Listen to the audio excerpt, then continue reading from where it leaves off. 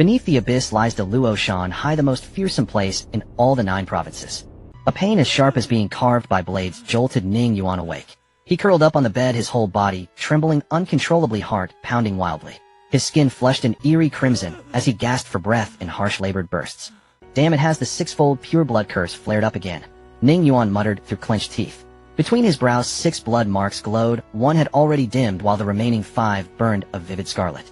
In that moment his 5 physical senses were utterly sealed, leaving only his inner awareness anchored to his body. Whenever the black cloud miasma shrouding the mouth of the abyss was torn open and daylight pierced into it, the blood curse would awaken. He had suffered this affliction for as long as he could remember. All he could do was grit his teeth and endure, forcing himself not to make a sound. Fortunately, the episodes never lasted long. Eventually, the curse's power would slowly ebb away. Lying on the bed, Ning Yuan gulped in air. He reached for the pendant hanging over his chest and drew it out. A glass-like bead, a tiny wooden figurine, and a length of jade bone. It was thanks to these 3 items shielding him from the curse that Ning Yuan could temporarily retain sight, touch, and hearing. Smell and taste, however, were lost to him. He rubbed his brow between his eyebrows and let out a long sigh, helpless in the face of it. He then lifted his head and looked around the wooden house. Gazing at the strange treasures lined along the wall-mounted shelves, his heart filled with a quiet sense of accomplishment, and a faint, almost invisible smile curved at the corner of his lips. On the shelves lay a corroded mail shirt, a dented little bronze cauldron, an ancient bronze mirror, and even a clay jar veined with cracks seeming on the verge of shattering. Piece after piece they crowded the entire rack. All of these were scraps Ning Yuan had picked up from the abyss. Yet they were not entirely worthless. After all, that piece of jade bone which allowed him to hear had been... After admiring the treasures he had painstakingly gathered, Ning Yuan finally pushed open the door and stepped into the small courtyard. The small courtyard, formed by 3 wooden houses clustered together, nestled within a mountain valley. Though modest in size, it felt exquisitely arranged. Most striking of all was a cherry tree in full blossom, petals covering its branches. Beneath it stood a stone table and stone stools sprinkled with fallen petals. 3 mountains encircled the valley, morning light gently warming the air. Behind the houses a stream murmured past, and in the fields grew a broad patch of sun-facing flowers. Such was a hidden paradise. Beyond the valley, however, black clouds pressed upon the world, blotting out the sky entirely. That was the so-called black cloud miasma. From the main house came thunderous snores from Elder Bailey, audible even in the courtyard, making Ning Yuan's mouth twitch involuntarily. He drew water to nourish the flowers, lit the fire to cook, and tended the small yard until everything was in perfect order. Once his tasks were done, he stood in the courtyard and set his stance for his boxing routine, a daily habit now long ingrained. As he settled into his boxing stance, his entire demeanor grew solemn. The awakened innate chi within him surged like a great dragon, moving in concert with each motion of his fist. He flowed through the 6 forms: lift, pierce, collapse, lean, explode, and shake. Like drifting clouds and running water, broad and open force meeting force, his explosive power terrifying. The boy who moments before seemed somewhat youthful and unpolished now looked like a raging dragon breaking through the sea, freely unleashing the ferocity of his fists. A faint breeze stirred within the courtyard, raised by his movements, and the sound of his fists tearing through the air rumbled like distant thunder. Then abruptly he halted the routine. Yet the momentum within his body did not cease, and the dragon of innate chi drove his blood so fiercely that Ning Yuan's cheeks flushed bright red. Clearly the boxing style contained more than 6 forms. Ning Yuan did not mind for now, he knew only these 6. Yet it was by relying on this 6-form boxing pillar that he had stepped into the ranks of chi refiners. First realm awakening chi, when innate chi arises like a great dragon roaming through the body to temper the flesh. This alone was enough to satisfy him. Tirelessly, he practiced the 6-form boxing pillar. Whenever his sequence halted and his complexion flushed from surging blood, Ning Yuan would begin a special breathing technique. He pressed the tip of his tongue lightly against the roof of his mouth. With long rhythmic breaths, he soothed the agitation in his blood.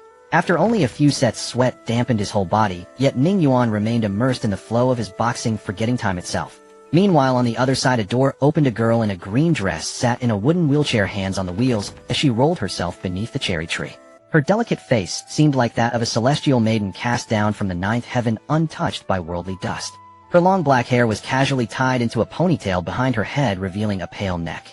Tiny freckles dotted her cheeks, yet they did nothing to mar her beauty. Watching Ning Yuan in the courtyard, drenched in sweat and absorbed in his boxing, the girl's lips curved into a rare smile, bright and radiant as a flower. In that moment, a gentle breeze moved through the courtyard, scattering cherry blossoms in its wake. The boy practiced his boxing, the girl watched from beneath the tree. It felt as though this scene might last forever.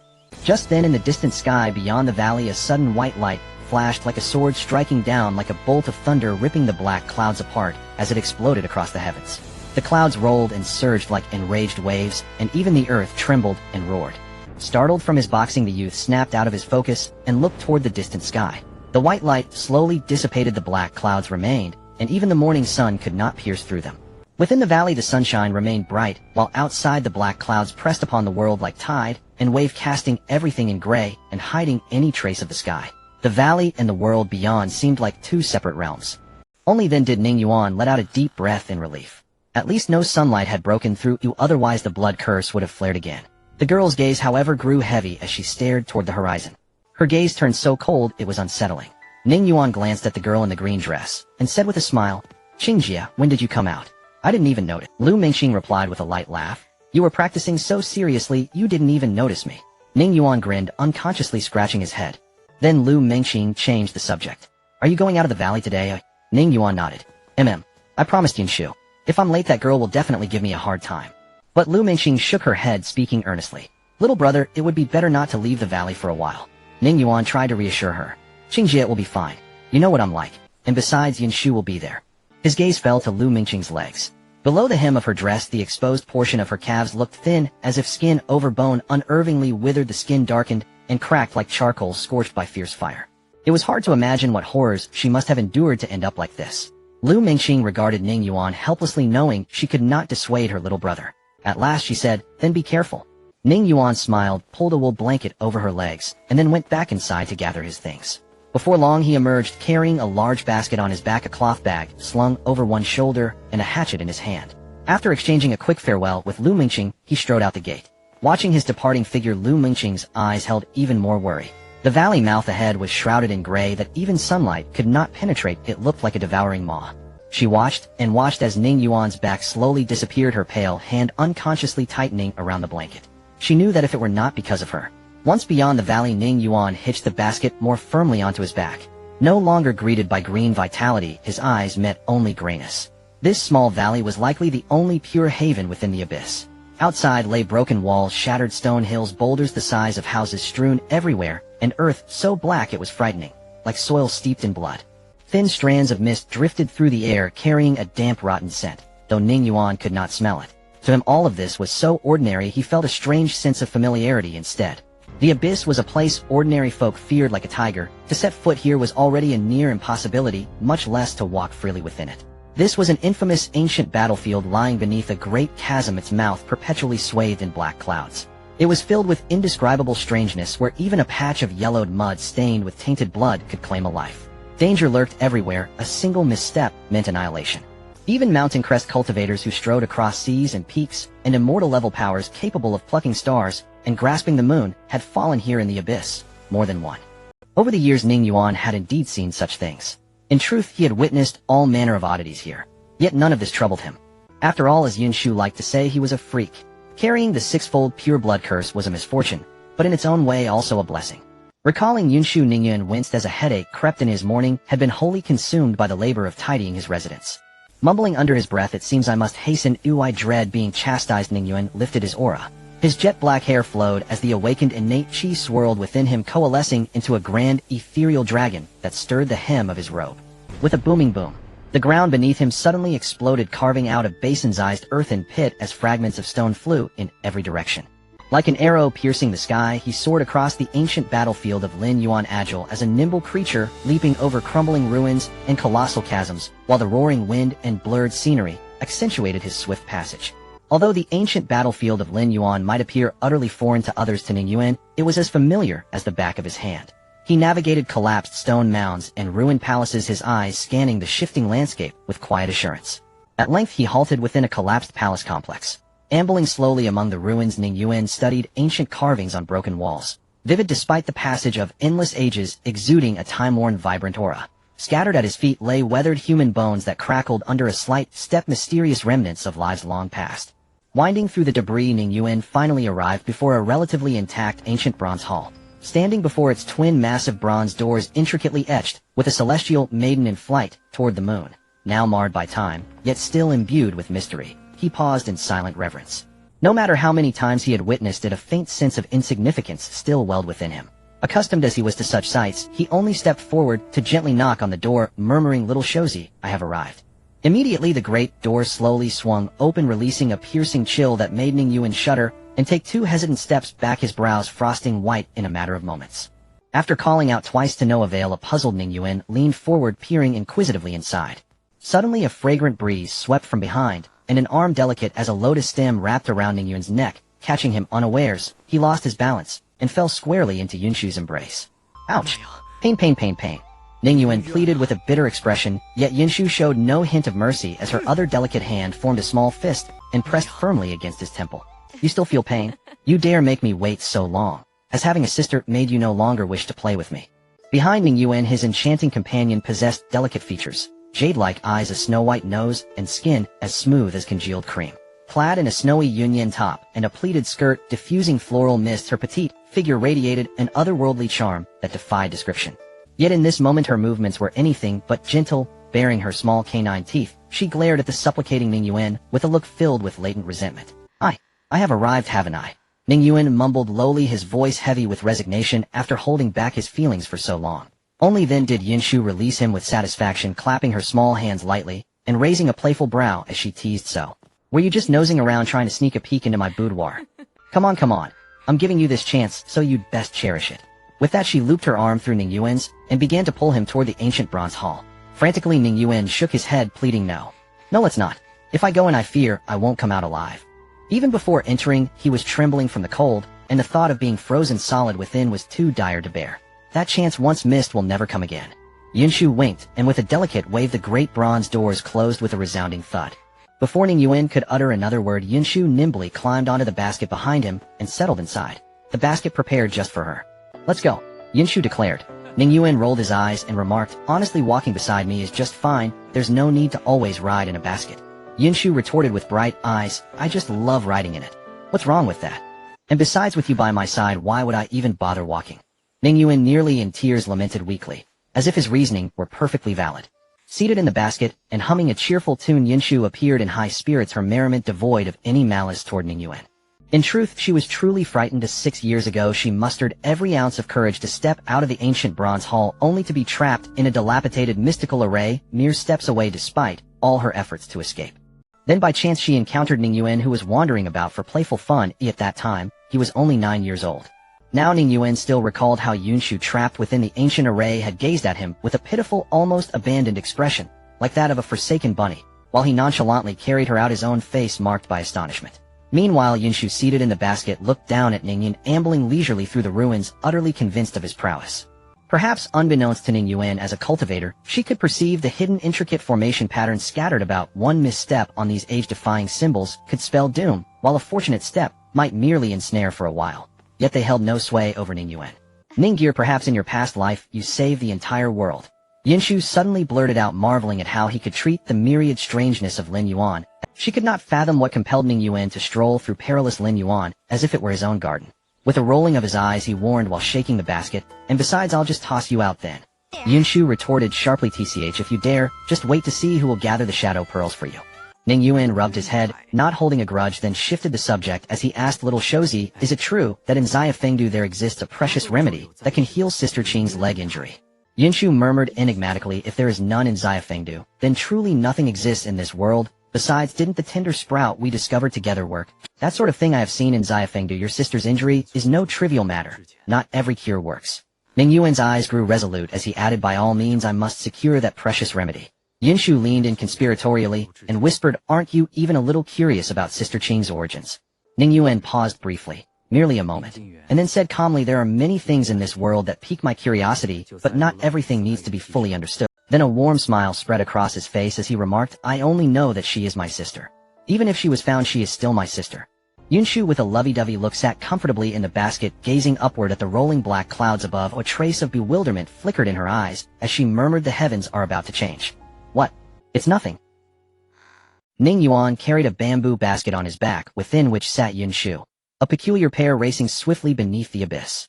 Yet their flight was not aimless. They headed straight for the gray mist.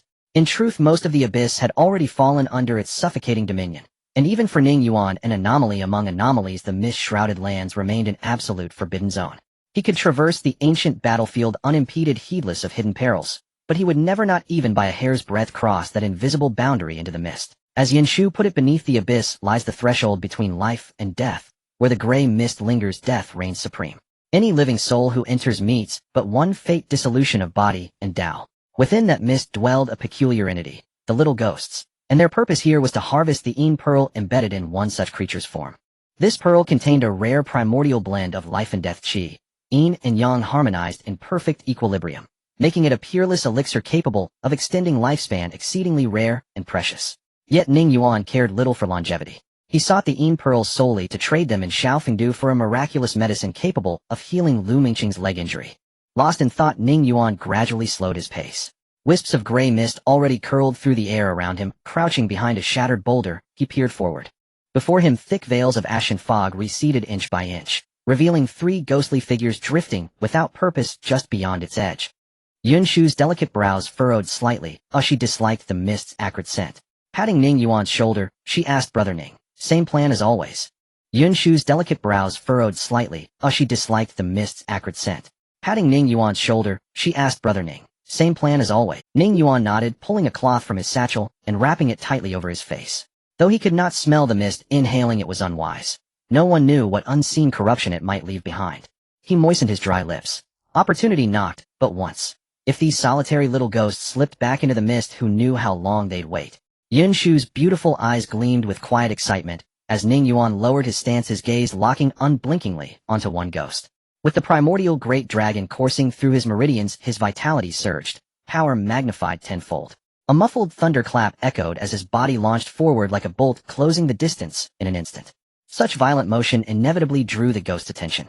Their sapphire eyes flared crimson, flooded with savage, unrestrained fury, as they converged upon Ning Yuan, shrieking with unearthly, ear-splitting wails. Yet Ning Yuan remained unruffled. His six-form fist stance flowed like a celestial dragon, stable bridge iron horse stance, and with a thunderous Iron Mountain charge he drove his shoulder straight into the onrushing ghost, delivering a blow of staggering force.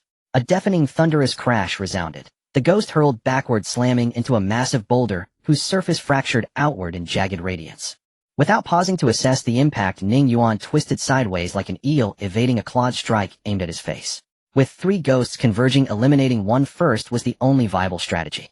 Yunshu's slender hands danced like blossoming flowers, sparks of spiritual light bursting forth interwoven with bone-piercing cold. She cried lotus. Instantly frost coalesced beneath the dazed ghost, freezing it midair before it could rise, encasing it in a crystalline lotus of ice perfectly bloomed upon. With the encirclement, broken matters grew far simpler.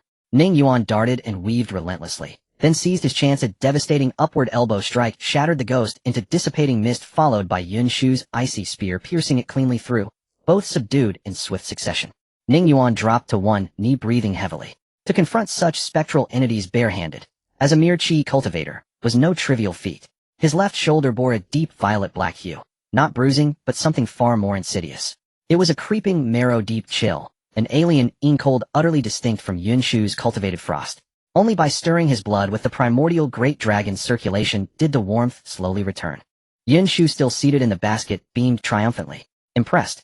Hee, just stick with big sister, and I'll protect you for life. Fine feasts, fiery wines, these petty ghosts. Crushed with a flick of the wrist, effortless. Absolutely, absolutely. You're always right, Ning Yuan replied, massaging his shoulder.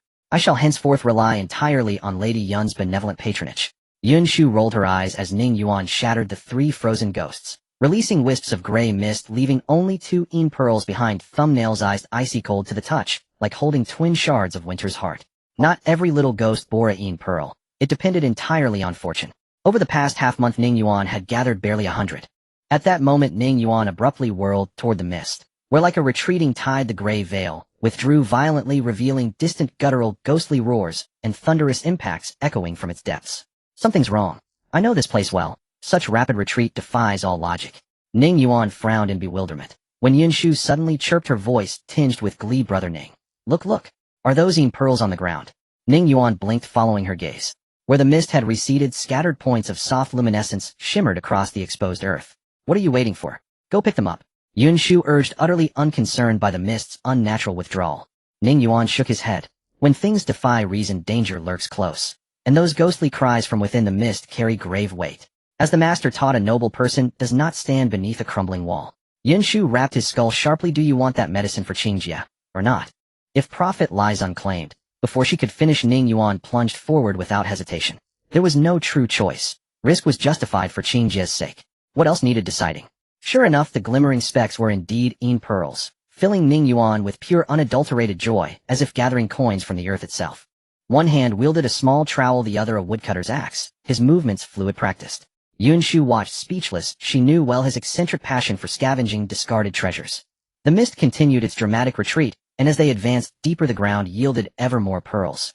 30 gathered in mere moments. Yet Ning Yuan remained vigilant. The damage to the stone mountains grew increasingly severe, clearly fresh, not remnants of ancient decay. And the ghostly wails grew louder, more resonant, each one shaking the very air. A deep unease tightened in his chest, sharpening with every second, until without further delay, he turned and retreated. Brother Ning, why stop now? Ahead. Yunshu's voice trailed off as a colossal boulder, larger than a cottage, burst from the mist, hurtling down with apocalyptic force. Faintly beneath its crushing mass, a human figure seemed pinned. From behind the dissipating mist emerged a titanic jade-green ghostly claw, swiping downward with cataclysmic force. Its gust obliterated the surrounding mist entirely. Ning Yuan's skin rippled like water in a gale, his body trembling as though adrift upon a storm-tossed sea. Ghost Sovereign. As the gray mist dissipated, the appearance of the king of Ghosts was finally revealed to the two. Standing over 3 meters tall, the ghostly figure resembled an iron tower, becoming more corporeal, with 4 arms, a green face, and sharp teeth, each wrist bound with iron chains, terrifying beyond measure. However, now only 3 arms remained. One had been severed at the root, and a bloody hole existed in its waist, the crimson ghostly eyes filled with brutal ferocity. Boom. The sound of a tremendous crash snapped the two back to reality as a boulder the size of a house smashed to the ground, shattering into pieces. They hadn't been mistaken, it indeed crushed a person beneath it. Although now it resembled a blood-gored lifeless, and it was clear who was responsible. Ningir, run. This creature is the king of Ghosts, comparable to a 5th-stage chi refiner monster. Even a 6th-stage cultivator might not be able to defeat it. Yunshu exclaimed, gripping Ning Yuan's hair, her face pale with terror. Without Yunshu's reminder, Ning Yuan had already bolted, his heart racing.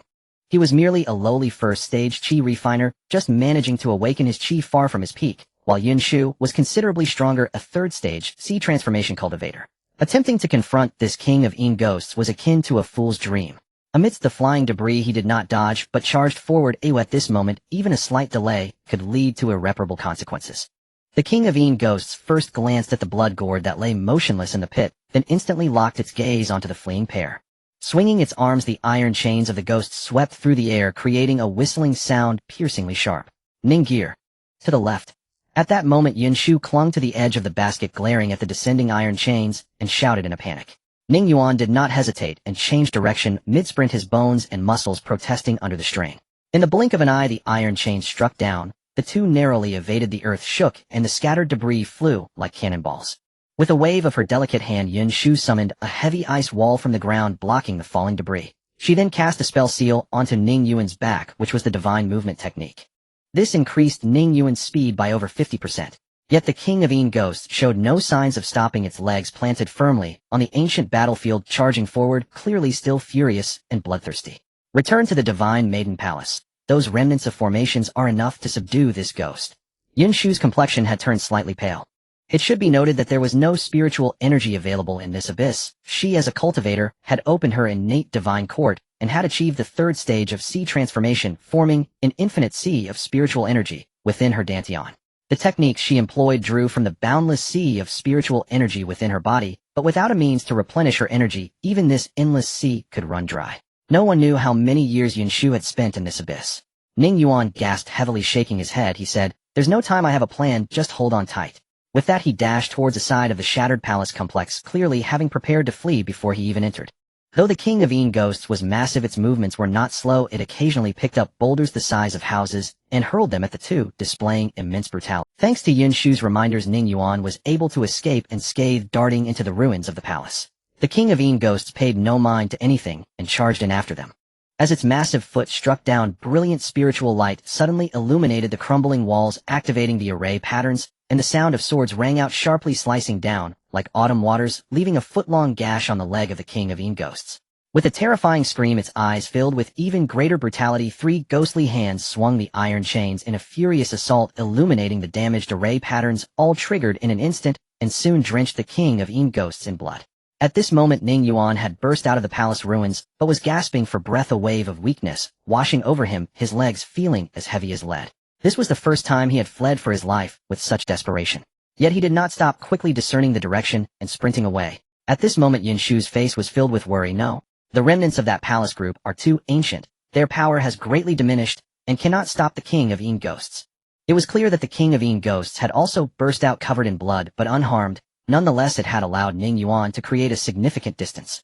This only enraged the King of Yin Ghosts further, as it took large strides, shaking the earth, pursuing after the two. As Ning Yuan fled, the ground beneath him gradually became damp and muddy, the mud taking on a strange black-red hue, emitting a rotten and foul stench. However, Yinshu had no time to pay attention to this. She was more concerned about Ning Yuan. Because the mud beneath him slowed his speed further, the King of Yin Ghosts took the opportunity to catch up. In the distance, he seemed to see figures in the swamp, faint glimmers of spiritual light flickering. Yet Ning Yuan suddenly stopped, standing in the marsh, looking back with a comment. Yinshu was taken aback by Ning Yuan's sudden action, wondering why he had stopped running. Was it a death wish to be so reckless? A sound of air breaking came, and the extremely brutal King of Yin Ghosts saw Ning Yuan standing still, a wicked grin forming on its green face as it stepped into the black-red swamp. At that moment Ning Yuan also smiled, revealing a set of pearly white teeth. As the King of Yin Ghosts stepped into the swamp, one of its feet began to rot and decay at an alarming rate, an indescribable terror emerging in its brutal eyes. No matter how it struggled, it could not pull its foot out. In less than a breath, the flesh and blood on its leg had rotted away to reveal only bone. This King of Yin Ghosts was indeed a fierce character. Grasping its thigh, with both ghostly claws, it suddenly exerted force and tore off one of its own legs. Yet even so, it could not change its fate. The decay continued to spread. In less than 10 breaths, only a fist-sized ghostly orb remained quietly resting in the muddy water. Yunshu's beautiful eyes widened in shock as she gazed at the horrifying scene before her, shivering violently, goosebumps erupting all over her body, finally gaining a more intuitive understanding of the eerie nature of this abyss. Glancing again at Ning Yuan, who stood unharmed in the muddy water, she pinched his cheek. Ning Yuan stepped forward to pick up the Ghost King orb, wincing as his cheek was pinched, and frowned. What was that for? Yinshu sighed, just checking if I'm dreaming. Did you really manage to trick the King of Yin Ghosts of being comparable to a 5th stage chi refiner into its demise? How come you can stand in the mud and not be harmed? Ning Yuan rolled his eyes in reply. Why did you pinch me? That big guy was still in a daze, otherwise how could I have lured it here? It was just luck. If you pinch me again, I will throw you in there. I'm not joking, if you get even a bit stuck you'll rot too. Yinshu glared at him. You think you're so impressive? Come on, throw me in, and let me see. Before she could finish speaking, Ning Yuan shook the basket on his back, startling Yinshu so much that she shrank back into the basket, no longer daring to be defiant, causing Ning Yuan to laugh. By the way, Ning Gear, it seems like there's someone in the swamp. Yinshu suddenly remembered. However, Ning Yuan was not surprised. He had long known that there was someone here. He had been to this blood mire swamp before, so when something happened over there, he rushed here with all his might. Before deciding to delve deeper into the gray fog, he had already roughly devised an escape plan. Taking risks was acceptable, but it did not mean courting death.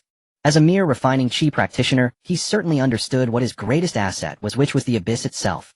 Looking at the Ghost King Pearl in his hand, Ning Yuan let out a long sigh of relief. Just this one Ghost King Pearl was likely worth 100 Yin pearls. Yet Yinshu showed no interest in the Ghost King Pearl at all. She kept nudging Ning Yuan's shoulder, signaling him to go check out the figure over there. Do you really want to see? After seeing it, don't regret it. Don't blame me for not reminding you. Ning Yuan said with a smile, a hint of mischief glimmering in his eyes. Yinshu replied confidently, Humph, what is there to be afraid of? I, this young lady, have traveled the martial world for many years. What great storms have I not seen? Nothing to worry about. Ignoring Yinshu's boasting, Ning Yuan, with a basket on his back, moved cautiously through the blood mire swamp, finally catching sight of the figure hidden within the mist. At first glance, it truly startled Yinshu, causing her hairs to stand on end.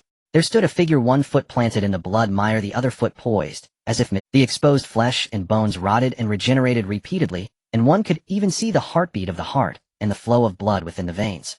The ribs appeared golden and jade-like, and most terrifyingly, the scene of this guy's dantian was extraordinary. An endless sea of spiritual energy surged violently, with the 7-layer Tao Palace radiating golden light in the sea, and another immortal mountain rising high, piercing into the clouds. Connecting the Tao Palace to the mountain peak was a golden bridge, and atop that peak one could vaguely see a grand heavenly throne suppressing one's own fate. This time Yinshu was genuinely astonished, exclaiming, the cultivator first opens the divine court, then activates the celestial cache, transforms the boundless spiritual sea, forges the Tao Palace, raises the immortal mountain, builds the longevity bridge, and establishes the heavenly throne. This guy is at least a 7th stage cultivator. Observing his bones and blood, even his flesh has been refined to the level of a 5th-stage refining chi practitioner. Dual cultivation of both paths. Amazing, truly amazing. Yin Shu scrutinized the man up and down, sparing no praise. The man naturally sensed the arrival of Ning Yuan and Yin Shu. His pair of bloodshot eyes fixed intently on the two, still resisting the strange powers of the blood mire swamp, with his formidable cultivation struggling between decay and rebirth. Indeed impressive. My breathing technique was learned from watching him. Ning Yuan nodded, acknowledging that he had indeed learned it, especially since this guy's lung lobes were exposed to the air. Yin Shu shot Ning Yuan a look, biting her teeth, as she said, "Tell me, how many things are you still hiding from me? Did you already know?" Ning Yuan rubbed his head innocently, saying, "Do I really need to hide things from you? What's there to see? He has been here for quite some time, and this place reeks. Why would I bring you here if I had nothing to do?" Yin Shu glanced at the bloody skeleton-like figure, and then at Ning Yuan, her big eyes rolling around, clearly having a wicked idea. Leaning her little head close to Ning Yuan's ear, she whispered, "You could carry him out. If you could recruit him as a follower, how wonderful would that be? What Ghost King wouldn't he destroy as many? Why bother being so embarrassed?" The man seemingly heard what Yin Shu said, his bloodshot eyes filled with desire and pleading, and he gently nodded.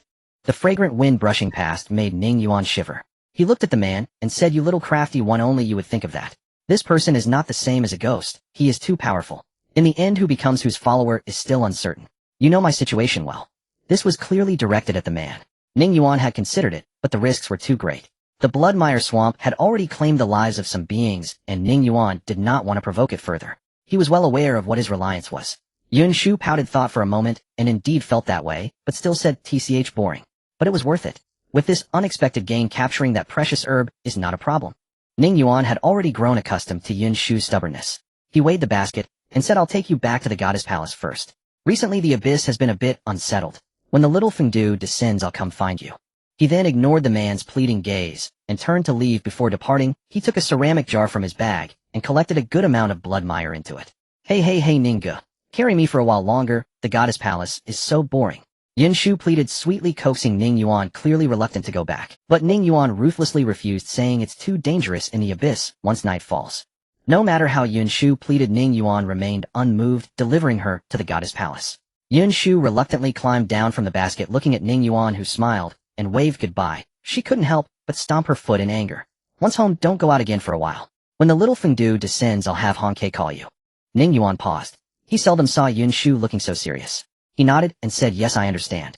After leaving the goddess palace, Ning Yuan did not head directly back to the valley, but ran back to the place where he had hunted the little ghost. Glancing around, the gray fog had not yet risen. After discerning the direction, he dug around for a while on the ground, collecting the scattered pearls scattered everywhere, intending to go home. However, as if recalling something, he arrived at the giant pit that was smashed open by the Ghost King. As expected, a person lay in the pit, blood pooling beneath him. Had it not been for the slight rise and fall of his chest, Ning Yuan might have thought he was dead, with only a breath remaining. To be able to withstand the Ghost King's pursuit in the gray fog, and end up like this, he was certainly not an easy opponent. Observing his form, he appeared to be quite young. However, his face was indistinct due to the bloody mess. He had evidently sensed Ning Yuan's arrival, and with great difficulty opened his eyes, shock evident in his gaze, clearly unable to comprehend how this person had survived the Ghost King's chase. Ning Yuan squatted down, looking into his eyes, and said flatly, "Do you want to live?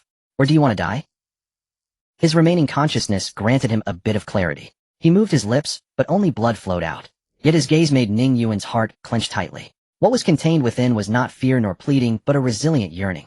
A yearning so strong that he did not fear the impending arrival of death. What he feared more was that his own death would prevent him from fulfilling his desires. This reminded Ning Yuan of Lu Mengqing from back then. He couldn't help but let out a long sigh, ultimately softening his heart. He picked up the bloodied youth and placed him in the basket, muttering, "You'd better not cause me trouble."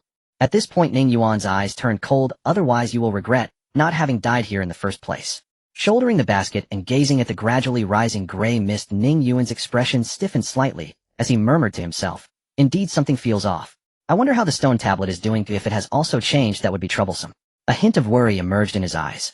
He had prepared the blood mud beforehand, but hadn't used it, and he realized he had underestimated the extent of the injury to the person in the basket. He didn't rush on the way back, fearing he might jostle the last breath out of that person. For some reason, an unsettling feeling lingered in his heart.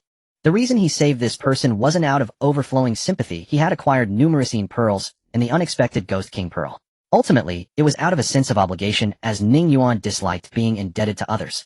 Lost in thought, he was already nearing the valley's entrance, where he could faintly see the westward slant of the sky within the valley. Ning Yuan's heart finally settled. Unbeknownst to him, beneath the heavy black clouds, a palm-sized white paper crane fluttered its wings, having followed Ning Yuan all the way. The unease in his heart was not without reason. It was just that Ning Yuan was unaware. Seeing Ning Yuan enter the valley, the white paper crane eventually did not follow, but circled around the valley twice before leaving. Back at the small courtyard at the stone table, Lu Mengqing was playing chess with a refined and composed middle-aged man wearing a feather fan and a silk cap. Despite the streaks of gray in his hair, his starry brows and sword-like eyes did not diminish his elegant demeanor. This was the essence of a modest gentleman, warm and gentle as jade. Even while sitting on the stone bench, his back remained straight, exuding a unique fragrance of pine. Student Ning Yuan pays his respects to you, sir. Even though Ning Yuan was covered in mud and water at that moment, he still bowed respectfully to the refined scholar. Zhao Qingcang turned his head, smiled slightly at Ning Yuan, and then focused back on the chessboard, holding a white piece, his sword-like brows furrowing as he hesitated to make a move. However, Lu Mengqing lost her interest in the game, gazing at the disheveled Ning Yuan and letting out a long sigh. A faint smile appeared on her lips as she said, "Brother, the meal is ready. Hurry and wash up. Just look at that dirty appearance of yours." Ning Yuan rubbed his nose, feeling embarrassed as he scratched his head, and without further delay set down the basket and lifted out the person who looked like a blood gourd. Lu Mengqing was stunned, and even Zhao Qingcang's lips twitched. How did he bring back another person? Sir Qing Jia, please continue your game. I will go fetch some water from the backyard. Ning Yuan said hurriedly as he rushed towards the back without explaining anything to the two. Zhao Qingcang had already made his move with the white piece, but he noticed Lu Mengqing had lost her interest in the game, staring blankly at the blood gourd lying on the ground. 3 years ago he brought you back, and now he has brought back another one. Ning Yuan really knows how to stir things up. Zhao Qingcang's tone carried a hint of helplessness. Lu Mengqing shook her head and replied, "Whatever my brother does, he has his own considerations. I support him." Zhao Qingcang bluntly stated, "Aren't you afraid he will harm me? He is not like you. The wind is unpredictable and human hearts are fickle. Not everyone harbors sunflowers in their hearts." Lu Mengqing picked up a petal of cherry blossom that had fallen on the chessboard and said calmly, "I, Lu Mengqing, have no father or mother, and the heavens have nurtured me. He is my only brother." Placing the petal on the chess position, she said coldly, "Whoever dares to harm my brother, as long as I live one more day, they must die."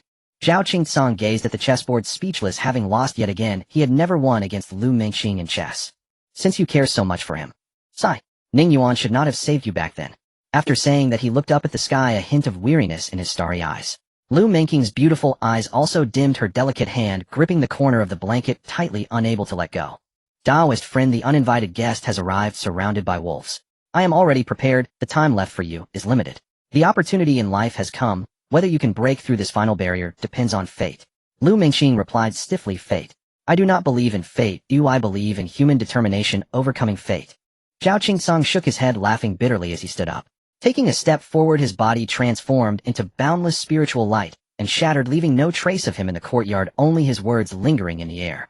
"Tell Ning Yuan to come see me at the back mountain tomorrow. His studies have fallen behind." Lu Mengqing's gaze was complex and silent for a long time. Soon Ning Yuan brought a bucket of water, saying, "Qing Jia, where is the sir? Has he gone back? I told you to find him at the back mountain tomorrow. Don't stay up too late, get some rest." After saying that, Lu Mengqing pushed her wheelchair back into the house. Ning Yuan scratched his head, chuckled awkwardly a couple of times, and began to deal with the blood gourd, stripping it down completely and washing the wounds with clean water, setting the bones. However, his movements were far from gentle. One could even hear him gritting his teeth while staring intently at Ning Yuan. "Just bear with the pain. Your bones are almost all broken. They need to be set." Ignoring the glare he received, it wasn't long before the blood gourd was wrapped up by Ning Yuan with white cloth, like a large rice dumpling, though traces of blood still seeped through. Satisfied, he clapped his hands, admired his own masterpiece, and pulled it back into his room, dragging out a large basket full of white melon seeds from under the bed. The melon seeds were not large, but crystal clear like jade. Ning Yuan casually grabbed a handful, crushed them in a garlic mortar, and much to the astonishment of the blood gourd, fed them with water. At that moment, the big white dumpling was racing with 1,000 horses in its heart. Although it couldn't move, its mind was clear. "Aren't you supposed to be saving me? Why are you feeding me melon seeds? Huh, surprisingly they smell quite nice." Ning Yuan seemed to understand the look in its eyes, and said, "What are you staring at? These melon seeds are a big treasure. A handful can cure 100 ailments." The big white dumpling was speechless. What kind of big treasure is stored in such a large basket? Clearly there was more than one basket under the bed. Could it be a rare which rare medicinal herb is stored in a basket? Before it could make sense of it all, a warm current rose from its abdomen, flowing through its limbs and bones. The broken bone fragments and the wounds began to itch unbearably, and the big white dumpling's eyes widened in shock. Just as Ning Yuan had said, a handful of melon seeds cured 100 ailments. Its eyes instantly fixated on the large basket of white jade melon seeds filled with fiery enthusiasm. Ning Yuan smiled and said, "Don't rush. You look like a cultivator with some knowledge of refining qi. You should know the principle that the empty cannot accept nourishment." Then he placed the basket of white jade melon seeds beside the big white dumpling. "You should be able to speak now. What is your name? How old are you?" Ning Yuan pulled over a small stool, his demeanor warm, as if he were chatting casually. But the big white dumpling couldn't find joy in it. It replied honestly, "Lu Liang, 14 years old." Ning Yuan scratched his nose and said, "You're still a year younger than me." Ning Yuan felt a pang of self-consciousness. This youth a year younger than himself had just engaged the Yin Ghost King in a life-or-death duel. "How did you arrive and what is happening beyond the borders?" Ning Yuan asked casually, already reaching for a handful of sunflower seeds and cracking them one by one. A single sentence. Yet it made Lu Liang's pupils contract violently and his heart hammer against his ribs. Within those few words, he sensed layers upon layers of implication. Clearly this young man clad in plain cloth was no outsider. He was native born to the depths of Lin Yuan, a truth that left Lu Liang utterly incredulous. Others might remain ignorant of Lin Yuan's nature, but Lu Liang knew all too well. It was the infamous ancient battlefield renowned across the 9 provinces of the Deluo Mountain Sea realm. A liminal domain straddling life and death, where even the legendary emperor's beings who soared above mortal existence were said to have met their end and been buried. Beneath its surface slumbered countless world-shaking secrets, so profound, so peerless that even peak cultivators dwelling atop the highest mountains dared not boast of roaming freely within Lin Yuan's depths. Yet this unassuming youth in coarse garments had shattered Lu Liang's understanding of Lin Yuan entirely. And earlier in the courtyard, it wasn't weakness that kept him from opening his eyes, it was sheer terror. Neither the green-robed maiden seated in her wheelchair, nor the scholarly gentleman engaged in chess with her emitted the faintest trace of aura. Silence, so absolute it chilled the blood. Paradoxically, the most seemingly harmless figure was the very youth standing before him. How could Lu Liang remain calm? This journey into Lin Yuan had spiraled far beyond his expectations. By sheer coincidence, he had stumbled upon its most earth-shattering secret. Were the world to witness this scene, it would ignite a cataclysmic upheaval. In that instant, he finally grasped the true weight behind Ning Yuan's earlier words. Not a threat, but a quiet, unnerving certainty. "This morning I saw a blade of white light cleave through the black clouds in the distant sky. Was that your doing?" When Lu Liang remained silent, Ning Yuan asked again. Lu Liang's heart sank. His gaze flickered as he prepared to speak. Yet Ning Yuan had already risen, folded his small stool, and climbed onto his bed to lie down. Notably, he did not remove the 3 curious trinkets today. The room fell into absolute stillness, broken only by Ning Yuan's steady rhythmic breathing. Stunned, Lu Liang realized his carefully rehearsed explanations were now utterly useless. Ning Yuan had clearly ceased listening. After an interminable silence in the pitch-black room, only Lu Liang's sharp, piercing eyes remained visible. His fingers tightly swathed in white cloth twitched faintly, and his gaze flickered with inner turmoil. Then abruptly he spoke. "Once every century the Lin Yuan of Mingsan continent enters its solar radiance period, during which the malevolent black cloud sealing the abyss's mouth weakens to its nadir under the sun's celestial power. The solar radiance period has not yet arrived. I paid an immense price to have cultivators breach the black cloud, prematurely granting me entry. My aim was to evade the 3 great sects of Mingsan continent, or rather to seize the vanguard advantage. Soon when the solar radiance period commences, disciples from those 3 sects will flood into Lin Yuan en masse. And I am certainly not the only one who entered ahead of time. By now their vanguards have likely already gathered above Lin Yuan." Ning Yuan turned over in bed. His breathing remained perfectly even. Lu Liang could not tell whether he was truly asleep, but having spoken he exhaled in quiet relief and laboriously reached for another sunflower seed. Unbeknownst to him, Ning Yuan, eyes closed, curled his lips into a faint, inscrutable smile. Indeed, he had gleaned valuable intelligence. Lin Yuan's recent disturbances were no random anomaly. Ning Yuan knew nothing of Mingsan continent nor of its 3 great powers. Since childhood, this modest valley had been his entire world. Even if he learned more, what difference would it make? There was little Ning Yuan could do, and he harbored no desire to see his tranquil life shattered. Yet duty remained unwavering. He would stay vigilant, praying the matter of the spirit herbs would unfold without mishap. As night deepened like ink, he lay motionless, his mind tracing and retracing the day's events. Again and again he scrutinized his actions. Where had he erred? Had rescuing Lu Liang been wise? What came next? Were there better alternatives? He believed in meticulous preparation before action, never presuming victory, always anticipating defeat, bracing for the worst. Each step forward demanded absolute certainty. It was the right one. He practiced self-reflection thrice daily, but sleep for one whose 5 senses were incomplete remained a luxury. From infancy onward this had been his reality. Now at least the 3 small artifacts granted him sight, hearing, and tactile awareness. Before them, he had lacked 5 of his 6 senses entirely. Only his spiritual sense remained intact, ever present, ever awake. and ever beside him the suffocating endless darkness, relentless, inescapable, seared into his very bones. At dawn the next day, Ning Yuan rose as usual, drawing water, tending flowers, kindling the stove, cooking breakfast, as though nothing extraordinary had occurred. Lu Liang remained confined to the room, receiving no special instruction. After completing his martial forms and wiping the sweat from his brow, Ning Yuan departed under Lu Mingqing's watchful gaze, heading straight for the rear mountains, evidently to seek out Zhao Qingcang. At that very moment the main door swung open. An elderly man of imposing stature stepped forth, squinting slightly as the blinding sunlight pierced his clouded eyes. His silver hair, meticulously swept back, gleamed beneath the sun. His hemp robe hung loosely on his frame, its folds etched deeply with the passage of years. A bright yellow wine gourd swung freely at his waist with each measured stride. Though aged beyond measure, his mere presence at the threshold radiated an inexplicable sense of calm and safety. Little Lu, where's young Ning? Why does that boy vanish every time I wake up? What on earth is he rushing about for all? The old man muttered under his breath. Lu Mingqing covered her mouth, laughing softly. It's only because grandfather Baili sleeps so soundly. Brother Ning has gone to the rear. That pedantic old fiend is at it again, spouting archaic aphorisms all day. What earthly wisdom could anyone possibly glean from him? Sooner or later he'll ruin the boy completely. If he wants a child, let him go find one himself. Why must he fixate so obsessively on Ning Yuan?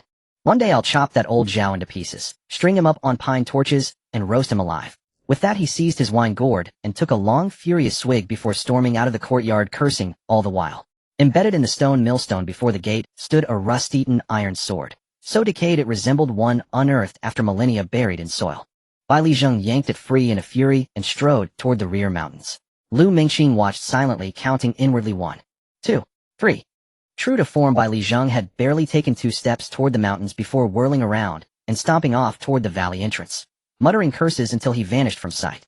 Lu Mingqing had long grown accustomed to this spectacle. Each time Bai Li heard Ning Yuan had gone to the rear mountains, he would erupt in murderous intent, determined to slaughter Zhao Qingcang on the spot. Yet each time he returned crestfallen, his rage vented only in words.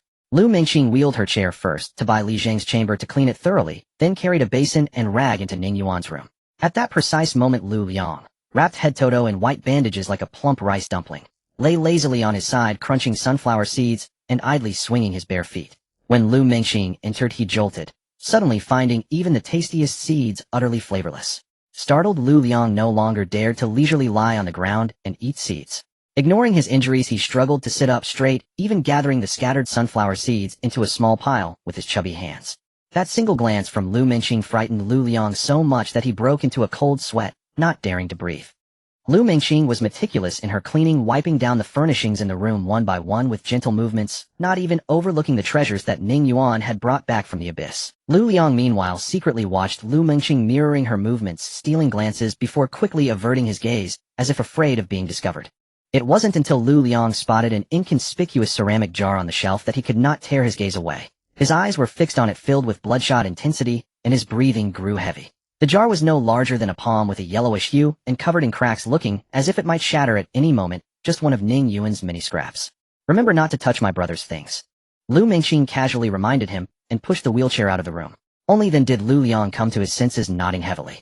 After seeing Lu Mingqing leave, he let out a long sigh of relief, and suddenly stood up, disregarding his injuries, and rushed to the jar, staring at it wide-eyed. The more he looked, the heavier his breathing became, yet he dared not touch it. Looking around the room, filled with an assortment of items resembling a general store, he seemed to realize something, and bitterly smiled. Am I really the country bumpkin here? This is a treasure trove.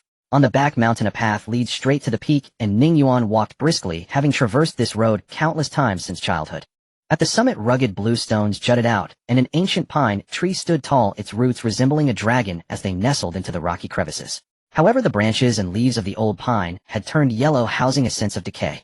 The ground beneath the tree was covered with yellowed pine needles, and the old pine had few needles left. Ning Yuan frowned, a hint of worry in his eyes, and respectfully bowed to the old pine, saying, "Student Ning Yuan pays his respects to the master." As a gentle breeze swept by when Ning Yuan lifted his head again, Zhao Qingcang, dressed in a scholar's robe, stood beneath the tree, looking at Ning Yuan with satisfaction in his eyes. "There's no need to be so formal. The reason I called you here is to resolve the doubts in your heart." Zhao Qingcang stood with his hands clasped behind his back on the blue stone, overlooking the verdant valley and the exquisite courtyard, while also clearly seeing the dark world beyond the valley. Ning Yuan was taken aback, and asked, "How does the master know that I have doubts?" Zhao Qingcang smiled, and said, "The very fact that you ask indicates that there are doubts." Ning Yuan paused, then bitterly chuckled, and said I have one thing I don't understand, which is whether I should save that person or not. Are you afraid he is not of good character and harbors ill intentions towards you? Zhao Qingsong raised an eyebrow. Then why do you still want to save him? Ning Yuan pondered for a moment and replied, I feel obligated to save him first, but I do not know his true nature. If he is good, I can be at ease. If he is evil, will the lives lost thereafter still weigh on me? Zhao Qingsong listened and asked, what do you consider good and evil? It depends on one's heart. Everyone has a different heart, and the criteria for measuring good and evil are also different. You cannot impose your reasoning on others. What you see as evil may be seen as good by others, and thus in their eyes you may be the evil one. In the chaotic world, a gentleman can be deceived by the upright, while the upright can also deceive the gentleman. Ning Yuan listened, feeling puzzled, and frowned, saying, I don't understand. The way of a gentleman is to restrain oneself, not to bind others. Thus, the next time such a situation arises, will you save or not save? Ning Yuan bitterly smiled and replied, I will still choose to save. Zhao Qingsong pointed at Ning Yuan's heart and said, hasn't your heart already given you the answer? In the future, when faced with indecision, you can ask your heart. Ning Yuan smiled, revealing a set of white teeth, his youthful smile warm enough to add a touch of warmth to the mountain. Master, can you tell me more about the world outside? Ning Yuan's eyes gleamed with anticipation.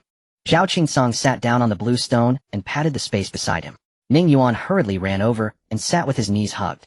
Do you know that by the North Sea on the stone cliffs, there is a Qin girl whose song of longing has caused the winds and snow of Beiwe to cease for 1,000 years, and the iron tree to blossom?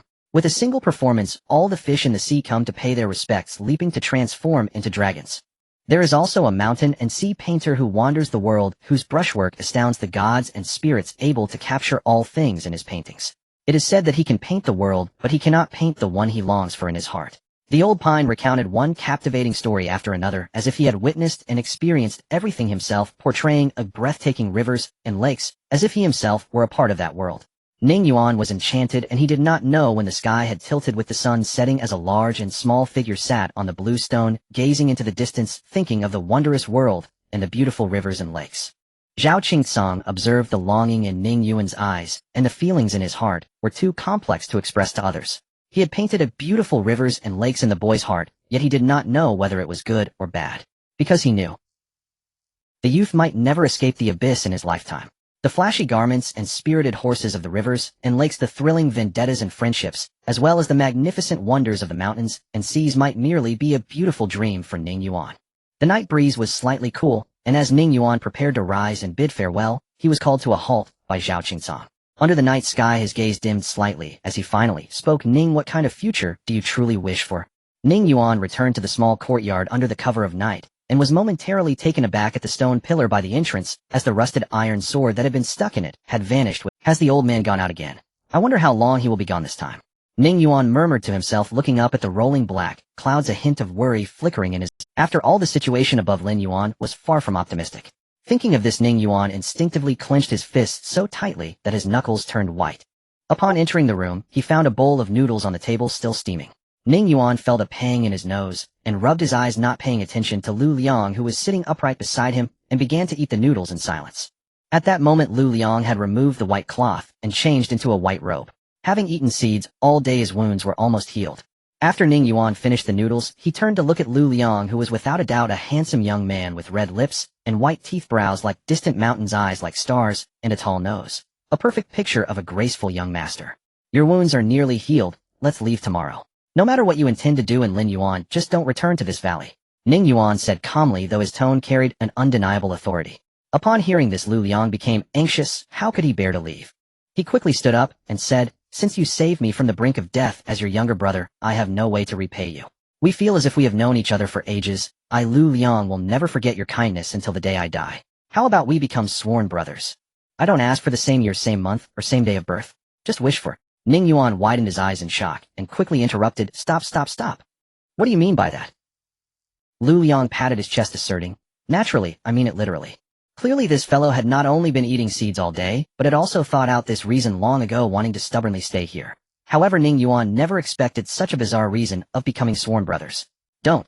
You should go back where you came from. We don't have enough food at home to support another person. Ning Yuan waved his hand dismissively, thinking, am I a fool? It's ridiculous to claim familiarity, and how can such kindness be repaid? Brother, it's fine.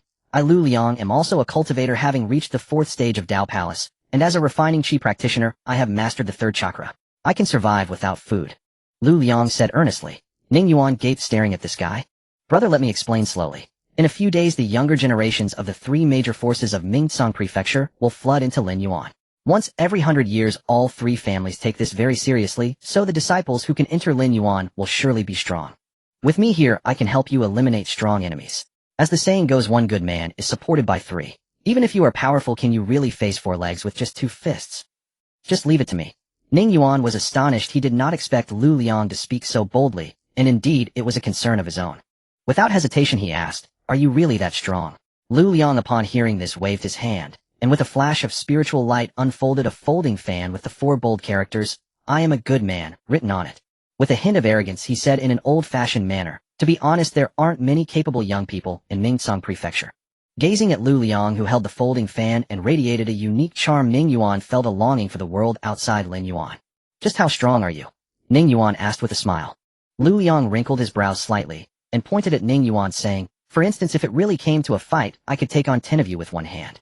After saying this, he immediately glanced timidly out the window. Ning Yuan felt his mouth twitched. This was indeed quite impolite. However, he also understood that with his own skills, the claim of being able to take on 10 of him was still a compliment. "Then why were you so badly beaten by that Ghost King?" Ning Yuan casually asked.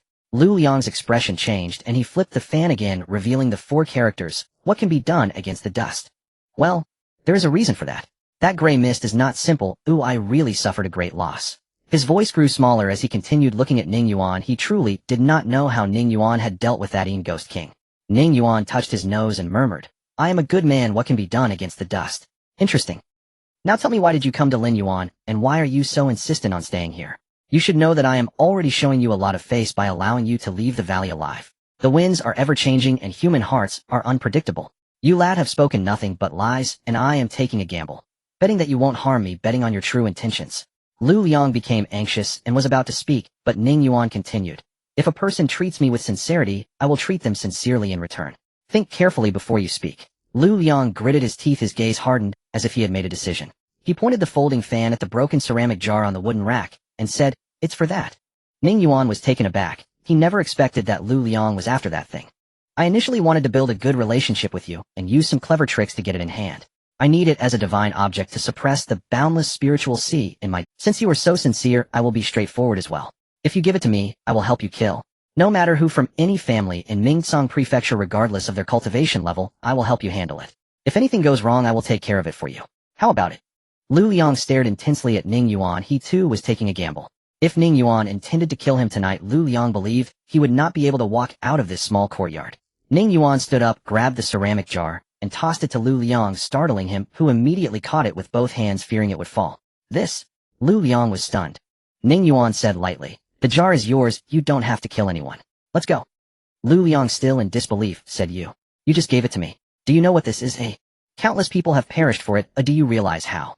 Ning Yuan shook his head and said, "That is in your hands and mine. It is just a ceramic jar." Lu Liang stood there holding the jar in a daze, staring for a long time before finally accepting this fact. He smiled wryly and said, "Brother, treating people like this will get you tricked when you go out." This time the term brother carried some weight. Ning Yuan smiled at this and replied, "Still the same saying, treat me sincerely, and I will treat you sincerely. Let's go." However, Lu Liang shook his head and said, "In that case, I cannot leave." Ning Yuan glared at him and said, "I told you not to push your luck." Ning Yuan raised an eyebrow and said, "The three factions of the Mingtsong continent control Lin Yuan. No one in this world dares to claim control over Lin Yuan." LV Liang shook his head and replied, "It merely happens to be located within the Mingtsong continent, coincidentally, on the territory of the three factions. If outsiders wish to enter, they must show sincerity, for even a mighty dragon cannot suppress a local snake." Ning Yuan finally understood what LV Liang meant by crossing the sea by deceiving the heavens. "What did you mean by using this object to suppress the CIA?" After a moment of consideration, LV Liang replied, "Cultivators first open their divine court, then activate their divine vault, transforming the boundless spiritual sea within their dantian. In the sea there exists a sea that must be suppressed with divine objects to calm the spiritual sea and prevent it from stirring up overwhelming spiritual tides. Only then can a Tao palace be forged. The calmer the spiritual sea, the more stable the foundation of the Tao palace. Thus those who risk their lives to come to Lin Yuan often seek suitable divine objects to suppress the sea in preparation for breaking through to the Four Realms Tao palace. Most of the people from the three factions come for this reason, and their cultivation levels are generally not very high. However, there are exceptions. Do you know about the Imperial Ning Yuan? Ning Yuan's gaze sharpened as he answered, go on. LV Liang explained, due to the unique environment of Lin Yuan, the Yin pearls obtained from slaying minor spirits contain the power of life and death, as well as Yin and Yang. Just one Yin pearl can extend a person's life by a year, and if it's the Ghost King pearl, extending life by 100 years is not impossible. As for the 10 levels of Qi refinement, they are awakening Qi, unblocking orifices, meridians, bone, refinement, blood, condensing treasure, form, heavenly movement, vitality, enhancement, divine vault, and ascending to the heavens. Only by reaching the 8th level of vitality enhancement can one open the 8 gates to extend their life. Yet among 100 years, very few can reach the 8th level of vitality, and from this one can understand the preciousness of the Yin pearl. It is not uncommon for Qi refiners of the 7th level who are nearing the end of their lifespan to take a desperate gamble in Lin Yuan. And the terror of a reckless 7th level Qi refiner goes without saying. Ning Yuan's expression grew heavy. He knew well the terror of Qi refiners. A 7th level Qi refiner could even contend against an 8th level Taoist with their flesh and blood. And what about the Taoists? Ning Yuan asked. LV Liang smiled and said, there are 10 levels of Taoist divine court, heavenly vault, transformation of the sea, Tao palace, mountain, opening life, bridge, heavenly threshold, knowing destiny, severing myself, and immortal. Once one reaches the 6th level of life bridge, they can extend their life. For every inch the bridge extends, a year is added to one's lifespan, yet it is not something that Qi refiners can match. However, everyone is eyeing the Yin pearl. It is said that there will be a ghost market in Lin Yuan coming from the 9 nether using the Yin pearl as currency. Whether this is true or not, LV Liang looked towards Ning Yuan as if inquiring about its truth, considering how shocking this matter was. What exactly is the 9 nether? That is the realm of the underworld. Ning Yuan rubbed his forehead, feeling a headache. Clearly this wasn't the first time that forces had entered Lin Yuan in large numbers, but the last century was before his birth, so he was unaware of the details. The situation was far more complicated than he had imagined. Not wanting to discuss it further, Ning Yuan changed the topic, saying, where did you get that folding fan? How did it just appear out of thin air? LV Liang was taken aback, but then shook his wrist, revealing a green jade on his wrist shimmering with spiritual light. This thing is called a little cave heaven, made from a fragment of the world refined by a cultivator of the Jiaxing sect. It can hold all things. Mine is not very large, only about 10 feet in width. Ning Yuan's eyes brightened. Do you have any more? Give me one. With this it would be much easier to go picking up scraps in the future. LV Liang twitched his lips, saying, Ninggu, do you really think this thing is something common? After all, it's a small piece of heaven and earth, a precious item. I only have this one piece. When I have the chance, I will help you get another. Ning Yuan clicked his tongue in regret. The two of them, however, had no sleepiness. They chatted dryly through the night in this wooden house, munching on sunflower seeds, with most of the questions coming from Ning Yuan and the answers from LV Liang, until their throats became hoarse. On the bright side, the tension between them had significantly lessened. Although they hadn't formally recognized each other as brothers, LV Liang still insisted on calling him Ninggu. 2 days passed swiftly. During this time, Ning Yuan did not run around, but rather focused on practicing the 6-style fist postures, repeating them from dawn till dusk. Ning Yuan was not fatigued, but even LV Liang was beginning to feel weary of it. The innate great dragon within him roamed restlessly, stirring his vital essence and tempering his physique, while the innate energy grew stronger day by day. LV Liang also dared to wander around the small courtyard, but each time he saw Lu Mingqing, he stood straight and did not dare to move. Over the past few days, the dark clouds outside the valley had been cracked multiple times, causing the earth to tremble, slightly casting a shadow over Ning Yuan's heart. On this clear morning, Ning Yuan once again strapped on his basket and stepped out, but this time his basket was filled with a shovel, a hammer, and a pickaxe. As he left the small court, looking at the stone mill at the door, he still did not see the iron sword.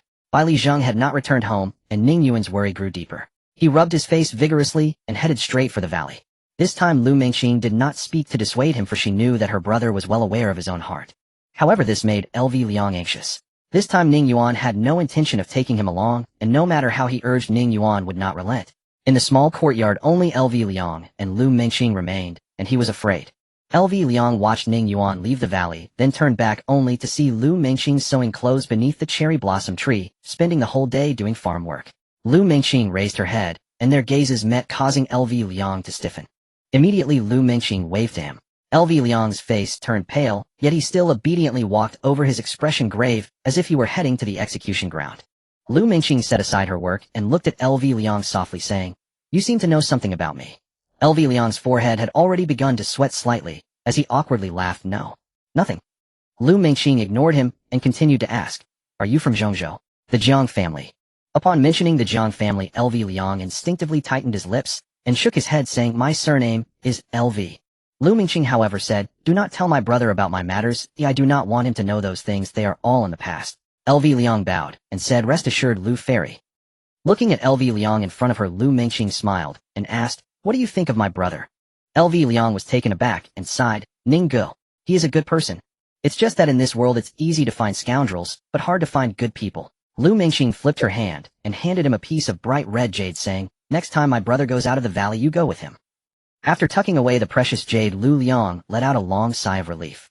With Lu Mingxing's words, his life was temporarily spared, and he no longer had to live in constant fear.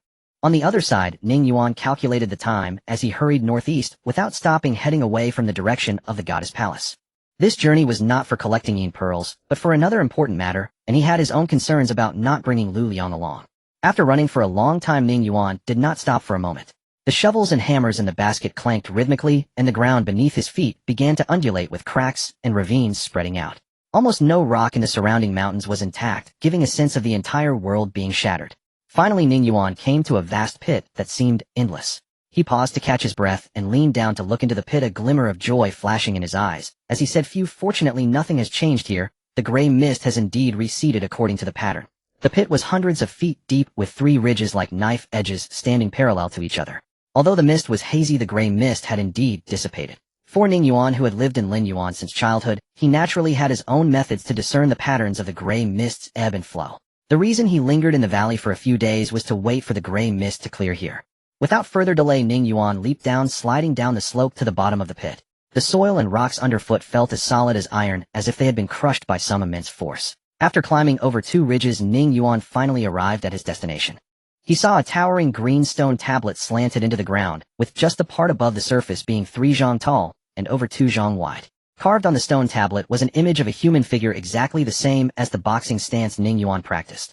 Below the stone tablet, Ning Yuan had dug a trench with piles of soil stacked high, clearly indicating that it was not his first time digging here. Ning Yuan was unaware of how many stances remained in the boxing form, nor how long the stone tablet buried in the earth was. He would just keep digging. After all, it would eventually be unearthed one day. He removed his cloth garments to avoid getting them dirty and jumped into the trench wielding a pickaxe to begin digging. The soil here was very hard, making it extremely difficult to excavate, and even the pickaxe striking the ground sent sparks flying. Before long, Ning Yuan was drenched in sweat, transporting the excavated soil in a basket, without pausing, not daring to waste a single moment. The gray mist would return in 3 days, and at that time Ning Yuan would have to leave and wait for the next opportunity, which would take at least a month. However, not long after he started digging, with a swing of the pick, there was a crisp clang, and sparks flew, causing Ning Yuan's arms to go numb. He dug a couple more times with the same result. Unwilling to accept this, he took 2 steps back, spat into his palm to rub it, took a deep breath, and activated his innate dragon drum to invigorate his blood flow. The stronger the energy, the greater the strength. Seeing his eyes bulge, he grasped the pick handle and swung his arm in a wide arc, striking down with a mighty blow. There was a huge bang, and the pick handle snapped, causing Ning Yuan to stagger back 2 steps, both arms feeling numb. "What on earth? So hard?" Ning Yuan muttered, shaking his arms while picking up the pick again, only to find that he had bent the pick with that one swing. Fortunately, the soil had been loosened a bit. Then he grabbed the shovel and thrust it down again, only to hear a clang as the shovel bent. Ning Yuan was stunned. Just as he was about to turn around to grab the large hammer, the soil exploded. "I said, are you done yet? Is there no end to this digging? The pickaxe and shovel are one thing. Do you also want to use the hammer on me? Do you think my head is a walnut?" A voice filled with rage came from beneath the stone tablet, startling Ning Yuan. Almost instinctively, he swung the hammer down. Another clang. Ning Yuan was knocked back 3 to 5 steps, landing on his backside in the trench, staring wide-eyed at the figure beneath the stone tablet. Or rather, a human head. What the hell? He saw that the head, half buried in the soil, was disheveled and covered in dirt, hardly distinguishable from the soil. Did he just hit this guy's head 3 times? Looking at the deformed pickaxe, Ning Yuan couldn't help but swallow hard, astonished at how tough this guy's head must be. "What are you staring at? Is this how you show respect to your teacher? Using a big iron hammer to pay homage to me?" The man spoke again. Ning Yuan, having been in Lin Yuan for so many years, had seen many things. He couldn't help but reply, "Sorry, I've been digging for treasures for so many years, and I've never come across a living person. Respecting my teacher. What does the senior mean? My name is Chen Hong. Since you've practiced my boxing, you are naturally my disciple. Hurry up and pay your respects. It took you 3 years to finally dig to my head. You certainly are persistent." Ning Yuan felt a bit disappointed, saying, "Is this really the end?" "This is the end. My stone tablet has been broken by someone," Chen Hong urged impatiently. Ning Yuan looked at the stone tablet, then at Chen Hong beneath it, hesitating for a moment before deciding, "Senior, Chen, do you really want to take me as your disciple? This matter is no joke. Once a teacher, always a father." Chen Hong said angrily, "Am I capable of deceiving you? You little brat, what could I possibly gain from Ning Yuan shyly smiled, feeling a bit embarrassed. He stepped forward to clean the dirt off Chun Heng's face, and saw a rugged countenance, broad brows, and a face full of coarse beard, truly fitting the description of rough and bold. Then he straightened up, knelt on the ground, and performed a grand bow 3 times toward Chun Heng. Looking at Ning Yuan, who was bowing 3 times, Chun Heng's face darkened. Under normal circumstances it wouldn't matter, but he had a stone tablet on top of him. It looked like he was bowing in front of a tombstone. If Chun Heng didn't have a grim face, it would be strange. Even if he wasn't dead, he'd feel like he was. Master, I am Ning Yuan. I pay my respects to you. After completing the disciple ceremony, Ning Yuan stood up, and Chun Heng said angrily, are you going to offer me 3 incense sticks too? Ning Yuan scratched his head, and said, Master, don't worry. If I have the chance in the future, I will definitely offer you some. The disciple ceremony must not be taken lightly. Chun Heng, with eyes wide as copper bells, finally laughed bitterly, saying, I can't believe I accepted you as a He never thought that despite his explosive temper, and having never taught a disciple before, he would end up with such a calm and steady disciple completely unlike himself. Ning Yuan also never expected to dig up a master with just 1 shovel.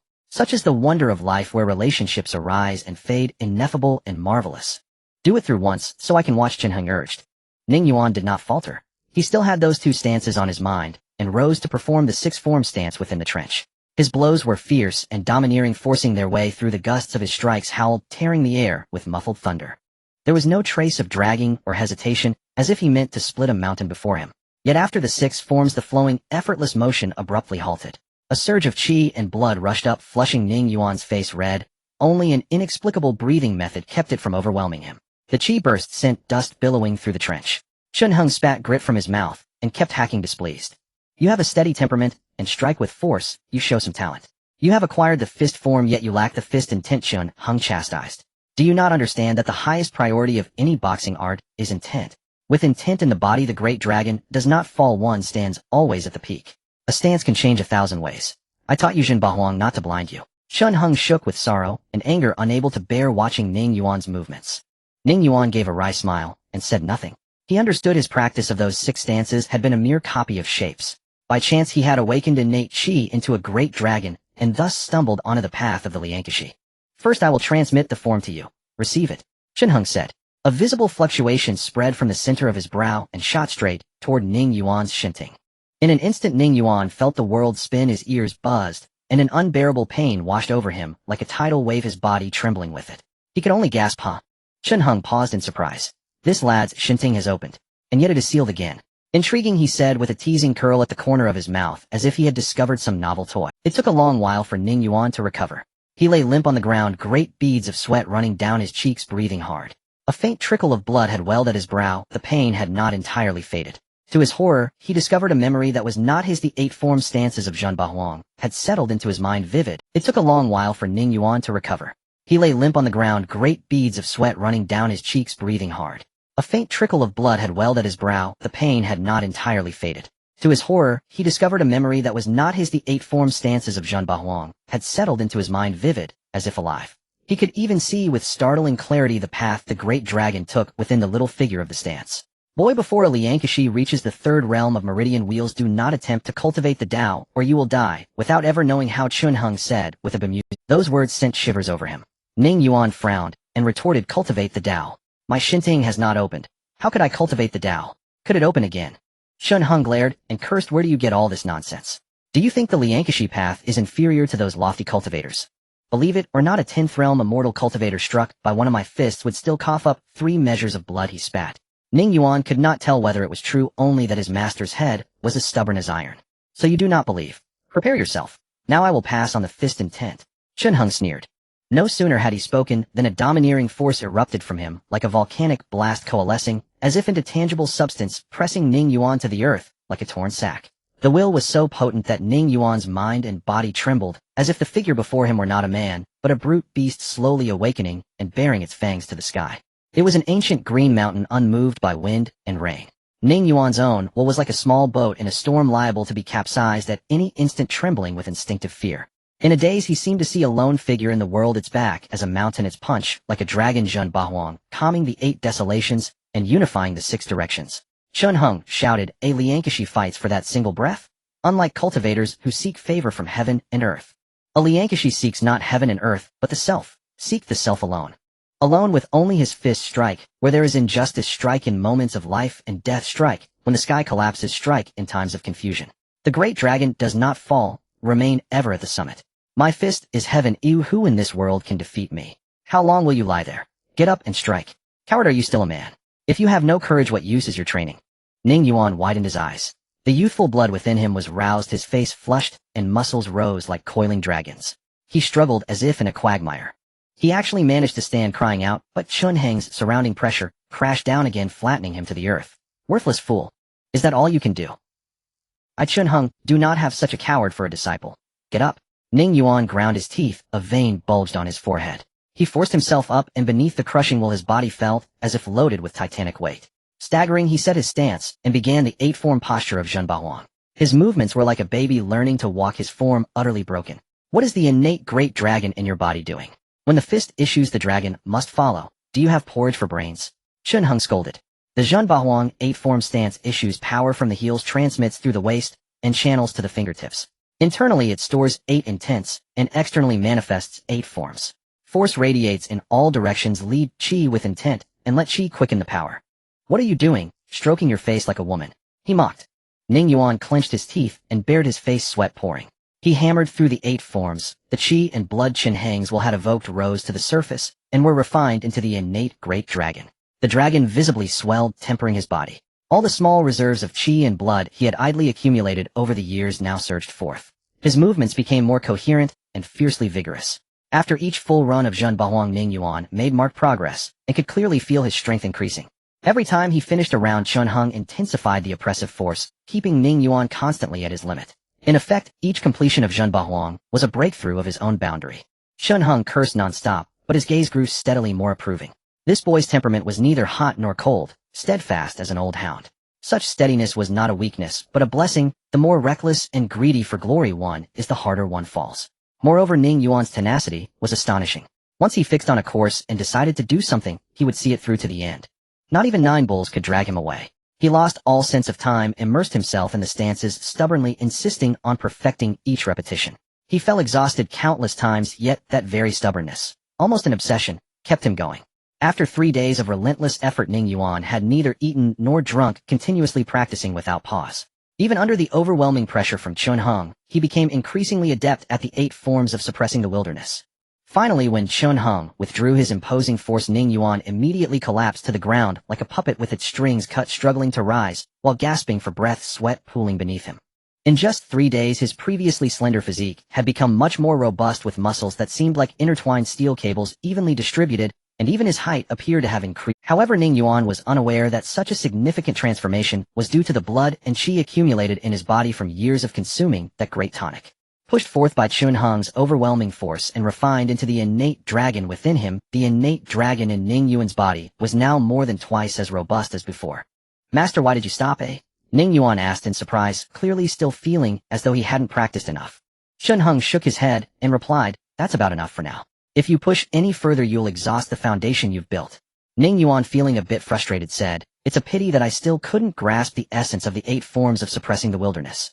Master, am I too foolish? Chun Heng glared and exclaimed, nonsense. Do you think the essence of martial arts is so easy to comprehend? You've only practiced a few times. If you cannot grasp it in one go, then strike 1,000 times, 10,000 times, 1,000,000 times, the essence will reveal itself. In the path of refining qi, there are no shortcuts. Aren't you seeking stability? Then take it step by step. Each step must be grounded, and one day you will ascend to the heavens. Ning Yuan nodded solemnly, but he noticed the surrounding mist had thickened his gaze towards Chun Heng, carrying a hint of gratitude. All right, stop dawdling. If you're going, then go. Remember, if you can't swing your arm with 10,000 pounds of strength, don't break through. After giving a word of advice, Chun Heng urged Ning Yuan to leave. However, Ning Yuan shook his head and said, Master, I must save you first. With that, he fixed his gaze on the massive stone monument preparing to dig, but Chun Heng laughed in exasperation and said, you little brat, have you gone foolish from practicing? You can't move that stone monument. Just leave. Ning Yuan bit his lip, worried, and asked, then how will you get out, Master? Are you going to stay under that stone monument for a lifetime? Chun Heng was momentarily stunned, a bitter smile appearing at the corners of his mouth, and then an overwhelming force descended, directly propelling Ning Yuan out of the trench. You're even lecturing your master now. Hurry and scram. Just seeing you makes me angry. Ning Yuan helplessly glanced at the monument, put on his clothes, grabbed the basket, and said, Master, I'll be leaving now.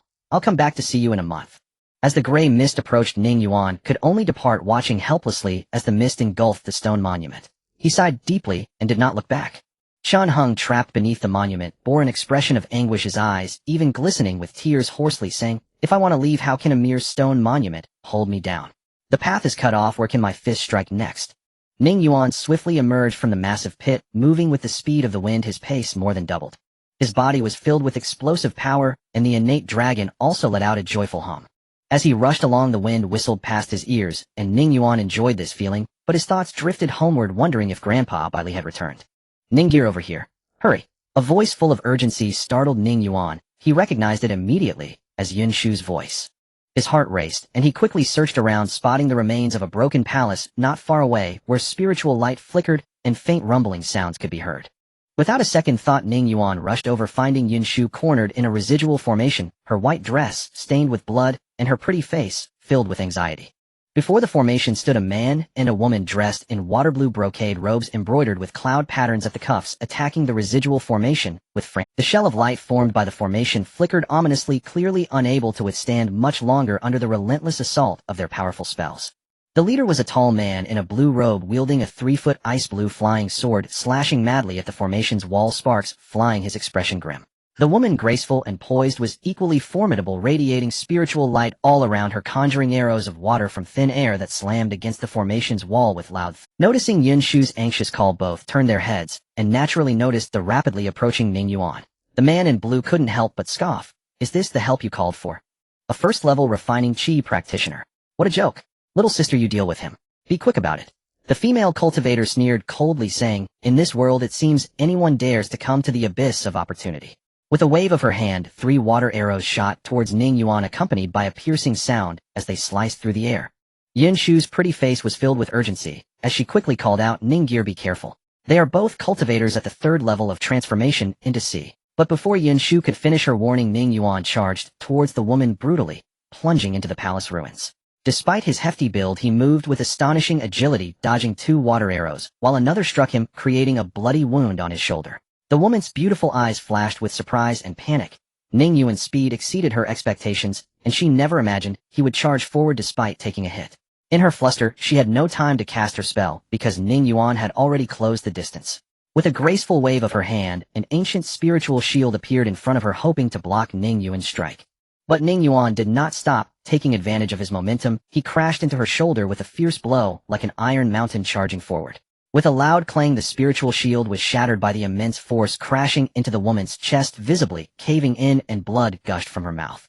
Yet Ning Yuan's assault did not cease. He sidestepped, crouched low, and swung his fist, executing the move as if he had practiced it countless times, delivering an uppercut that soared like a dragon. The punch tore through the air with a sound reminiscent of a dragon's roar, landing squarely on the woman's jaw, shattering her protective spiritual light. The sickening sound of bones cracking echoed as the woman was sent flying several feet into the air by the punch, and when she landed, Ning Yuan kicked her away, the residual formation's light flickering violently, her body torn to shreds. Completely lifeless, the thick smell of blood spread through the air, leaving the blue-robed man astonished. In less than 2 breaths since the incident began, his little sister had fallen to this person's hands. He had never witnessed such ferocious martial arts.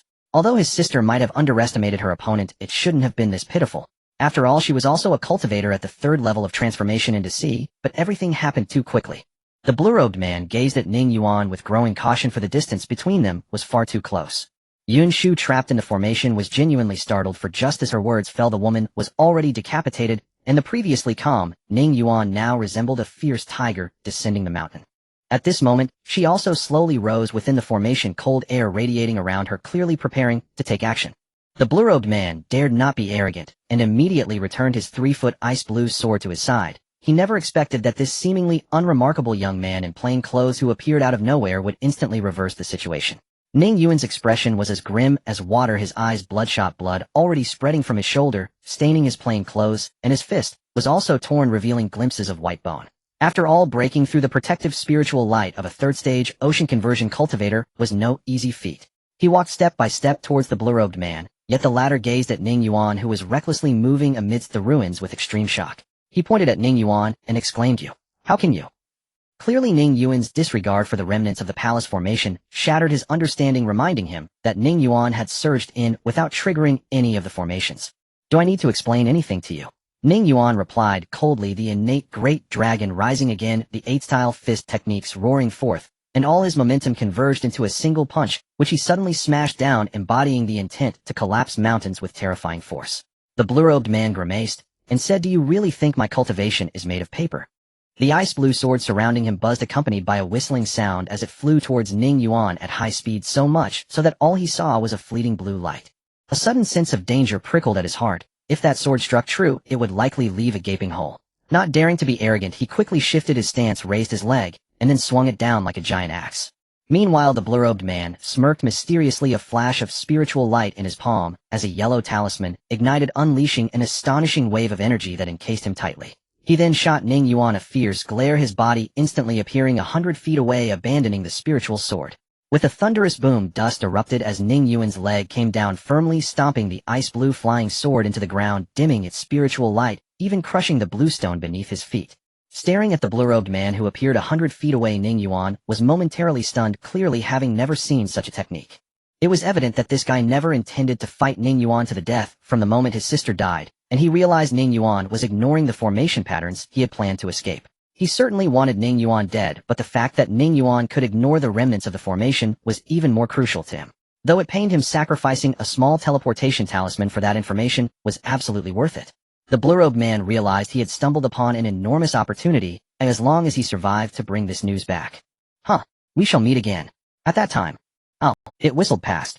The blue-robed man could not care less about his severed arm, gritting his teeth as he pulled out a small teleportation talisman and activated it. In the end, he managed to teleport outside the ruined palace remaining. Ning Yuan was not about to let this opportunity slip by. He turned around, exerted force, and with a loud exhale lifted a toppled stone pillar and hurled it forward, likely weighing over 1,000 pounds.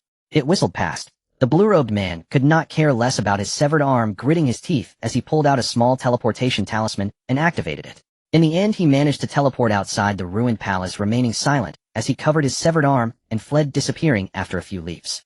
Ning Yuan furrowed his brow, fearing that letting him go would bring great trouble, as this person had discovered his secret. If it fell into the hands of someone with ulterior motives, the consequences would be unimaginable. Yet Ning Yuan also knew that he really hadn't left any means for the blue-robed man to pursue him. Just now, relying on the element of surprise, he had managed to catch that woman off guard, which was already an immense stroke of luck. Moreover, cultivators had an array of techniques, and should he encounter that man again, he likely wouldn't be given another opportunity to close the distance. Gazing at Yunshu, whose white dress was stained with blood, Ning Yuan wanted to approach her, but she instinctively took a step back, causing him to frown, and ask, "Why did you come out by yourself? Didn't we say I would come find you later?" Yunshu replied with a look of grievance, "I was just worried about you. Enough of that, look at you, so badly injured. Are you alright? You scared me to death just now." Ning Yuan was taken aback, and asked, "Worried about me? You girl." Before he could finish his sentence, Ning Yuan seemed to realize something. Now calm after the great battle, he sniffed, and turned around to squat down. Yunshu chuckled softly, climbing onto Ning Yuan's basket, watching him as he casually moved through the ruins of the palace, her eyes shimmering slightly. "How did you encounter those two? And why were you in such a sorry state?" Ning Yuan asked, his feet never stopping. His own injuries were not severe, but the wound on his shoulder was somewhat troublesome. Yunshu replied helplessly, "I hadn't walked far when I encountered them. They immediately drew their swords at me, demanding I hand over the Ghost King Pearl. It seems someone witnessed our previous encounter with the Ing Ghost King." Ning Yuan listened, his brow furrowing deeper, yet he still spoke. "Next time we meet them, it'll help you take revenge." "Yes, they are all bad people. We can't let them go." Yunshu huffed angrily. "By the way, do you have the Ghost King Pearl on you? From what I saw just now, it seems they are not just two people. You mustn't let it be taken away." Yunshu stared at the back of Ning Yuan's head, chatting away, without seeing his expression. Ning Yuan's gaze flickered slightly as he shook his head. "I don't have it, you can rest assured." Yunshu frowned slightly, the two of them chatting aimlessly. Unbeknownst to them, the surroundings began to dry up, the ground turning a dark brown color, and an acrid smell of burning wafted through the air. "Ningir, where are we going?" "To retrieve the Ghost King Pearl. This place is no longer safe. We need to find another location to be at ease." Yunshu's eyes brightened slightly as she teased, "Ningir, you little clever one." As Ning Yuan ventured deeper, the surroundings grew increasingly dark, the ground transforming into a pitch-black crystal resembling shattered mirrors, while the acrid smell in the air intensified. Ning Yuan scanned his surroundings, nodded, and carefully placed the basket on the ground. Yunshu stood up from the basket, covering her nose, and said, "Ningir, is this?" Ning Yuan nodded, looking at Yunshu with a grin revealing a set of bright white teeth, and took a step back, then retreated 2 more steps. Yunshu was taken aback, her delicate hand reaching out just as she was about to make a move, her body froze. She forced a smile, and said, "Ningir, what are you doing?" Ning Yuan retreated 2 more steps, saying, "Just stay here and don't move." He then picked up a small stone from the ground and threw it forcefully into the distance. The moment the stone hit the ground, it seemed as if the balance had been broken. A pitch-black lightning bolt as thick as a grinding disc flashed across the sky and struck the ground like a demonic serpent. With a deafening thunderclap, the lightning illuminated the world, making Ning Yuan's ears ring. Staring at the ground where the lightning struck, Yun Shu turned pale with fright, for if it struck her, there would be no escape. Thunderpool. You rascal. Yun Shu, still in the basket, yelled angrily. Ning Yuan shrugged and said, "Why are you so angry? I didn't do anything to you. I even saved your life. As long as you stay here and don't move, everything will be fine." Clearly the one in the basket was not Yun Shu at all. Yun Shu was so furious that she stamped her feet in the basket, afraid to break the balance in the Thunder Pool, and thus did not dare to exert herself. She glared at Ning Yuan with resentment and asked, "When did you discover it?" The woman who transformed into the shape of Yun Shu asked through gritted teeth. Ning Yuan replied lightly, "That girl Yun Shu wouldn't move around without me coming to get her. In fact, it was you who witnessed the scene with the King of Ghosts that day, wasn't it?" Yun Shu frowned and asked, "Then why did you still save me? Are you just playing along? Aren't you afraid of capsizing?" Ning Yuan shook his head and said, "But I'm not sure. Even if there's a 1 in 10,000 chance, I still want to save you. You resemble her too much, your demeanor, your actions, even your habits." Even though he sensed something was off, Ning Yuan could not just stand by. What if she really was Yun Shu? Ning Yuan could not afford to gamble. After some verbal probing, he could ascertain that this person was definitely not Yun Shu. She was clearly after the Ghost King Pearl. He was genuinely somewhat afraid of the endless tricks these cultivators had. Oh, was there really such miraculous Dao techniques in the world? To be able to transform into another person's likeness at will. Yun Shu was taken aback upon hearing this, then covered her mouth and laughed. "You're quite amusing. You're willing to risk your life for such a slim possibility. Do you know I've observed you for quite a while? That pair of siblings were carefully chosen by me to be your opponents, yet the results were unexpected. To be able to walk freely in the abyss, ignoring the bizarre. Previously in that swamp, I thought you were just lucky. Now you have entered the Thunder Pool unscathed. I find myself increasingly intrigued by you."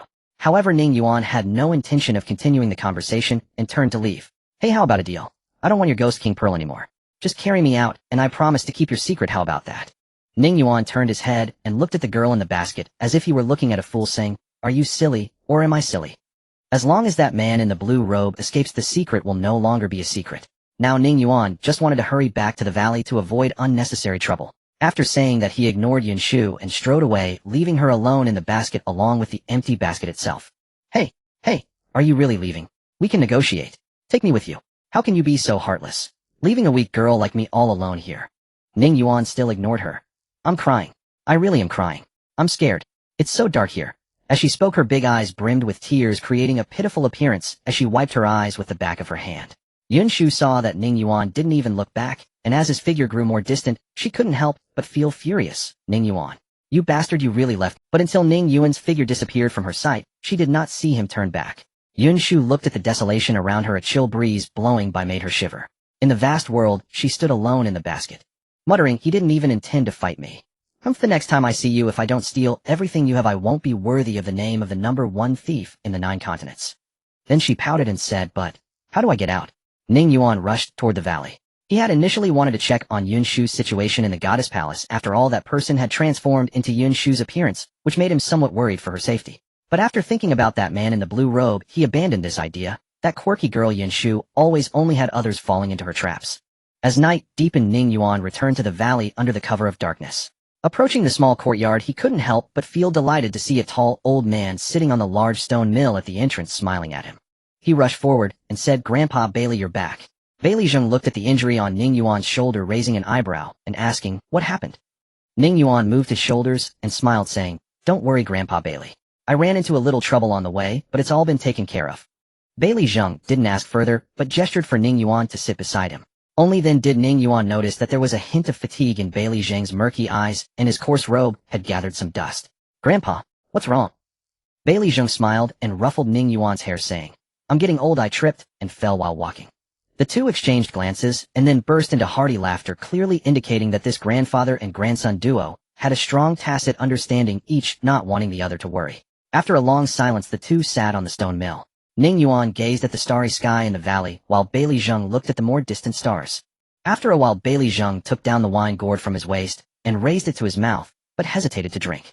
Ning Yuan hesitated and asked, "Grandpa Bailey, what's wrong? Are you worried about something?" Bailey Zheng smiled and handed the wine gourd to Ning Yuan. The wine was rich and fragrant. Ning Yuan smelled it, and couldn't resist the temptation taking a sip. Cough, cough, cough. The spicy liquor went down like knives. A wave of heat surged through his abdomen, and Ning Yuan's face turned red as he coughed incessantly. Bailey Zheng laughed heartily, giving Ning Yuan's shoulder a hearty pat. You boy need to practice. A fine young man like you shouldn't be unable to drink. A world without wine cannot be called a world. Ning Yuan wiped away the tears from coughing, and said, How was I to know it would be so spicy? If I had known, I would have sipped it slowly. This was his first time drinking. Bailey Zheng lowered his head, taking a deep breath as he looked at the wine flask in his hand, murmuring, A sort of wine, a world, half in dream, half awake, half in the flow of life. With all things troubled, myriad dust, all the flavors are tasted in this sip of wine. After knowing the taste, I dare not drink more. Just as Ning Yuan was about to speak, Bailey Zheng suddenly looked at him and asked with a smile, With your innate sixth senses incomplete, having never seen your parents, you've been with this old man in this abyss since you were sensible. Have you ever felt that the world is so unfair? What others can easily obtain, some can't get even after a lifetime. Don't you feel that the world owes you too much? Ning Yuan lowered his head in silence. Since childhood, he had only possessed the heart sense among the six senses. He couldn't cry, couldn't make noise, couldn't laugh, and couldn't feel anything in the world. The deepest impression of his parents was merely two warm masses in the darkness that lingered in his heart. Only in this abyss, relying on the small objects hanging around his neck, could he temporarily possess four senses, allowing him to seem somewhat like a normal young man. But even so, he still couldn't take a step out of the abyss. As soon as he stepped outside the abyss, even those small items would lose their effect. At that time, Ning Yuan would lose 5 of his 6 senses and could only await death or eternal slumber. Ning Yuan knew that he held a secret, a colossal secret. But Bailey Zheng never spoke of it, nor did he ever ask. Even if he knew, what could he do now? He could do nothing. Ning Yuan only knew that he was picked up by Bailey Zheng from above the abyss. He had been cast away in the swaddling cloth along with that rusty iron sword, left alone atop the abyss. Ning Yuan didn't understand why his parents abandoned him. Was it because of his incomplete senses? He dared not think, nor did he wish to think. But those two warm figures Ning Yuan would never forget until his death. They were his most precious treasure. Ning Yuan couldn't help but think of his parents. Even if it was just a glimpse, he would be content. He wondered how they were doing now. If possible, Ning Yuan wanted to tell them that he had been doing well these years, truly well. After a long silence, Ning Yuan looked up, his clear eyes glimmering with a hint of red, yet he smiled, and said, I have never felt that this world owes me anything. With losses come gains. Do I have my grandfather, my sister Qing, Mr. Zhao, and Yin Shu? Does this world owe me anything? Not at all. I actually feel that the world has given me nothing but kindness. How could I, Ning Yuan, deserve all this? Perhaps I am the luckiest person under heaven. As he spoke, Ning Yuan laughed, the gloom in his heart dissipating like the morning light breaking through dark clouds, bathing the earth in warmth like spring. Bailey Zheng looked at Ning Yuan taking a deep swig of alcohol. At that moment, he seemed to understand why Zhao Qingcang was so persistent about Ning Yuan. It was because the youth's heart was forever blossoming with sunflowers like a gentle spring breeze. Unperturbed in heart, untroubled by emotions, unafraid of the future, and not dwelling on the past. But is it really good to be this way? The youth's mindset shouldn't be like this. The shoulders of a young man should carry the clear winds and bright moons, the flourishing grass and flying orioles, and the weight of the country and the world. You brat, no one can speak like you. Don't you want to go out for a walk and take a look? Bailey Zheng chided with a laugh. Ning Yuan touched his nose, smiled, gazed into the distant sky, leisurely swinging his legs, mumbling, If there is really a chance, I will. Since I have been given eyes, I should use them to explore the wonders of the world. Since I have been given feet, I should walk through mountains and rivers. Bailey Zheng looked at Ning Yuan with a smile in his aged and murky eyes. For a moment, a sword seemed to rise into the sky, as if he had made a decision, and he felt lighter, almost as if it were a release. A sturdy hand grasped Ning Yuan's somewhat tender hand. Ning Yuan could feel the warmth of Bailey's palm, so comforting. He stood up, patted his shoulder, and smiled. There will be opportunities. With that, he returned to the courtyard. Ning Yuan looked down at his palm, where a piece of green scale tied with hemp rope lay quietly. There were traces of blood at the root, clearly just pulled off not long ago. At that moment, Ning Yuan could no longer hold back. His nose tinged with acidity, tears blurred his vision, falling onto the green scale. Love often speaks in silence. Hanging the green scale around his neck at this moment, Ning Yuan could smell the fragrance of lush green grass swirling around his nostrils, the crispness of the night breeze, and the sweetness of the cherry blossoms in the courtyard. Having lived for 15 years, it was the first time Ning Yuan smelled the essence of this world. No matter how long it took, he would never forget. This night was filled with the scent of cherry blossoms. Tenderly cradling the green scale in his arms, he rubbed his face haphazardly and returned to the wooden house, while Lu Liang waited eagerly, like a young wife anticipating her husband's return. Ning Gui, what happened to you? Lu Liang was taken aback. It seemed that Ning Yuan's journey had not gone smoothly these past few days. Ning Yuan took off the wooden figurine and began to tend to his wounds. In this way he lost sensation and could not feel the pain. This was perhaps the only convenience of having incomplete. It's nothing, but I do have a question for you. Do you know of a cultivator dressed in a water blue brocade robe with cloud patterns embroidered on the cuffs? Ning Yuan asked expressionlessly, causing Lu Liang to frown. Did this guy not feel pain? His brows did not even furrow, something he thought he could never do. Lu Liang frowned and said, "It should be a cultivator from the Fengtian city of the Ming-Tsang continent. The cloud patterns on the cuffs indicate a respectable status in Fengtian city. Why? Did you encounter them, Ning Gui?" Ning Yuan nodded, not hiding anything, recounting the events, but only mentioning what was necessary. By rights it shouldn't be like this. The day of the sun hasn't yet arrived in Fengtian city. Wouldn't be foolish enough to spend great costs to break through the black cloud's malevolence, sending a large number of disciples in. It's likely that those like me who entered early are not many. Such actions undoubtedly have ulterior motives, and who knows what kind of schemes those old geezers in Fengtian city are harboring. That runaway must have returned to report, causing some trouble. But Ninggu, you don't need to worry too much. The depths of the abyss are fraught with danger. A single misstep could lead to death and obliteration. The people from Fengtian city, if they have no certainty, are unlikely to act recklessly. Ning Yuan nodded, his gaze flickering. He knew that as long as Fengtian city had ulterior motives in this abyss, they would definitely take action against him. It was just a matter of time. But excessive worry is useless. When soldiers come, there are generals to block. When water comes, there are earth to cover. Ning Yuan was not so fearful that he wouldn't dare to go out. As long as he was in this abyss, he had nothing to fear. Who would die first was still uncertain. By the way, do you know of a technique that can transform one's appearance into that of another, even mimicking their habitual movements and actions, including the divine abilities they wield? Lu Liang was momentarily baffled by Ning Yuan's question. I've truly never heard of such a miraculous technique in this world. Is there really such a technique that can do? There are many that can change appearances, but to mimic divine abilities too. That's a bit too outrageous. Ning Yuan nodded, calculating in his heart. That woman who transformed into Yunshu was likely not an easy opponent. The reason she hadn't made a move was still due to the fear of suffering loss. Capturing her would be the best choice. After all, Ning Yuan was just a chi refining stage cultivator at the first level, pitifully weak. How long until the day of the sun arrives? Ning Yuan asked. Lu Liang waved the fan in his hand and said, at least half a month, perhaps even longer. Ning Yuan nodded, stood up, and began to dress, saying, next time you should accompany me out of the valley. I want to see just how strong you really are. Lu Liang said awkwardly, generally, I can only fight a little. By the way, Ninggu, about that pottery jar, doesn't it have a lid? After asking, Lu Liang looked expectantly at Ning Yuan. Ning Yuan was taken aback, saying, a lid? I don't have one here. When I dug it out back then, it looked quite appealing, so I brought it back, without specifically searching for a lid. Lu Liang hurriedly asked, Ninggu, where exactly did you dig it out from? Do you remember? It's two different matters whether this treasure has a lid or not. Ning Yuan frowned and said, I do remember, but that place has been shrouded in gray mist for years, and there are many strange occurrences. If you go there yourself, you might very well die. If you insist on searching, I can take you once my matters here are settled. But even if you go now, it would be useless. The gray mist doesn't disperse, and you can't enter. You need to wait for the right opportunity. Lu Liang sighed, saying, Ninggu, you are a good person. Ning Yuan rolled his eyes at Lu Liang, saying, we'll see how you perform, then just don't come to me complaining about the hardships of the world. Lu Liang patted his chest and said, just leave it to me. As your younger brother, I will naturally help you solve your troubles. That night the valley was as silent as water, while dark currents surged outside. Deep within the abyss there lay a vast array of crumbled palaces shrouded in dense gray mist, and at the center of a white jade plaza scattered with rubble a faint red glow flickered. It was this red light that dispelled the surrounding gray mist. On the plaza, 7 cultivators from the Fengtian city, clad in blue brocade robes, were busily working. Radiating azure spiritual light, they were maneuvering wooden puppets, cautiously advancing on the white jade plaza, using the puppets to scout ahead, marking their path with spells to avoid missteps that could lead to death. From time to time, formations would light up, shattering the wooden puppets into pieces. Countless puppets had already been destroyed along the way. This caused the leader Chen Yujo to wear a grim expression. He had an ancient face, thin lips, long eyebrows like swords, and a neat short haircut, his pupils surprisingly a deep blue, holding a red jade orb the size of a pigeon egg. The light that dispelled the gray mist emanated from the jade orb. Another sound of shattering came, and yet another puppet was cut down by the ancient formation, leaving the cultivator controlling it looking somewhat pale. Chen Yujo squinted and said, everyone be careful. If we run out of wooden puppets, we'll have to use you to scout. Don't forget your father's instructions before we set out.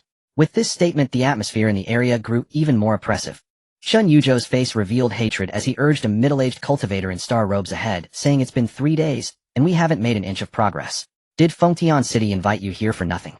The formation master shuddered, but helplessly replied, young Master Chen, this ancient formation has its flaws. Even if the ancestor of the formation valley were here, they wouldn't dare to say they could easily break the formation.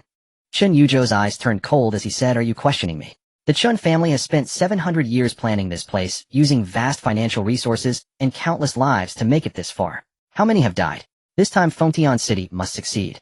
You better not cause me any trouble. This concerns the rise and fall of Fengtian City.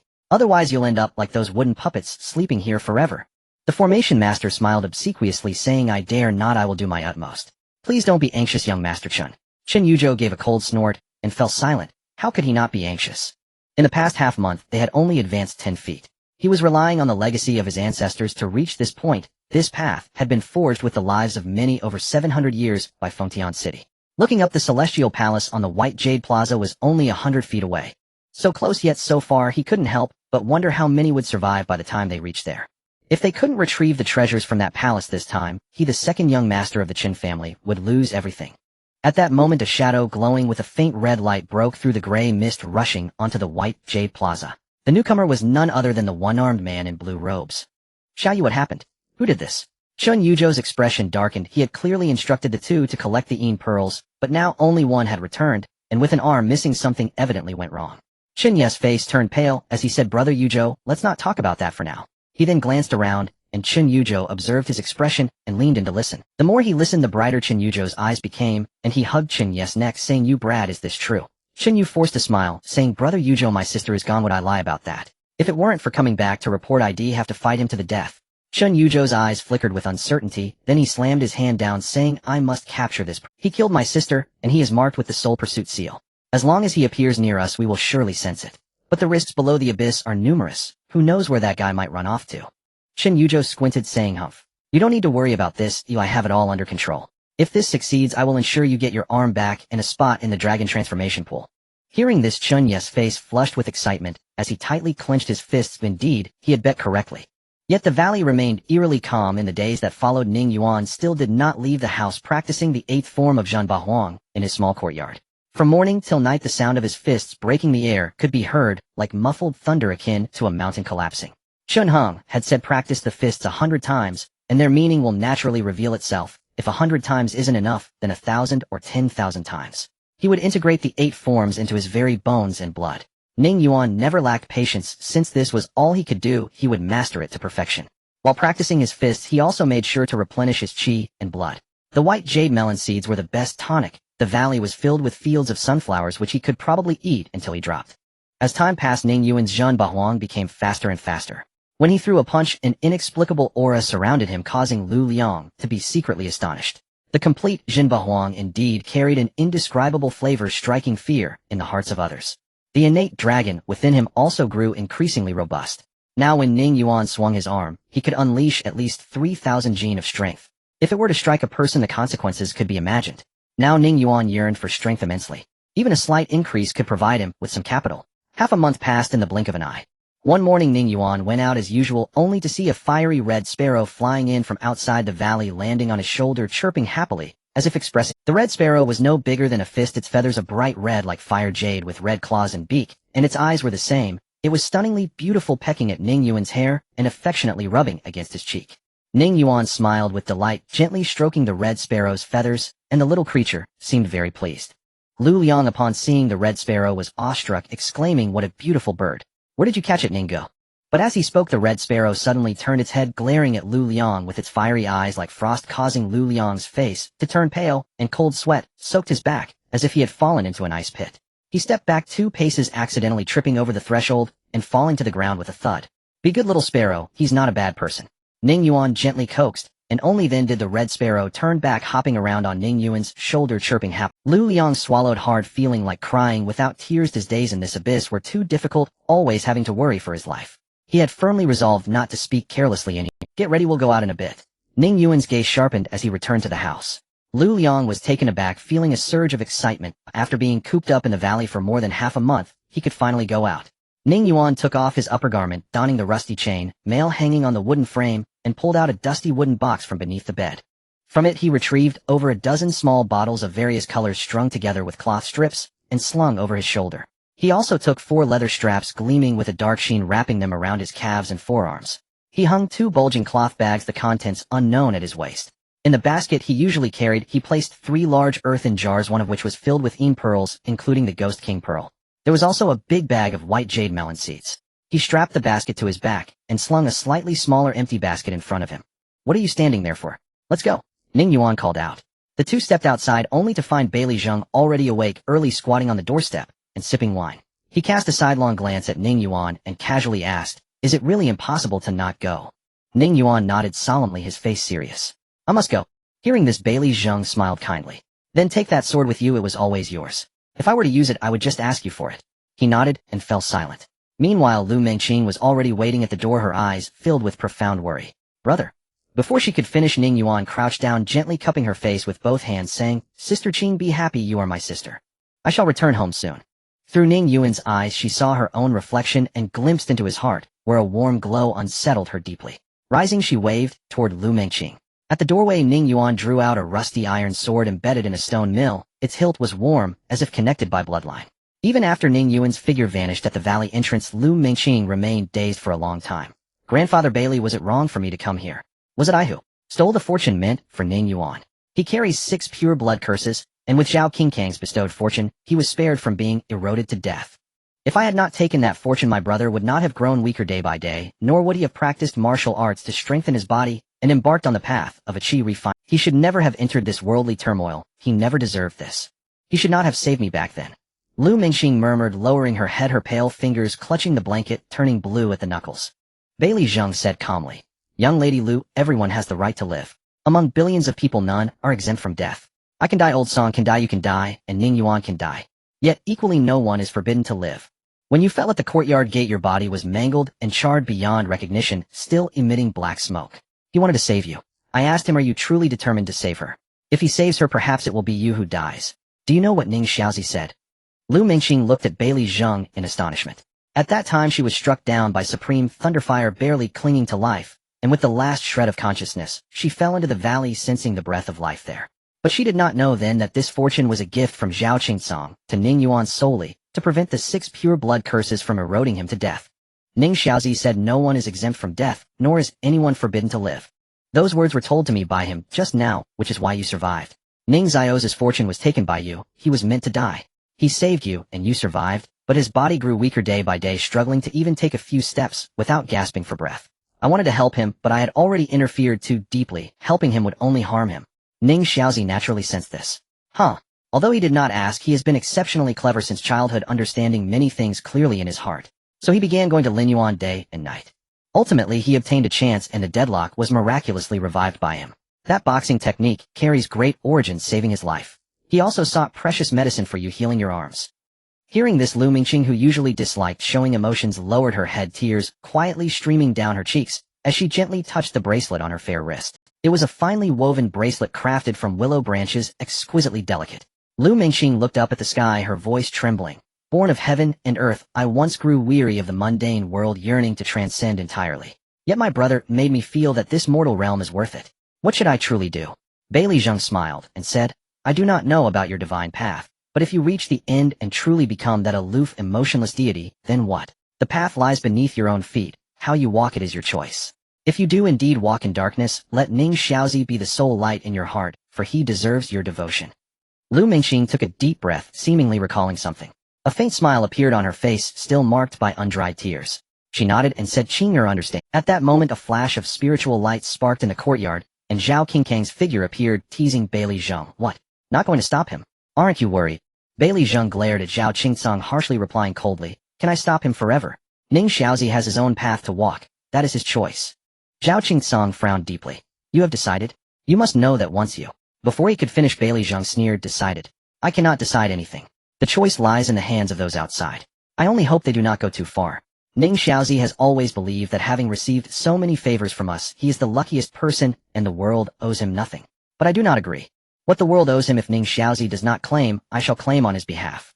Zhao Qingsong smiled at Bailey Zheng and said, "Tsk tisk tisk, truly the foremost sword god of Deluo Mountain Sea, famous for his fierce protection. But those 2 disciples of yours outside, none of them is easy to manage." Hearing this, Bailey Zheng's face darkened. He took a heavy gulp of wine and fell silent. Outside the valley, Ning Yuan solemnly warned LV Liang, "Do not stray more than 1 zhang from my side, or do not blame me if you die." At first LV Liang was unconcerned. Although Lin Yuan was fraught with danger, he did not think Ning Yuan would be so afraid of death. He assumed Ning Yuan wanted him closer to better protect him. But as Ning Yuan led LV Liang recklessly through the ruins of the Divine Maiden Palace, LV Liang was truly shocked to the point his jaw nearly dropped. Was this man still human? How could he ignore all the residual formations and strangeness in Lin Yuan? Even by Ning Yuan's side, LV Liang was cautious, as if treading on thin ice, hesitating, with every step fearful of misstepping. He clung tightly to Ning Yuan, eventually wrapping his arm around his without letting go. Ning Yuan was helpless, goosebumps rising on his skin. What kind of thing was this, two grown men clinging to each other? Enough already, I told you, within one zhang of me you will be safe. LV Liang, slightly embarrassed, loosened his grip on Ning Yuan's arm, and whispered, Brother Ning, how do you manage this? How is this possible? Ning Yuan rolled his eyes. This Lin Yuan is my family's place, alright. If you hug my arm again, it'll kick you out. Don't blame me when you get chopped to pieces. LV Liang swallowed nervously and obediently followed behind Ning Yuan. At the front of the Divine Maiden Palace, he knocked on the door. It opened slowly, cold air billowing out. Brother Ning, why so late? Have you grown taller? Ning Yuan smiled with relief as he looked at Yunshu before him. Yunshu gazed at Ning Yuan in front of her, clearly stunned for a moment. Before her stood a young man in simple clothing, tall and slender, with black hair casually tied at the back of his head, strands of hair fluttering on his forehead. The youthful innocence on his face had faded, significantly replaced by a composure akin to the serene mountains. His features were as sharp as if carved by a knife, with well-defined cheekbones. His shoulders, though not broad, could bear heavy burdens. The spirited youth seemed to bask in the gentle spring breeze. Hey, not bad looking. How come after just half a month you look like a different person? Tell me, where have you hidden my Ning gear? Yunshu teased, staring intently at Ning Yuan. Ning Yuan, feeling a bit embarrassed, rubbed his nose and grabbed Yunshu's slightly chubby cheek, saying, Where is it? You say that, but I haven't even asked your age. I've known you for 6 years and haven't seen you change at all. Don't you know it's very impolite to ask a girl her age? Of course I won't tell you. Yunshu retorted, breaking free from Ning Yuan's grasp, her cheeks puffed out in indignation. So are we sitting in the front or the back? Ning Yuan asked helplessly as he squatted down.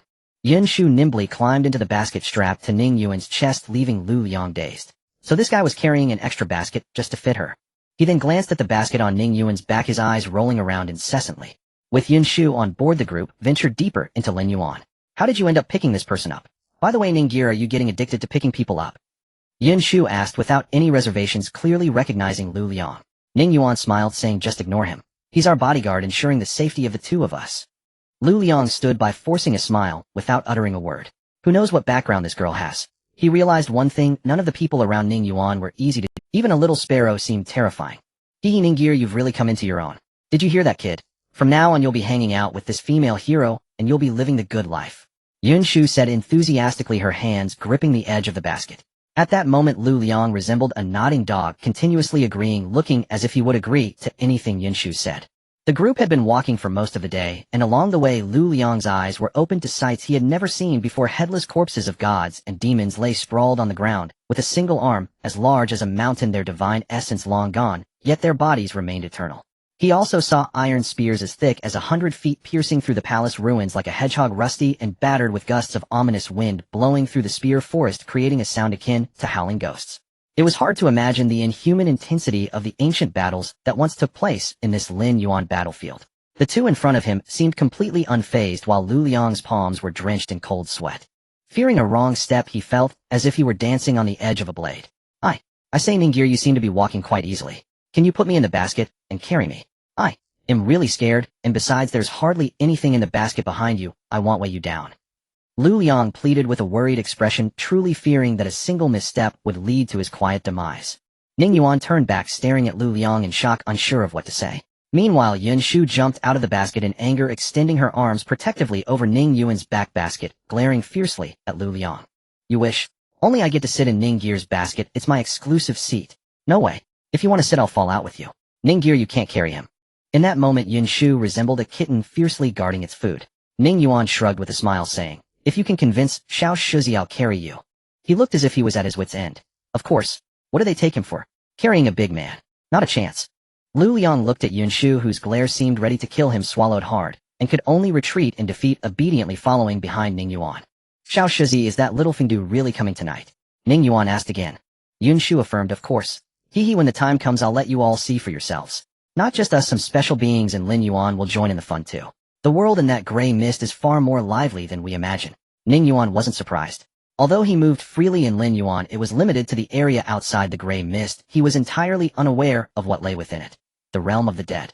Moreover, nearly 90% of Lin Yuan was shrouded in gray mist, yet Ning Yuan's concerns did not lie here. When the time comes, various forces from above Lin Yuan will likely come too. Along the way, I've seen traces of many people. I've been choosing the relatively dangerous paths to avoid running into them. He'd better to be cautious. Ning Yuan advised, quickening his pace. Lu Liang, confused, asked, Xiaofengdu, where are we going? Ning Yuan smiled, saying, aren't you the one who wanted to see that ghost market? I'm taking you to see it. Lu Liang's eyes widened as he thought, no way. It really... In Lin Yuan, the sunlight was scarce, and the sense of time was weak. After a day's journey, the three had ventured very deep in, and finally came to a stop. Before them lay an ancient city ruin that seemed to stretch endlessly. The city was already in a dilapidated state, yet the partially standing walls resembling jagged mountains stood tall before them. One could only imagine how prosperous this place once was, and now it was utterly deserted. Most buildings within the city had collapsed beyond recognition, covered with a thick layer of dust indicating it had been ages since anyone had set foot here. Even for Ning Yuan, he would not have ventured into such a place unless absolutely necessary. Behind the ancient city, the gray mist hung heavily like a deep chasm, distinctly dividing the worlds of the living and the dead. Looking around, they found no other figures. The three casually hid in a mountain nook. Ning Yuan grabbed a handful of white jade melon seeds, nibbling on his rations while playfully teasing the red sparrow. The little creature pecked at his palm, savoring its meal. They waited until deep into the night when the earth began to rumble, as if a great beast were stirring. Increasingly intense, the gray mist that loomed like a chasm began to ripple like boiling. A dull roar sounded like muffled thunder growing closer. Ning Yuan's gaze sharpened as he grasped his iron sword, remaining silent and alert. Yun Shu whispered, it's coming. Her eyes sparkled with clear excitement, while Lu Liang swallowed hard, determined not to miss this moment. As the tremors of the earth grew more intense, the heavy gray mist was suddenly torn apart, revealing a colossal foot comparable to a mountain emerging from the fog and stepping into the ancient city. With that one step, countless towers would be reduced to rubble. The remnants of the killing formations flickered with light, and beams of sword light struck against the dark green skin of the monstrous foot, producing a sound akin to metal clashing. Finally, that towering figure broke through the gray mist and stepped onto the ancient city. It was a blue-faced demon god possessing 8 arms, its massive form rivaling the ancient corpse of a divine beast seen on the road. With each breath, it could whip up howling winds on the ground, utterly terrifying.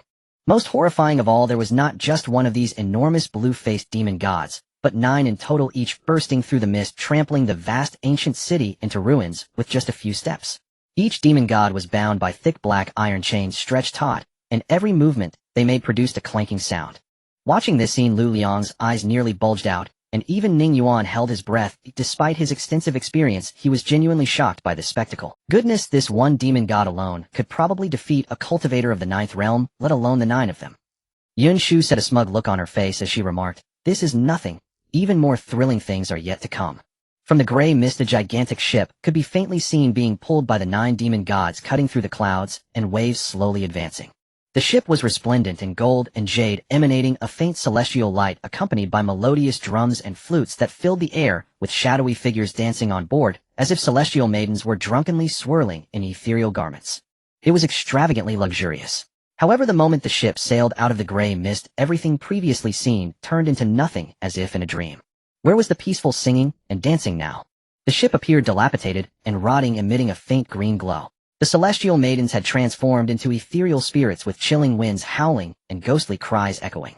Flickering ghostly lanterns surrounded the ship, casting a green hue over the world as the 9 demon gods knelt on one knee, thoroughly flattening the ancient city. Watching this scene, Ning Yuan felt a chill run down his spine, covered in goosebumps. I say, are we going to conduct business with the dead? If we enter this small Fengdu, will we also become the dead? Lu Liang said with a mournful expression. If this ship truly sailed to the abyss, the entire Deluo mountain sea would probably erupt. What are you rambling about? If we don't go in, why did we come here in the middle of the night? Yin Shu replied impatiently. Yet at that moment, Ning Yuan had already stood up and was heading toward the small Fengdu. Hurry up, don't dawdle. The sooner we finish, the sooner we can be done. Ning Yuan said with a stern face, arriving beneath the giant ship, observing for a long time, but the small Fengdu remained still with no sign of movement. Little comb, how do we get on? Ning Yuan looked around for a long time, but could not find a way up. Yun Shu giggled. Anyway, I flew up last time, now I can't fly up. Ning Yuan wore a helpless expression. Fly? Wasn't that a joke? I can't fly myself. After pondering for a while, his gaze fell upon the blue-faced demon god kneeling on the ground. He approached it, rolled up his sleeves, and tucked the basket in front of his chest behind him. Wait, Ning, Lu Liang stuttered. Just standing under that demon god was already quite pressuring. A single sneeze from it could probably crush him. Ning Yuan replied as if it were the most natural thing in the world. What do you think I'm doing? Of course I'm going to climb up, otherwise how would I get up? I can't fly. Lu Liang had an expression that suggested Ning Yuan had gone mad. That blue-faced demon god was equivalent to a ninth realm cultivator, wasn't climbing on it akin to defecating on its head. Wait. I say Ning Gu, let's wait a minute, maybe they'll send someone to bring us up. Lu Liang pulled Ning Yuan earnestly, trying to persuade him. However, at that moment Ning Yuan had already climbed up with Yun Shu on his back. Fortunately, the blue-faced demon god's skin was rough, providing places to grip. Ning Gu, are we really climbing? Lu Liang stared in shock, but dared not leave Ning Yuan's side, gritting his teeth and following along. He felt he had exhausted all his courage today. Unfortunately, Ning Yuan was too reckless, completely unconcerned about these matters. The blue-faced demon god stood like a stone statue, completely motionless. The three of them managed to climb up smoothly, though Lu Liang was sufficiently scared. If they could survive their venture into the abyss, it would be something to boast about. After all, he was someone who had defecated on the blue-faced demon king of the ninth realm. Their actions, however, attracted the attention of the spirits on the ghost ship, who gathered at the ship's railing, pointing and whispering. Thus they climbed onto the demon god's back and onto the iron chains, proceeding straight toward the dragon head of the ghost ship, while Yun Shu was beyond excited, continuously cheering for Ning Yuan. Lu Liang wore a helpless expression. He was certain that Yun Shu was doing this on purpose, and he could bet that there was another way to board the ship. With a final effort, Ning Yuan climbed over the railing, finally, stepping onto the small fondue, producing a creaking sound beneath his feet. At that moment the three were surrounded by a multitude of spirits, all of whom lacked physical forms, floating as they walked. They were not frightening in essence, with both male and female spirits, but the cold, eerie gazes directed at Ning Yuan made him somewhat uncomfortable. He couldn't help but scratch his head and clasp his fists, saying, "Greetings, brothers and sisters." Upon hearing this, laughter erupted from the deck. A female ghost stepped forward, bowed, and covered her mouth with a smile, saying, "Why is this young master in such a hurry? Next time don't climb up, just call to the ghost lantern, and it will guide you up." Ning Yuan was stunned, then turned to look at Yun Shu, only to see her with a look of indifference, trying to whistle to ease his embarrassment, but unable to produce a sound, making it even more awkward. "You little girl, just go on your own. I won't carry you anymore." "Humph." Ning Yuan took off the basket in a huff, sulking. Yun Shu quickly replied, "Oh, that blue-faced demon god isn't dangerous. It lacks its own consciousness, and has long been turned into a puppet. If it were dangerous, could I possibly set you up? Am I that ungrateful?" Lu Liang could only look at these two speechlessly, wondering why he was worried for them. The female ghost smiled. "Not to worry, my master will not hold it against you, young master. Currently the small fondue has not yet opened, so you will need to wait here for a moment." Ning Yuan replied, "Thank you, sister. May I ask how long this small fondue will stay in the abyss?" "The duration depends on my master's wishes. I cannot speculate freely. I hope that your journey yields satisfactory results." Ning Yuan smiled. "Then I shall borrow your good fortune." Yun Shu looked at Ning Yuan in speechless wonder. This guy could even chat with ghosts. After the din faded, Ning Yuan at last had leisure to take in Xiaofengdu. The towered ship was so vast that it gave him the uncanny impression of standing within an ancient city, suspended in the void. As Xiaofengdu dropped anchor, the shops within its chambers began to bustle into orderly life. Yun Shu said, "Do you see the lanterns lighting up at each shop front? A lit lantern means the shop is open. If a shop has no lantern, under no circumstances should you enter. Those who break the rules on this Xiaofengdu will never be allowed to disembark." Ning Yuan listened in unusually calm silence to Yun Shu's admonitions. Yun Shu was no longer joking. She knew well how heavily the matter of Lu Mengqing weighed upon his heart. Yun Shu continued solemnly. "Also, when exchanging goods for Inzhu, do not ask their origin, do not haggle. The price is the price. Do not resort to violence aboard the ship, or you will die a gruesome death." Ning Yuan nodded heavily. At that moment, LV Liang's gaze drifted down toward the water, and he gave Ning Yuan a light pat on the shoulder. They saw a figure hurtling across the Linyuan plain at impossible speed, a blinding red radiance bursting about him. In an instant there came a thunderous boom. Dust and smoke billowed as the man leapt into the air, the tearing sound of wind in his wake, and landed firmly upon the ship. He was an ancient, pitiful-looking elder, skin and bone, withered features, white hair, and papery skin, most of his teeth gone. A twilight aura clung to him, yet the terrible surging lifeblood within him was unmistakable. Once aboard, his dim, murky eyes glanced once at the three of them before he closed them to rest. LV Liang whispered, "He is a flying chirofiner, surely at the pinnacle of the seventh realm, Qinsheng. Remember what I told you. He is likely short on lifespan, and has come to seek Inzhu to prolong his days. It would be best not to provoke him." As time passed, more people came onto the deck. Most emerged from the gray mists. One cloaked figure, hood drawn low, revealed a ghastly sallow face that could only be called horrific, stitched together in 7 or 8 patches, as if sewn from different skins. From afar the stench of decay hung about him. His eyes swept over the three of them, sending a chill of gooseflesh up Ning Yuan's spine. There was also a young man in a green robe, an ancient sword slung across his back. He was handsome and austere, brows like stars and eyes like blades, standing alone and perfectly upright, as if a sheathed edge lay hidden beneath his calm. He is a sword cultivator. The killing force of a sword cultivator is terrifying. From his bearing, he must be from Bupo Xiongguan or Shanhaiguan. Sword cultivators from there are not to be trifled with. LV Liang's gaze grew sharp. As he spoke, the swordsman looked over. He seemed less interested in Ning Yuan himself than in the iron sword in Ning Yuan's hand. Then he strode forward in long, decisive steps. LV Liang's face hardened, and he moved instinctively to place Ning Yuan behind him. But the swordsman ignored LV Liang and addressed Ning Yuan. I am Wen Bujue of Shanhaiguan. Might I be permitted a look at the sword you carry? Even Yun Shu's brow cooled at the mention of Shanhaiguan, and the people on deck instinctively constricted their pupils. Ning Yuan remained unmoved, meeting Wen Buju's eyes for 3 full breaths.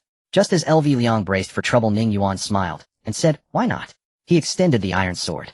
Wen Bujue received it with grave reverence, turning it over in his hands and gazing as one might at a beloved beauty, admiration shining in it. The rusted blade bore ancient 7-character seal script on both faces, 14 characters, in all faintly discernible. Wen Buju's eyes lit with a strange brilliance as he murmured, a hall of flowers intoxicates 3,000 guests, one sword light chills the 14 continents.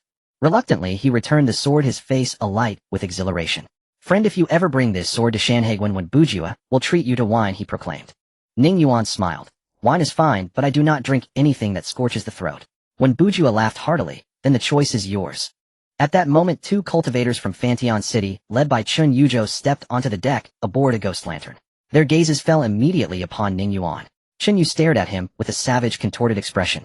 Chun Yuzhou had noticed the soul-chasing mark on Ning Yuan and strode toward him with confident steps. Though only 2 of them stood there, they showed no fear. You think killing a Fantian City cultivator will end matters so simply?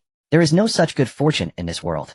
Chun Yuzhou said flatly, his voice betraying. Wen Bujue raised a sword brow, and his aura turned dangerous. Threads of sword cry rang out about him. He seemed ready to stand up for Ning Yuan. LV Liang's face also darkened. He understood the old grudges between the parties and feared this would not end peacefully. If Chun Yuzhou dared come here today, he must have absolute confidence in his backing. Ning Yuan patted Wen Buju's shoulder to signal he would handle the matter himself. He stepped forward and asked with a smile, so how do you intend to settle this? Chun Yuzhou narrowed his eyes. Do you truly think I lack the courage to lay a hand on you? Ning Yuan took 2 more steps and bared his neck, extending the iron sword in his hand. Come then, strike here, he invited. Chun Yuzhou froze.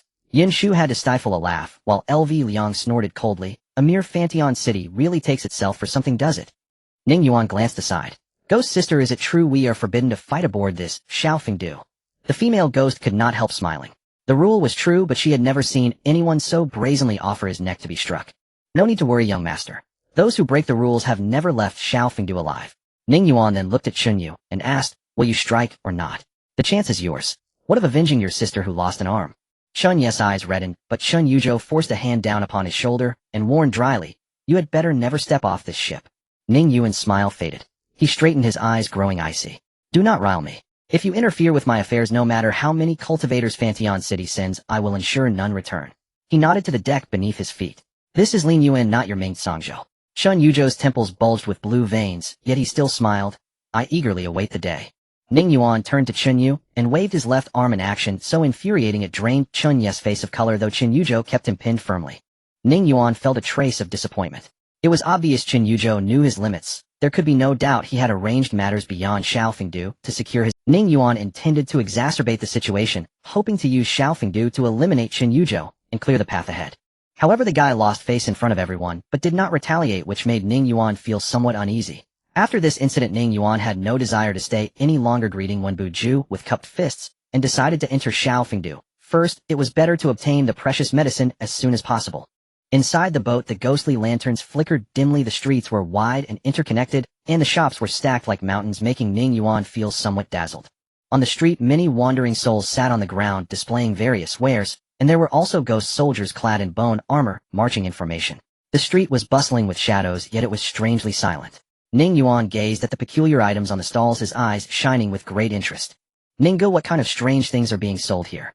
Lu Liang looked stunned. On those stalls lay items such as eyeballs, bone clubs, and enormous fangs. There was nothing unimaginable that could not be found. However, none of them exuded any spiritual light.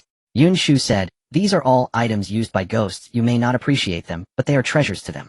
Do you think Xiaofengdu is here because of you? Sure enough, the number of people on the street gradually increased, and even the entities shrouded in gray mist boarded the ship. In just a short while they had encountered 2 ghost kings, a female corpse dressed in tattered bridal attire, and a white jade skeleton with hollow eye sockets that flickered with a red glow. These beings emerging from the gray mist were likely the true masters of this realm, existing in the liminal space between life and death. These beings were the big customers, pulling out pearls by the handful from their pockets. Ning Yuan's eyelids twitched at the sight. Let's go, Xiao Shizi, we should first complete our task to avoid being swapped out, Ning Yuan urged. Yunshu nodded and led him through the twists and turns of Xiaofengdu, while Lu Liang frowned, and said, Ning Ge, they are following us. Ning Yuan turned around to see Qin Yuzhou and another person hanging back, and upon meeting his gaze they wore faint mocking smiles. Let them follow if it's their choice whether they live or die, Ning Yuan said calmly. Lu Liang knew that he had made up his mind, unsure what could have caused Ning Yuan, known for his good temper, to be so resolute. Finally the group arrived at a pavilion in front of a small shop, which emanated a damp, decayed smell from within. There was an old man at the counter staring intently at a black bottle, hoarsely asking, Are you truly not going to buy? This old man was a chi refiner from the 7th realm, whom Ning Yuan had seen on the deck. The shopkeeper said lightly, Do you think I run a charity here? 1,000 pearls for a 100-year longevity pill. That's the price. You want to use pearls for longevity. What use is it to hold on to more pearls? There is a limit to using pearls for longevity. Regardless of the grade, you can only use 10. My longevity pill has no such limitations. How many years? If you think it's too expensive, there are other ghost kings outside. Oh, just kill 2 of them, and you can have 10 ghost pearls, which can extend your life by 1,000 years. I can't concern myself with that, otherwise those broken pearls of yours can only give you 10 more years of life. The old man Ding Hai had bloodshot eyes, wondering where he could find 1,000 pearls. He had entered this realm at a great cost, barely managing to gather less than 300 pearls. How could one easily encounter a ghost king? After all that effort, he could only live 10 more years. He was unwilling. If 10 years were not enough to break through, he would still die. Then I'll trade you pearls for ghost king pearls. Name your price, Ding Hai said with reddened eyes. The shopkeeper scoffed, saying, You must be crazy about wanting to live right. Once pearls are in the hands of our Xiaofengdu, do you think we will spit them out? What do you think we are here for? Ding Hai was momentarily dazed, and Ning Yuan and the others only entered the shop after the old ghost shopkeeper finished his business. Yunshu stepped forward and said, Old ghost, where is that tender green precious medicine I saw here last time? The old ghost shopkeeper seemed taken aback, saying, How did you grow so much? You're still alive, you're quite fortunate. Yunshu huffed angrily. You ridiculous old ghost who curses someone to death upon seeing them. Quick, bring it out, we want to trade. Ning Yuan also looked forward, eagerly feeling sweat on his palms. The old ghost helplessly said, You must have come too late. He pulled out a flower pot from under the counter, within which sat a withered stump. 3 tender green shoots had initially sprouted, but now they were all wilted and lifeless. Ning Yuan was taken aback, a wave of disappointment flashing in his eyes, and he cupped his fists, asking, Old sir, do you know if there are any other shops in Xiaofengdu that have similar precious medicine? The old shopkeeper shook his head, saying, This precious medicine that brings the dead back to life is already rare in our store, and it is very delicate. Besides this one, you likely won't find another. Ning Yuan still refused to give up, saying, Could you help me by spreading the word that if there is such a precious medicine, I am willing to exchange it for Ghost King pearls? Upon hearing this, Ding Hai, who was about to leave, suddenly turned around and stared intently at Ning Yuan. But now Ning Yuan could not care about much else. This was the only thing he could offer. Oh, Ghost King pearls. I didn't see that you had some resources. I would like to profit, but there simply aren't any. Even if you search the entire Xiaofengdu, it would be useless. Ning Yuan couldn't help but feel anxious, hastily asking, Really, is there not even a hint of news? The old ghost shopkeeper said mysteriously, I did see one at our ghost lord's place. It was quite beautiful, but if you want to do business with the ghost lord, it's like a fool's dream. Even we find it hard to meet him. Yunshu, hands on her hips, angrily said, Are you trying to pull a fast one, old ghost? You can't see him yet you still talk nonsense. Ningga, let's ignore him and look elsewhere. As she spoke, she tried to pull Ning Yuan away, but he stood there like a wooden post, pulling out a handful of pearls from his pouch and placing them on the counter. Then he respectfully bowed deeply to the old ghost shopkeeper, saying, Old sir, could you please inform the ghost lord that I would like to meet him? Regardless of the outcome, these will all be yours afterward. The old ghost shopkeeper squinted and smiled, saying, This is what you're willingly giving me, but just don't go back on your word later. I promise I won't go back on my word, Ning Yuan said earnestly. Only then did the old ghost shopkeeper accept it with peace of mind, secretly cursing this kid for being foolish. Many had tried to meet the ghost lord, and it would be a miracle if he could see this little shrimp just to send a message, and he gets to take pearls for free. He would be foolish not to do it. Just as the 3 of them were about to leave, they saw Ding Hai blocking the doorway, raising his hand to stop them, and saying, Wait. Ning Yuan did not pause for a moment, and coldly replied, If it's about the Ghost King pearl, then don't speak. I have great use for it. Ding Hai still refused to budge, threatening, You better think carefully before you speak. Get lost. Ning Yuan's eyes turned cold as he cursed, leaving no room for consideration as he forcefully pushed past Ding Hai and strode away. Ding Hai's old face flushed red. Being insulted like this by a junior was a great humiliation to him. His internal energy surged and his eyes were filled with murderous intent. The old ghost shopkeeper in the store said with great interest, "I still advise you to back off. If you make a move against this young Fengdu, you probably won't last half an hour." After receiving the others' benefits, he naturally had to speak up for them. Perhaps others feared his strength, but he had nothing to fear. Ding Hai snorted heavily, his eyes red as he followed behind Ning Yuan. The Ghost King Pearl was a must-have for him. His century-long lifespan was in Ning Yuan's hands. How could he easily let go? Lu Liang frowned and said, "Ning Gu, this time we might be in trouble. If that old fellow really means it, even the 8th realm Jiming cultivators might suffer losses at his hands. You have angered him so much once we get off the ship." But Ning Yuan shook his head and said, "I'm not just trying to show off. Right now the cultivators from Fantian City are doing everything they can to kill me, and they also know about the Ghost King Pearl in my possession. Sooner or later they'll find a way to use that old man. After all, his state can be seen at a glance. Using that old man's hands is just a matter of time. Instead of being used by Chun Yuzhou to strike from the shadows, it's better to bring the conflict to the surface. By provoking him, he will act more recklessly. As the saying goes, it's easy to dodge an open spear but hard to guard against a hidden arrow. It's better for us to take the initiative in this matter." Lu Liang was taken aback. He hadn't expected Ning Yuan's 2 words "get lost" to have such a significant impact. Upon reflection, it wasn't without reason. In any case, the final outcome would be the same, so it was better to completely sever any potential cooperation between the two sides and steer the situation toward a slightly more favorable position for himself. However, fundamentally nothing had changed. Getting off this ship was not easy. At this moment, Ning Yuan saw Yun Shu silently walking in front of him.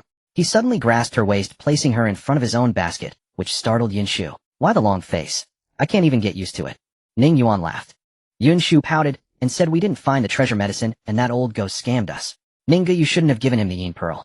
He knows that the Ghost Lord won't see you." Ning Yuan laughed. "How would we know if we don't give it a try? At least he will help me. There's still work to be done. How can we know it won't work? Even if there's a tiny chance, we should at least. If he doesn't see me, it wouldn't be a loss. I have no use for that Yin Pearl." Yun Shu firmly bumped Ning Yuan's chin with her head and said, "Humph. I'm just not happy." Ning Yuan helplessly rubbed his chin and said, "I'm carrying you, yet you're not happy. There's still work to do." Yun Shu was taken aback and asked, "Where are we going?" "Of course, to check out other shops. We can't just trust one side's words." Ning Yuan replied matter-of-factly. The 3 of them then began to visit shop after shop, persistently inquiring about the treasure medicine, yet the results were uniformly unfruitful. Nonetheless, Ning Yuan did not stop his pace. Even the cultivators he encountered on the street were approached for conversation. Terrifyingly, even those coming from the gray fog were not spared. Moreover, he appeared to be in a cheerful conversation, seeming quite happy. Standing at the street corner, Lu Liang watched in disbelief as Ning Yuan chatted with the terrifying figure of a wedding dress zombie, affectionately calling her sister, making her laugh though the sound was chilling.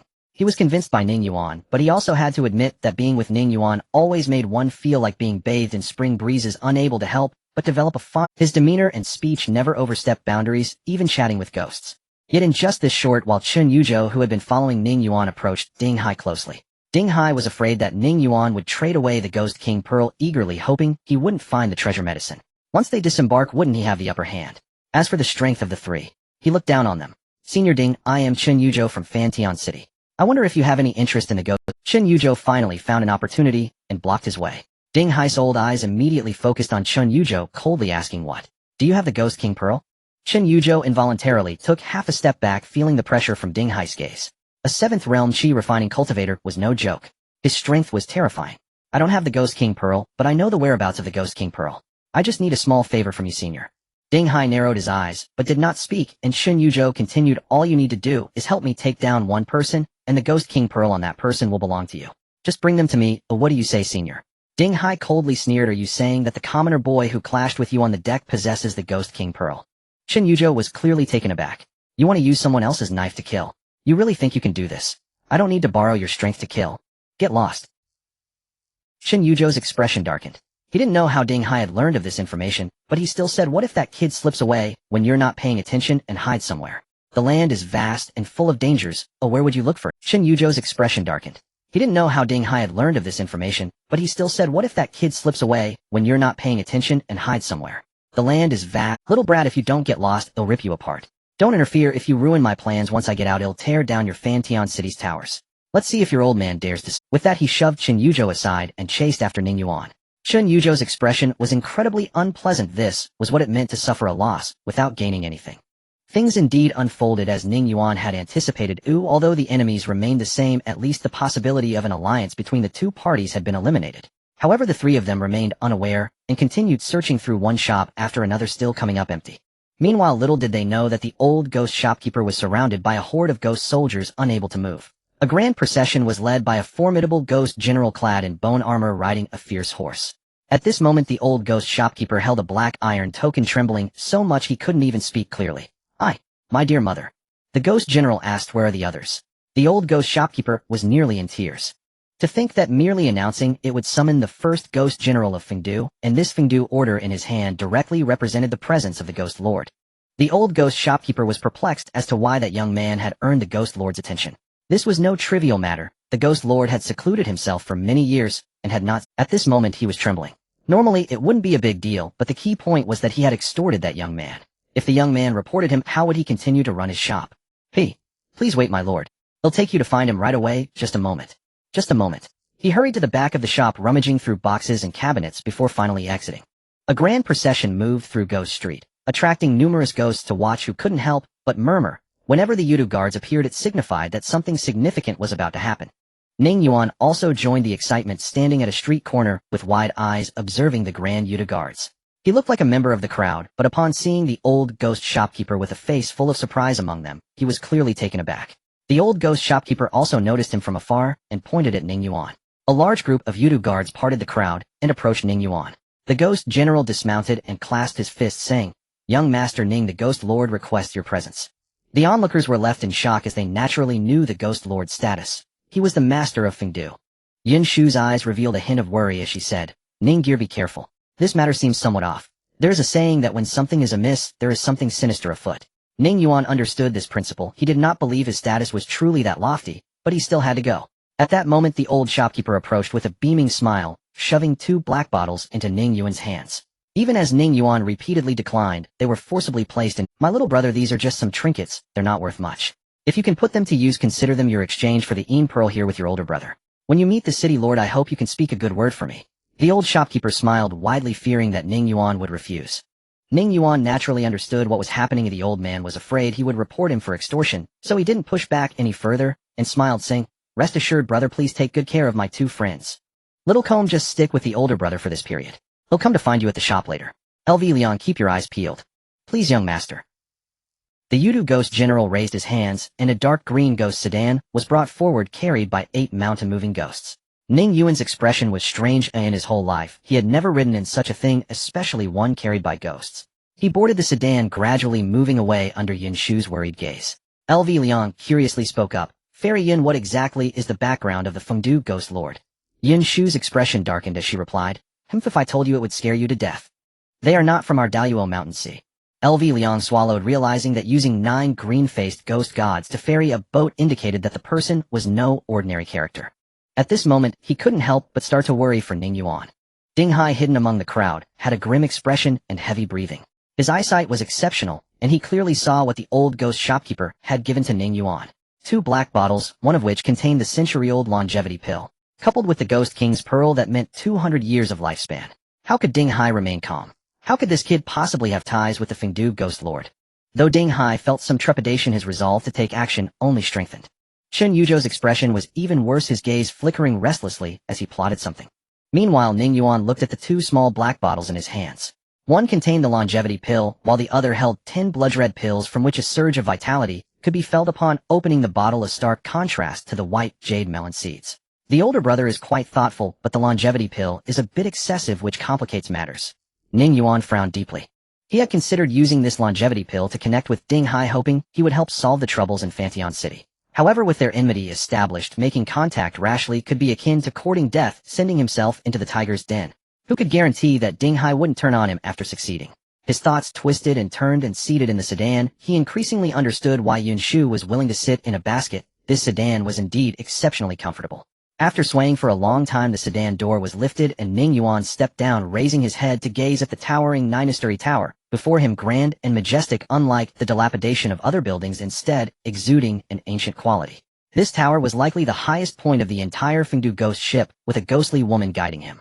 After wandering through the massive tower for quite a while, the intricate carvings and decorations overwhelmed Ning Yuan's senses. He was led to a side hall on the 9th floor where the ghost woman left him, closing the door behind her. Ning Yuan surveyed the hall where the ground was covered with white beast skins interspersed with strands of white silk, the gentle breeze causing a rustling sound.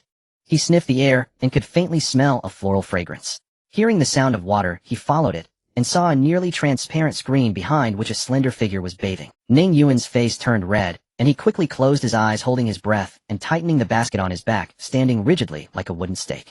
The woman behind the screen seemed to sense Ning Yuan's actions, a smile playing on her lips as she stepped out of the bath, splashing droplets of water, and softly laughed. "What's the matter? Am I really that terrifying that you don't dare to breathe?" Her tone carried a hint of a pitiable quality, but Ning Yuan shook his head and said, "The teacher said, do not look at what is improper, do not listen to what is improper, do not smell what is improper, and please have the Ghost Lord's sister dress properly before we continue." A tinkling laugh echoed, filled with a hint of delight, as she responded, "Once I'm dressed, you can open your eyes." Ning Yuan opened his eyes and was immediately stunned, his face turning crimson to the roots of his ears. Before him stood a tall and curvaceous woman, simply clad in a long gauzy robe, half visible, casually leaning against a wooden chair, her snow-white legs exposed. Her 3,000 strands of hair were wet, cascading over her shoulders, and her features were stunningly beautiful, with not a single flaw to be found. Ning Yuan felt that this person was undoubtedly the most beautiful he had ever seen, and no words could do justice to her exquisite charm. Her pallid skin added an ethereal quality, and a small skull pendant dangled from her left earlobe. She languidly leaned against the chair, propping her chin with her hand, gazing at Ning Yuan with great interest. "Sister, you are truly beautiful," Ning Yuan sincerely exclaimed, but then he smiled wryly. "But you're deceiving me. You're clearly only wearing one piece, right?" The Ghost Lord of Fengdu smiled, her large eyes curving into crescent shapes, and said, "You rascal, your words are as sweet as honey. Tell me, do you speak this way to beautiful women often?" Ning Yuan shook his head with a smile, and replied, "Ghost Lord sister, I am merely stating the facts." The woman sighed in a melancholic tone. "Why do you keep calling me Ghost Lord? I have a name too, Bits by Chiong. This little Fengdu is under my care." She continued, "I heard you came for the precious medicine that can bring one back to life." Ning Yuan nodded, and said, "Sister Bai Qiong, indeed, I came for the precious medicine. I approached you without prior notice, and I hope you can forgive me if I have overstepped." Bai Qiong toyed with her damp hair, and casually asked, "Why do you seek the medicine?" "To save someone," Ning Yuan replied without hesitation.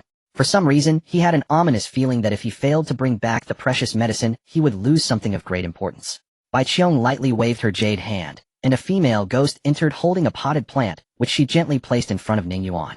It was a stout old willow tree, its trunk charred and cracked, utterly lifeless, yet its branches were lush and green, a symbol of life born from death, and even, "This is the only one I have. It's amusing that in this world only life born from the depths of death can appear so vibrant and enchanting." She continued, "This is my rare treasure. I enjoy staring at those willow branches as it prevents me from forgetting that I once lived during the long years. Although this item is not precious and serves me no purpose, it holds significant meaning in my heart. Little Ning Yuan, what do you plan to offer in exchange with your sister?" Bai Qiong spoke softly, yet her eyes clearly held a hint of amusement. She wanted to see how Ning Yuan would handle the situation. Ning Yuan's expression turned troubled as he stared at the precious medicine, taking a deep breath and saying, "A gentleman does not take away what others cherish. Since it's something dear to you, it must be immensely valuable. However, the person I wish to save is of equal importance to me. I ask you to part with it, and in return I will compensate you with something so that you do not forget the beautiful past." Bai Qiong frowned slightly and said, "What if I don't like it?" Ning Yuan smiled and said, "I will ensure that you will like it. Before I leave Little Fengdu, I will bring it to you." Bai Qiong's beautiful eyes seemed to flash with hesitation and struggle, as if making a firm decision. She finally said, "Then what do you intend to use to exchange with me?" "It wouldn't be the Ghost King's pearl, would it?" Ning Yuan suddenly realized that as the Ghost Lord of Fengdu, Bai Qiong's strength and influence meant that she lacked nothing. She needs nothing at all. He could only smile bitterly and say, "I possess nothing of value myself, nor do I know what you desire. But I assure you, anything I can do, I shall not hesitate to fulfill." Upon hearing this, Bai Qiong could no longer hold back and burst into laughter, her laughter causing flowers to sway. Ning Yuan scratched his head in confusion, not understanding what she found funny. Bai Qiong wiped away the tears of laughter from her eyes and said, "All right, I won't tease you anymore. If you hadn't come to see me, I would have sent someone to see you. I haven't seen a person in 1,000 years, do you know why?" Ning Yuan shook his head in astonishment. He had naturally considered this question, why would the Ghost Lord of Fengdu make an exception to meet him? However, Bai Qiong's thoughts were beyond his comprehension. "I want you to do something for me, something only you can accomplish. I had lost hope, but your appearance has reignited a glimmer of it. I was still contemplating what bait to use to lure you in." She continued, "But you came to me yourself. If you can accomplish this task, then this precious medicine will be yours." Bai Qiong looked at Ning Yuan with a smile completely devoid of the demeanor of a strong individual, more like she was negotiating with him. Although Ning Yuan desired the precious medicine, he did not immediately agree, but instead asked, "What is the task you speak of?" "Only I can accomplish it." Bai Qiong nodded and said, "Go to the deepest part of the abyss and find a person, then deliver a message to him. Just tell him that Bai Qiong asked me to tell him, you bastard, how long do you plan to stay there? Hurry up and come back to me." Ning Yuan frowned deeply and asked, "Why are you so certain that I can reach the deepest part of the abyss? With your strength, if you truly wanted to do something, there should be nothing to stop you in the abyss." Bai Qiong stood up and pushed open the side door, stepping onto the balcony, gazing into the distance. The bustling Fengdu and the hazy abyss lay before her eyes. A gentle breeze stirred her long black hair and white robe, creating a picturesque scene. At this moment her expression became somewhat melancholic. "I cannot leave this ship. Everyone above this little Fengdu cannot disembark until they are turned to ashes. For me, this little Fengdu is my entire world. Everything has its gain and loss. You won't understand this now. I can no longer remember how many times I've come to this abyss. I didn't come here for the Pearl, but to bring him back. However, he has never boarded the ship and does not even wish to see me." She added, "And this time will be the last time." Turning to face Ning Yuan, she said earnestly, "Only you can make him turn back." Ning Yuan's brow furrowed deeper in confusion as he asked, "Why me?" Bai Qiong replied calmly, "The oddities of the abyss are the last traces left in this world by those who died on the battlefield. Do you know why these dangers and oddities do not pose a threat to you, allowing you to roam freely across the abyss?" Ning Yuan was taken aback and slowly shook his head. He knew that in Bai Qiong's eyes he had no secrets. No one knew how formidable the Ghost Lord of Fengdu truly was, or how many years she had lived. She was that enchanting beauty with a radiant smile, as well as the Ghost Lord atop the mountain. Yet being so easily seen through filled Ning Yuan with a profound sense of danger. "Because you carry the blood of Emperor Ning. He once shed his blood and sacrificed himself in this abyss. You have his imperial blood within you. During that era of madness, Emperor Ning was a symbol of hope, which is why in this abyss no oddity will trouble you." She continued, "Yet this imperial blood is both a blessing and a curse. Any child born of Emperor Ning's blood is cursed with 6 pure blood seals from the moment they are born. A path of death awaits them. I once thought the Ning family would sink into obscurity and disappear into the river of history. Yet even without the blessing of imperial blood, the Ning family has continuously produced outstanding heroes for thousands of years, remaining the hardest bone to chew in the great Luo Mountain Sea. But I never expected that there would still be descendants of Emperor Ning alive bearing imperial blood, and they are still young." She said, "Little Ning Yuan, you are quite unfortunate yet lucky. Someone has made significant efforts to pave the way for you. Whether you can endure it depends on yourself."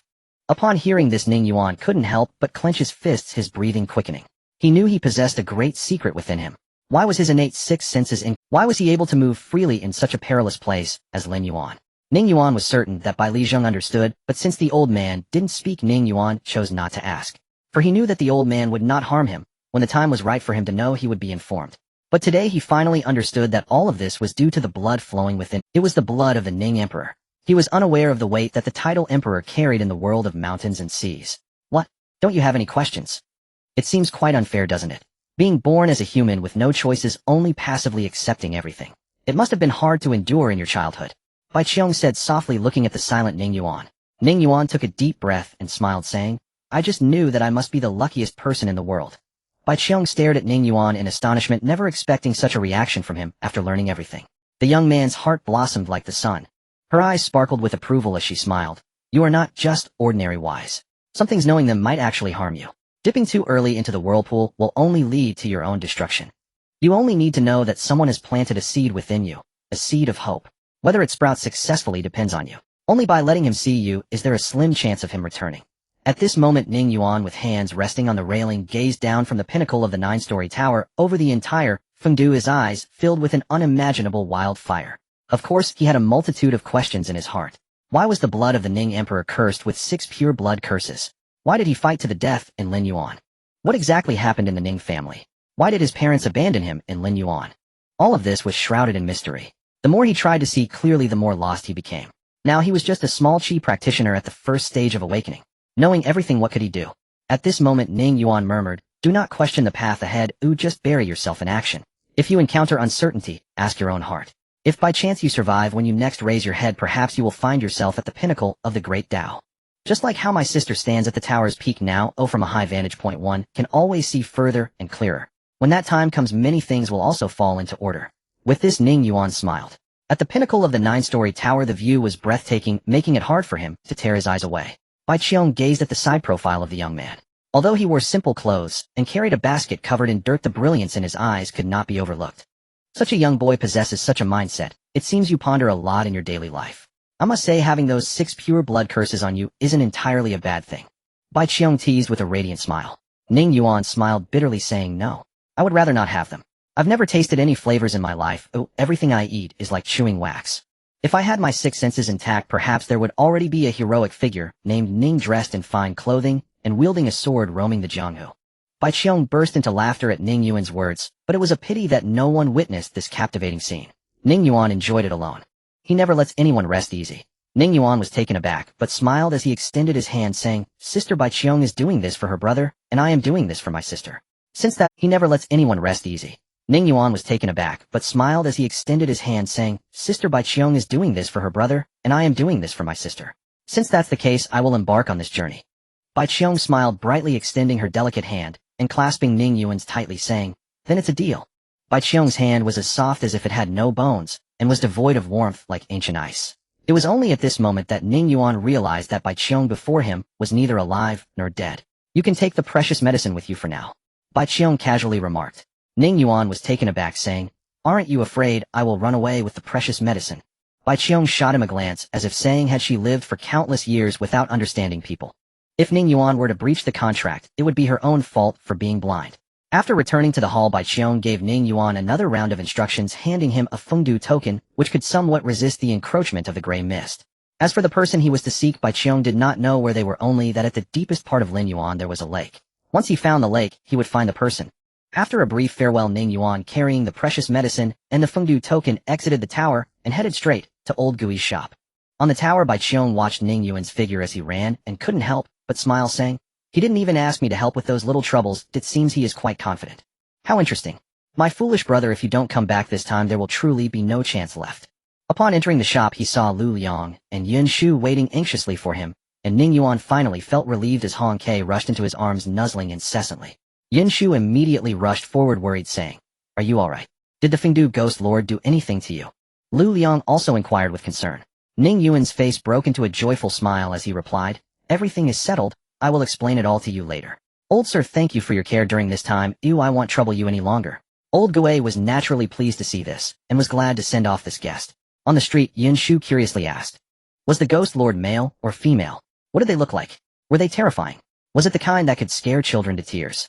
Ning Yuan, feeling helpless, could only recount his experiences, of course, still only what he could share. Yun Shu never expected that the Fengdu Ghost Lord was actually a woman, and she couldn't help but express her amazement. At this moment, Lu Liang leaned in and whispered, Ninggu, things are a bit troublesome. In the past 2 days, many disciples from Lingxiao Palace and Zhenggu have boarded the ship. The 3 families from Mingsangzhou have all arrived. The daylight period is likely to have already begun. In just a few days, a large number of cultivators will enter Lin Yuan, and it will be difficult to disembark then.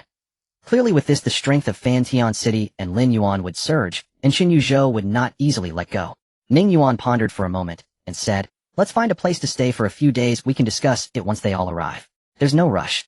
Lu Liang instinctively nodded, saying, Exactly, we can't afford to wait even a day. Let's pack and disembark. If we let them gain the opportunity. Before he finished speaking, Lu Liang paused, thinking he had misheard, and looked at Ninggu in astonishment, saying, What? Ninggu, what did you say? Lu Liang's eyes widened in disbelief, thinking he had misheard. Wait a few more days. By then the cultivators from Fantian City would have already set up a net, and as mere small fish they wouldn't stand a chance. They casually found an inn in Xiafengdu, paid with the pearl, and rented a room. The 3 sat around the table, and Ning Yuan placed the white jade melon seeds from the basket on the table, cracking them open as they began to discuss. Ning Yuan said, The current situation is unfavorable for us. Both Fantian City and Dinghai are quite formidable. To return safely, a fight is inevitable. Fortunately, we still have some leverage, such as the Ghost King Pearl and the longevity pill. Hearing this, Lu Liang's expression darkened as he said, Ninggu, you don't intend to use those to control Dinghai to deal with the cultivators from Fantian City. Otherwise, Ning Yuan wouldn't be delaying time here in Xiafengdu, but would have left the boat immediately. This action clearly showed he was confident and wanted to gather more cultivators from Fantian City for a heavy strike. This plan is not without merit, but Ninggu, you must think clearly. Once those things fall into Dinghai's hands, he will surely turn against us. With his chi refining ability at the 7th realm, we would have no way to survive. This is no different from seeking skin from a tiger, Lu Liang advised. However, Ning Yuan shook his head and said, I know, but at least it temporarily eliminates the threat from Fantian City. After that we only need to deal with Ding Hai. Yin Shu sighed, but the outcome remains unchanged. Just one person is enough to give us a headache. Ning Yuan's eyes flickered slightly as he beckoned the two to come closer, whispering. Lu Liang's expression was quite revealing, but Yin Shu suddenly shouted, "No way, that's too dangerous. What will you do?" The sudden shout made both Ning Yuan and Lu Liang cover their ears. Lu Liang pondered for a moment and said, "Maybe it will really work. Are you sure that person is?" Ning Yuan nodded firmly. "I have a method that can be quite useful. Leave this matter to me, and then." Before Lu Liang could finish, Yin Shu glared angrily and said, "If you say another word, do you believe I will strangle you?" Lu Liang weakly glanced at Ning Yuan, who smiled bitterly and said, "Xiao Shizi, when have I ever lied to you? I do have a way.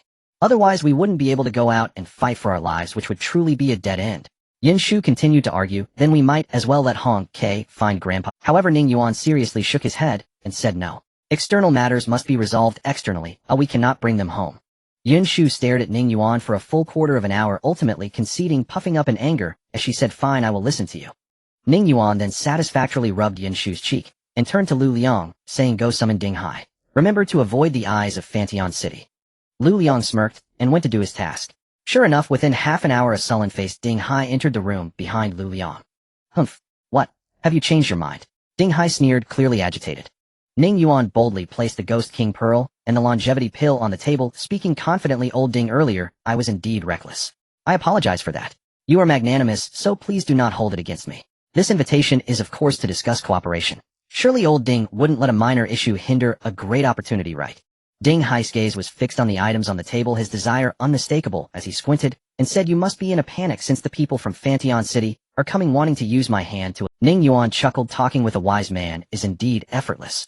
What's your thought, Old Ding? If this matter is settled, the items on the table will belong to you." Ding Hai coldly replied, "First give me the longevity pill, and I will agree. Once the matter is accomplished, then give me the Ghost King Pearl. If I give you one of them, you will have 100 years of lifespan, enough to break through, right?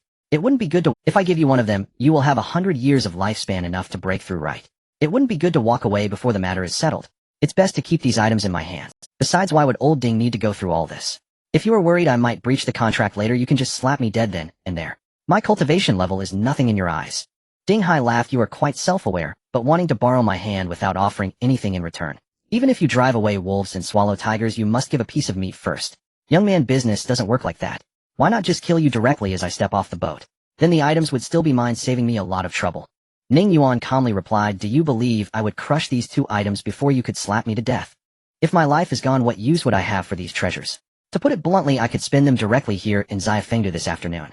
Ning Yuan even conceived the plan to refine all the blood pills in Xiafengdu before leaving, and breaking through to the second realm would undoubtedly be a problem. However, this move is not reliable, not to mention how much time it would take. Simply put, the gap between the realms is not that significant. Just as Ning Yuan and his companions were hiding in Xiafengdu and not venturing out, another scene unfolded above the abyss.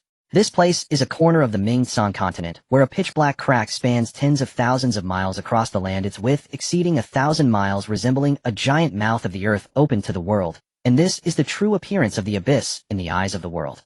Above the abyss, thick black clouds surged endlessly, and even the light of day could not penetrate. No matter how powerful one was, it would be impossible to see through the malevolence of the black clouds. One glance would evoke a feeling of being swallowed alive by the abyss. On both sides of the abyss, ancient forests flourished and mountain ranges towered, yet there were no bird calls or beast roars in the forest. It was eerily silent. At this moment, three colossal beings hovered above the abyss. A treasure ship shimmering with spiritual light soared through the air, its floating array constantly drawing in vast amounts of spiritual energy. It was the void-breaking treasure ship piloted by the cultivators of the Array Valley. And the location of the Fengtian city was a massive gray whale spanning the sky. The whale was an impressive 10 miles long, adorned with numerous pavilions. With each breath it took, violent winds surged from high above. Lingxiao Palace even directly brought a celestial mountain here, its presence not weaker than that of the other two factions. As noon approached, looking up at the sky, one could see a tin-colored sun wheel rising around the divine sun, overhead magnificent and resplendent. At this moment, under the sunlight, the malevolence of the black clouds enveloping the abyss surged as if boiling water. On the forehead of the massive whale, a man in a blue robe stood with his hands behind his back, a cold expression of authority on his face. It was Chun Yuantai, the city lord of Fengtian City, who spoke. "Isn't it time to take action? What are you two still waiting for?" Lingxiao Palace's master Jingming, clad in a robe of thunder, stood atop a mountain and coldly replied, "Take action. With your Fengtian City's ability, you probably don't need us to take action. Surely you can break through that malevolence of the black clouds by yourselves, right? What do you mean by that? Shun Yuantai glared with fierce eyes, an imposing aura radiating from him, a hint of a mountain and sea phenomenon visible behind him, as he angrily replied, what the hell do you mean? Stop with the cryptic remarks and just say what you mean. Jingming, enraged, stood on the mountain peak. Suddenly, with a loud rumble, a thick lightning serpent descended, its brilliance illuminating the sky, coiling around him with immense power. What do I mean? Do you really need me to spell out your Fengtian city's petty affairs? You have already sent people down in advance, right? Acting. And you are still acting. Jingming showed no mercy. What do you think this abyss belongs to your family? The atmosphere was thick with tension as the disciples from each faction craned their necks. At that moment, an elder in a white robe with white brows and beard aboard the void-breaking ship spoke. Enough, let's all calm down. The main matter is urgent. We should send the disciples down first. This person was Li Yuanyao, the leader of the Array Valley. Though his face bore a kind expression, he was secretly mocking in his heart, as all three factions were clear as day about each other's schemes. Who hadn't secretly sent people down in advance?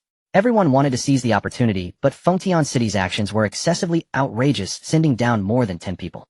After speaking, the three of them stepped into the air. Being leaders of their respective factions, their cultivation was formidable, at least at the 7th realm of the heavenly threshold. Shun Yuantai waved his hand and spiritual energy surged around him. Even the sound of waves crashing could be heard from his dantian, conjuring a towering giant mountain, with a height of 1,000 meters, seemingly materializing from nothing. This was the celestial mountain from his dantian being summoned forth. With one hand, he held the mountain and forcefully pressed down, causing large volumes of air to collapse and smash into the black clouds.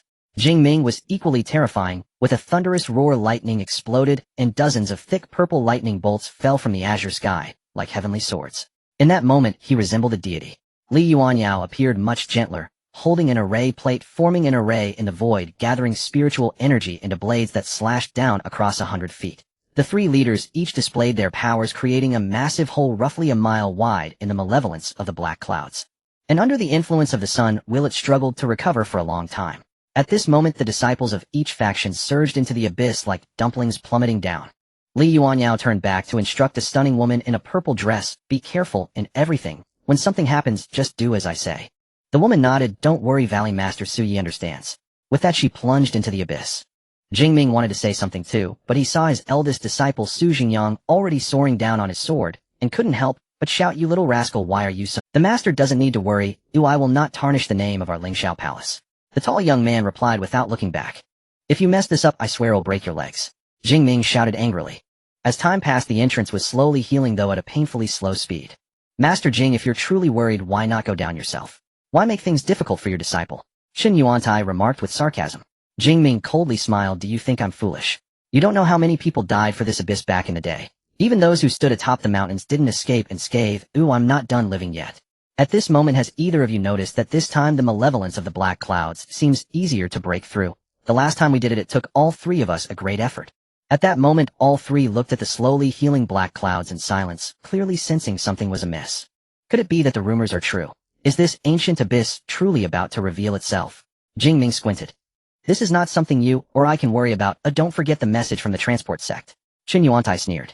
At these words, all three fell into silence. Meanwhile, at the moment the malevolence of the black clouds was broken, Ning Yuan, who was practicing the Zhenbahuang technique in his room, suddenly collapsed to the ground, knocking over the table. This sudden turn of events startled both Lu Liang and Yun Shu. At this moment, Ning Yuan was curled up on the ground, rolling about, his skin blood-red, his muscles twitching, and his face contorted in extreme pain. Lu Liang thought he was possessed and hurried to help, but the moment he touched Ning Yuan, his skin felt as hot as a red-hot iron. Ning Yuan continued to struggle on the ground, wisps of white vapor visibly rising from his body, a sign that the moisture within him was being scorched away. Despite the immense pain, he could not utter a single sound. Curled up like a shrimp on the ground, all that could be heard was the grinding of his teeth. Above his brow, the blood mark slowly appeared, composed of 6 lines, one of which had already faded. Only faint traces remained. Drops of blood flowed down from his brow. Lu Liang's expression grew serious as he said, what blood curse is this so malicious? Yun Shu did not explain. She merely squatted down, placing her delicate hand on his forehead, a surge of cold air emanating from her. A large block of dark ice formed beneath Ning Yuan to cool him down, preventing him from being scorched to death by his own blood. Ning Yuan indeed quieted down, but his brow remained deeply furrowed, instinctively grasping Yun Shu's hand. The burning heat made her hand turn red and hiss painfully, yet she did not pull away her gaze towards Ning Yuan, filled with tenderness. Finally, the heavenly light that fell into the abyss gradually disappeared, and the black clouds of malice merged once more. Ning Yuan's eyes slowly regained their luster, yet his complexion was terrifyingly pale. In a hoarse voice he said, Did the black clouds of malice above the abyss just break open again? Yin Shu quickly hid her hand behind her back, not wanting Ning Yuan to see, and said, It seems someone above the abyss has made a move. What about you? Are you alright? You scared me to death just now.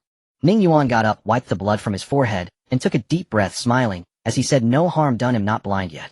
He took out the 4 small objects hanging around his neck to inspect them. The glass bead wooden figure and jade bone all had cracks, while the green scales were somewhat better, though they lacked luster.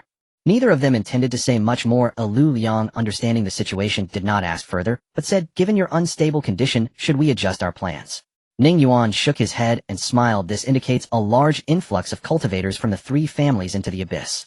If we wait another 2 days, we can set off. As he spoke, Ning Yuan opened the window, staring blankly at the dark sky ahead. A gentle breeze brushed by, bringing him a hint of coolness. No one knew what Ning Yuan was truly thinking at this moment. Meanwhile, Chen Yuzhou had already led his people to secretly disembark and meet up with others from his clan, leaving only Chen Yu to observe Ning Yuan and his companions' movements. 2 days later, Ning Yuan and his group packed their belongings, not avoiding anyone, and boldly descended into the small Fengdu. They hurried back in the direction they came from, passing through a vast stone forest when a water blade gleamed with cold light, emitting a piercing shriek, slicing towards Ning Yuan's face at high speed.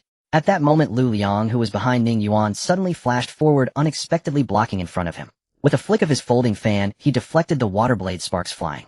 He stomped 1 foot down, causing a thick stone spike to burst forth from the ground, fiercely stabbing in the direction of the incoming water blade. With a thunderous crash, the stone spike smashed into the stone pillar, causing it to collapse. Amidst the smoke and dust, Chen Yuzhou landed steadily, squinting, as he said, You have some skills, but it's still not enough. I warned you that it would be best not to disembowel. He waved his hand, and over 30 auras emerged from various directions, all dressed in blue robes. This time over 100 people had come down from Fantion City, some heading towards the White Jade Square to collect pearls, while the rest had all been summoned by him. Most of them were cultivators of the 3rd realm of the Sea of Transformation, and there were even some from the 4th realm of the Tao Palace. The hawk seizing the rabbit was using all its might. Clearly he had no intention of giving Ning Yuan even the slightest chance of survival. The 3 of them were heavily surrounded, making escape impossible. Ning Yuan unsheathed his sword, and coldly said, You are so confident you can take down the 3 of us. Chen Yuzhou sneered, Even now you remain so arrogant. Do you really think I don't know what you rely on? Elder Ding, come out. From behind a stone pillar, Ding Hai stepped out slowly, his face cold, as he gazed at Ning Yuan, and walked to Chen Yuzhou's side. Kid, long time no see. Ning Yuan's face suddenly turned pale, unable to utter a word in anger, while Yin Shu scolded him angrily, You treacherous old fool. Did you just turn around and sell us out? Lu Liang's mouth twitched, looking at the 2 with a face full of speechlessness, as if it were all a real act. He acted too well. If he weren't aware of the situation, he might have believed it himself. But he also cooperated, saying, If you want us dead, you won't have it easy either. Chen Yuzhou coldly said, Attack. In an instant, over 30 cultivators from Fantion City came charging in, one after another, the thick water vapor instantly filling the entire stone forest. Streams of magical flying swords whistled toward them. Lu Liang shouted loudly, stamping 1 foot down, and a massive earthen wall rose up to block the incoming spells, but in the blink of an eye it was already covered in cracks. Just as the earthen wall was about to be broken, Lu Liang's wrist flashed with spiritual light, and 9 green jade swords appeared around him, exuding astonishing sword energy. With a single point of his hand, the 9 flying swords swirled and reduced the earthen wall to rubble. The sword speed was incredibly fast, suddenly plunging into the crowd. No matter the protective spiritual barrier or the spiritual armor and shields, they were all sliced in half, as if cutting through vegetables, accompanied by screams and a rain of blood.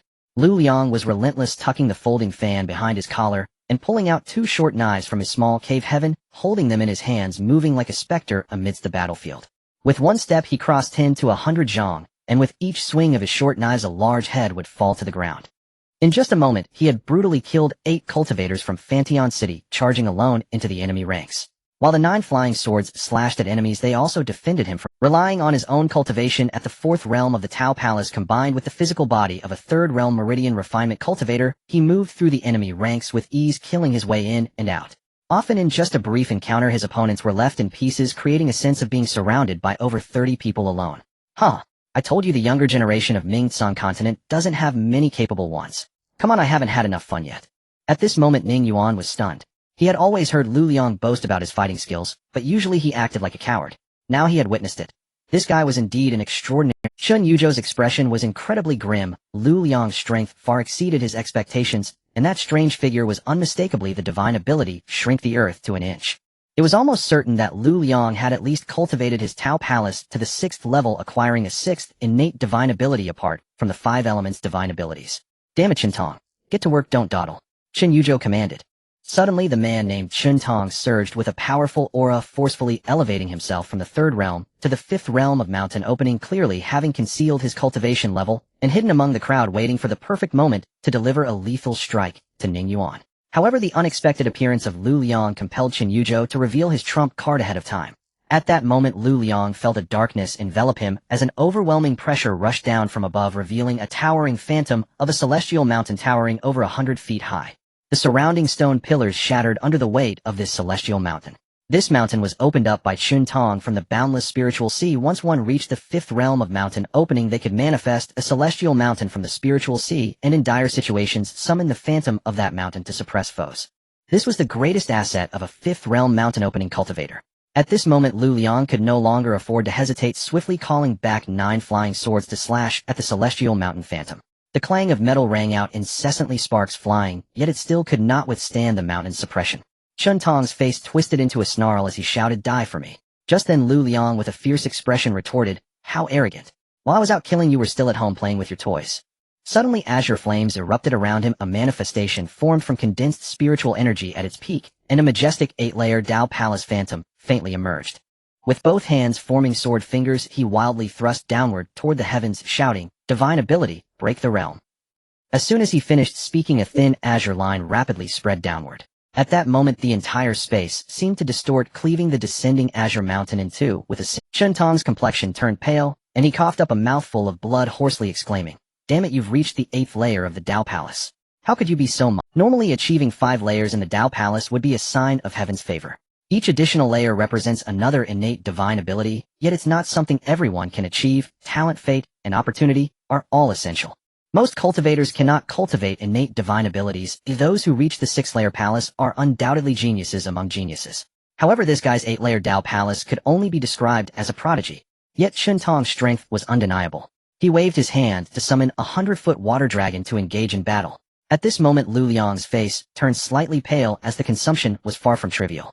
Although Lu Liang faced Qintong with a slight advantage, he was still embroiled in a bitter struggle. "Ning Gear, we can't let that guy take all the glory. Oh, we must join in." Yun Shu eagerly urged him on. Ning Yuan's eyes flashed with cold light as he replied, "As always, I'll strike, and you take the kills." With that, Ning Yuan charged forward, infusing the essence of the 8 Desolation Fist into his sword technique. Just as Chun Hung had said, the fist technique was formless, yet could transform in myriad ways. Although he wielded a sword at its core, Ning Yuan was still striking with fists. Ning Yuan dashed forward like a bolt of lightning, swinging his iron sword to create afterimages. Expecting a fierce battle against the oncoming flying swords, he instinctively slashed with the iron sword. However, it was as easy as slicing through tofu. The 2 spirit swords were cut in half, without Ning Yuan feeling any resistance. The edge of the sword was truly breathtaking. Staring in astonishment at the iron sword in his hands, Ning Yuan couldn't help but feel a surge of excitement. Gripping the sword with both hands, he charged in, slashing wildly. No matter the spells or fireballs, he split them in 2. The iron sword forged a path forward, and with a mighty blow he unleashed a force equivalent to 7 or 8,000 pounds, enough to shatter bones and sever tendons. Yin Shu stood on a basket radiating coldness, ready to strike with ice spikes. He treated the cultivators from Fantian City as mere fodder, and within less than 10 minutes Ning Yuan was stained with blood. After all, there were too many opponents, and 2 fists could not defeat 4 hands. The cultivators' abilities were particularly troublesome. This was under the circumstance that Lu Liang bore most of the pressure. At this moment, although Lu Liang was bleeding profusely, he was spirited and had even abandoned defense, focusing all his efforts on attacking Qintong. He intended to use his 4-layer Tao Palace cultivation to forcefully kill Qintong. Chen Yuzhou's expression turned cold. The strength of the 3 was beyond his expectations. Yet even so, the situation still seemed overwhelmingly in his favor. As long as he could capture Ning Yuan, it didn't matter if everyone present died. For that treasure, it was worth it. However, he also didn't want the cultivators from Fantian City to suffer too many casualties, otherwise it would be difficult to contend with the other 2 families later. "Elder Ding, we've seen enough of the show. It's time to take action, right?" Chen Yuzhou urged. Just at that moment, Ning Yuan was violently blasted away by a bolt of lightning, crashing into a stone pillar that cracked and collapsed. He coughed up blood twice and looked at the man in front of him, Chun Yu, with a slight smile on his lips, saying, "Elder, it's time for you to take action, otherwise I can't guarantee that those 2 treasures will remain safe in my hands." Chen Yu was momentarily stunned, thinking that Ning Yuan had been dazed by the attack. However, Chen Yuzhou, who was watching from the sidelines, felt a sudden chill in his heart and was about to turn around when he heard the sound of wind slicing through the air. He quickly shouted, "Elderly, save me." Yet Ding Hai was far too close. He struck down hard on Chen Yuzhou's back. The dragon pendant at his waist shattered violently, dissipating most of the force, but his body was still sent flying like a cannonball. He crashed into the ground, creating a massive pit several dozen feet wide, blood pouring from his mouth, as if it were free-flowing. He glared fiercely at Ding Hai, growling, "You old bastard dared to set me up. Elderly, kill him for me." Just before Ding Hai could act, a blue shadow darted out from behind a stone pillar, drawing its sword and slashing. The aquamarine sword light streaked across, shrieking toward Ding Hai in an instant. Ding Hai sneered. "A mere 7-realm Tianke cultivator dares to challenge me. Who gave you the courage?" Suddenly he turned around, his blood and chi surging violently, rising into the air like smoke. He bore no resemblance to a fading old man. The roiling smoke around him rapidly transformed into a golden body, standing 300 feet tall. The gigantic Dharma form, as tall as a mountain, raised both hands high and smashed down like a giant ape, obliterating the incoming sword light. In an instant the earth trembled, and the surrounding stone forest was nearly flattened.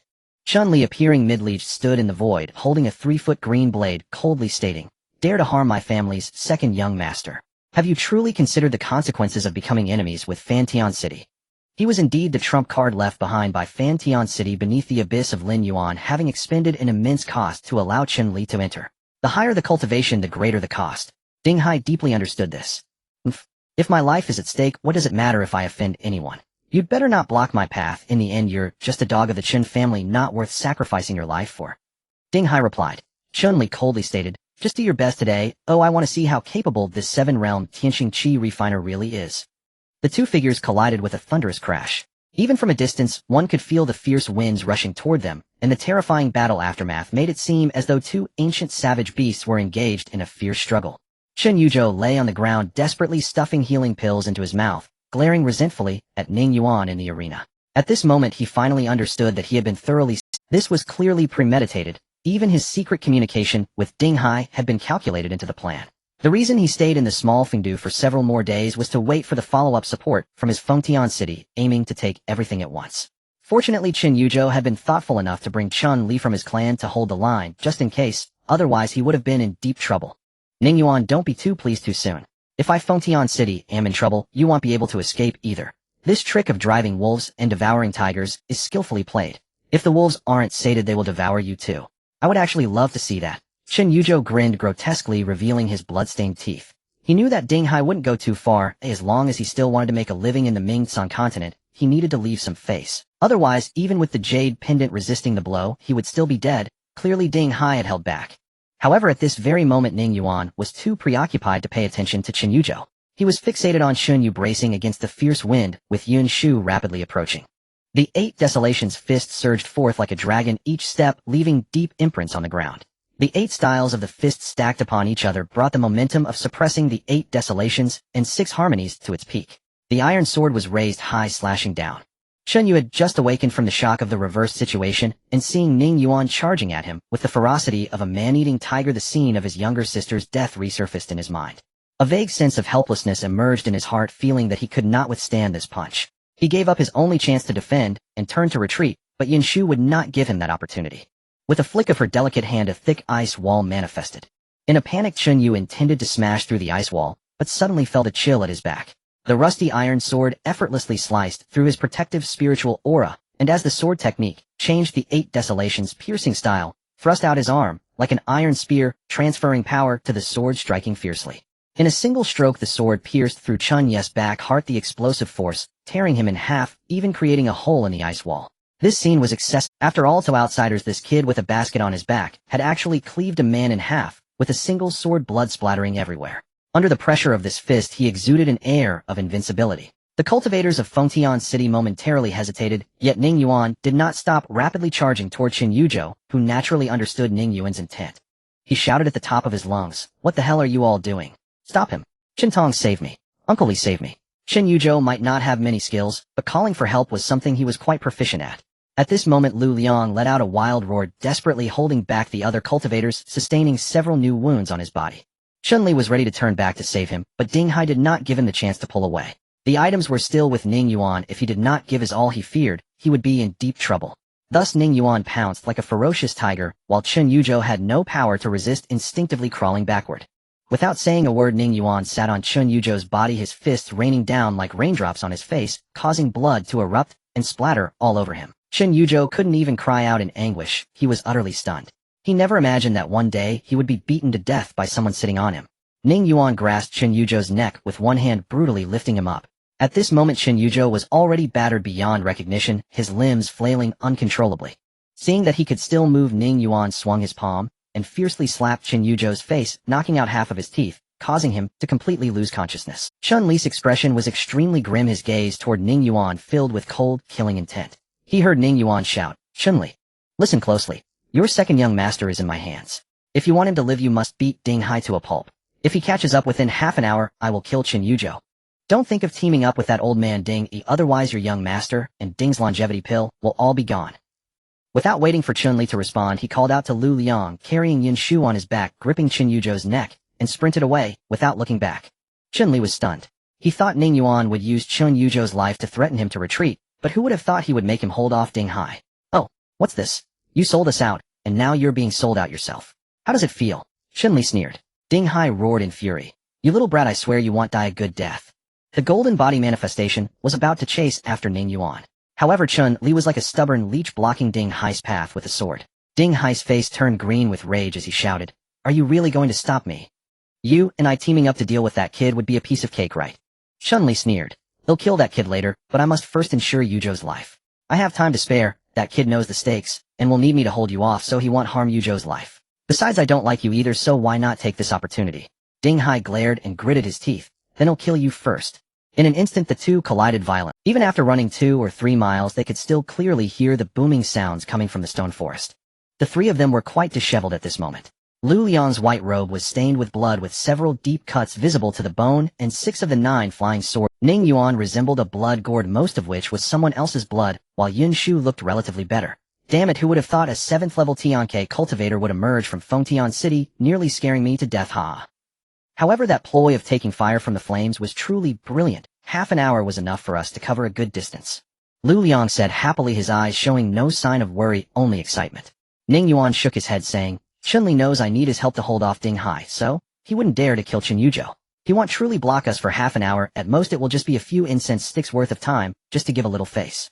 Yin Shu said anxiously, "Then what should we do? That old man Ding is too powerful. Once the golden body manifestation appears, we won't be able to withstand it." Ning Yuan lowered his head and hurried on, saying, "Let's stick to the plan." After running for over 20 miles, Ning Yuan found a relatively intact ancient building complex, and knocked Chun Yuzhou unconscious, casually tossing him inside. Lu Liang asked in confusion, "Aren't we taking him with us? This is our bargaining chip." Ning Yuan shook his head, saying, "No, if we take him we won't be able to run fast. It won't be good to pressure Chun Li too much. Leaving him here means that if Chun Li wants to save him, it will take him some effort to break the formation, and he won't immediately come looking for trouble with us."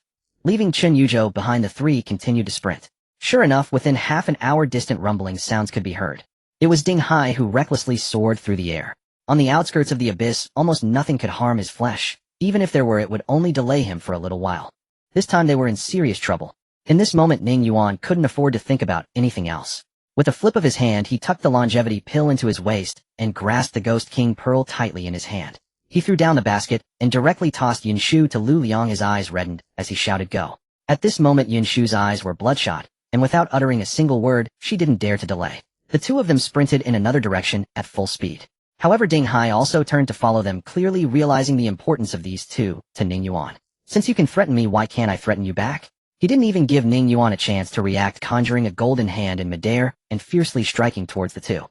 At that moment, with reddened eyes, Ning Yuan did not dodge or avoid. One hand grasped the Ghost King pearl, while the other pressed down on the longevity pill, roaring, "Old man, Ding, try touching them." The more Ning Yuan acted like this, the less Ding Hai would let go, grinning sinisterly. "If you dare to squeeze it, they will definitely die." A trace of malice flashed in Ning Yuan's eyes. Suddenly, with a pop, the Ghost King pill was crushed in his grip, turning into a cloud of gray mist and dissipating. Ding Hai's eyes turned red in an instant as 100 years of lifespan was swiftly drained away. Yet he did not relent. He was determined to capture the two and refused to be controlled. He knew that Ning Yuan wouldn't dare to crush the longevity pill again, otherwise all three would meet their end here. However, the young man's resolution made him uneasy, and the reason he chose to act was that he was also taking a gamble. Those at the 7th level of the Qi refining stage, facing the end of their lifespan, are utterly insane. At this moment Ning Yuan could only watch helplessly as the golden hand descended, filled with a profound sense of powerlessness.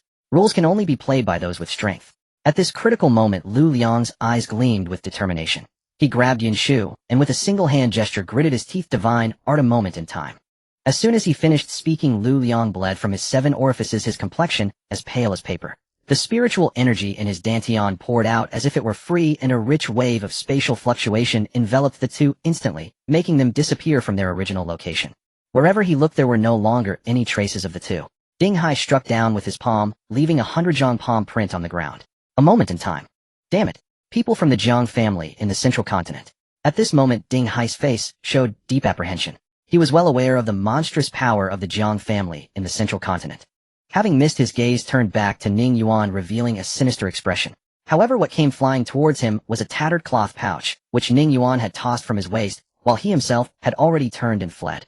Kid, this time you're dead for sure. Ding Hai sneered just as he was about to chase after him, when he saw the pouch explode, instantly enveloping the sky in a thick black-brown ash that swallowed. Ding Hai frowned deeply, unleashing his protective aura to clear it away. However, the ash disregarded his aura, sticking to him instead. What the hell is this? Just as the ash touched his skin, it rapidly transformed into countless sparks, which then exploded violently, triggering a chain reaction. A series of deafening booms resounded, mixed with Ding Hai's furious shouts, and boundless flames illuminated the sky, creating a massive fireball in midair. Ding Hai, charred all over, emerged from the flames, filled with rage. He stepped out with incredible speed, closing the distance he had just opened in an instant, and smashed a fist fiercely towards Ning Yuan's back. A furious punch from a 7th-level Qi refining practitioner possessed enough power to shatter mountains and destroy cities. At this moment Ning Yuan gritted his teeth tightly, his heart nearly leaping out of his throat. He managed to turn just in time, only to hear a muffled bang as a small bottle strapped to his chest was shattered. Ning Yuan's body was propelled like a cannonball.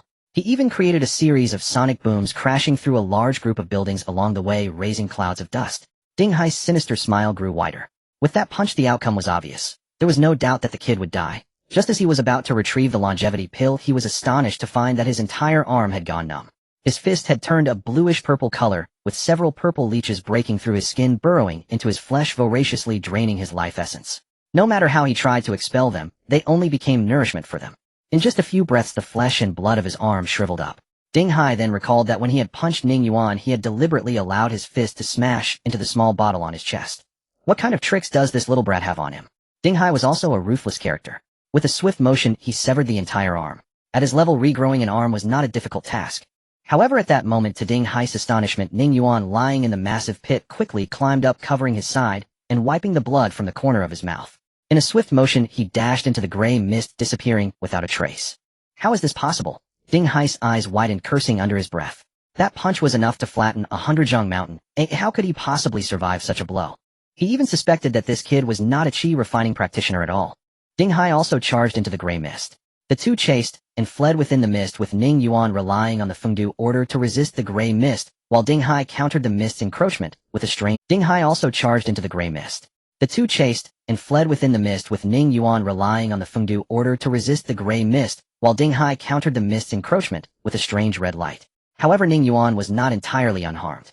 3 of his ribs were broken, and if it weren't for the armor protecting him, he would have been dead long ago. This time Ning Yuan was fully armed. He brought along all the treasures he could use, constantly calculating his escape route. Although Ning Yuan was unfamiliar with the terrain in the gray mist, he could easily judge where the dangers lay. Thus Ning Yuan fled towards wherever he sensed danger. Along the way Ding Hai suffered greatly, having punched Ning Yuan 5 times, and kicked him once. Yet this kid was only coughing blood, showing no sign of slowing down. After being punched away, he got back up and continued to run, preferring to take hits while trying to hurl the contents of the small bottle at Ding Hai. After chasing and fleeing like this for a while, they found themselves in an extremely perilous position, and Ding Hai was on the verge of going mad. He was now in tatters, with 3 deep gashes on his chest exposing bone. His complexion was greenish, clearly poisoned, and he had lost an arm. More alarmingly, his left calf was rotting down to just the bones. He had dozens of injuries all over his body, half caused by Ning Yuan's small bottle, and the other half from the peculiarities of the perilous terrain. At this moment the two were in the depths of the perilous terrain, where even Ding Hai had to tread carefully, but Ning Yuan was running freely as the dangers here posed no threat to him. Ding Hai, filled with rage, shouted to the heavens, "I Ding Hai swear to kill you." Ding Hai shook his heavy head, his complexion growing increasingly ashen. With his lifespan already dwindling, a wave of weakness surged over him like a tide after a series of trials. Watching Ning Yuan bravely advance into the depths of the abyss without fear of death, he wondered, what is wrong with this kid? Why is the strange aura of the abyss ineffective against him? With no choice but to halt, he decided to rest. Deep in the abyss, Ding Hai dared not act recklessly, otherwise, without the longevity elixir, he might pay with his own life. The sinister energy here was thick, constantly eroding his body. Even his vitality could not resist. At this moment, Ning Yuan struggled to move each step, leaving a clear blood footprint on the ground. His consciousness was hazy, and his body grew increasingly cold. Huff! The chi refiners of the 7th realm are truly remarkable. They can survive such conditions. I wonder when I will be that powerful. Ning Yuan murmured, eyes filled with longing. He licked his parched lips and coughed violently, the taste of blood spreading in his mouth. Looking back, he vaguely saw Ding Hai had stopped. Ning Yuan also paused and called back, "Old Ding, why aren't you chasing me?" Old age means one's stamina is lacking. Ding Hai, originally sitting cross-legged in meditation, suddenly opened his eyes, gritting his teeth, and said, "You brat must be tired of living. If you have the ability, just stand there. I will send you on your way." After saying this, he stood up and started chasing after Ning Yuan, who also got up and ran. After several rounds, each time Ding Hai tried to quietly recover, Ning Yuan would provoke him with words. After a while, Ding Hai ignored him, but Ning Yuan continued to throw stones at him, refusing to let him rest. In this deep abyss, Ding Hai had lost his former grandeur. The two chased and fled, reminiscent of children fighting. As they pressed on day and night, they encountered all kinds of bizarre things along the way. The fallen stars on the ground still emitted a faint glow, a half-destroyed warship lay abandoned, and flags atop dragon heads continued to flutter. Yet Ning Yuan had no mind to linger. The gray mist thickened, and he limped forward, using his iron sword as a crutch. Despite having treasures to defend himself, his body was already battered, and it was a miracle he had held on this long. His only thought was to return and see everyone again. He could not die here in vain.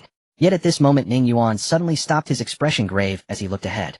What lay before him was a vast expanse of blood-red earth with ravines and jagged rocks everywhere. Countless rusted weapons were thrust into the ground, all devoid of spirit. Yet despite the wind and rain, the ravages of time, they stood firm, forming a forest of weapons that stretched as far as the eye could see. Standing there, he felt as if he could hear the stirring sounds of battle war drums beating and the clash of metal resonating through the air. He felt a jolt of electricity shoot up his spine to the top of his head, giving him goosebumps. Seeing Ning Yuan hesitate, Ding Hai's eyes lit up with joy, and in an instant he unleashed all the power within him toward Ning Yuan. At this moment, Ning Yuan had no choice but to steel himself, deeply bowing before the beings before him, saying, "Seniors, I apologize."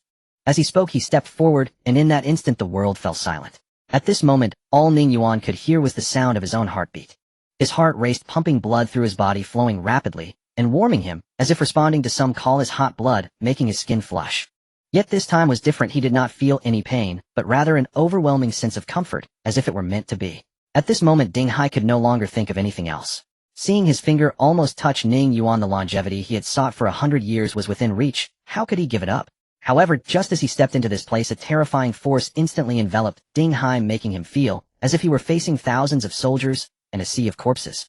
This force nearly suffocated him, his eyes filled with terror, instinctively trying to retreat, but it was too late. He saw the countless immortal weapons embedded in the ground emit piercing hums, trembling incessantly. A long rusty knife, almost rotting, burst forth with an astonishing intent, pressing down with enough force to split mountains, cleave rivers, and shatter stars. In an instant, a blinding white light illuminated the world. The blade's light swept across the sky like fresh snow tearing through space, mercilessly, its sharpness aimed straight at Ding Hai. Ding Hai's eyes widened in horror as he shouted, "Golden armor technique." His 300s hang golden body condensed into armor that covered him, but it was cut through like tofu, sending him flying over 1,000 zhang, crashing into 3 stone mountains before finally coming to a halt. At this moment, Ding Hai's shoulder was sliced open by the blade's light, blood gushing forth, leaving him with half a life. In terror, he gazed at the forest of blades. Ding Hai exclaimed in fear, "Did I just regain a life? If I had been told before that an emperor perished here, I would not have believed it. But now I believe." A mere rusted knife nearly took his life. How many immortal weapons were embedded in the ground? If each one were like this, Ding Hai couldn't bear to think further. He could only reluctantly watch as Ning Yuan ventured deeper, completely engulfed by the gray mist, gritting his teeth, and saying, "Since I cannot enter, I will wait for you to come out. Then we will see where you run. I don't believe you can stay in there for a lifetime." At this moment, Ning Yuan moved through the forest of immortal weapons, surrounded by an endless clamor of battle cries that seemed to come from both beside him and a distant past. What kind of place is this? Ning Yuan's breath grew heavier, his consciousness becoming increasingly hazy from the boiling blood buzzing in his ears as he stared at the immortal weapons beside him, making stiff strides. The gray mist thickened, and in a daze Ning Yuan felt as if he were no longer in the abyss, but had stepped onto a battlefield filled with smoke and corpses. This feeling was too real, so real that he could smell the scent of blood and feel the warm wind brushing against his face. Looking up, he saw gods and demons filling the sky, their overwhelming pressure crashing down like waves. Their gazes were so cold, filled with disdain and mockery, looking down from above. Looking down, he saw countless deities in silver armor wielding immortal weapons, roaring and laughing as they charged towards the heavens. This was the end of their lives, yet their eyes held no sorrow, but rather a fierce determination. As war drums beat and flags flew across the sky, not a single person retreated, roaring forth the brightest brilliance of their lives. What an epic battle this must have been, where the sun and moon faded and the stars rolled back, even the world beneath his feet began to shatter. Ning Yuan knew that at this moment, he was traversing time, witnessing all this as a later arrival from an ancient past. The surging murderous intent coupled with the roar echoing in his ears caused Ning Yuan's blood to boil, even more a fiery sensation, as if his body were about to. Looking up, a bright moon came crashing down, its cold light freezing the expanse. There stood a man clad in armor, brandishing a sword, who gulped down a mouthful of strong liquor, radiating an unparalleled brilliance that burned everything around him. His eyes were filled with fervor and madness. With his sword in hand, he leaped into the fray, laughing loudly. I laugh under the heavens with my sword drawn. Oh, when the full moon descends it must wane. With fine wine in hand, who needs a beauty? No regrets, no regrets. Haha, I'll be back soon. The blade's light was sharp, stunning time itself. The round moon that fell to the earth was cleaved in two, its icy light shattered into countless fragments, raining down, yet the man never returned, leaving behind only a long sword, its edge curled, embedded in the bluestone. One could faintly see a rugged man with eyes like copper bells, bare-chested, charging into the midst of countless demons, incredibly fierce, crushing countless foes, not a single god or Buddha able to withstand his punch. Covered in blood, he shouted, my fists are in the sky, who dares to take a punch from me? Come on, if you're not afraid of dying, come at me. I'll smash your dog head. Yet in the end he was struck and sent flying, crashing into the earth, never to rise again. One could also see a scholar in a white robe abandoning his golden brush and jade booklet, taking up a 3-foot azure blade, swinging it forth, unleashing righteous energy that splashed across thousands of miles, slaying countless enemies, inscribing a landscape of ink and mountains with blood in the heavens and earth. In battle, a scholar is of little use. When it comes to chopping, he cannot compare to that sword madman, but he's still not bad. Old friend, it's a huge loss that you didn't come this time. If there is a next life, I will still practice swordsmanship and give up reading. Ultimately, he met a tragic end, being cut down in half. Ning Yuan also saw a couple clad in golden armor, the man fighting with a spear, the woman wielding a sword, hoisting a battle flag that boldly bore the character white in iron strokes, charging across the battlefield. Couples are supposed to enjoy sweet words beneath the moonlight, yet they forged an indelible victory song with their blood upon the battlefield. In the end, the battle flag fell, and the woman took a sword for the man, her fragrance extinguished as he howled at the sky, cradling her lifeless body, a scene of immense sorrow. With blood and tears on his face, he bound his beloved's corpse to himself with the battle flag, never to part in life. How could he abandon her in death? In the end, he charged forth, killing, wildly swallowed by the multitude of demons. On the battlefield, countless heart-wrenching scenes unfolded. How many stories ended? Yet Ning Yuan could not feel their tragic fear, but rather a sense of grandeur. At some unknown time, tears streamed down Ning Yuan's face, and he vaguely saw a man in a green robe stepping towards the heavens without a hint of nostalgia. In an instant, the man turned back to glance at Ning Yuan, as if transcending time and space, locking eyes with him across the ages. This gaze spanned the years, and Ning Yuan did not know who this person was, but he understood that this look was directed at him. Ning Yuan could not see the man's face clearly, but he caught a glimpse of a smile at the corner of his mouth, filled with anticipation for the future. In that moment, his consciousness gradually awakened, the heat within his body swiftly converging towards his brow as 6 pure blood seals manifested. One stroke faded. At that moment, Ning Yuan was astonished to discover that the celestial weapons scattered across the mountains were softly chanting, ultimately converging into a stream that forcefully struck his brow. Only 5 strokes remained of the 6 pure blood seals, with 1 stroke fading, leaving 4. In this moment, Ning Yuan felt the world before him suddenly become clear. Even in the dark night, his pitch-black eyes still shone with spiritual light. The world came alive at this instant, and Ning Yuan could hardly believe it as he rubbed his eyes, pulling down the glazed orb, yet he could still see, having not lost his sight. No one could comprehend the emotion he felt at that moment as he rubbed his eyes. His hands trembled uncontrollably. Looking at the celestial weapons embedded in the ground across the mountains, Ning Yuan bowed deeply. Junior Ning Yuan, thank you all for your assistance. A chorus of soft chants responded, seemingly acknowledging Ning Yuan's gratitude. At this moment, Ning Yuan was unsure of the feeling in his heart, having regained his vision. He knew that what he had just seen was a scene that had truly occurred countless ages ago, recalling how magnificent and boundless it once was, filled with fervor. Yet now only the swords and blades embedded in the ground remained a scene of desolation with no one to remember, serving only as proof that they had fought and been here. The so-called endless dream spans thousands of autumns. Nothing withstands the washing of time, and now it seems like a dream. Ning Yuan even saw several familiar figures on the battlefield, yet he could not confirm if the one who looked back at him was perhaps the Ning Emperor mentioned by Baiqiu. Taking a deep breath, he suppressed all doubts within him, exclaiming in astonishment, "When did I walk this far?" He did not even know how much time had passed, the air carrying a hint of dampness. Ning Yuan's eyes brightened as he recalled the lake Baiqiu had spoken of. Indeed, after running forward for 2 or 3 miles amidst the ancient battlefield filled with swords and blades, a large lake suddenly appeared, its waters dark green, shrouded in thick mist. Ning Yuan frowned, scanning the surroundings, but finding not a trace of a person. Scratching his head, didn't Sister Baiqiu say that finding the lake means finding people? Finally his gaze fell upon a faintly visible island in the center of the lake, where a hint of verdant light seemed to be emanating. Reaching out to touch the lake water, it was cold to the bone. Ning Yuan's eyes showed some reluctance, but after a moment's hesitation, he entered the lake, swimming towards the island. His wounds reopened from the vigorous movement, the metallic taste of blood spreading on his tongue, the quiet space filled only with the sound of Ning Yuan's strokes. Struggling onto the island, Ning Yuan's lips turned blue from the cold. With no time to search for anyone, he had no choice but to pop a blood pill into his mouth, activating his blood energy to heal his wounds. It took a long while for his body to warm up, yet his injuries still showed no signs of improvement. The island was not large, and he soon spotted the end. Ning Yuan was taken aback to see amidst the thick gray mist a lush green bamboo, quietly growing its stalk tall and straight, the leaves tender green adorned with sparkling dewdrops. This green bamboo was so enchanting that one could hardly take their eyes off it, exuding a vibrant spirit blooming at the heart of the lake. At this moment Ning Yuan also noticed that beneath the bamboo there sat a figure. Rather than a person, it resembled a tattered battle robe. Yet the robe was empty, a hollow space, but Ning Yuan could distinctly feel the gaze emanating from the battle robe. He couldn't help but exclaim in astonishment, "Is this the person Sister Baiqiu wanted me to find?" Even Ning Yuan, with his big heart, felt somewhat uneasy under the gaze of the empty battle robe. The battle armor was engraved with dragon patterns, the dark golden surface covered in scars from blades and axes, with a red tassel fluttering from the helmet, and a tattered cloak behind stained with a color reminiscent of blood swaying in the wind.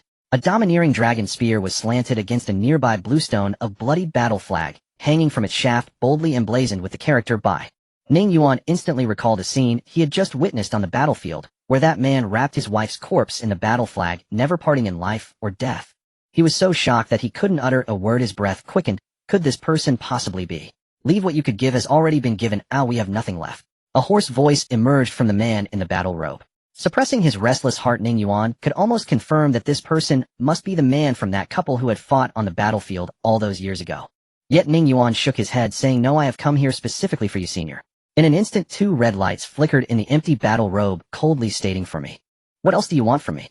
Knowing you will surely lose, do you still want to gamble once more? Look back at those blades and swords. Is this not enough?" The pressure surged, and with his already injured body, he could not withstand such an impact. Instantly his insides churned violently, and his legs sank into the ground up to his knees. His body emitted a mournful cry under the unbearable burden, bones cracking and tendons tearing, yet a stubborn light glimmered in Ning Yuan's eyes as he bit his lower lip and said, "Sister Baiqiu told me to tell you, you bastard, how much longer do you intend to stay? Hurry back to me." After speaking, a mouthful of fresh blood surged forth, and as darkness enveloped him, Ning Yuan, already heavily injured, could no longer hold on and collapsed to the ground, fainting. The battle robe ghost's momentum stilled, then it deflated like a balloon, staring blankly. "Sister, do you still not intend to let go? My heart is already dead. Why do you let him come to see me? Do you not know that this meeting will rekindle the ashes?" He stared intently at the iron sword in Ning Yuan's hand, hoarsely asking, "Madman, what do you intend to do?" At that moment a bamboo swayed gently, and a bamboo branch reached out above Ning Yuan's head, the bamboo leaves rustling, a crystal droplet falling at his lips. "Schwer." The battle robe ghost stared blankly at the green bamboo, the blood-red glow fluctuating wildly, revealing just how turbulent his heart was. Like parched earth meeting sweet dew, a gust of green wind swept towards Ning Yuan's battered body, and in just a few breaths he recovered, as if he had never been injured. The remaining energy transformed into boundless vitality, refining his body over and over again until it reached its zenith, with the rest being refined into the innate great dragon, growing robustly in just a short time. Yet the energy within did not dissipate, forcing the innate great dragon to roar towards the heavens, crashing around within Ning Yuan's body, and with a crack it seemed to break through some bottleneck. A passage within Ning Yuan's acupoint was opened, containing the essence of heaven and earth, and the innate great dragon surged within, swimming freely. Above the dragon's brow a faint blue bamboo leaf mark appeared. He had unwittingly broken through to the second level of chi refining, washing away impurities as filth seeped from his pores, creating a foul odor. Looking at Ning Yuan's gradually relaxing brows, the green bamboo swayed, as if smiling. Ning Yuan slowly awakened, feeling refreshed, and in the next moment, as if remembering something, he sprang up with alarm, staring defensively at the battle-robed ghost. But upon moving, he realized something was amiss. Not only was his body light and his injuries healed, but he had bizarrely broken through to the second level of chi refining. With a single hand, he grasped the air, producing a thunderous sound. At least 30,000 pounds of immense strength was at his disposal. Is there such good fortune in the world? I'm sorry. It was my fault. The battle-robed ghost was saying. Ning Yuan joyfully exclaimed, "Thank you, senior. You are truly too kind, not only healing my injuries, but also helping me break through. However, next time please let me know in advance, so I can be psychologically prepared. I was so scared just now I thought I was going to die here." Feeling the surging power within his body, Ning Yuan was genuinely delighted. Now, with a single arm, he could wield 30,000 pounds of strength, far surpassing the goal set by Chun Hong. The battle-robe ghost was at a loss for words. Indeed, it was due to his inability to control his emotions earlier. Furthermore, it was not him who saved her, but the green bamboo. Yet he did not wish to explain anything to Ning Yuan. "Sister Bai Qiong asked me to tell you." The battle-robe ghost raised a hand, shaking his head. "Go back, and tell Bai Qiong that I will not leave, nor can I let her go back. Do not come here again, you should not be here." Ning Yuan frowned deeply, but had no reason to stay. However, he still stubbornly said, "Sister Bai Qiong cares about you. Every time she mentions you, her eyes shine.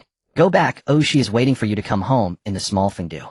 The battle-robe ghost only listened quietly. The red glow gradually fading, and the small island in the lake returned to silence, with only the green bamboo swaying, as if bidding farewell.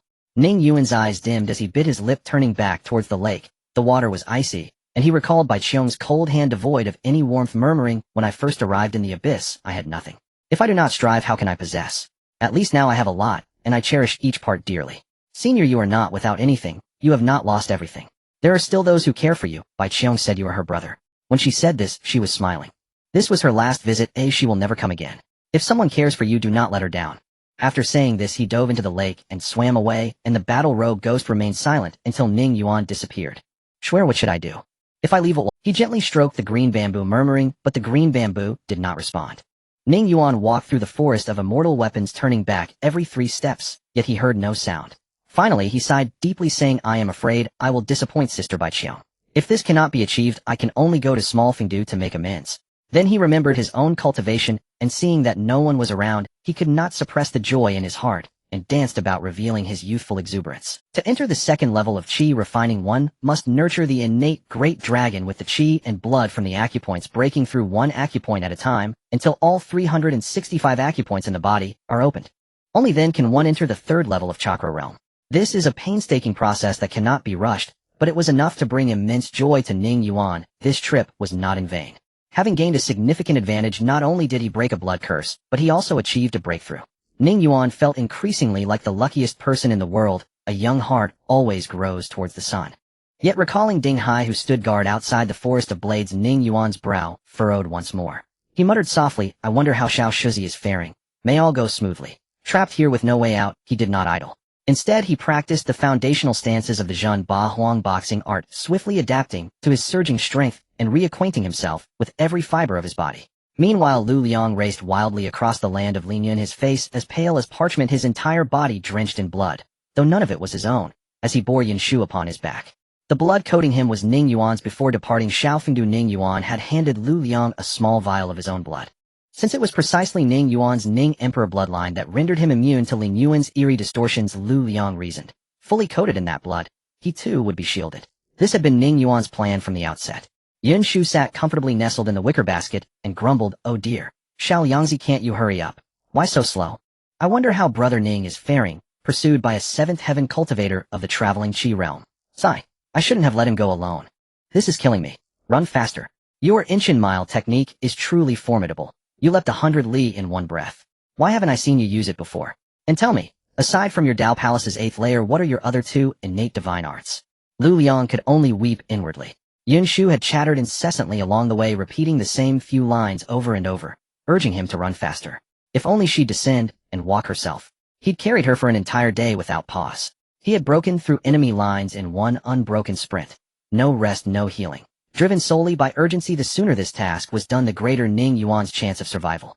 Lu Liang dared not slacken, yet dared not scold Yun Shu either. His face fell into a grimace of silent suffering. Ah, there it is, the mark. Yun Shu pointed toward a vast expanse of crimson mud. Lu Liang gasped for breath, his throat parched and burning. Where is he? Step in. You'll know. Yun Shu urged him on, yet Lu Liang stood frozen at the marsh's edge, swallowing hard as he gazed upon the blood-red mire, his scalp prickling, instinct recoiling from stepping forth. With no choice, he smeared the vial's remaining blood over his entire body and steeled himself enough. I'll die if I must. He plunged one foot into the mire, and miraculously no corrosion followed. Only then did he exhale deeply. Yun Shu scoffed, look at you, trembling like a coward. Lu Liang gave a wry smile. Well, better safe than sorry. Deeper they pressed, until at last they beheld the figure trapped within the crimson mire, a skeletal form, flesh nearly dissolved away, yet still breathing. Lu Liang whistled low. A 7th realm celestial gate cultivator, yet his physical body has reached the 6th layer of precious form. Remarkable. Yun Shu whispered anxiously, can you control him? Don't end up undermining yourself. Lu Liang grinned and patted his chest. Leave it to me. Such a fine enforcer and retainer. Why refuse a gift when it's offered? Their dialogue spared no discretion. The skeletal cultivator stared in stunned disbelief, sensing something deeply amiss, as though he'd already been sold without. Lu Liang spoke casually, here's the arrangement, I carry you out, and for the next century you serve as my enforcer and retainer. Should my cultivation surpass yours within that time, you're free to depart. But truth be told, I'll reach the 7th realm celestial gate long before a century passes. You stand to gain. Consider it. Without my aid you'll remain trapped here for another 100 years. Rest assured, no heinous deeds required. Merely loyal service as enforcer and retainer. Nod once if you agree. The skeletal cultivator's eyes filled with sorrow. At his level of cultivation, pride ran deep, yet circumstance left him no recourse. After a long, bitter struggle, he finally nodded. Only then did Lu Liang smile satisfied. From his miniature spatial realm, he withdrew an ink-green pill and chuckled, the Mo Shin Dan, the legendary pill of ink divinity, crafted by Elder Duolong of the Poison Valley. You know the terms. This is a rare treasure, but well spent on you. Yun Shu stared at Lu Liang's sinister grin, speechless. This man clearly knew the drill. He'd done this before. That boy was pure scheming cunning, and trusting him would be sheer folly. The cultivator opened his mouth and swallowed the pill, his expression one of profound grievance. Yet he obediently began its refinement. Lu Liang clapped his shoulder and lifted the man bodily from the crimson mire, cradling him as he stepped clear. The instant his feet touched solid ground beyond the marsh, his vital energies surged and spiritual tides roared. Within mere breaths his wounds healed completely. Before them now stood a middle-aged man clad in white robes, features calm and gentle, unremarkable in appearance, yet radiating terrifying power. He cast one last trembling glance back at the crimson marsh, his heart heavy with lament. He had entered Ning Yuan seeking opportunity, and remained imprisoned for 2 centuries. His last entry had been 2 cycles prior. Yu Xiangnan pays homage to young master. He bowed slightly. Having ingested the Mo Shun Dan, he had no choice. Lu Liang waved dismissively, enough. No need for titles. Call me Brother Nan if you wish. Let's go. Yu Xiangnan blinked in surprise. Where to? Where? To kill, of course. What else would I risk so much to rescue you for? If Brother Ning meets harm, if even a hair on his head is harmed, I'll toss you right back into that mire. Lu Liang's voice tightened, his own anxiety barely concealed. Yu Xiangnan's expression hardened. Rest assured, I shall devote myself utterly. He had no desire to return to that wretched marsh where he'd languished for 2 centuries. Though this master was indeed fiercely impulsive, demanding bloodshed the moment they met. Lu Liang frowned. Now that this is settled, Red Sparrow should be nearing Brother Ning by now. Let us await his signal. Yun Shu shook her head. No delay. We enter the gray mist immediately. Red Sparrow will find me there. Lu Liang bared his teeth in a feral grin. Excellent. Elder Sister Lu entrusted me with a luck-red pendant. Its aura suffices to repel the gray mist. Let us reclaim what was taken, and this time I'll flay Ding Hai alive. A spark of fierce anticipation flickered in Yun Shu's eyes. Yu Xiangnan nodded, then bound them both in chains of refined spiritual energy and shot forward like a celestial sword cleaving the heavens. Speed so extreme it ignited sonic booms, plunging headlong into the gray mist realm. Meanwhile, Ning Yuan's side witnessed a streak of crimson light flash past with lightning speed. Ding Hai, though eager to intercept, proved utterly powerless to stop. Within the forest of blades, Red Sparrow alighted upon Ning Yuan's shoulder. Seeing him unharmed, she nuzzled affectionately against his cheek, chirping cheerfully. Ning Yuan listened, and gradually a radiant smile bloomed across his face, revealing teeth gleaming like polished ivory. It's done. He then whispered further instructions to Red Sparrow. Ding Hai watched helplessly as the crimson blur shot off again, then turned to see Ning Yuan cautiously peering out from the forest's edge, a cruel, triumphant smile twisting across his lips. After a period of recovery, although Ding Hai looked disheveled, his injuries had mostly healed. At his level, even a severed arm could be reborn without issue. However, the residual poison in his body lingered and a hint of fatigue and weakness was evident on his face. Ning Yuan, seeing that he had been discovered by Ding Hai, no longer felt the need to hide and boldly walked toward him. Ding Hai was astonished to see Ning Yuan looking vibrant and rosy, showing no signs of injury. Could it be that this guy had gained some fortuitous encounter inside? While thinking this, he said, "Give me the longevity pill, and he'll let you go. There's no need for us to remain at a stalemate, is there?" Ning Yuan confidently approached Ding Hai just a step apart, yet he did not step outside the range of the divine weapons forest. Though they were but a step away, Ding Hai did not dare to cross even an inch. If he were to be struck again, he didn't know if he could save his own life. "You should save your breath. We both know that I have escaped from your grasp multiple times during this journey, relying on the treasures I possess. Now you want more than just the longevity pill, don't you? Since you have already intended to kill me and seize my treasures, why pretend otherwise? It's simply a matter of life and death between us." The facade between the two was completely torn away. Ding Hai no longer concealed his desires and greed, sneering, "Do you really think hiding will help you escape my grasp? That underestimates the heroes of the world. It's either your death or my survival." Ning Yuan replied calmly, "What if I underestimate you? One must use their brains for actions. Do you think a mere chi refinement warrior like me could possess such treasures? Do you believe that if you killed me and took my treasures once out of the divine weapons forest, you wouldn't be drenched in blood?" Ding Hai's expression darkened. He was unsure if Ning Yuan was bluffing, but upon reflection, how could one survive this long in the divine weapons forest without a powerful backing? Though he loathed it, he had to admit that Ning Yuan was exceptionally talented, able to maneuver around him for so long in such a situation. It was hard to imagine what kind of immense force could cultivate such a monstrous successor. In reality, Ning Yuan had no backing at all. Saying so was merely to distract this old man and buy time. So what? I'm already a dead man. To enter the divine weapons forest, I have exhausted all my resources. If I fail, I will die anyway. Ooh, I would do anything to survive, Ding Hai said hatefully. Ning Yuan clapped and laughed. Yes. There's a saying, a cornered dog will jump over the wall, and a rabbit will bite when cornered. You. Ding Hai was furious, seizing the opportunity to grab Ning Yuan, even if it meant injuring himself severely. Just as he was about to strike, Ding Hai's heart sank. He noticed that Ning Yuan's gaze had shifted to the distant sky, a faint smile appearing on his face, and then his eyes turned cold as he fixed his gaze back on Ding Hai. Recalling what Ning Yuan had just said, could it be that a senior from his sect had arrived? He instinctively turned around. At that moment, Ning Yuan seized the opportunity, his innate dragon roaring within him. As he moved, the iron horse of Ping Xiao took root in the ground, and with the emergence of the inch-sized stance, his fists surged with power, embodying the spirit of invincibility within a small space. He reached out and grasped Ding Hai's belt, unleashing 30,000 pounds of force like a flood breaking through a dam, lifting Ding Hai off the ground and hurling him fiercely toward the divine weapons forest. Ding Hai realized instantly that he had been tricked again.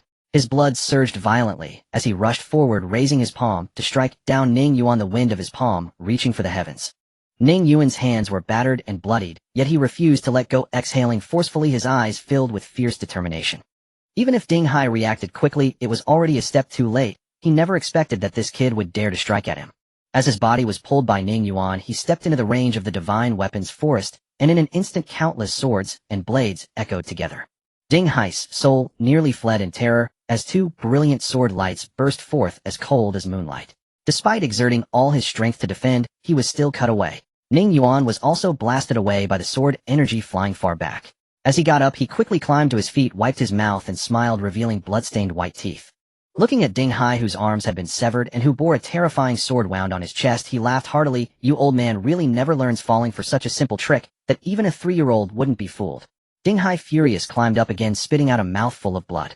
It wasn't that he was foolish, he simply couldn't believe that Ning Yuan had the guts to strike at him, and he never imagined that Ning Yuan's immense strength far beyond his realm would catch him off guard to such an effective degree. He had no idea how many times he had been tricked by Ning Yuan on this journey. He had actually reduced a 7th-layer chi refinement warrior to such a mad state. "I, Ding Hai, will not kill you. I will not be human." At that moment, he even overlooked the longevity pill, solely focused on wanting to crush Ning Yuan. Yet he saw Ning Yuan looking excitedly toward the sky, waving his hands. "Here. It's right here."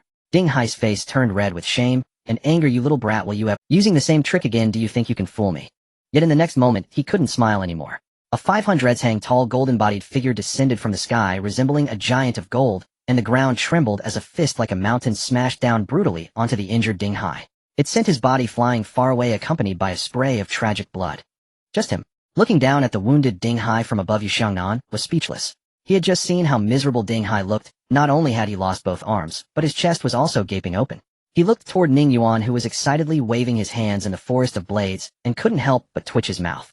Who was chasing whom here? He was somewhat bewildered if he had arrived. Even a moment later this old man might have been tortured to death by Ning Yuan. Xiao Shizi Lu Liang, you all arrived so quickly. Ning Yuan excitedly waved. The three gathered again, and Lu Liang looked at the rather miserable-looking Ding Hai and smiled bitterly. At this rate, we might not even need to save him. Ning Yuan smiled wryly. Is it that easy? I've long run out of tricks. If you hadn't come, I'd be the one dead. Yin Shu excitedly rushed into Ning Yuan's arms, saying, haha, I knew you'd be fine. Who do you think my Ning Gear is? I'm the one backing him. But Lu Liang said, Master Nan hit me. Hit me hard. Yu Xiangnan clasped his fists and said, understood. Then he looked darkly at Ding Hai, who was climbing up from the rubble, cracked his knuckles, and said coldly, come, let's stretch our muscles. Don't die too easily. To kill you, I've even put myself on the line. Ding Hai spat out a mouthful of blood. His face was more than just unpleasant. Ding Hai's face twisted with grief and fury as he gazed upon Yu Xiangnan's colossal golden body manifestation, 500 zhang tall, radiating an aura of spiritual brilliance. It was unmistakable. Yu Xiangnan cultivated both cultivation and physical refinement in perfect unison.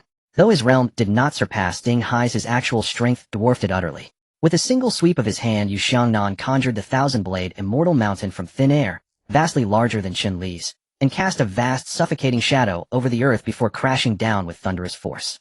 Ding Hai roared, a raw, desperate cry, as he unleashed his life essence without restraint. There was no holding back now. A survival demanded all or nothing. Regret flooded his heart like an endless tide. Had he only obeyed his instincts and hunted minor specters instead of this folly. In that instant he manifested his own golden body form, raising titanic arms to bear the mountain's weight. Golden palms hammered wildly at its surface, striving to halt its descent, but fissures already spiderwebbed across his radiant form. Yu Xiangnan granted him no respite. His voice glacial and sharp rang out, technique azure flame descent. At once spiritual energy surged like a tempest, coalescing into torrents of crimson fire raining from the heavens, its power sufficient to scorch the sky and boil the seas. Meanwhile, three figures watched from a cliffside with detached amusement. One idly cracked sunflower seeds, crunching them with such cheerful nonchalance that Ding Hai, had he seen, it would have spat blood in outrage. Yin Shu's eyes sparkled with exhilaration, cheering Ding Hai on with unrestrained fervor.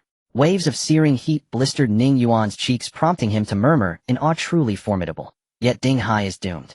Yin Shu pouted. Humph. You refused my suggestion to take him as your attendant. Now you regret it, don't you? All the advantage goes to that scheming little Liang. Lu Liang choked back tears, protesting plaintively, how am I full of schemes? Everything I do is for Brother Ning. Ning Yuan merely smiled unruffled. If he submits to Lu Liang, that's Lu Liang's merit, not mine. By now Ding Hai was drenched in blood, his skin charred black by azure flames, his breath ragged and fading. As the immortal mountain bore down, crushing his golden form, he turned toward Ning Yuan and the others, laughing, chatting, utterly indifferent, and felt his heart freeze solid. He knew there would be no escape.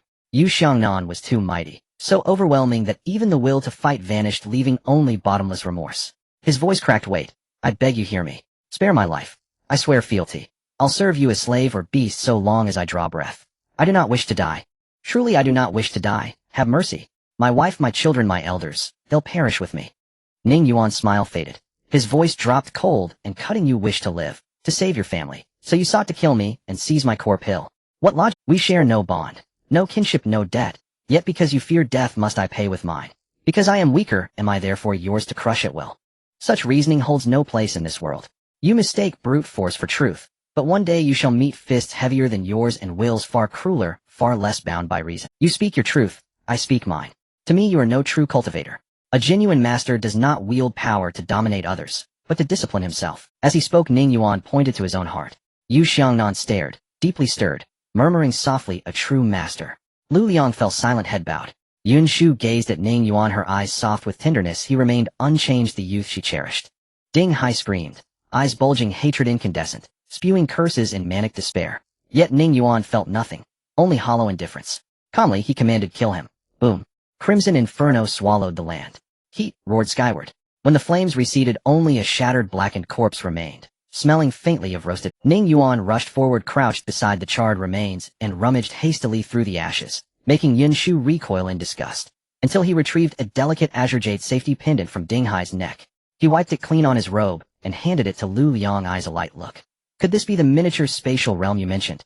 The kind that stores objects? Lu Liang blinked, realizing Ning Yuan had been fixated on this all along. With a wry, resigned smile he admitted, yes, but this old man was pitifully poor. Its capacity is modest, barely 1 zhang square. Ning Yuan accepted it, and probed the pendant with his vital energy. Instantly a 1 zhang square space materialized in his mind's eye. containing several wooden chests, contents unknown, stacks of spare clothing, and a few bamboo scrolls and small vials. Ecstatic, he placed his iron sword inside and withdrew it, repeatedly testing its function. The other items could wait. First they'd return to the valley and settle matters there. What a magnificent treasure. I adore it. Without hesitation he fastened it around his own neck, beaming with delight. Lu Liang stared speechless. Yun Shu meanwhile bounced with excitement. Where next? Shall we search for treasures here? Deep within Ning Yuan riches must abound. Lu Liang waved his hand decisively. No. We pursue the Fantian city cultivators. We reclaim our honor. A gentleman's vengeance brooks no delay, not even a single night. Yu Xiangnan stood ready, silent, obedient, uttering not a word beyond what was commanded. Ning Yuan shook his head. First home, to deliver the spirit herbs. If time permits, I must visit Xiaofengdu and speak with elder sister Bai Qiang. I failed her grievously, and if possible I must arrange for her and her brother to reunite. Having received such profound kindness, I cannot stand idle. My conscience demands action. Yun Shu reluctantly climbed into Ning Yuan's bamboo basket, casting one last wistful glance toward the forest of immortal weapons.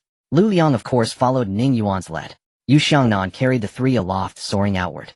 With Ning Yuan's unique presence among them, the eerie perils of Lin Yuan held no terror. Along the way I've encountered many cultivators. Lingshao Palace poses little concern. Their purpose is singular, gathering in thunder. They seek no conflict. The true enigma lies with Fantian City.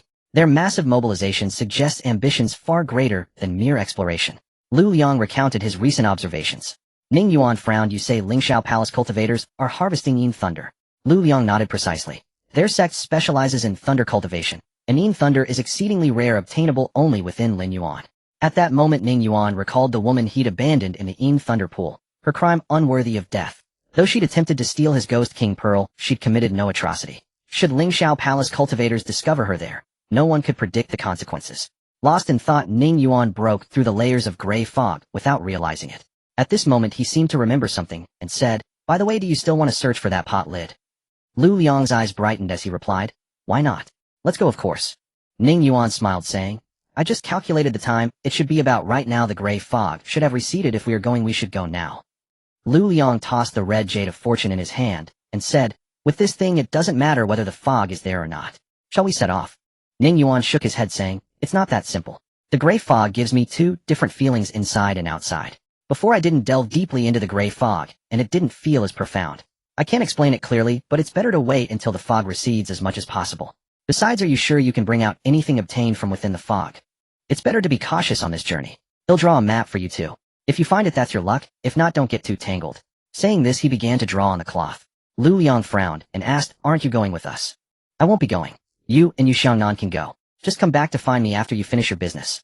Lu Liang hesitated for a moment, and said, "Then let me take you back to the valley first before going. It would save trouble on the way." Ning Yuan replied, "Stop dawdling like a girl." After saying this he stuffed the cloth into Lu Liang's hands, and also gave him a small jar of blood. Lu Liang said nothing more as he had been thinking about that lid. He called out to Yu Xiangnan, and the two of them leaped into the air.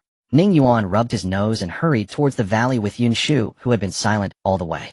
Eventually unable to hold back, Yun Shu asked, "Ning Gear, why did you send Lu? Is it because you don't trust Yu Xiangnan?" Ning Yuan of course did not hide it, smiling as he said, "Yes, I don't feel at ease. Something just seems off, so I don't want him to know the location of the valley. According to Lu Liang's nature, he wouldn't back off until he finds the pot lid, so let them dig there." Yun Shu questioned, "But Yu Xiangnan took that emotion Dan, he should be fine, right? If there is really a problem, won't you remind Lu Liang?" Ning Yuan replied, "Don't underestimate anyone in this world, especially those who have climbed their way up. The one who has persevered for 200 years in that blood mire has great willpower. As for Lu Liang, he usually only tricks others. I'm not worried about him." Yin Shu was momentarily taken aback and sighed. "Oh, what a waste of such a strong fighter. You haven't had enough comfort yet. You are so cautious, making you seem like an old man."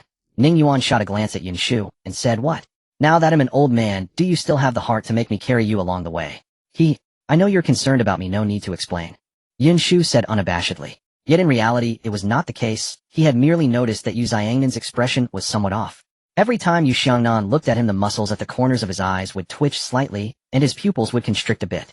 These subtle movements were even undetectable to himself. Ever since the blood curse was broken, the world in Ning Yuan's eyes had become so much clearer. Whenever he earnestly wanted to see something, the speed of his blood flow would involuntarily accelerate. The world in his eyes would slow down completely, allowing even the most minute details to be vividly reflected in his mind. He could not miss even the slightest muscle twitch or the tightening and expansion of pores. This was somewhat frightening. Perhaps it was the influence of the Imperial blood. He always felt that his eyes were different from before. He could only go back and study it slowly, but ultimately it was a good thing. With 3 to 5 hours of walking left to the valley, Ning Yuan's frown deepened. He discovered numerous traces of activities from cultivators. Just then he heard faint thunder rumbling from the distance, coming from the direction of the Yinlei pool. Ning Yuan couldn't help but pause his steps. What's wrong? Ninggu? Yunshu asked in confusion. Ning Yuan shook his head and continued on, but the more he walked the more he could hear the distant thunder. Finally he stopped and murmured, when in doubt consult your heart. TSK, what is there to hesitate about? In that moment of hesitation, didn't I already know the answer in my heart? The teacher did not deceive me. Having come to this realization, Ning Yuan's brows relaxed, and a smile returned to his face as he changed direction, heading straight for the Yinlei pool. What are you mumbling about? Where are we going? Yunshu was taken aback. Ning Yuan smiled wryly, and said, we're going to check the situation at the Yinlei pool, and began to tell Yunshu about what had happened before. Are you saying someone turned into my likeness exactly the same, even able to imitate my divine abilities? You haven't encountered a heavenly demon, have you? But wait, heavenly demons don't have a physical form. Yunshu exclaimed in shock. Ning Yuan said anxiously, I'm worried that if I get caught up in the conflict and lose my life, because of it I would feel terrible for a long time. Yunshu laughed, and said, you've always been like this since childhood. I'm used to it. So what if it's a dragon's den or a tiger's lair? This young lady will accompany you on your adventure. From a distance they could see the black and purple lightning flashing at the Yinlei pool, and faintly hear the shouts of cultivators along with the two hid their figures crouching behind the mountain and focused their gaze. They saw shadowy figures in the Yinlei pool with more than 100 disciples from Lingxiao Palace. Most of them were scattered around the outskirts of the Yinlei pool, using techniques to summon the Yin thunder to strike down, collecting it with purple gold bottles. There were also cultivators using flying swords and other treasures to fiercely chop the ground to collect lightning crystal stones.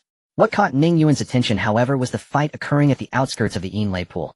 Dozens of Lingxiao Palace cultivators had surrounded the area tightly. In the center, a tall man in a purple robe wielding a long sword was engaged in combat with a woman. The woman, dressed in a green skirt, had a cold and beautiful appearance resembling a snow lotus blooming on a mountaintop. Absolutely stunning. She looked like a celestial being descended from the 9 heavens, but at this moment she appeared somewhat disheveled. Her skirt was quite tattered, and even her sleeve was cut by a sword, exposing her snow-white arm. A trace of fresh blood lingered at the corner of her mouth, and her delicate face was filled with anger and grief. It was none other than Su Yi, a direct disciple of the Array Valley. Opposing her was Su Jingyang from Lingxiao Palace, whose body was surrounded by rumbling lightning. His sword would occasionally slash out, creating a brilliant electric arc that forced Su Yi to retreat repeatedly. Behind him, 6 layers of Dao Palace phantoms flickered in and out. It was less of a battle and more of a cat-and-mouse game, although Su Yi did possess the cultivation of a 4-realm Dao Palace. However, the lethal force of her main cultivation and formations was far inferior to Su Xingyang's domineering lightning techniques, thus putting her in a difficult position. The surrounding Lingxiao Palace disciples cheered, creating an uproar. Every time Su Yi attempted to break through, she was blocked again. Ning Yuan scratched his head and said, what's going on?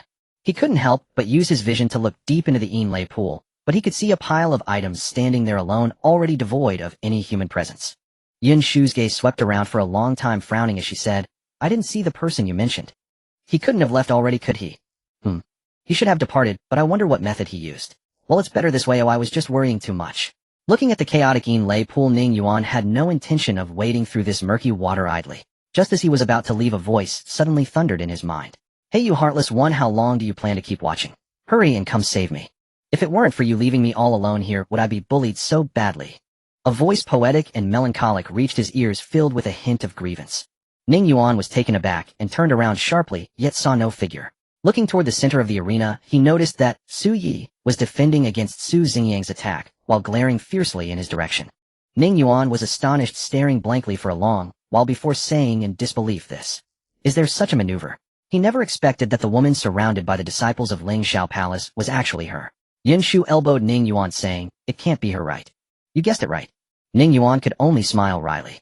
He didn't know how that woman had discovered him. Yunshu chuckled. Looks like you shot yourself in the foot. Let's see how you save yourself this time. In the arena, Su Yi was struggling without any means of defense, dodging attacks, as much as possible, angrily shouting, are you all trying to declare war on my Array Valley? What do I need to do to be let go? Su Jingyang swung his sword, lightning scattering as he sneered, you're thinking too much. How dare you meddle in the Yinlei pool of my Lingxiao Palace? Your reach is too long. Want to leave? That depends on whether my sword is in the mood to let you go. If I'm satisfied, maybe I'll spare you. Otherwise, even if I were to kill you here, who would know it was me? This is Lin Yuan, without your master to protect you, my Su fairy. The surrounding disciples of Ling Shao Palace joined in the mockery. Yanggu, you had your fun, shouldn't you let your brothers have a taste too? Look at that cold demeanor, the Ice Queen Tisk, simply stunning. Seen your brother slash her clothes a bit more, it's a bit too covered up. Su Yi's beautiful eyes flashed with anger. Deep within was an unyielding coldness as she thought, do they really think I have no way to deal with them? Yet given the current situation, she could only keep up the act, waiting for an opportunity. The unbearable insults clearly reached Ning Yuan's ears, and his expression darkened.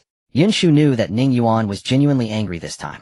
Just as he was about to get up, he noticed a young man in black armor charging through a cloud of dust, wielding a dominating dragon spear, his legs propelling him like a whirlwind as he leapt into the air, plummeting toward the Yinlei pool. He shouted from the air, "You bastards, are you tired of living?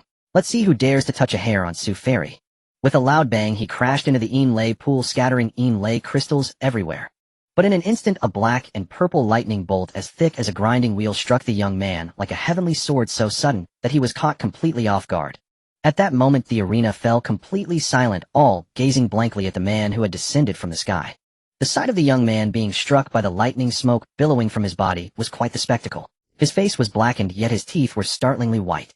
Looking at the dazed expressions around him, the young man clearly felt a bit embarrassed. He raised his dragon spear and shouted angrily, "What's the deal with bullying a weak girl? Come and face me, Meng Feiyu. Su Fairy, don't be afraid, I'll rescue you right away." Saying this, he charged straight at Su Yi. The moment he stepped forward, a bolt of lightning struck him from above, yet Meng Feiyu did not dodge or evade, charging forward under the lightning. Ning Yuan watched in astonishment. This unexpected brother was truly fierce, immediately getting hit by lightning and producing smoke. One had to wonder, was it necessary to be so ostentatious when trying to save someone? After all, there were over 100 people here. Su Yi was also startled. She didn't recognize this guy at all. Could he be a true acquaintance of Su Yi? Then looking at Meng Feiyu with pleading eyes, she said, "Save me." Seeing Su Yi's tearful gaze, Meng Feiyu's face turned red, yet it was too dark to notice. He charged like he had been injected with adrenaline, roaring as he wielded his spear, the immense power bending the shaft slightly, shouting, "Iron bridge across the river." He directly sliced through the protective energy of the two-third realm Huahai cultivators in front of him, sending them flying, blood spraying as he felt as if his kidney had been smashed by. Su Zhengyang shouted angrily, "Where did this idiot come from? What are you standing there for? Get rid of him."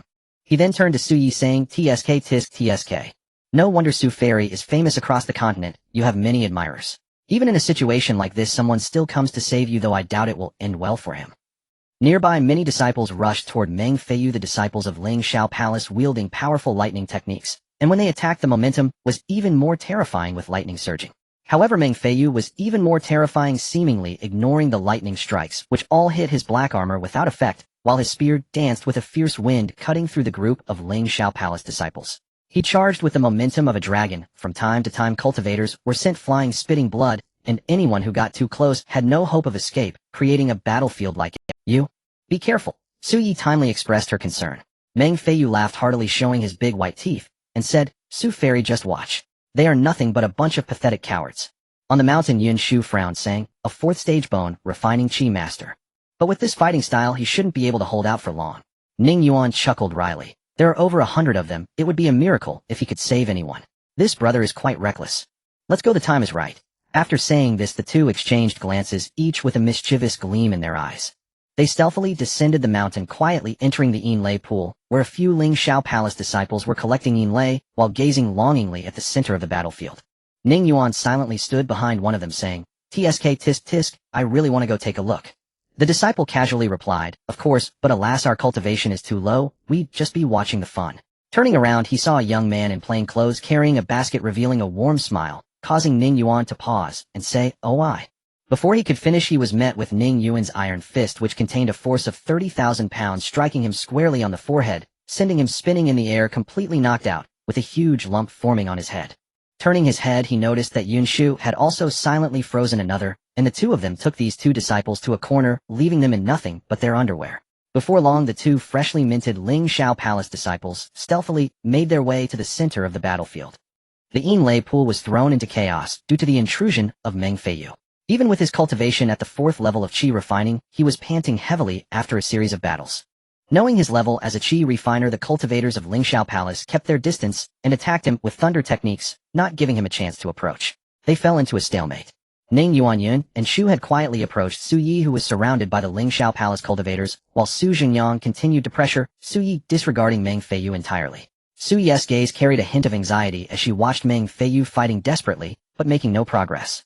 At that moment, she spotted Ning Yuan observing from the crowd, filled with surprise, not expecting him to actually come down to rescue her. Now she was a bit confused about what Ning Yuan was truly thinking. She thought, considering you still have a conscience, I want steal all your wealth, just a little bit will do. Yes, just a little. With her resolve firm, Su Ye's eyes turned cold, and her delicate hands danced like flowers, inscribing shimmering array patterns in the void, creating a great formation of yin and yang with fire, transforming into a dragon and water into a phoenix roaring towards Su Zhengyang. Su Zhengyang let out a cold smile as he swung his sword down fiercely, lightning spreading from the sword, like branches sweeping out for dozens of feet. In an instant the fire dragon and water phoenix were dispelled, but at the moment of their collision a hazy mist of steam erupted, obscuring vision. At that moment Ning Yuan and Yin Shu exchanged glances and struck simultaneously. Ning Yuan roared as a primal dragon burst forth from his dantian, unleashing a wave of blood and qi that surged through his body. With his fist poised, he unleashed a devastating punch towards the nearby cultivators, sending 3 of them flying in an instant. What was happening? Hey, who the hell hit me? Ouch! My ribs. Brothers, let's take this kid down. In an instant shouts and cries echoed through the mist as Ning Yuan erupted forcibly, tearing a hole in the encirclement. Yin Shu seized the opportunity to dash in, grabbing Su Yi and fleeing deeper into the thunder pool. Su Yi stared in shock at the girl pulling her along, realizing this was the same person she had transformed into earlier. At this moment Ning Yuan was like a savage beast, his fists striking like dragons. With a massive force of 30,000 pounds, he was filled with confidence. Although he was only at the 2nd level of qi refinement, as long as he got close, even cultivators at the 3rd level of foundation establishment would find it difficult to gain any advantage over him. Lightning struck Ning Yuan like heavenly swords, but all were deflected by his chain armor. The dissipating currents made the blood and qi within him even more agitated, even giving him a sensation of breaking through another level. A cultivator knocked away by Ning Yuan like a cannonball crashed through the mist towards Su Zhengyang. His expression was dark as water. Someone was causing trouble, right? With a swing of his sword, he sent the body of the flying disciple crashing away, as if swatting a fly, clearing the mist around. But his pupils suddenly contracted as he saw Ning Yuan flying towards him, executing the 8-style fist, with each step building in momentum, each technique increasing in might until the force surged like mountains and rivers. With an iron arm like a spear, he unleashed all his strength in a mighty thrust, executing the piercing technique of the 8-style fist, his fist piercing forth like an iron spear. Su Xingyang's sweeping sword faced this punch, leaving him with no room for retreat, his face contorted in a snarl, divine technique, thunder, dragon entwined. Behind him from the 6th level of his Dao Palace, a ferocious ancient thunder dragon spirit emerged, entwined with thunder pressing down upon him with a formidable dragon's might. As he raised his fist to strike, the shadow of a dragon claw could be seen on his fist, and facing the entangled thunder dragon of Su Zhengyang, Ning Yuan instinctively felt a prickling sensation on his back. This punch was incredibly fast, so fast that Ning Yuan could barely see it. But in that instant his heart raced like a drum, blood flowing wildly, and the dark depths of his eyes sparkled with mysterious light. Everything before him slowed down, even the way Su Xingyang's fist broke through the air became crystal clear. He also realized that although his piercing technique had its form, it still fell short compared to the engravings in his mind, with too many imperfections in the details. Just a slight deviation could lead to a significant failure. In that moment Ning Yuan could only exert all his effort to adjust his movements, striving to achieve a feeling nearly identical to the engravings. Just as he completed this, in that instant Ning Yuan felt that his arm was no longer flesh and blood, but a true iron spear piercing forth. A spear can topple cities and cross rivers. This punch was truly perfect. At this moment Su Zhengyang was horrified to discover that the boy before him had changed, completely transformed. The ferocity of his punch made Su Zhengyang feel a trace of defeat within his heart, and even the dragon spirit's eyes reflected a hint of instinctive fear. Boom. In an instant the 2 fists collided, causing the air to explode in waves seen as the surrounding cultivators were blown off balance. Ning Yuan's body was thrown out like a kite, with a severed string, one arm flailing like a noodle, but in the air he laughed joyfully, filled with excitement, finally understanding how this punch should be practiced. Before it was like holding a large gold brick without spending it, only using it to hit people. This pair of wise eyes truly were not gained in vain. Meanwhile Su Zhengyang, who had taken several steps back, looked terrifyingly grim, staring at his nearly shattered fist, dripping with blood, filled with shame and anger. The cultivators of Lingxiao Palace were all dumbfounded, staring at Ning Yuan in disbelief. How could he force the senior brother back? This unknown kid really was somewhat of a beast. Su Zhengyang, surrounded by his dragon spirit, was actually being pushed to such a degree by a mere 2nd level qi refiner. That punch was truly terrifying, and at this moment Ning Yuan's joyous laughter sounded so jarring. Laugh. Do you think you're stronger than me? No, you're not. Today you won't take a single step out of the Yin Lei pool. Jealousy and shame intertwined within him as he raised his sword high. A rumble of thunder echoed, and a beam of lightning like a heavenly sword extended from the sword's tip, striking down fiercely. Even Ming Feiyu did not know who had emerged to help him. In the end, it was a good thing. Seeing Su Yi rescued, he no longer hesitated and withdrew from the battlefield. This fellow, relying on his powerful physique and armor, thought he could not be stopped. Yet Su Jingyang was infuriated by Ning Yuan's disregard, feeling completely underestimated, and his attacks became increasingly ruthless. However, Ning Yuan, flying in the air, could not possibly withstand this sword strike. Instead, he tore off the pouch from his waist and hurled it fiercely toward the sword light. Su Yi turned back and saw Ning Yuan in midair with no way to gain leverage. She extended her delicate hand, shooting out a golden rope that coiled around his waist, pulling him down. At that moment, the pouch exploded upon contact with the Thunderlight heavenly sword, dispersing a large cloud of ash that enveloped the surrounding area for dozens of meters. The fine dust stimulated by the Thunderlight began to ignite like sparks, and then it suddenly exploded. At this moment, Ning Yuan had no time to think of anything else. As soon as he landed, he embraced Yin Shu, tightly pressing her beneath him and protecting her firmly. He then shouted, "Little comb, defend." In the midst of his words, he did not forget to pull Su Yi along. Yun Shu dared not slack off, and a torrent of cold air spread forth, forming a thick ice shield several meters high right where they stood. Above the Yin Thunder Pool, the ash had completely exploded, resembling a small sun rising slowly. The dark, lightless Yin Thunder Pool brightened as if it were daytime. Su Jingyang was dumbfounded, and the disciples of Lingxiao Palace were stunned. Well, what the hell was— Boom! A rolling wave of heat and strong airflow instantly spread out, flames licking the ground. The disciples of Lingxiao Palace were blown away, while Su Jingyang, closest to the explosion, was already engulfed by the endless flames. Even Ming Feiyu was not spared, rolling on the ground after being blasted, his hair on fire. The ice wall vaporized layer by layer, and Yun Shu could only try her best to thicken it. Su Yi looked at Ning Yuan with a strange expression and said, "You heartless one, what was that thing? Such terrifying power. Could it possibly take out all the cultivators of Lingxiao Palace in one go?" Ning Yuan felt uneasy and said, It shouldn't, right? This power was much greater than when the Dinghai was blasted. It was likely due to the stimulation of the thunder. After all, thunder is inherently fiery. Ning Yuan had brought 2 bags of this ash when he came out, which he had dug up from a burned ruin. After discovering its explosive potential, he had filled quite a few on his way back. He had many such peculiar items on him, various jars and bottles, as he had prepared thoroughly for this outing. As the firelight faded, Yin Shu whispered, Ningir, you're on top of me." Although her expression was hidden from behind, one could see her ears turning red. Ning Yuan's face also flushed, and he hurriedly got up. The pain from his shattered arm made his complexion pale, and beads of cold sweat began to form on his forehead. Are you alright? You still have the nerve to say that? Look at your arm. When we return, how will you explain this to Grandpa Bailey? Sister Lu will be heartbroken over you. But that punch felt really satisfying. Did you see that kid's face? Haha, just as I expected, I was covering you. Ning Yuan scratched his nose, and then turned to Su Yi, saying, "It's all your fault. Why didn't you leave? Why are you surrounded by so many people?" Su Yi shot him a glare, and said, "You still dare to say that? I spent a great deal of effort, taking over half a month to inch my way to the edge of the Thunder Pool, just in time for that group from Lingxiao Palace to arrive. If they weren't surrounding me, who would they be surrounding? If you had arrived any later, I fear I would have been Ben." As she spoke, tears welled up in her large eyes, and she hugged her shoulders, letting the glistening tears fall. Her helpless appearance stirred a strong protective instinct in others. I came to save you, didn't I?" Ning Yuan murmured. Su Yi then smiled broadly, and said, "In light of your good intentions, this young lady will forgive you this time." Yin Shu glared, and said, "Humph. Wasn't it you who first coveted Ning Guest's Ghost King Pearl? You even transformed into my appearance, you big liar. If it weren't for Ning Guest's good heart, he wouldn't have come to save you, otherwise I wouldn't care." Su Yi, feeling guilty, could not say much, and just then the thick ice wall suddenly exploded, startling the 3.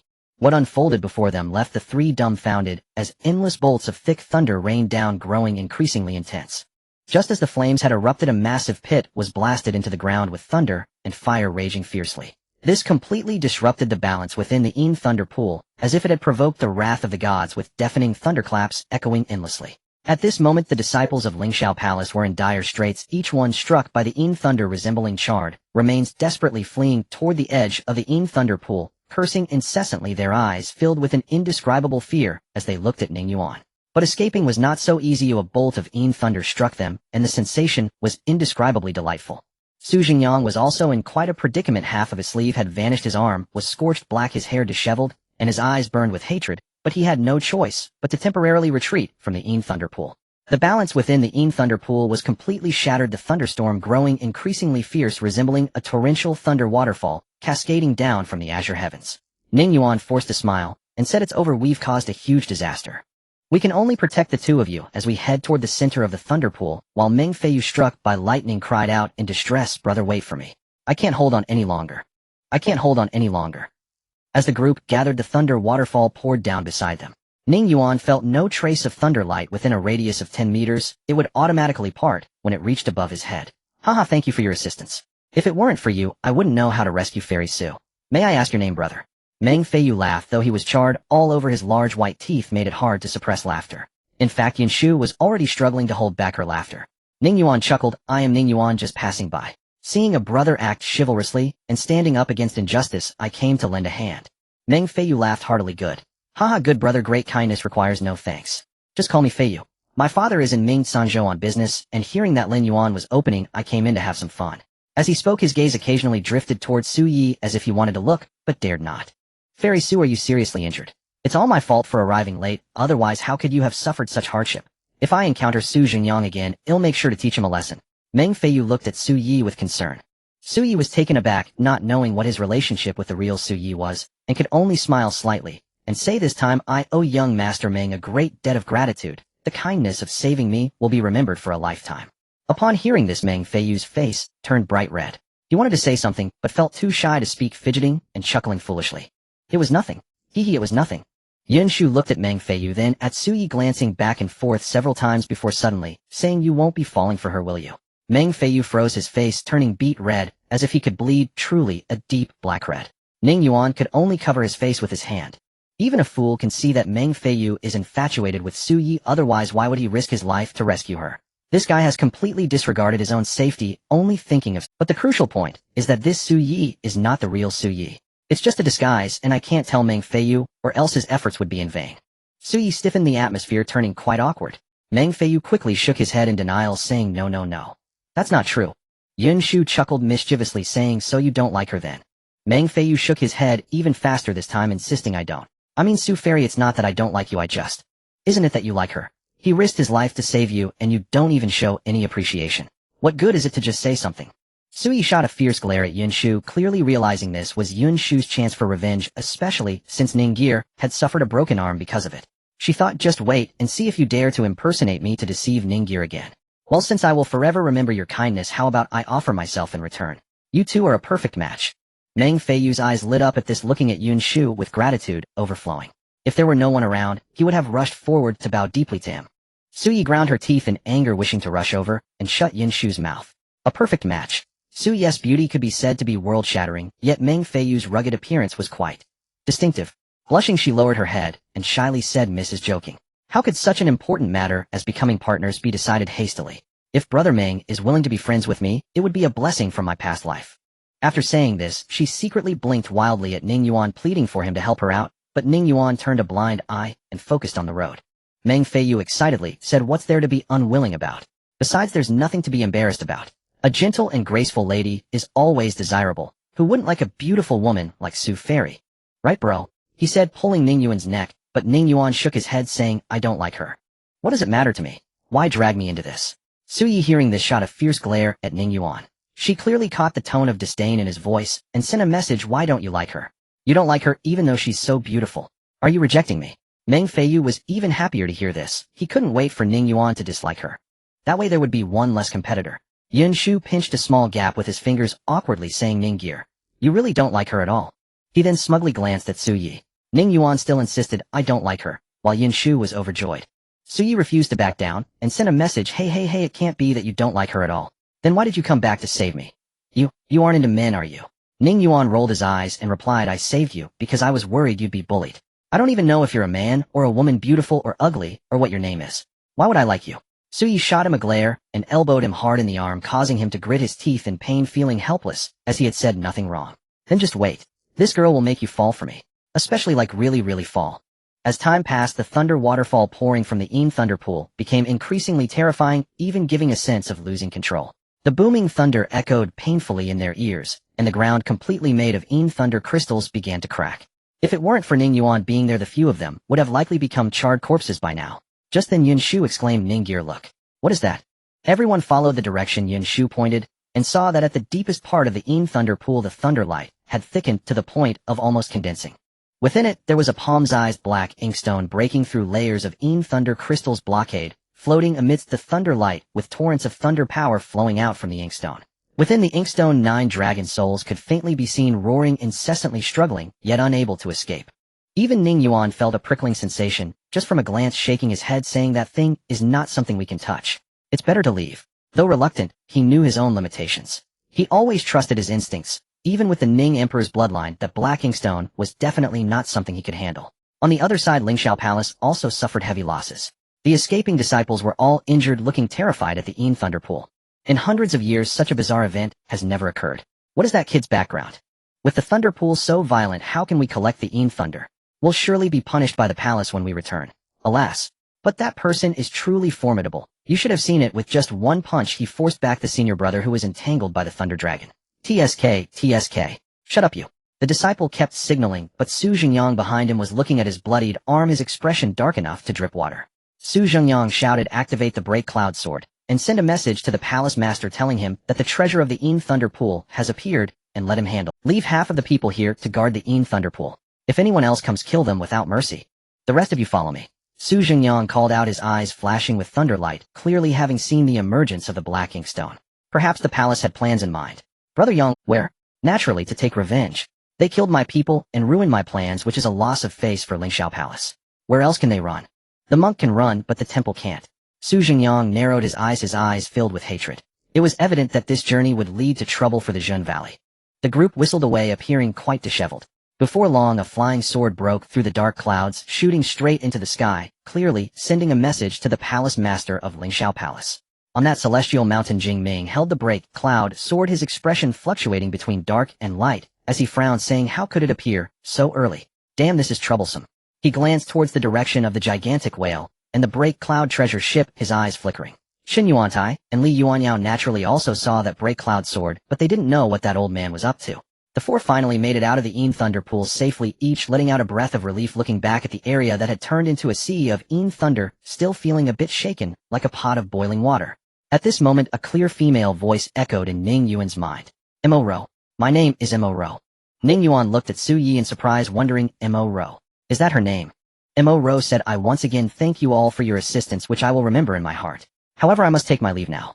I have already informed my fellow disciples to come to aid, and they must be on their way. Having narrowly escaped, I need to regroup with them. That Su Jingyang has suffered a significant loss, and will surely seek trouble with the Array Valley cultivators, and I must take charge of the situation." As she spoke, the imposing aura of the direct disciple of the Array Valley unconsciously radiated from her. If Ning Yuan did not know the truth, he might have believed it. Her acting was truly remarkable. Now he understood why Mo Ro had transformed into Su Yi's form. It was to leverage the Array Valley's influence. However, Su Yi was currently leading the disciples from the valley to provide. If the two sides were to collide with 2 Su Yis, that would indeed be interesting. This was the reason for Mo Ro's eagerness to leave. Ning Yuan had no reason to stop her. Meng Feiyu wanted to say something, but stammered and couldn't get a word out. Mo Ro slightly bowed to the 3 and then left. Yun Shu smiled at Meng Feiyu and said, "Why aren't you chasing her? Such a beauty, if you let her go you won't get another chance." Meng Feiyu chuckled foolishly and said, "We're already friends, there's no rush, no rush." Ning Yuan clicked his tongue, feeling a bit sorry for the naive man who had been kept in the dark and couldn't tell him that she was not Su Yi at all. It's better to leave this place of troubles quickly to avoid being chased, Ning Yuan murmured. However, Meng Feiyu showed no intention of leaving and followed behind the 2. Meanwhile, the Mo Ro disguised as Su Yi was running, surrounded by inky energy that flowed around her like a gentle breeze. When the ink dissipated, there was no longer any semblance of Su Yi, but rather an unremarkable young man, his clothing in tatters, face charred and smeared with blood. She took out a copper mirror to examine her appearance and tousled her hair, finally satisfied with a smile. He dared to lay hands on this young lady. You will have your time to cry. Mo Ro cleared her throat, and even her voice changed accordingly. At the forefront was none other than the senior sister of the Array Valley, Su Yi. Mo Ro hurriedly got up, limping as she stumbled forward, even falling over. From a distance, she shouted. At the forefront was none other than the senior sister of the Array Valley, Su Yi. Mo Ro hurriedly got up, limping as she stumbled forward, even falling over. From a distance, she shouted, "Senior Sister Su. Over here." Su Yi furrowed her brows deeply, and the Array Valley cultivators came to a halt. Seeing Mo Ro's terrified expression and her appearance filled with dread, she said in a trembling voice, "Senior Sister, you all finally made it." The disciple's face was charred, making it hard to recognize, but looking at her clothing, it was vaguely reminiscent of the Array Valleys. Su Yi spoke softly. "What happened? Was it you who sent the distress signal?" Mo Ro nodded, and said I accidentally stumbled into the Yinlei pool. Who knew the Ling Xiao Palace would show no mercy, not listening to explanations, and just attempted to kill me. They told me to call for help, and then that Su Zhengyang wouldn't let me go, personally coming to chase me down. Senior sister, quickly take the disciples away. They outnumber us, and the Ling Xiao Palace is powerful. I can endure some injuries, but I cannot bear to disgrace you. As she spoke, the dignified young man actually shed tears, but held back from crying out loud, wiping his eyes as he looked at his disheveled and charred appearance, which was truly heart-wrenching. What immense grievances must he have suffered? The disciples behind him also turned readied indignantly, saying, do they really think there is no one in the Array Valley? I've heard long ago that Su Jingyang is no good bird, we must teach that brat a lesson. If this breath isn't let out, what face does the Array Valley have? Senior sister, let's go find him. Su Ye's pretty face was frost-like as she said coldly, you first treat your injuries. I will handle this matter. The Ling Xiao Palace is always strong, but we are not without our preparations. After simply tending to Mo Rouse injuries, the Array Valley group set off again, all harboring a pent-up fire in their hearts. If Ning Yuan and the others were to witness this scene, they would surely be amazed, exclaiming that she was the epitome of a drama queen. It seems that Mo Ro was still thinking about revenge. After all, she had suffered greatly in the Yinlei pool. However, she certainly wouldn't confront it directly, but would use the Array Valley strength to teach Su Zhengyang a lesson. Hiding among the Array Valley cultivators, Mo Ro did her best to not draw attention to herself, her large eyes darting around, plotting who knows what. However, they had not walked far when three figures quietly emerged from a stone mountain corner. The boy carrying a basket sneakily glanced around, appearing terrified of being discovered. When he saw the formidable Array Valley group, led by Su Yi, approaching, his mind blanked for a moment. His mouth twitched, thinking, no. It can't be this coincidental, can it? How could we run into each other? Mo Ro, hiding among the Array Valley cultivators, was also taken aback, then covered her face with her hand, feeling a storm brewing inside her. Yin Shu was full of excitement. This scene was truly thrilling. She wished she could grab a handful of seeds to enjoy the spectacle. Only Meng Feiyu remained oblivious, thinking that Su Yi had reunited with the Array Valley disciples. He stepped forward to greet her, saying, Fairy Su, what a coincidence. We just parted ways and here we are again. Ning Yuan was speechless, cursing inwardly. Yes, what a coincidence. It truly was too damned coincidental. Su Yi appeared wary, glancing at Meng Feiyu, her beautiful eyes flashing with recognition, murmuring, the son of the southern continent's king of the south, Meng Feiyu. Her mind was filled with questions. The only reason she remembered was that she had met him 5 years ago when her master brought her to visit the king of the south. What does she mean by just parting ways and seeing each other again? Meng Feiyu had no idea that the person he had just saved was not the real Su Yi, but Mo Ro, the one before him, was the genuine article. Meng Feiyu smiled and said, I didn't expect Fairy Su to remember me. I wonder. Before he could finish his sentence, Ning Yuan stepped forward and cupped his fist, saying, Fairy Su, may I ask why you have stopped us here? If there is nothing, we shall take our leave. If we do not stop now, it is likely that Mo Rouse impersonation of Su Yi will be exposed.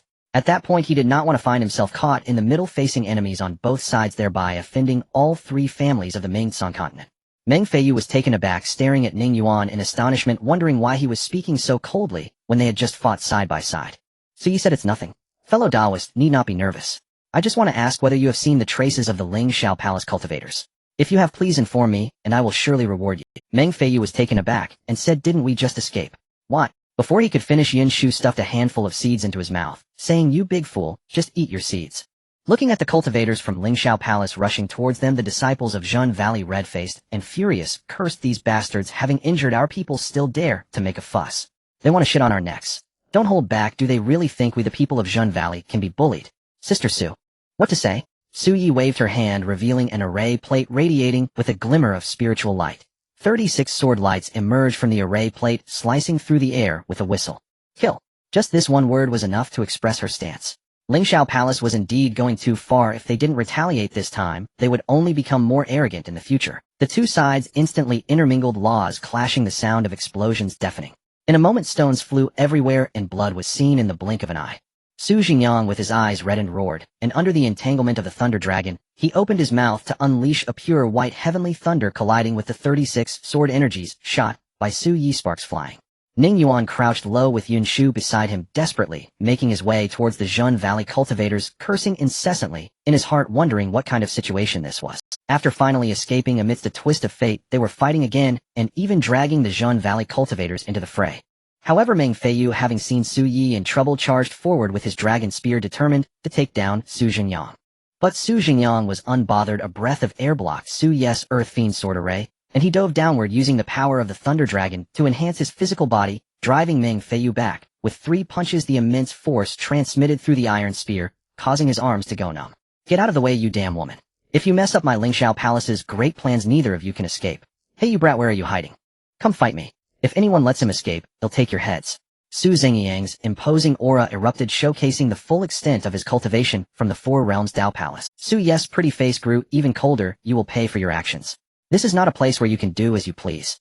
With that, she leaped forward, her array plate shining brightly, forming an array in the void. In an instant, the sword energy transformed into blades pressing down heavily. Naturally, Meng Feiyu would fight to the death. On the other side, Ning Yuan was also entangled by the cultivators of Lingxiao Palace. Although he had lost an arm, it did not affect his strength at all. However, after the incident at the Yin Thunder Pool, the disciples of Lingxiao Palace looked at Ning Yuan with eyes full of wariness and fear.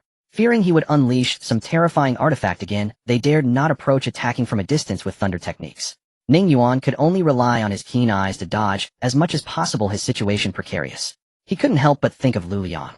You big fool, why are you fighting? Just let the Zhun Valley cultivators handle it. Take this opportunity and run. Mo Rao's voice echoed in his mind. He glanced at a blackened man, signaling him vigorously. He paused for a moment before realizing. It seemed that Mo Rao had slipped into the Zhun Valley cultivators again, and the reason for their encounter was likely her meddling. You girl, you're too wicked. But amidst the chaos of the battlefield, with around 70 or 80 cultivators fighting in the valley, more than 10 had already fallen in the blink of an eye. It was far from easy to escape. Moreover, the disciples of Zhun Valley had formed a massive array, nearly enveloping the entire battlefield. The overwhelming pressure from all directions made Ning Yuan feel as if he were submerged underwater, hindering his movements. Su Zhengyang was desperately charging towards Ning Yuan, and even Su Yi and Meng Feiyu together couldn't stop him. Su Ye's beautiful eyes were filled with confusion, not understanding why Su Zhengyang was so fixated on the young man carrying the basket, feeling that something was off. At that moment, Ning Yuan turned around, his eyes filled with ruthlessness, and roared, "You forced me." He lunged forward, throwing a heavy cloth bag, producing a whistling sound as it cut through. Damn it, that kid is coming again. Not good. Retreat, retreat.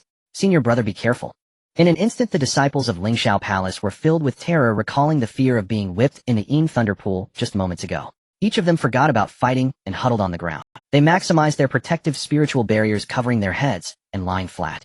Su Zingyang's eyes flashed with a deep sense of dread as he retreated hundreds of feet, no longer daring to strike at that cloth bag.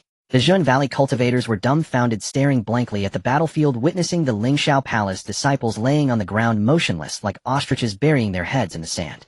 What? Could this possibly be some mysterious ritual? Why hadn't I heard of this before? Su Ye's beautiful eyes were filled with surprise as she looked at Ning Yuan, a hint of curiosity in her gaze. What was this young man's background? However, the scene she had imagined did not occur. Instead, the cloth bag arced gracefully through the air, then landed squarely on the head of a Lingxiao Palace disciple. Thud!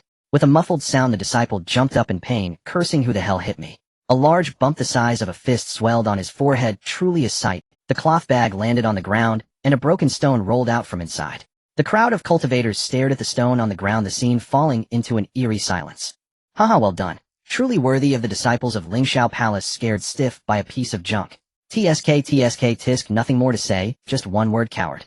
Laughter erupted from the Zhun Valley side, and the faces of the Lingxiao Palace cultivators shifted from red to pale, while Su Zingyang's expression turned dark. But he found that Ning Yuan had already escaped the battlefield, carrying Yun Shu as he dashed away with clouds of dust rising behind him. A surge of blood rushed towards Lingxiao Palace as Su Zhengyang howled, charging forward with his sword. He had never lost to this young man, and the battlefield became even more chaotic. Su Ye's doubts deepened. Things seemed more complicated than they appeared. Su Zingyang's target was solely that young man in plain clothes. Just as she wanted to ask the disciple who called for help what was going on, her gaze searched around, but found no trace of the disciple. Ning Yuan was running wildly, secretly lamenting. He had long run out of his grass and would ashes, otherwise he would have really wanted to use them again to escape. Yin Shu was clapping her hands in the basket, laughing until tears came out, praising Ning Gear. "Your acting is superb, I totally believed it. It's nothing compared to that girl Mo Rao. I'm afraid she caused this again." Looking around for her figure, but finding none, Ning Yuan wondered whose appearance she had taken on this time to cause trouble. At this moment, however, Ning Yuan was unaware that deep within the abyss of Lin Yuan a great change was occurring on the island in the center of the lake. At the heart of the deep abyss lay the Isle of the Lake, where the warrior with ghostly eyes flickering with red light finally rose. With a cold battle armor, he gently caressed a sprig of green bamboo, as if touching the person he loved most in his heart. He sighed deeply and said, "Swear, I ultimately must go on this journey. We once made a vow to never part in life or death. Now that you have become like this, I too have ended up like this. This time I must pave the way for you. Wait for my return here, and when the time comes we shall be those immortal lovers, granting you a lifetime of wishes." The green bamboo swayed as its branches gently brushed against his battle robe, tidying his attire reminiscent of a wife's devoted anticipation before her husband's departure to war. A sprig of green bamboo broke off and was tied to his waist. Looking at the person before him, his battle robe was marred with rust, and a tattered crimson cloak fluttered in the wind, faintly revealing the spirited figure he once was. Through the passage of 1,000 years, he remained the one in her heart. The warrior took a deep breath, drew the dominant dragon spear, and hung the blood-stained battle flag upon the green bamboo, solemnly stating, "Swear, bear the flag for me." A gust of fresh wind suddenly swept by, causing the myriad blades and swords in the forest of celestial weapons to hum in unison, and the battle flag, hung upon the green bamboo, flapped loudly. Holding the dominant dragon spear, the warrior stepped onto the waves, and proclaimed, "In my life, I Bai Liang have fought in wars. Living, I shall be a hero commanding countless armies, and in death, I will be a ghostly hero dominating the underworld. Brothers, await my triumphant return." In an instant, a surge of pure resolve erupted from the myriad celestial soldiers, sweeping up endless waves, evoking echoes from ancient times, with horns blaring and drums thundering. The warrior moved through the forest of celestial soldiers, as if returning to those years. "All generals, send off their commander for the expedition. May our great commander achieve victory and martial prosperity. May our great commander achieve victory. Martial prosperity." A chorus of high voices surged like a torrent, stirring up boundless sinister winds, churning the gray mist, rushing straight toward the azure sky. The warrior stood atop the land of the abyss, fiercely thrusting the dominant dragon spear into the ground, coldly declaring, "What do you all think this land of the abyss? This is a burial ground. The blood of the departed has yet to cool. How dare you desecrate it?" As his words fell, the endless gray mist swirling beneath the abyss surged like an octopus, crazily encroaching upon the fogless land, as if it would not relent until it completely engulfed the abyss. Even more terrifying, the little ghosts that usually hid deep within the gray mist crawled out from the earth, dark and numerous, rushing across the land of the abyss, including a considerable number of ghost kings. In that moment, the eyes of the gathered ghosts were filled with brutality, forming a tide of ghostly spirits that swept across the entire land of the abyss, enough to crush everything. Due to the violent changes within the abyss, even the dark clouds enveloping the abyss mouth began to boil like boiling water. At this moment, the warrior could rightfully be called the Lord of Myriad Ghosts. Such momentum naturally attracted the attention of the people in the valley. Zhao Qingsong stood under the cherry blossom tree, gazing northward with a smile, saying, "That guy Bai Liang can no longer sit still. But with his movement, I fear something big is about to happen." Bai Liang calmly replied, "Let him stir up trouble. Whatever happens, he'll handle it." Zhao Qingsong smacked his lips. "Tsk tisk, Bai Liang really has a lot of face. In this Deluo mountain sea, I doubt there's anything you can't manage." Bai Liang scoffed, "Just an old man half buried in the ground. What do I count for? Even if Bai Liang has a lot of face, it's not greater than yours. It's just a casual feat. You stubborn old man won't die. How can you live? Tell me, how long have I protected you in this abyss?" Zhao Qingsong said with a somewhat dazed expression, "I just want to see this world again." Bai Liang fell silent for a long time before hoarsely saying, "In the next life, will you really not study?"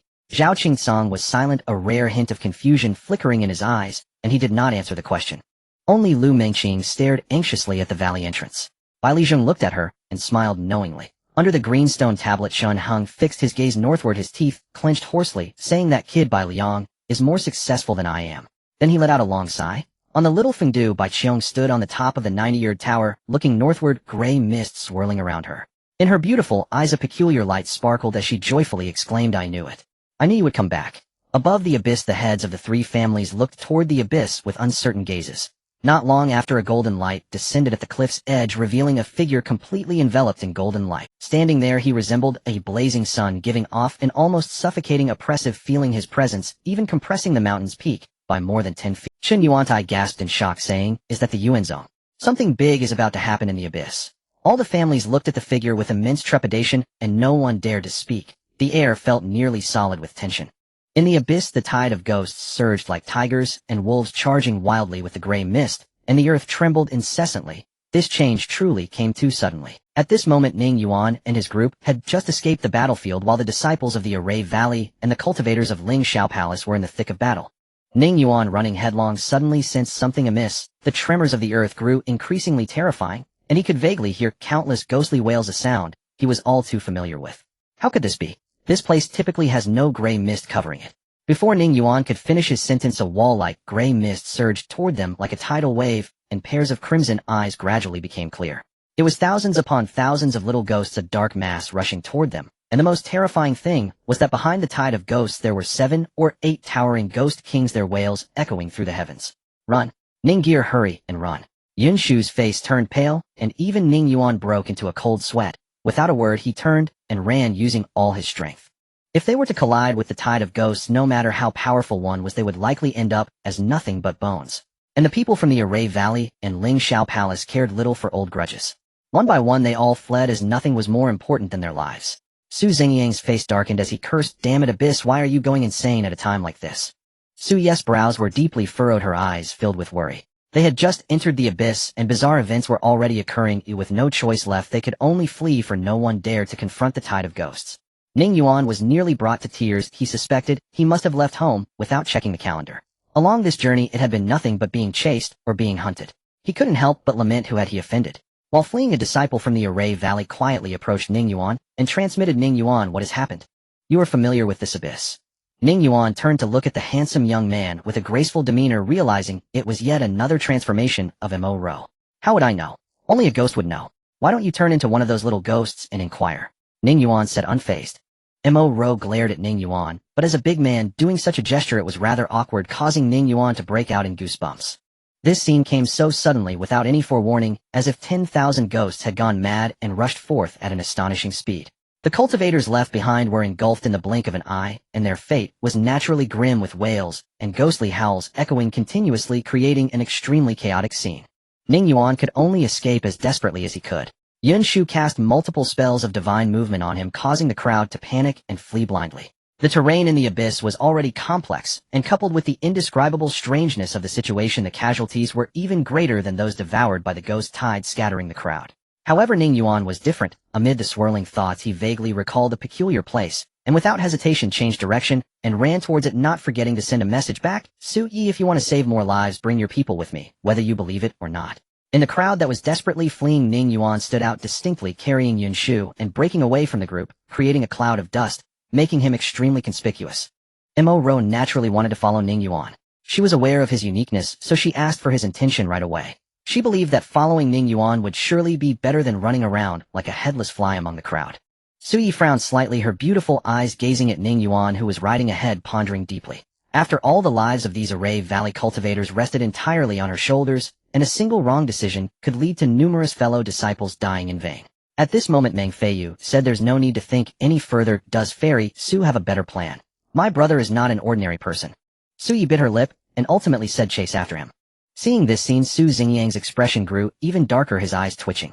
The place where the Yin Thunder Pool was located had already been swallowed by the ghost tide, and the cultivators stationed there likely had no hope of survival. "Yanggu, the people from the Array Valley have run away. What should we do?" one disciple asked. Su Zhengyang replied, "What else can we do?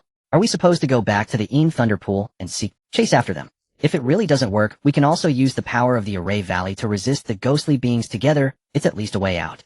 Ning Yuan at the front gasped for breath, his legs spinning like windmills. At this moment, he only regretted not being able to fly. "Ninggu, the cultivators from Lingshao Palace have also followed us," Yunshu reminded. Ning Yuan chuckled, "Let them follow. They will regret it later." Seeing Ning Yuan's expression, Yunshu felt reassured and comfortably squatted in the basket, turning back to make a face at Su Xingyang, who was hanging far behind. On the other side, Su Yi had also caught up and said softly, "I wonder what clever plan Brother Ning has. Why do you want to help me?" Ning Yuan smiled and said, "In the world of rivers and lakes, one makes friends.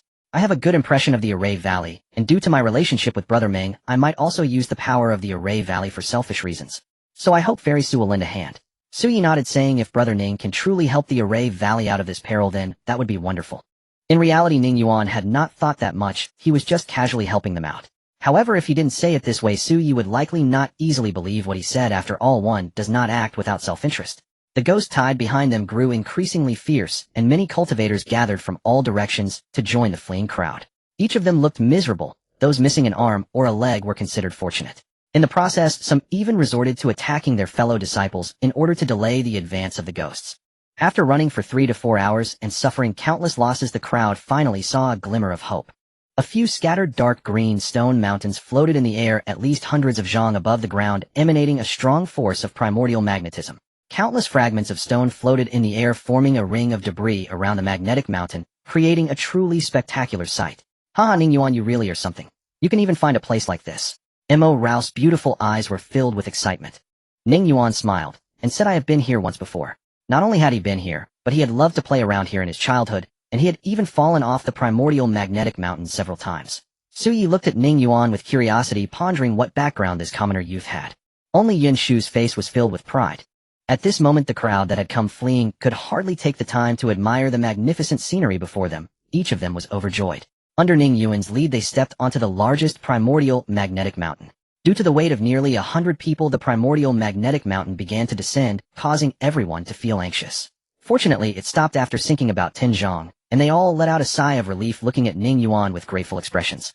At this moment, only Su Yi felt a sense of gloom in her heart. There were about 100 people from the Array Valley who had descended into the abyss, but after just one ghost tide, only about 50 to 60 remained on the primordial magnetic mountain, and most were injured. She slightly bowed to Ning Yuan, and said, "Thank you, young Master Ning, for your assistance in saving the disciples of the Array Valley from peril." Ning Yuan shook his head, and smiled. "No need for such formalities. If it weren't for your cover, we might not have escaped here. If thanks are to be given, it should be to Brother Meng." He then gave Meng Feiyu a meaningful glance. Su Yi turned her head, and gave Meng Feiyu a gentle smile. She had some fondness for this big guy, and Meng Feiyu's face flushed red, appearing at a loss for words, secretly giving Ning Yuan a thumbs up. What a good brother. At that moment the cultivators from Lingxiao Palace, who had been hanging far behind, rushed over in a rather disheveled manner, with fewer than 40 remaining. The ghost tide was closely on their heels, and they could not afford to hesitate, immediately heading up the primordial magnetic mountain, where Ning Yuan and the others were. Watching this scene, the expression of the Array Valley cultivators also turned cold. Ning Yuan said indifferently, "Sorry, everyone, this place is full. Please seek another place."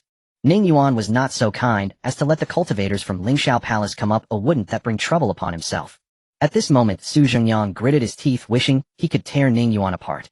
With wolves in front and tigers behind, he had no choice but to point his sword directly at Ning Yuan, and coldly say, "If you dare to block anyone, just try it.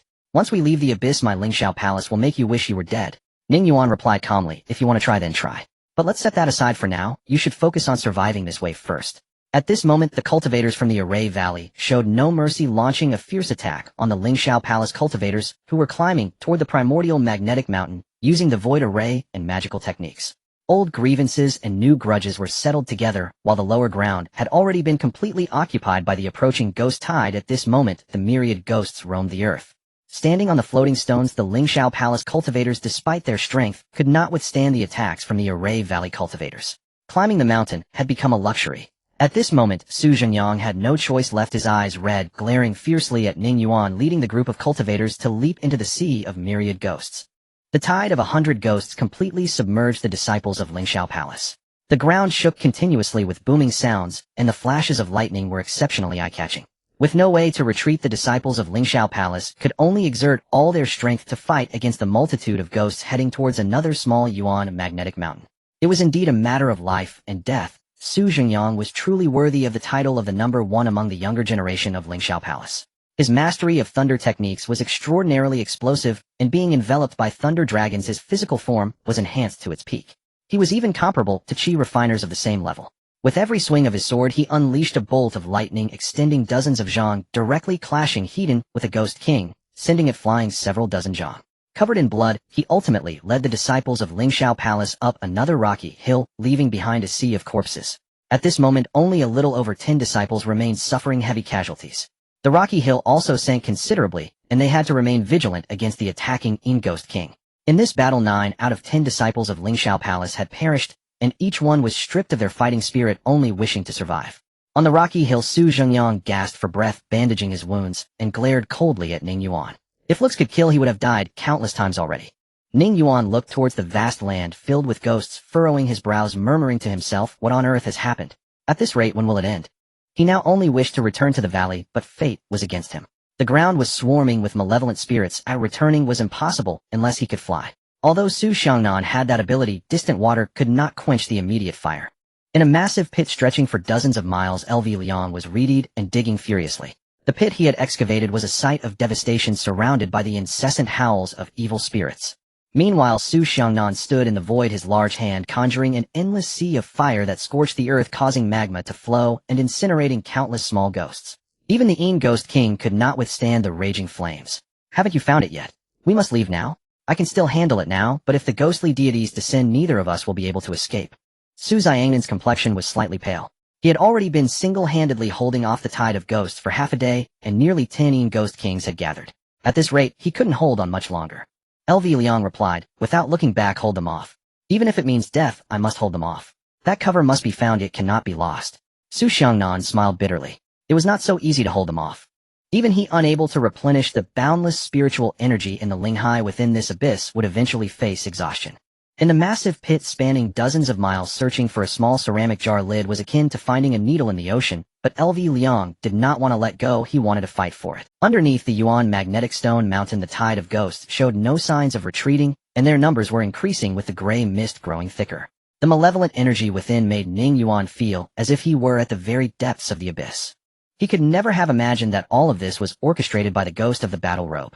Just then a dazzling sword light could faintly be seen amidst the tide of ghosts moving at a leisurely pace, indeed approaching the Yuan magnetic stone mountain. Everyone looked on in astonishment. What kind of existence could leisurely traverse through the endless tide of ghosts?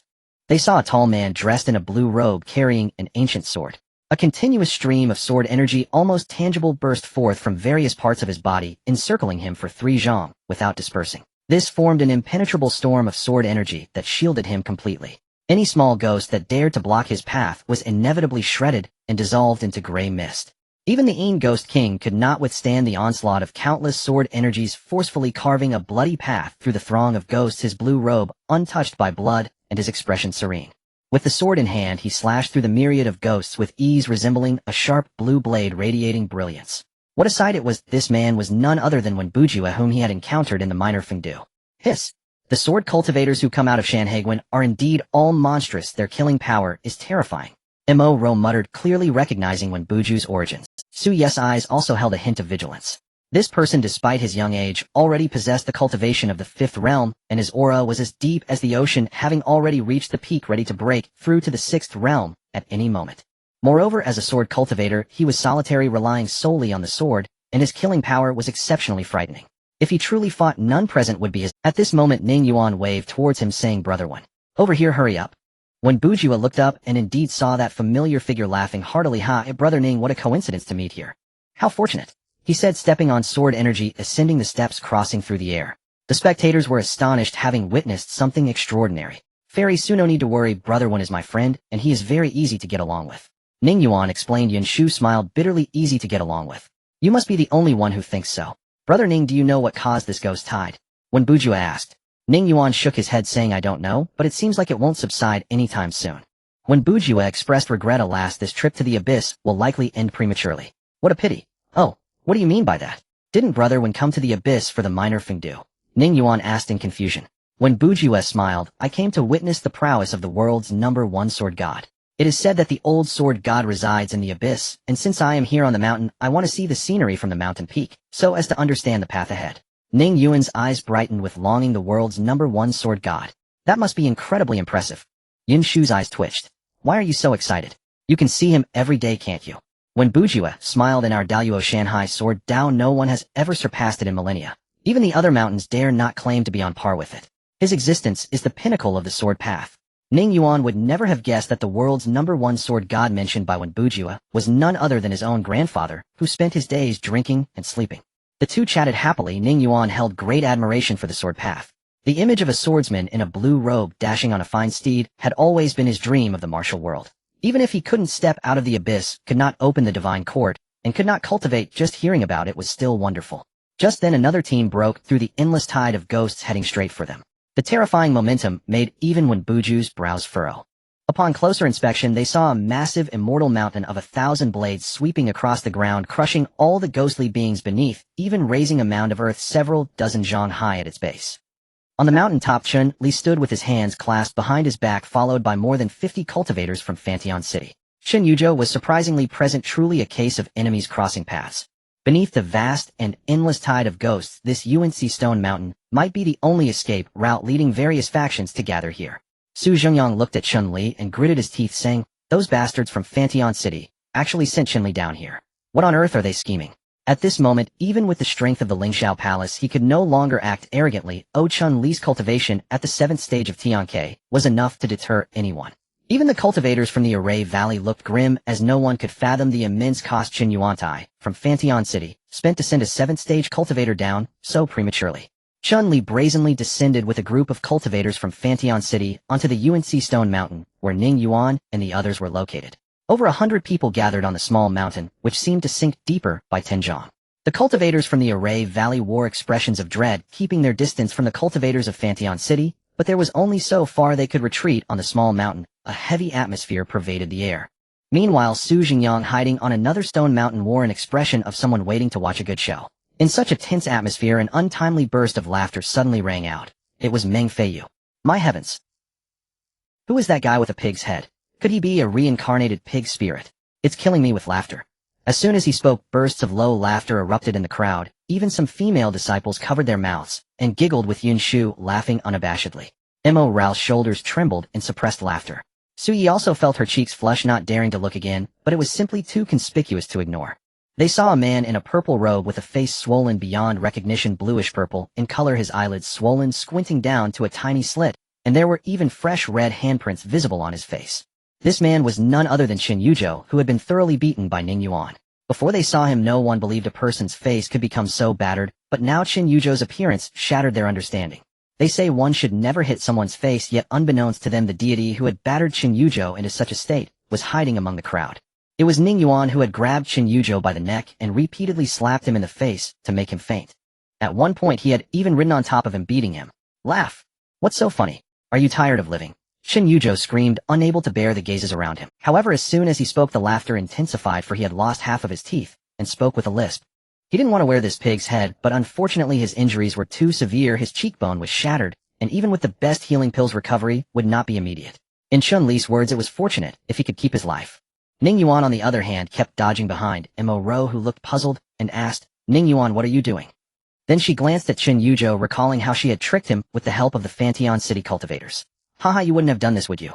Instantly, Mo Rao's expression turned extremely vivid. She could almost confirm it, but was very curious about how Ning Yuan had managed it. To make Qin Yuzhou suffer such a loss was something she had never seen Ning Yuan experience before. Little did she know that the situation was far more complicated than she imagined. Ning Yuan glared fiercely at Mo Rao and said, Isn't this all your fault, you naughty girl, stirring up trouble everywhere? You fear the world won't be chaotic. Just then Chun Li's gaze suddenly fell on Ning Yuan, and a trace of astonishment flashed in his eyes, followed by a smile. Young friend. I never expected to see you here. Since you are here, it means that Ding Hai, Ning Yuan coldly replied, is dead. Dead beyond recovery. Chun Li narrowed his eyes and said, a chi refining cultivator at the 7th stage couldn't take your life. I am quite curious, how did you manage to do? As soon as he said this, every pair of eyes in the area turned to Ning Yuan, all gasping in shock. What? A 7th stage chi refining cultivator? Did I hear that right? But Ning Yuan is merely a 2nd stage chi refining cultivator. His cultivation level is lower than most of the people present, almost negligible.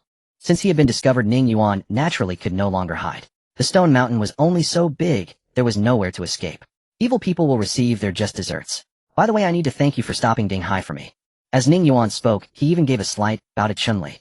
However, in reality, he had his palms pressed against 2 small vials, and his lips moved slightly, transmitting a message to Mo Rao, who upon hearing it suddenly looked serious. Qin Yuzhou could no longer contain the murderous intent in his heart, and gritted his teeth angrily, saying, Uncle Li, kill him, kill them. Not a single one shall survive. I didn't expect there would come a day when you fell into my hands. Su Ye's eyes flickered. The situation was dire. If a fight broke out, should she help or not? Even if she did intervene, what good would it do? Who could rival Qin Li? However, Meng Feiyu was the first to step forward, brandishing a spear in front of Ning Yuan, coldly saying, Let's see who dares to touch my brother. He had no tricks up his sleeve. He would never stand idly by while Ning Yuan suffered. Qin Yuzhou coldly retorted, I will if I want to. What can you do about it? Today, anyone who gets in my way shall die. Those from the Array Valley had better be sensible. Otherwise no one will leave here alive. Meng Feiyu sneered, just a coward relying on others. Are you even a man? Come out and fight me. Let me see if I don't stab you. Men should do what men do. At this, the entire place fell into an instant silence, all looking at Meng Feiyu with strange expressions. What is this kid saying? It sounds weird. Oh, Chun Yuzhou even took 2 steps back, instinctively protecting himself. Do what needs to be done. Ning Yuan's lips twitched slightly. A brother, don't take such a deep breath. When you speak, it's quite terrifying. Chun Yuzhou's face darkened as he said, I just want to ask, on what basis? You have no qualification to negotiate with me. Saying this, he stomped his foot on the stone mountain. Here, I make the rules. Ning Yuan, be sensible and come to die. I'll hit you back, just like you hit me. Otherwise, everyone will die with you. Upon hearing this, Ning Yuan's expression darkened, and he coldly replied, Do you really think you have me at your mercy? Do you believe that even if you stand beside Chun Li risking your life, I can still kill you? Don't be too cocky, young man. Qin Yuzhou looked at Ning Yuan's grim expression and couldn't help but recall the helplessness he felt when he was being beaten by him. A hint of fear flickered in his eyes, but then he remembered that Chun-Li was right beside him, so there was nothing to fear. Uncle Li, don't waste time with him, or just do it, and capture him alive. Chen Yuzhou commanded. Chun-Li looked at Ning Yuan coldly, and said, make a move, and you will die. Yun Shu's charming face was icy and a dangerous cold gleam flickered in her beautiful eyes. A look of determination appeared on Ning Yuan's face. Just as he stepped forward, he noticed Wen Bujue, who had been watching from the sidelines, stepping between them, and calmly stating, what a bold claim. Today I shall see how you cause my brother's demise. When brother, this matter arose because of me, so let me. Before Ning Yuan could finish, Wen Bujue shook his head, and said, it's just that I cannot bear to watch. If you truly wish to thank me, then, when you go to Shanghai Pass, drink more alcohol as a way of repaying this favor. How about that? Ning Yuan could only smile bitterly at this, yet he could not refuse. His current cultivation was truly insufficient, and it was not the time to stand out. To forcefully show off would only lead to death. A young man knows honor and disgrace. Unknowingly, his fingers were already turning blue from clenching too tightly. Knowing disgrace, he must strive for strength. Chun-Li looked at Wen Bujue and said lightly, it seems the one with the big mouth is you. What qualifications do you have to challenge me, being merely a fifth realm cultivator? Is it because of your status at Shanghai Pass? In the vast world of Daluo, you shouldn't be speaking here. Wen Buju's gaze turned completely cold as he spoke in a chilling voice. Do you know how many people die at Shanghai Pass each year? Do you know why the waters of the EC outside the pass are blood-colored? Do you know what it is like to have mountains of corpses piled higher than city walls? With every word he spoke, Wen Bujue stepped forward, his imposing aura rising. At this moment, he was like a sword blazing across the sky. Without Shanghai Pass, where would the peace and prosperity of the Daluo world be? Do you think that realm is everything? Huh. Then your life must be incredibly boring. In the next moment, an endless spiritual sea suddenly manifested behind Wen Bujue, with raging waves crashing down. A towering Dao palace stood upon the sea, clearly visible, and facing the Dao palace was not a fairy mountain, but a heavenly sword piercing the azure sky. Realm, I shall break it for you right now. Instantly, the boundless spiritual sea surged, and a golden divine bridge extended from the Dao palace, reaching directly to the pinnacle of the heavenly sword. At this moment, everyone appeared horrified. Wen Bujue was actually breaking through right on the spot, directly reaching the level of the 6th realm Shouqiao. Chun-Li's expression darkened as well. Wen Bujue drew the ancient sword from his back, grasping it in his hand, its sharp edge formidable. He coldly said, do you dare to take one sword strike from me? Chun-Li sneered, what is there to fear? Die. After saying this, he waved his hand, unleashing boundless spiritual power, and shouted, divine ability, Chi Mo Days. In an instant, endless moisture in the air condensed, transforming into a black water magic swamp, covering nearly 1,000 zhang, blocking out the sky, and the sun with streams of mud and water shooting out like octopus tentacles, causing the air to explode in bursts. Wen Buju's expression darkened slightly as he held the sword's hilt, saying calmly, from the moment I grasped this sword, I knew who would be the #1 in this world. One day I will stand at the pinnacle of the sword path, Chun-Li. Prepare yourself. Crescent Moon. As soon as the words left his mouth, he slashed at the descending black water magic swamp with his sword. With a clang, the sound of the sword echoed for miles, and infinite white light flooded everyone's vision, causing their skin to sting painfully. When their vision restored, they were horrified to find that the surroundings had already transformed. Beneath them lay an endless black sea, the sky above dotted with stars, and a pale crescent moon, with moonlight pouring down like water, resembling a waterfall. The so-called crescent moon rises above the sea, and it must be like this. The fierce wind howled, and the enormous black water magic swamp was cleaved in two. Even the 1,000 blades fairy mountain behind the magic swamp was severed. Chun-Li's face turned as pale as paper. A gruesome sword wound on his chest, flesh and blood exposed. His pale chest was laid bare, and he spat out a mouthful of fresh blood, revealing a look of horror. Is the killing power of a sword cultivator truly this astonishing? Wen Bujue, with a single sword strike, caused Chun-Li to end up like this. The faces of everyone in the arena changed color, and Chen Yuzhou was even more flustered. However, Wen Bujue was also not feeling well, with 3 blood holes in his body, bleeding profusely, and his sword-holding hand trembled uncontrollably. Ning Yuan wore a worried expression, while Yin Shu murmured, this sword has already birthed sword intent, forming its own world. Wen Buju's mastery of the sword path is extremely high. How could that group of old fossils at Shanghai Pass let him out? Yet Chun-Li said, good lad, you truly have some skills. If you strike me with a few more swords, I fear I might die here. But if you dare to strike, I will kill. I do not believe you can protect everyone present. Hee, I truly do not know how many people will survive on this mountain.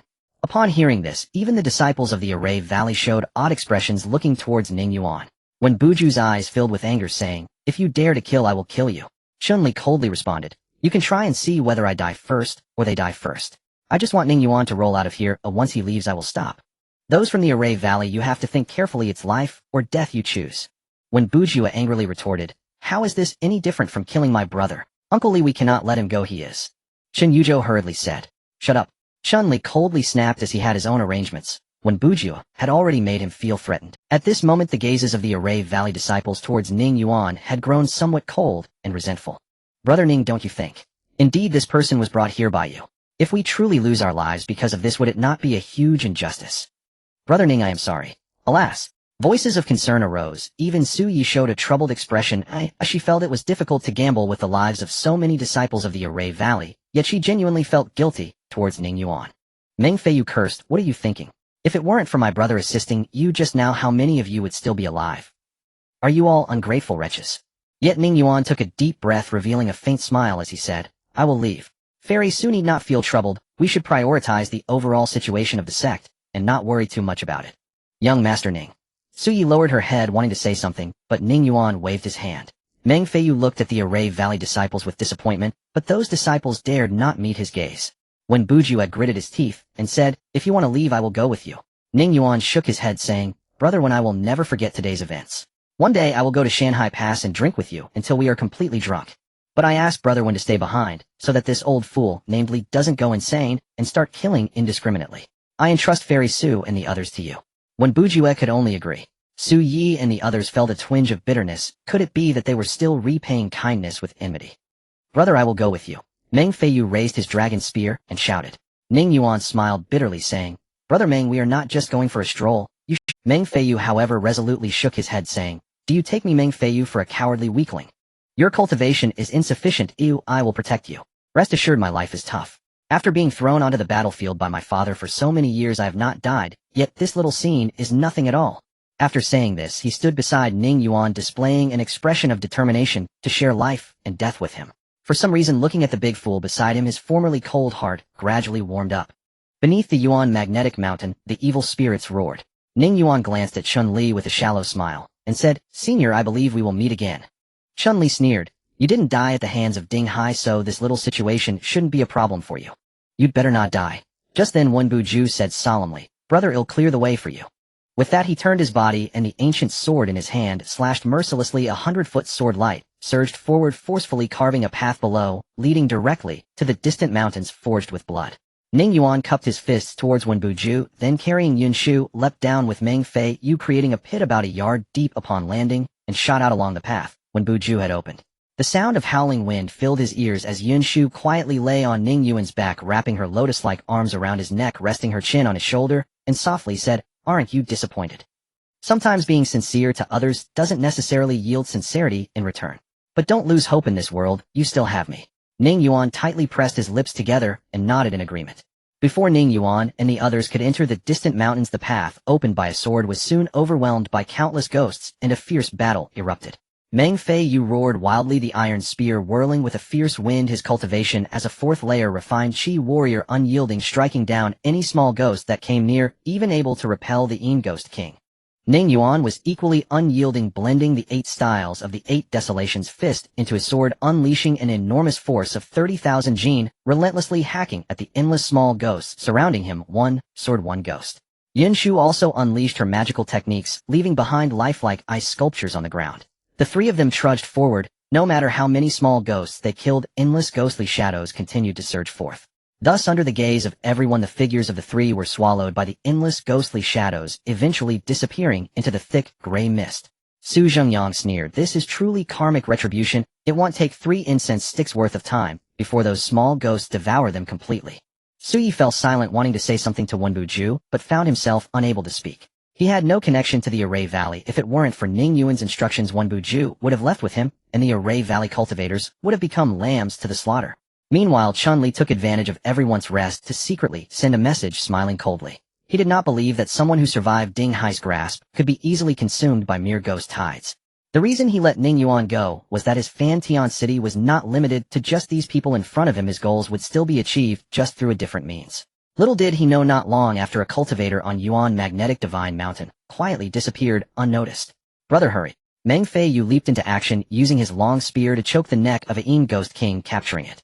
In a world now stained red with blood, Ning Yuan instinctively raised his sword and wildly hacked down, slashing diagonally at the Yin Ghost King, gutting it in a scene that became exceedingly bloody. After struggling to pull the iron sword free, the three finally broke through the encirclement, having no idea how many small ghosts they had felled. Ning Yuan had even lost the strength to lift his sword, his lungs heaving like a tattered bellows. The blood caked on his clothes seemed like it could be wrung out, while Yun Shu's lovely face also turned pale, her white dress stained with blood, as she struggled to pull Meng Feiyu out from beneath the heavy corpse of the Yin Ghost King. Meng Feiyu, barely getting up, spat out a mouthful of blood, cursing. This is exhausting. Ooh, I've broken 2 more ribs. But surviving is a win, haha. He then extended his bloodied hand, grinning at Ning Yuan, their palms slapped together heavily as the three supported each other and moved slowly.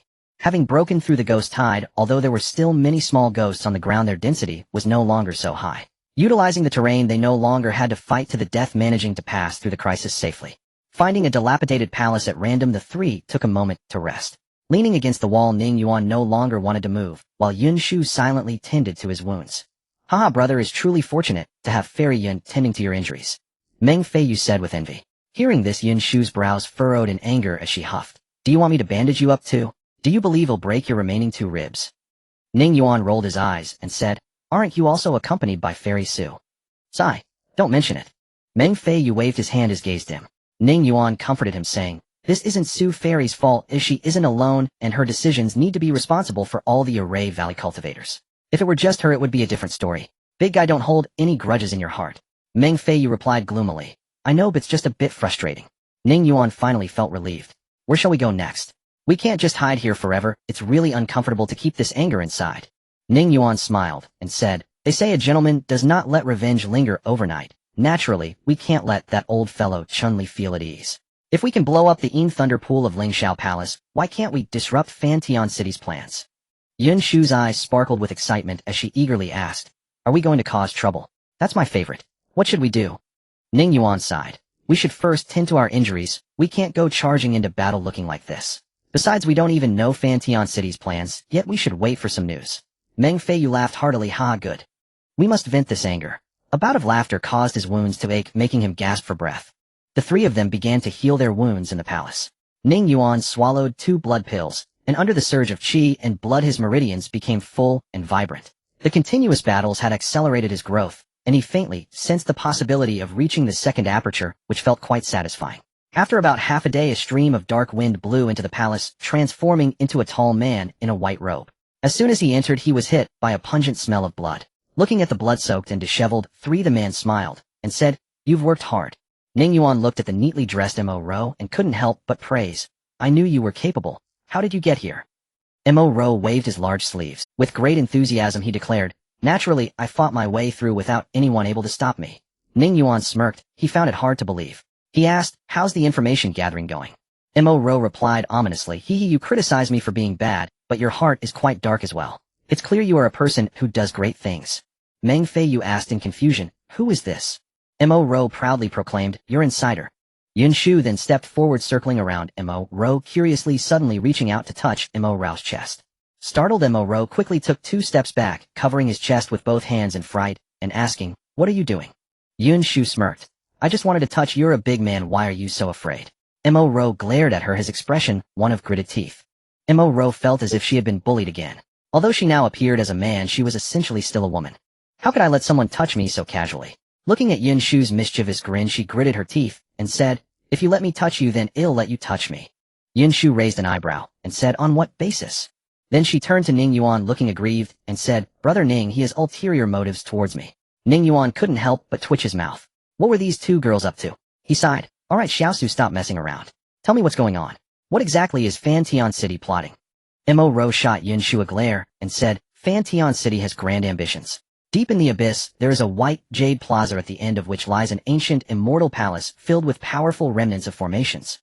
To obtain the treasures within the palace, Fantian City has secretly been breaking the formations for hundreds of years, but progress is slow. The reason they are so fixated on you is likely because they have taken a liking to your physique and want to use you to obtain the treasures. Chun-Li letting you go likely isn't out of kindness. He probably has other plans. There must be arrangements at the White Jade Plaza, and they might even send someone to capture you to break the array. Ning Yuan listened, his eyes flickering. As time passed, he couldn't help but smile and asked, have you found out the specific location? Mo Ro proudly said, you should know who I am. Cough cough. Who I am, I have a rough idea of the location, but to avoid exposure, I didn't dig further and slipped away. Are we really going? At the White Jade Plaza, there are likely many cultivators from Fantian City, with just a few of us. Besides, once something goes wrong, Chun Li will definitely notice. Ning Yuan said in a deep voice, "Don't worry, I have my plans." Chun Li thinks he has everything figured out. We can't let his schemes go unpunished. We have to give him a surprise. After a plan was made, the group set off. The crimson bird on Ning Yuan's shoulder quietly flew away. The journey was not peaceful. They often encountered little ghosts attacking them, but fortunately the four of them joined forces to resist. To speed things up, Ning Yuan had to take the dangerous route to hinder the pursuit of the ghostly beings. Even so, they were in quite a predicament. The abyss now resembled a mad lion with no moment of peace. After a fierce battle, they finally arrived at the side of the White Jade Plaza and quickly concealed their presence.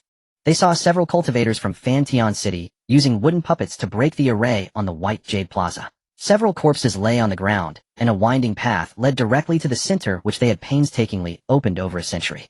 Surrounding the plaza were numerous ghostly beings, all blocked by the remnants of the formations, unable to enter the White Jade Plaza. This was also why these people at that moment Qintong was crazily attacking the ghostly beings at the entrance, trying to clear a path.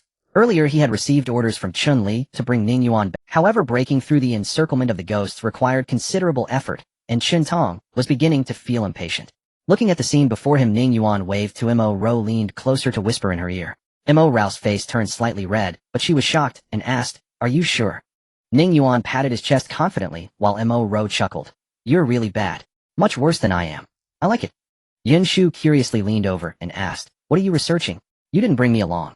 Mo Ro said mysteriously, "It's quite thrilling. Do you want to hear it?"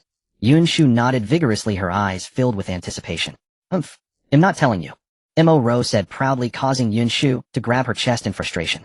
Mo Ro was startled and quickly stepped back, letting out a sharp, "Ah." Meng Fei Yu looked completely bewildered, staring at the two of them in shock. Ning Yuan chuckled. "Just wait for the show to unfold. Soon we'll go in to get the treasure." After waiting for a while longer, Qintong and the others had just about cleared the ghostly beings when they saw Mo Ro enveloped in a dark aura, completely concealing her figure. Yun Shu felt the dark aura, and her eyes sparkled. When the aura dissipated, the three of them stared at Mo Ro in astonishment. They saw that she had completely transformed into Chun Li's appearance without a single flaw. Even her aura was identical, showcasing the imposing dignity of someone, and at that moment she was facing a bronze mirror, fiddling with her beard and laughing. "How do I look?" Meng Fei Yu exclaimed this. "This world has such marvelous powers. Even the realm has changed. How pitiful that this fellow couldn't imagine that the Su Yi he saved back then was actually Mo Ro." Mo Ro said proudly, "There are many things you can't imagine." Yun Shu curiously asked, "Can you change into anyone?"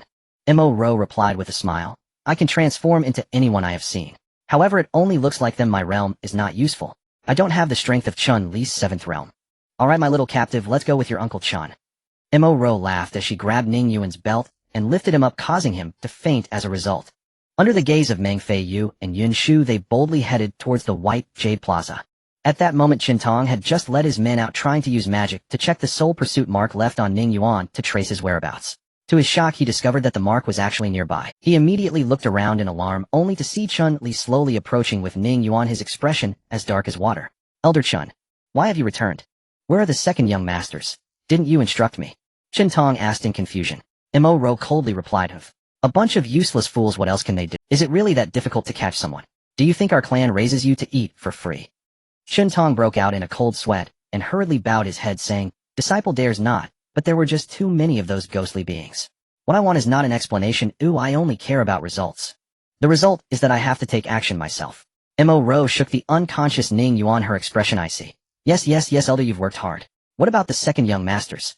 Qintong asked. Mo Ro finally softened her tone, saying, "Do you need to ask? Of course everything is arranged. What are you waiting for? Hurry, and take me to break the array." Qintong trembled again, being pressured by Chun Li's imposing aura, breaking out in a sweat as he hurriedly led the way. Ning Yuan was struggling to hold back. Needless to say, Mo Ro was really acting too convincingly, easily managing to handle these people with just a few words. Arriving at the front of the array master with white eyebrows and beard had bloodshot eyes, desperately trying to break the array. With so much time passed, they were still over 90 feet away from the treasure palace, so it was no wonder they were anxious. Mo Ro casually threw Ning Yuan onto the ground and raised her foot to kick him in the stomach. Ning Yuan suddenly opened his eyes wide and spat out a mouthful of blood. This scene startled Mo Ro, as she clearly hadn't used much strength. How could she bear to kick hard? Yet she saw Ning Yuan's eyes turn red, his fists clenched tightly, gritting his teeth in anger as he shouted, "Old dog, you won't have a good end." As he spoke he struggled to rise, but his expression suddenly wilted, collapsing weakly on the ground, panting heavily, yet his eyes remained fiercely fixed, filled with... At this moment Mo was utterly amazed. She finally saw someone who could act even better than herself. Just look at that expression, that shocking blood. This really took a lot of effort. Yin Shu and Meng Fei Yu looked at the two performing amidst a crowd of enemies, feeling speechless. It was all too real, even they believed it. Mo kicked Ning Yuan to the ground, crouching down to grip his chin with her hand, and said coldly, "If you want to suffer less, just behave yourself, otherwise you'll know what real suffering feels." Their gazes locked, with Ning Yuan's face filled with rage while Mo secretly rejoiced, thinking, a kindred spirit indeed. This was simply exhilarating. It even made her think she was truly Chun-Li. To act the part convincingly, one must first deceive oneself. "If you know what's good for you, get the job done, and I will spare your life," Mo said, changing her tone. Ning Yuan hesitated, asking, "Really?" Mo scoffed, "Are you negotiating with me?" After pondering for a long while, Ning Yuan gritted his teeth and said, "I will do it."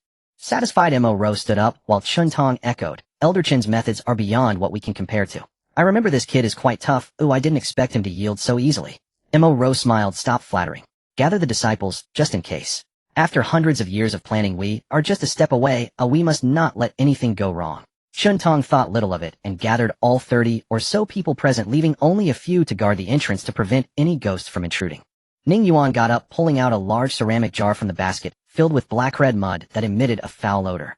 Ning Yuan said to himself, "This is my family's ancestral old pit mud. Applying it on oneself allows one to ignore the remnants of the array." His face showed a hint of relief. Chun Tong sneered, "Nonsense. If it were that easy, wouldn't all the Chen family's hard work over the past century go to waste? Do you expect us to believe you? Unless you try it yourself." Upon hearing this, Mo felt a sinking feeling in her heart. She had already positioned herself behind Chun Tong, her delicate hand concealed in her sleeve, gripping the binding, immortal rope. Ning Yuan, filled with despair and anger, exclaimed, "At this point, what else do I have to deceive you about? You don't believe me, right?" Saying this, he boldly plunged his hand into the blood mud and stepped into the area covered by the remnants of the array, yet he remained unharmed. The old array master almost stared his eyes out, exclaiming, "How is this possible?" Mo laughed heartily. "Indeed, there are wonders in the world. Good.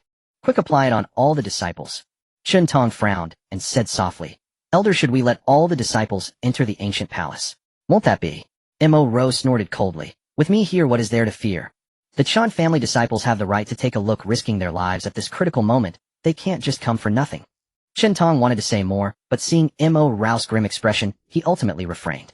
At this moment, even Ning Yuan became nervous, his palms sweating, his mouth dry, and he felt a burning sensation in his lower abdomen. However, he did not stop moving. He held the ceramic jar forward, grabbed a handful of blood mud, and suddenly flung it. The mud splattered onto the first 10 disciples in front, covering their faces. "Kid, be careful," one of them said, showing displeasure. At this moment, Ning Yuan had no time to worry about that. He grabbed another handful of blood mud and fiercely flung it towards the disciples behind him. "Ah! My face, it hurts. So painful. It's rotten, how could it rot? Ugh." In an instant, cries of despair and curses echoed, and the Bayou Plaza erupted. The disciples at the back, sensing danger, raised their protective chi, but it was completely useless against the blood mud which directly splattered onto them. In just a few breaths, some were corroded into a pile of rotten flesh. At this moment, Chun Tong's eyes widened in rage as he shouted, "You rogue, Yin, dare to deceive me." Just as he was about to take action, a golden binding immortal rope shot towards him like lightning, binding him tightly in an instant. His heart filled with shock as he turned back and exclaimed, "Elder Chen, what on earth are you doing?" "That kid." Mo clapped her hands and laughed. "Done."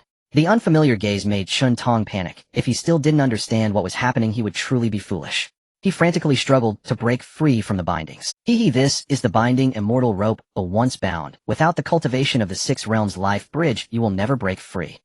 Saying this, she snapped her fingers lightly. The golden binding immortal rope tightened like a giant python. The sound of bones cracking echoed as it dug into his flesh. Chun Tong's face turned pale, foam spewed from his mouth, and he was kicked into the remnants of the array by Mo, where a flash of sword light severed him into pieces. Mo sighed.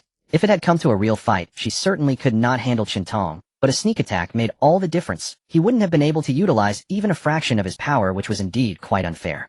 Meanwhile, Ning Yuan was desperately fleeing among a group of disciples from Fantian City who resembled ghastly ghosts or zombies. He held the ceramic jar in one hand and grabbed blood mud with the other, wildly flinging mud behind him left and right.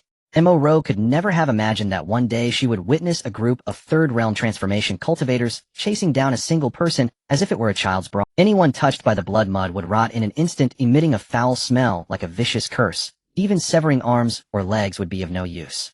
In less than the time it takes to burn a stick of incense, corpses littered the ground, giving off a strong stench. Ning Yuan stood panting in place, gazing at the piles of rotten mud he had thrown, letting out a long breath as the ceramic jar was empty. Without shedding blood, the cultivators stationed at Bayou Plaza were thoroughly duped. Ning Yuan exchanged a glance with Mo Ro, sharing a knowing smile, and they clapped their palms together. Perfect. I didn't expect you to act so well, good lad, you have talent. I am liking you, Mo Ro exclaimed excitedly as she finally found a kindred spirit. Acting alongside Ning Yuan was simply wonderful. Ning Yuan, however, complained. Next time you say that, remember to transform into a prettier woman. That way I can feel a little better. Hearing this from a big man is too much for me to bear. Mo Ro glared at him and elbowed him hard, causing him to bend over in pain. On the mountain, Yun Shu and Meng Feiyu ran down, looking at the ground covered in corpses. Meng Feiyu's eyes were filled with admiration as he couldn't help but give a thumbs up, saying, "Brother, that was incredible, without shedding blood." Yun Shu proudly said, "Of course, just look at who my Ning Gu is." Ning Yuan, feeling a bit shy from the praise, scratched his head and laughed. "Let's go check out what treasures are in the palace. Oh, and don't step on the mud on the ground unless you want to end up like them." Meng Feiyu swallowed nervously, feeling a bit scared after all the deaths of these people were too tragic.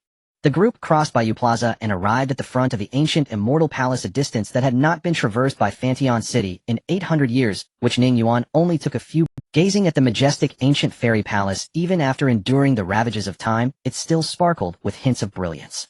Such a complete palace is rare. Having been in limbo for so many years, Ning Yuan had explored every place that could be traversed.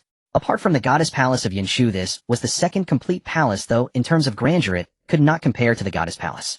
The palace doors were tightly closed, perfectly sealed. Meng Feiyu's eyes were filled with excitement as he was about to push the door, but Ning Yuan said, "Let me handle it." Placing both hands against the palace door, a bone-chilling cold permeated through. The blood within him surged, dissipating the cold.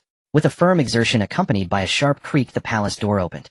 Inside, the palace was resplendent with gold and jade. At the main seat, there was a golden long table, with long tables lined up on either side, emanating a grand and solemn aura. Dust covered the interior, and the arrival of the few seemed to shatter the tranquility that had persisted for ages, as many things turned to dust and scattered. At this moment, Yun Shu's gaze became somewhat absent, softly murmuring, "Only time is the most ruthless. The brilliance of ages ultimately amounts to nothing but a." Just then, Mo Ro pointed at the main table and said, "Ning Yuan, look at that person." Following her pointed direction, they saw a skeletal figure sitting behind the main table, having long lost its divine essence, yet still sitting there gazing at its palm. Wearing a dragon, crowned with a golden tiara and holding a white stone the size of a dove's egg with radiance flowing over it. On the table lay a scroll, unrolled, not a single word. Beside the scroll rested a vermilion brush, the red ink at the tip still vibrant, as if it had just been dipped. Meng Feiyu sighed. It must be an emperor. Who would have thought? At this moment, Yun Shu's breath quickened, her delicate hands gripping Ning Yuan's shoulders, even causing him pain, without her realizing it. He could feel her body trembling, and one could only imagine how excited she was at that moment. "Ningir, that stone, can you give it to me?" Yun Shu spoke. Ning Yuan did not immediately agree, but turned to look at Meng Feiyu, and Mo Ro, smiling, "I ask both of you to help let that stone be given to Xiao Shuzi. Everything else is yours. Is that acceptable?"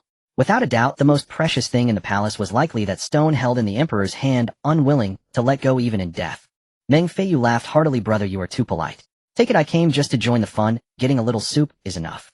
Mo Ro shrugged. "Without you we couldn't get in anyway, so let her have it. Just look at her pitiful state. Hey, even if she owes me a favor, that's fine." Ning Yuan then nodded at Yun Shu, who looked at him with flushed cheeks, truly unable to control her emotions. He then deeply bowed to the emperor, saying, "Predecessor, death is like a lamp extinguished. Rest in peace, forgive my rudeness." As he bowed, the emperor's skeletal remains along with his dragon robe and golden crown scattered with the wind. The others exchanged glances. Without this bow, or perhaps even the slightest hint of disrespect, taking anything could have meant they would not leave. Such a powerful being, even after countless ages, still had lingering attachments, truly terrifying. Bending down, he picked up the white stone and placed it into Yun Shu's hand, smiling, "Here you go." Yun Shu stared blankly at the white stone in her hand and quietly said, "Aren't you going to ask me what this is?" Ning Yuan asked in confusion, "Why should I? If you like it, then it's yours." Yun Shu sighed with a bitter smile, "You've always been like this, never considering for yourself, always giving the best to others. Do you know how many fortunes you've missed over the years? Every fortune could have created an astonishing existence." Ning Yuan without hesitation replied, "What's yours is mine. I already have enough." As he said, he originally had nothing yet now possessed so much. Ning Yuan was already very content. He never forced anything, believing that what belongs to him will eventually come to him. Yun Shu fiercely gave Ning Yuan a punch, saying, "You dense blockhead. This item is the 3 live stone. If one wishes to live another life and escape the cycle of reincarnation, there are many ways, and the three-live stone is one of the most reliable. It's just a pity that the emperor did not succeed and could not live out his next life. He still died. Upon hearing this, Mo Rao's gaze instantly fell on Yunshu. The three-live stone. To live again, why would Yunshu want to use it? Could it be? Yet evidently Ning Yuan did not wish to dwell on this matter further, and said with a smile, then let's fulfill our promise. You two go ahead, and take whatever you fancy, no need to be polite. Mo Rao smiled, if it's free, I won't be polite. Meng Feiyu shyly scratched his head, and began rummaging around in the palace. While the two were rummaging, Ning Yuan quietly asked Yunshu, if you use it, is there a high chance of success? Yunshu paused, then a bitter smile appeared on her lips. You already know. Ning Yuan rolled his eyes at her, saying, am I that stupid? I have some idea in my mind about certain things. Yunshu sighed, I knew it.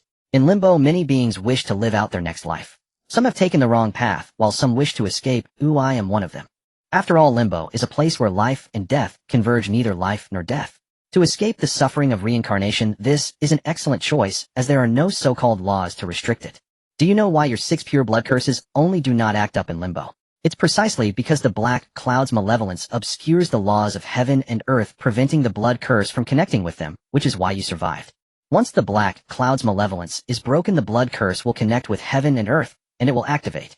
Ning Yuan sighed deeply. After so many years, I have vaguely guessed some things, which is why I do not expect to step out of limbo. Yunshu remained silent for a long time before slowly saying, many who wish to live out their next lives have not succeeded. I am the same. I ran into trouble and was lucky to still be alive. Ning Yuan looked down and asked, so this time can it succeed? Yunshu's eyes revealed a hint of confusion as she hoarsely replied, I don't know. It must succeed. If there's anything you need my help with, just say it. Ning Yuan patted his chest.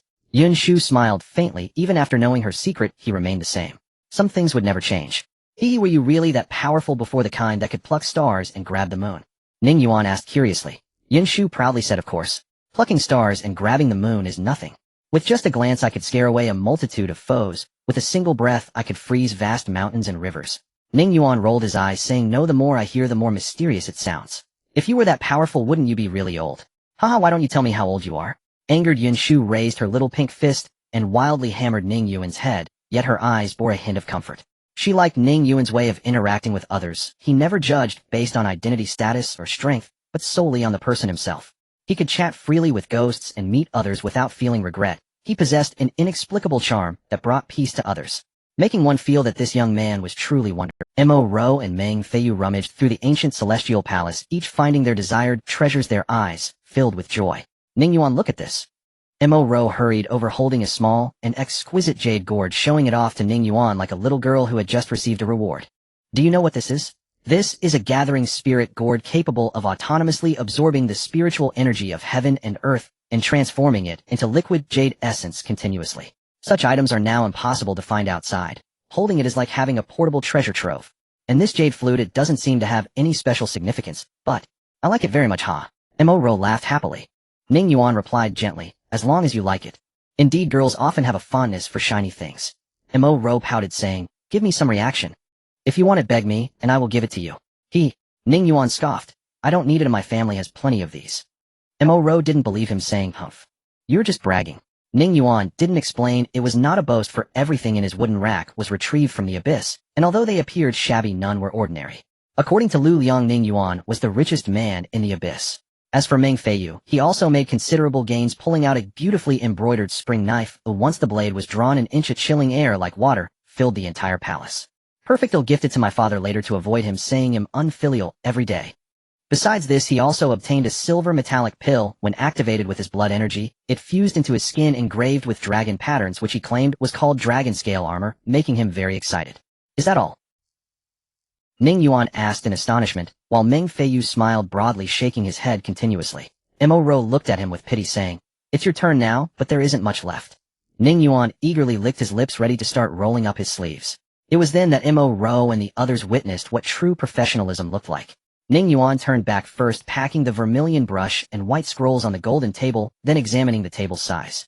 With a powerful shove, it was extremely heavy, and a glint appeared in his eyes as he exhaled and turned red in the face, finally managing to lift the golden table and store it in his small cave. The three stood dumbfounded, wondering if he wouldn't even spare the table. But it was understandable. After all, the golden table looked extraordinary. Then Ning Yuan turned his attention to the wooden table and packed 3 more items in. Mumbling, it takes up too much space. He then drew his iron sword and directly split the wooden table, leaving the others stunned. Mo exclaimed, "What are you doing?" Ning Yuan chuckled. "It's just wood. Splitting it into firewood to take home is also good. The trees in the back mountain are already scarce, and we can't keep cutting them down." Mo thought she must have misheard. What on earth? Taking it home for fire? Are you joking? Only Yin Shu couldn't help but laugh. In no time he chopped the wooden table into a small pile of firewood, storing it in the small cave. Then Ning Yuan began assessing the floor tiles. The floor tiles were golden and jade-like, warm to the eye. Ning Yuan took the iron sword and inserted it along the cracks in the tile, prying one up with ease, holding it up to admire for quite some time, his face filled with satisfaction. Mo watched Ning Yuan enthusiastically prying at the floor tiles, her eyes twitching, unable to hold back any longer, saying, "Wait, are you really going to leave the floor tiles too? What use will this have if you take it home?" Ning Yuan replied matter-of-factly, "My yard is unevener. If I can use these tiles to pave it, wouldn't it look great?" After Mo had been holding back a word for a long time, Ning Yuan finally stopped after prying up half of the yard's floor tiles. He then began scraping the gold paint off the dragon pillar with the iron sword, filling a jar with the gold paint that was washing away. At this moment, the once splendid ancient palace had already been reduced to tatters. In the end, Ning Yuan even climbed onto the roof of the ancient palace, taking down quite a few glazed tiles, filling his small cave and the basket he brought back. The three looked at Ning Yuan, who was climbing down from the roof, their faces blank. Today they had witnessed what true professionalism was. This was real ground clearing, leaving no trace behind. The floor tiles had been pried up, the paint scraped off, and even the roof had been lifted. Reluctantly glancing at the dilapidated ancient celestial palace, Ning Yuan finally said, "Let's go. Chun-Li will be chasing us soon." Mo teased, "If you keep this up, you might not be able to find a wife in the future." Ning Yuan rolled his eyes, saying, "What do you know?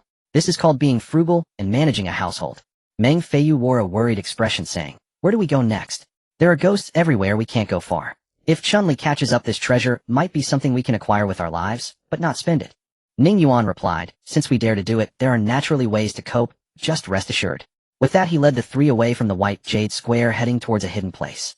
Meanwhile, on the other side atop the Yuan Ci stone mountain, Chun-Li's expression suddenly turned stiff as he took out an ancient bronze lamp, which had gone out. He knew something had happened at the white jade square. If anything went wrong, the Chun family's 800 years of planning would go down the drain, and he feared that once he went out, he might be torn to pieces by Chen Yuan Tai. How could this be? That wastes Chen Tong. What else can he do? Not caring about anything else, he transformed into a beam of light, breaking through the air, heading straight for the white jade square. Watching Chun-Li disappear into the horizon, when Buju realized he couldn't catch up and lost the desire to pursue. He could help Ning Yuan for a moment, but he couldn't support him for a lifetime. He could only let his brother seek his own fortune. His gaze then fell upon Chen Yuzhou. Chen Yuzhou lost his support and grew weak, saying, What do you want?" One Buju replied indifferently, "Do I need to say more? Take your people and roll down. Otherwise you will die." Chen Yuzhou's face instantly turned extremely grim, but he had no choice but to comply, as such is the nature of retribution. A group of monks from Fantian City could only leap down, battling among the myriad of ghosts seeking other places to land, unsure how many would survive. Chun-Li dashed towards the white jade square, gazing at the ground filled with remains and the ancient celestial palace, which had been torn apart and left in ruins. His eyes nearly burst. He never expected that after all this scheming he would still fall into the trap, who failing to catch the chicken would lead to losing the rice, and his dark expression grew more ferocious as he coldly said, "Having taken things from my Fantian City, don't even think about living." Slightly sensing Ning Yuan's position, he found that he hadn't gone far, and drew his sword, flying towards the north at high speed. This time he did not believe that Ning Yuan could escape from his grasp. At this moment, a group of people led by Ning Yuan arrived at an extraordinary location not far from the white jade square. The air was thick with a burnt smell, and the ground seemed as if it had been scorched by raging flames. Even the stone mountains were charred black. Between the remnants of walls lay a thick layer of ash and debris. From a distance, faint glimmers of fire could be seen flickering among the embers. This can't be the kind of ash you threw out, right? Are you going to use this against Chun-Li?" Mo exclaimed, remembering how Ning Yuan had once used just a small bag to collapse the Yin Thunder Pool, instinctively crouching down to touch it. Startled, Ning Yuan quickly grabbed her hand and pulled her back, saying seriously, "Don't touch it, the consequences could be severe." Mo nodded obediently, her face filled with trepidation as she gained a more intuitive sense of the strangeness of Ning Yuan. "How do you plan to use it? There's so much here, the spectacle when it erupts must be magnificent," Mo said with a glint of excitement in her eyes. Ning Yuan shook his head, saying, "No, it's merely a safeguard, a retreat. Besides, this thing won't have much effect against someone of Chun-Li's realm. There are others who deal with him." Mo and Meng Fei were filled with confusion, unable to comprehend what Ning Yuan was truly plotting. Saying this, he ventured alone deeper into the ashes and remnants, not revealing to others that he had another purpose for coming here. Ning Yuan twisted and turned within, stepping on the ash and leaving a clear trail of footprints, causing the onlookers to feel a chill of fear. Finally, at a corner of a wall, he discovered the purpose of this trip, and Ning Yuan joyfully exclaimed, "Indeed, it's still here." At the corner of the wall bloomed 3 black roses growing out of the ashes. The tips of the petals sparkled with embers, and the flower cores burned a deep red, resembling roses that had nearly burned to ashes.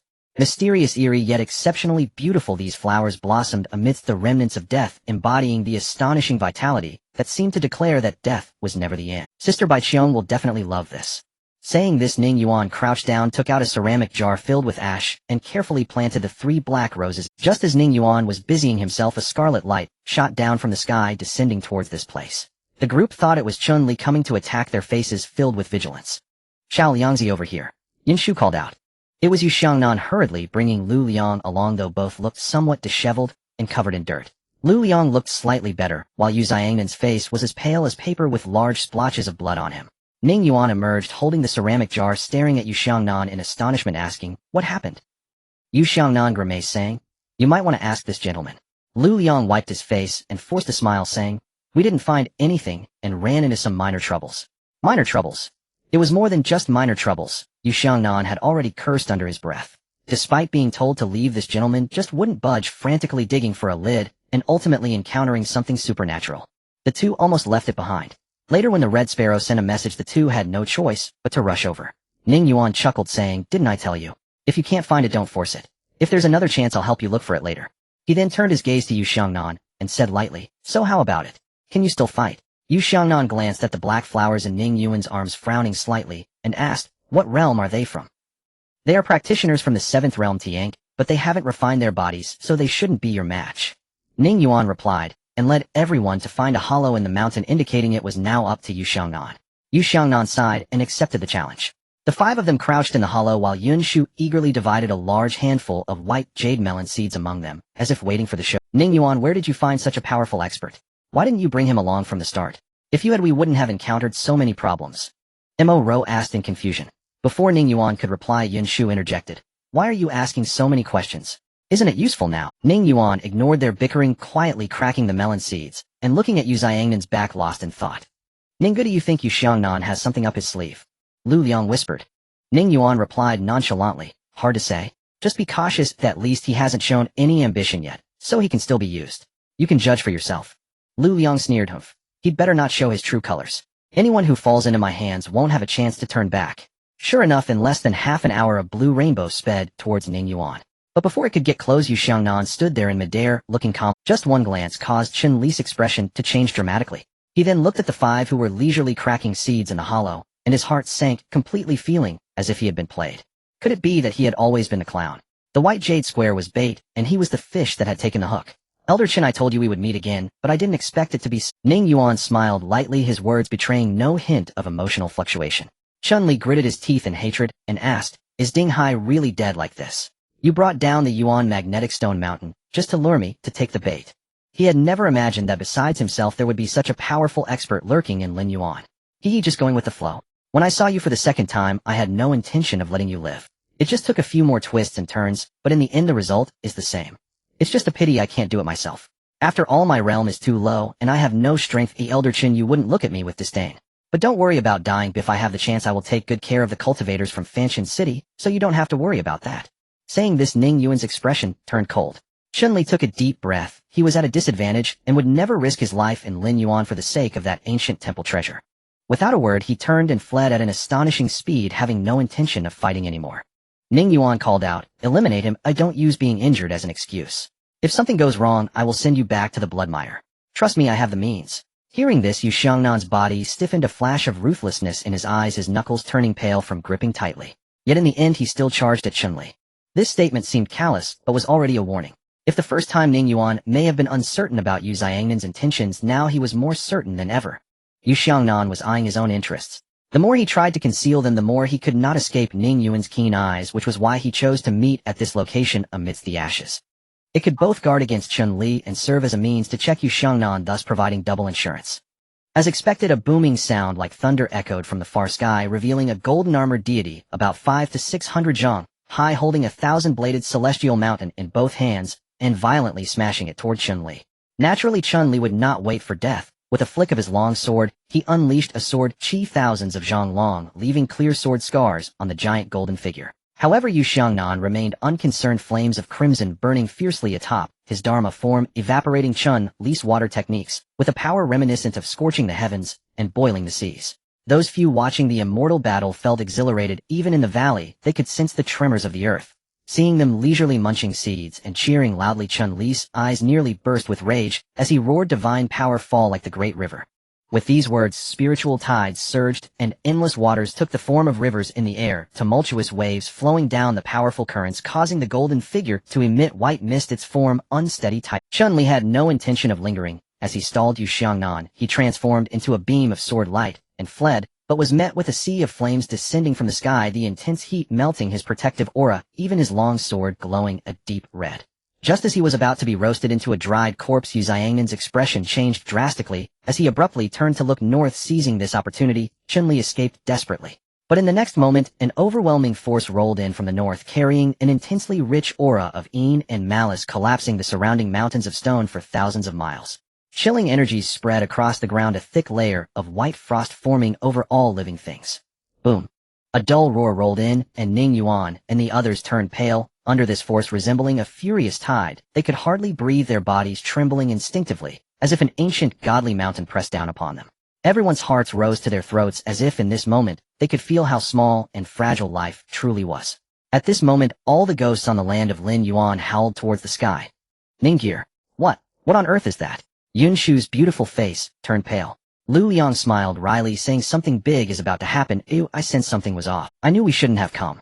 Meng Feiyu trembled uncontrollably, his battle armor clattering, while Mo Ro hid behind Ning Yuan, gently leaning against his back, as if this could provide her some sense of security. Only Ning Yuan frowned, his expression peculiar. This overwhelming force felt strangely familiar. Boom, boom, boom.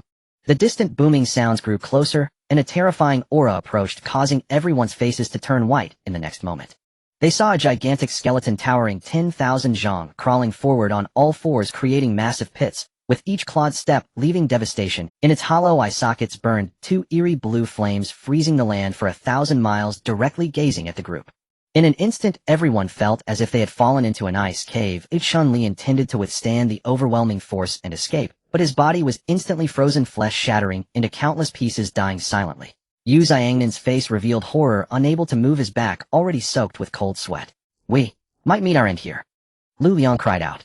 Mo Ro clutched Ning Yuan's sleeve tightly, unwilling to let go, while Yun Shu said, Ningir, do you see something on that giant's head? The group looked up at the skeleton's head vaguely, seeing a figure swallowing hard, while Ning Yuan's expression became increasingly strange. At that moment, the giant skeleton actually bent down, lowering its raised head, revealing none other than the robed ghost standing with arms behind his back, wielding a long. Looking at the empty robe and the 2 points of red light, everyone showed expressions of shock, a chill racing up their spines. Is there such a terrifying existence in Lin Yuan? Even Yun Shu, who had seen much, was now flustered. Under the trembling gazes of the group, the robed ghost stepped down into the void. Their hearts rose to their throats. Oh, what could this terrifying being want? Only Ning Yuan remained calm, grinning as he cupped his fists and bowed, saying, Junior Ning Yuan pays respects to Elder Bai. The robed ghost replied, Humph. You little brat can run. It took me a while to find you. Upon hearing this, everyone stared at Ning Yuan in astonishment. What was going on? The robed ghost was looking for Ning Yuan. Did they know each other? No way. This terrifying existence had lived for who knows how long. Even if Ning Yuan was a beast, it was impossible for them to have any intersection, yet reality was as it was. Looking for me. What does the elder want with me? Are you deciding to go home? Ning Yuan hesitated, a hint of excitement rising in his eyes. Thus, he would not disappoint Sister Baichion's request. The robed ghost looked at Ning Yuan, his eyes flickering. Yes, going home. However, since this matter was initiated by you, you must agree to do something for me. I came seeking you for this. What is it? If it is within my ability, I will do my utmost. Ning Yuan scratched his head in confusion. Take good care of my Shuer. Can you manage that? As for my departure, I do not know when I will return. The robed ghost gazed deeply at Ning Yuan, these words carrying significant weight. Ning Yuan instantly realized who Shuer was. It was that green bamboo. He promptly said, I cannot guarantee anything to the elder, but as long as I, Ning Yuan, live for another day, I will do my utmost to fulfill your request. At this moment, the two exchanged glances for a long time, both remaining silent, the air thick with stillness. The robed ghost stepped forward and patted Ning Yuan's shoulder, saying in a deep voice, Then I leave it to you. His gaze then fell on Yu Xiangnan, the coldness within it capable of freezing the heavens and earth. With just a glance, Yu Xiangnan was struck down, as if hit by lightning. flesh and skin were gradually being disintegrated, even the longevity bridge in his dantian cracking with several fissures. The others were horrified. Oh, what kind of strength was this? A single glance was enough to kill a strong expert of the 7 realms. In Yu Xiangnan's eyes was a plea directed at Ning Yuan, yet Ning Yuan's face remained cold. The robed ghost snorted, finally looking away, and instructed, "Don't waste the keen eyes we grant you. Go home, now do not linger here. Something unpleasant is about to happen as staying here will lead to death." At that moment Ning Yuan seemed to recall something and shouted at the top of his lungs, "Senior, wait a moment, I still have something to discuss." This outburst startled the others. They had just managed to send away this mighty figure, and now he wanted to call him back. Can he really be summoned at will? The battle robe ghost turned back and asked, "What is it?" Ning Yuan hurriedly took out the ember rose planted in the ceramic pot, and exclaimed, "Please, Senior, help me take this flower back to Sister Bai Qiong, and just say it's from Xiao Ning Yuan, she will understand. Could you also pass along a message for me?" The battle robe ghost helpless thought that this kid was quite clever. He had already asked him to relay a message to his sister, and now wanted him to take another one back. Say it. The battle robe ghost was indeed stingy with words. Ning Yuan smiled, and said, "Just tell Sister Bai Qiong Xiao Ning Yuan has fulfilled his promise, and I am grateful for the precious medicine she bestowed upon me. May she bloom like this flower, for life born from ashes is the most beautiful and enchanting, isn't it?" The battle robe ghost nodded, his gaze towards Ning Yuan softened a bit. With a wave of his hand the ember rose fell into his grasp as he said, without looking back, "Got it." Only then did he feel satisfied, while Mo Ro and the others were left speechless. This was no longer just a matter of being carefree. Only Yun Shu understood that in Ning Yuan's worldview cultivation and strength were never used to measure a person. He then turned his gaze to Yu Xiangnan, and said solemnly, "How to proceed on this path is up to you, you must choose for yourself." Yu Xiangnan's eyes were still filled with shock, and he forced a smile saying, "Young Master Ning, I realize my mistake, and thank you for sparing my life." At this point the last flicker of wild ambition in his heart was extinguished. Ning Yuan was not someone he could afford to provoke. Ning Yuan then looked at the others and said, "Without further ado, let us heed Senior Bei's advice, and return to the valley as soon as possible. You all should join me, though I do not know what will happen. It is certainly not good. If there is one truly safe place in this abyss, it is my home." Yun Shu furrowed her brows slightly, and said, "Ningir." Before she could finish Ning Yuan interrupted. "However, I must make it clear from the outset, since I am trusting you all to return with me to the valley after the storm passes, whether to stay or to leave, please do not mention anything about the matters in the valley to outsiders. I treat others with sincerity, and I hope you all will treat me with sincerity as well." After this speech Meng Feiyu understood that at this moment Ning Yuan truly regarded him as a real friend, and he nodded earnestly saying, "Rest assured, brother." Ning Yuan smiled slightly, turning his gaze to Mo Ro, the one he was most concerned about. He did not know her background or personality. She was always shrouded in a layer of mystery. What everyone knew about her was merely what she wanted them to know. Mo Ro then softly said, "I know right from wrong. What I see in the valley, I will keep to myself."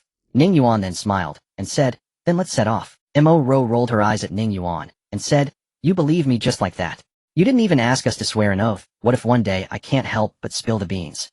Ning Yuan scoffed, "You're just all talk. If you really intended to harm me, you wouldn't have risked venturing out with us during the Yuan Magnetic Stone Mountain incident." Mo Ro huffed in response, her heart warming. This feeling of being trusted was truly delightful. Trust had always been a luxury for her. The group was swept away by Yu Xiangnan, and with such a powerful expert among them they encountered virtually no further obstacles. Poor Chun-Li lay on the ground, his dismembered body ignored, while unbeknownst to him, due to his death the abyss had erupted in chaos. On the gigantic whale soaring through the sky, Chun Yuantai stood with a grim expression in the Soul Hall, where over 100 soul lamps were placed. These were the cultivators who had descended into the abyss beneath the Fantianga city. At this moment more than half had already extinguished, leaving only a dozen still lit. Just moments ago Chun Li's soul lamp had also gone out, throwing Chun Yuantai into a panic as he realized something had gone wrong at the Bayou Square. No one knew how many Qiyang coins he had sacrificed to send Chun Li down early. Now that he was dead, the treasures they had planned were also lost. This was undoubtedly a devastating blow to Fantianga city. He could no longer sit still, flying directly away from the giant whale to the surface of the abyss. Meanwhile the lord of the Lingxian Palace, Jing Ming, who stood atop the immortal mountain, could no longer remain calm. The treasure of the Yinlei pool had emerged prematurely, and the disciple sent down was nearly dead. Upon seeing Chun Yuantai emerge, he seized the opportunity to rush out. The two exchanged a glance, and everything was unspoken. They had refrained from taking action before only because they feared the cultivators suppressing the mountain peak. The Yun sect, located in the Deluo Mountain Sea, is a particularly unique entity governing the fortunes of the 9 continents. In each continent, there is a Chaodian pavilion to bear the fortunes of each continent, and it stands as a colossal entity above all. Who would dare to provoke them? Even Holy Land-level powers must yield to the Yun sect. But now inaction was not an option. Clearly something major had occurred beneath the abyss, and if they did not act soon their disciples may face annihilation. Li Yuanyao was surprisingly the least worried as his own sect had no grand ambitions, and the number of disciples lost was not substantial. However, under pressure from the two factions he had no choice but to step forward. Seeing that the Yun sect cultivators remained unmoved, the three gritted their teeth and jointly struck towards the abyss. A formidable divine power that obscured the heavens and blocked the sun hammered down upon the roiling black clouds of malevolence. In an instant thunder rumbled through the heavens, and a crack over a mile long was torn open in the surging black clouds. As the black clouds were rent apart, dazzling heavenly light cascaded down into the abyss, revealing the desolate landscape beneath. At that moment Jing Ming could no longer concern himself with anything else, his gaze fixating on the rolling Yin Lei pool, where a certain inkstone floating within was particularly conspicuous. The treasure of the Lei pool, at this point how can I let it go? Divine power turn the heavens. Jing Ming shouted, fiercely gritting his teeth. Endless thunderbolts erupted from his body, coalescing into a gigantic hand of lightning that extended 1,000 feet long. The lightning crackled and surged downward through the crack towards the abyss. Meanwhile, the group reaching the valley's entrance halted due to Ning Yuan's muffled groan. The six-root purity blood curse acted up 4 blood seals glaring red, and his body felt scalding like molten iron exuding waves of vapor. Yet this time Ning Yuan's eyes were wide open, his steel teeth clenched as he endured the excruciating pain, saying, "Let's head home first." The six-root purity curse had now broken through 2 seals, its power significantly reduced, but it was not enough to make Ning Yuan lose consciousness. Everyone could only follow Ning Yuan's instructions. Looking back, they saw a 1,000-foot-long hand of lightning breaking through the black clouds reaching towards the earth. A sense of repression filled everyone's hearts. Something truly significant is about to happen. A group of people helped Ning Yuan into the valley, all displaying worried expressions. Lu Mingqing sat at the entrance in her wheelchair, anxiously awaiting. Since the day Ning Yuan left the valley, she had been waiting here without leaving. Sister Lu, Ning Yuan, Yun Shu said impatiently. Lu Mingqing took Ning Yuan into her trembling hands, gazing at his increasingly grotesque face, tormented by the blood curse, as crystalline tears rolled down her. You foolish younger brother. Lu Mingqing caressed Ning Yuan's face, feeling the intense warmth radiating from him, making it clear just how much pain he was enduring. Leaning partially against Lu Mingqing's embrace, Ning Yuan forced a smile through the immense pain, and said in a trembling voice, Sister Qing. Why are you crying?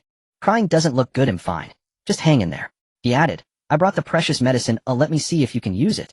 Saying that, he struggled to rise, and took out the thunderstruck willow from the small cave. The precious medicine, vibrant and lush, was born from death. However, as he made this move, a heat surged in his abdomen, and he couldn't help but spit out a mouthful of fresh blood splattering everywhere. His whole body began to wither. Seeing this scene, Yun Shu could no longer hold back her tears, wiping them away with her hands as she cried, Sister Lu, save him. I don't want Ninggu to die. Mo Ro and the others wore grave expressions. Even a fool could see that Ning Yuan was near death. The 6 roots of purity blood curse was a terrible bloodline curse. Now his blood was as hot as magma, continuously destroying Ning Yuan's body. How could a mere 15-year-old boy withstand this? At this moment, Lu Mingqing's delicate face was filled with frost, her fingers turning blue as she even crushed the armrest in her grip. The temperature in the small courtyard dropped drastically, as if it were midwinter. I said, whoever dares to harm my brother, I will make them die. Even if they hide in the abyss, I won't let them go. What more do they want from my brother? The killing intent in her heart reached a peak. Saying this, she struggled to get up, but Ning Yuan held onto Lu Mingqing's arm tightly, unable to utter a word. However, his intention was clear. He did not want her to go. Nonsense. In your current state, how can you go and come back? Do you want to waste Ning's intentions for nothing? Bai Li Zheng said coldly from his seat on the stone steps. Lu Mingqing bit her lip, her beautiful eyes reddening unwillingly, saying, What else can I do? Just watch my brother die. Standing in the courtyard, Zhao Qingtsong sighed deeply, taking Ning Yuan from Lu Mingqing's arms and propping him against a stone bench. With a wave of his large hand, an infinite amount of life essence surged from beneath the earth, pouring into Ning Yuan's body, and his tightly furrowed brows finally relaxed somewhat. This is the opportunity that young Ning fought for you. With this precious medicine, it should be enough to help you through this tribulation. Don't waste it. Zhao Qingtsong said hoarsely, his body dimming somewhat as the old pine tree on the back mountain began to shed its leaves. The courtyard fell into silence, and Mo Ro and the others knew that no one in this small courtyard was simple. Only Lu Liang understood that if Lu Mingqing had truly gone out just now, the entire Mingcang continent would likely be drenched in blood.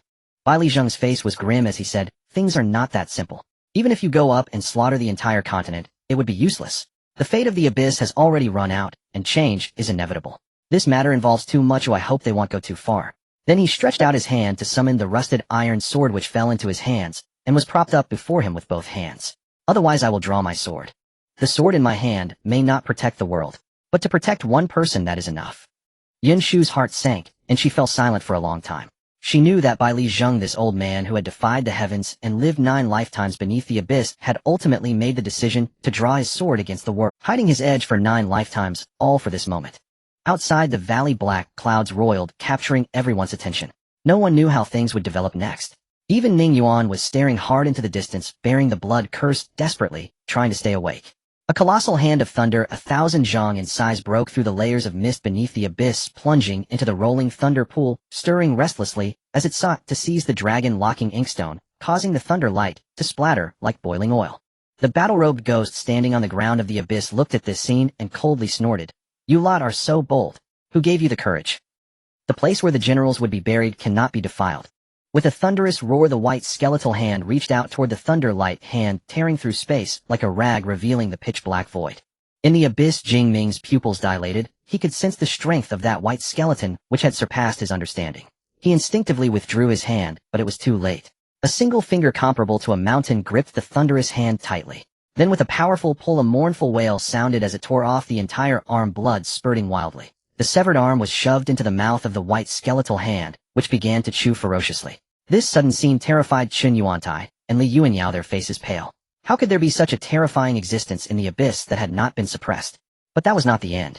The white skeleton actually stood up, its massive frame towering over 100,000 zhang, its endless bone claws breaking through the black clouds, and fiercely slamming down upon the abyss.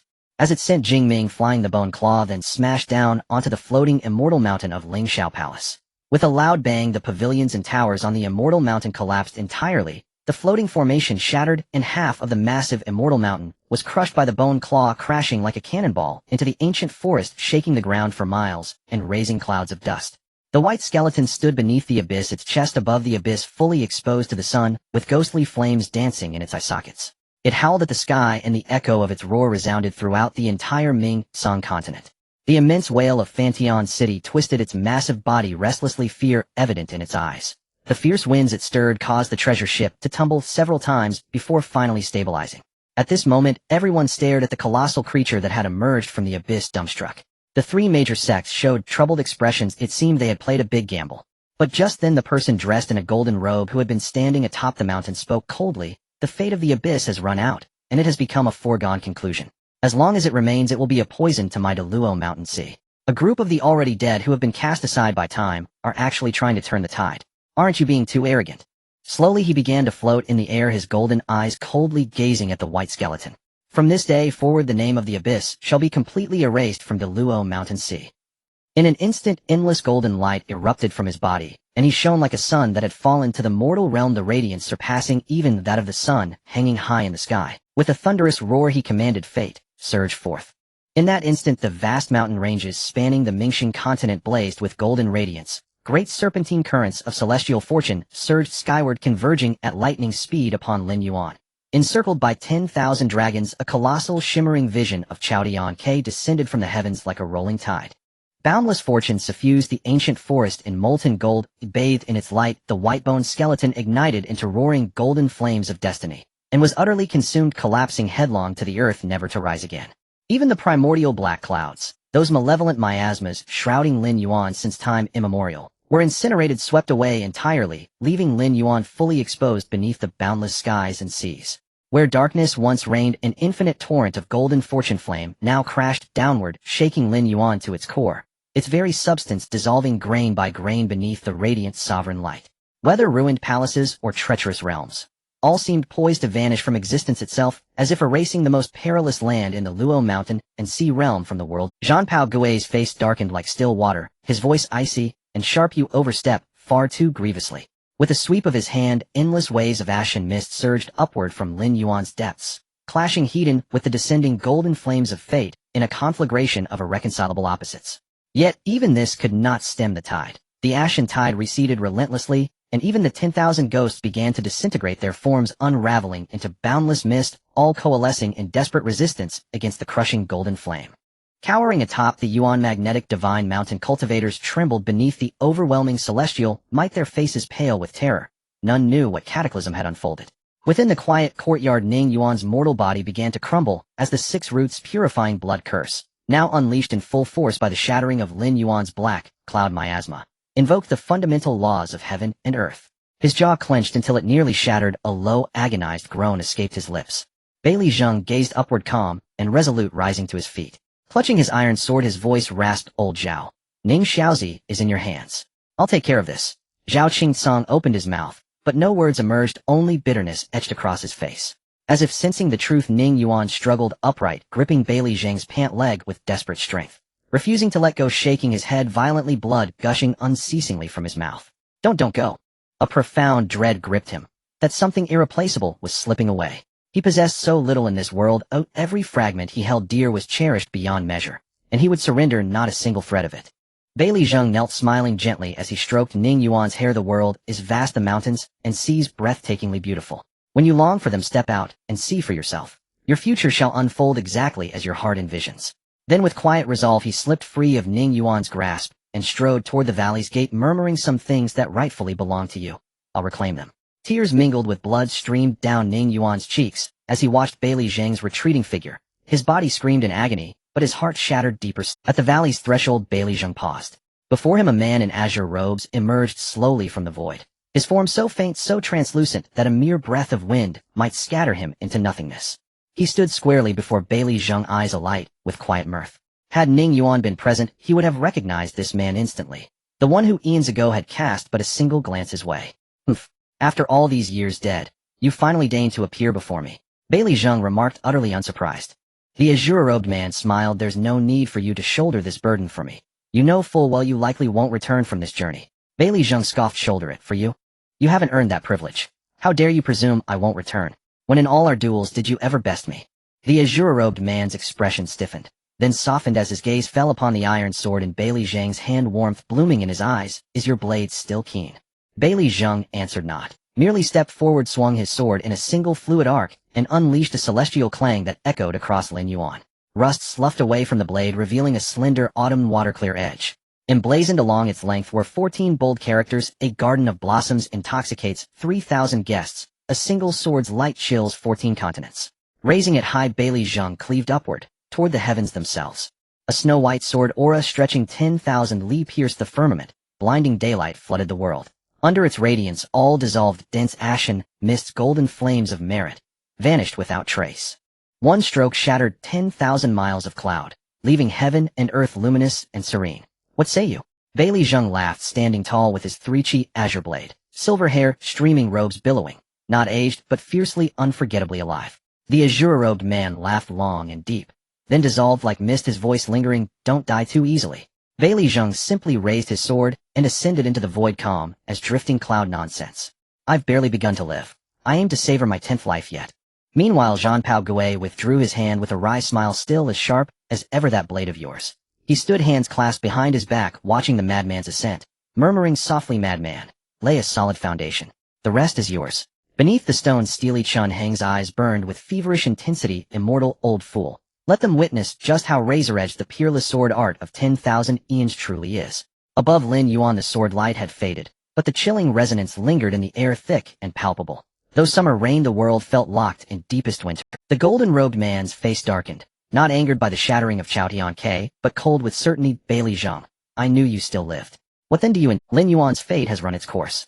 Can even you withstand the wrath of heaven and earth?" Bailey Zheng stood atop Lin Yuan's sword in hand, his smile effortless, his tone serene. "Heaven and earth. Since when did the 9 heavens and 10 realms speak for heaven and earth? I seek no grand design, only to reclaim something for a youth whose heart blooms forever toward the sun. I know your Yun sect's decree. Lin Yuan's destiny is spent, thus must be sealed beneath the great fortune of mountains and seas erased utterly. I, Bailey Zheng, claim no right to interfere. Proceed by all means. I merely bear the burden myself, accepting this tribulation in place of Lin Yuan's 10,000 ghosts, seeking but a sliver of survival for them." The Yun sect cultivator sneered. "You bear it.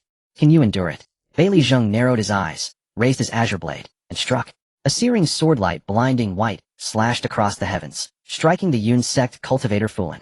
That single stroke spanned the entire Mingxing continent, ripping through the colossal continental barrier, separating Mingxing and Nanwuing continents, and cleaving a jagged fissure clean through the Chilean mountains below, towering 10,000 zhang high.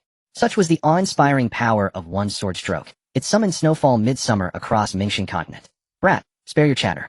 In your next life, learn silence. Your noise grates upon the soul. Bei Li Jing's voice cut cold and clear. Beneath such incandescent light, not even ash remained. He gazed upon the rift carved into the Chilean mountains, eyes alight with quiet anticipation.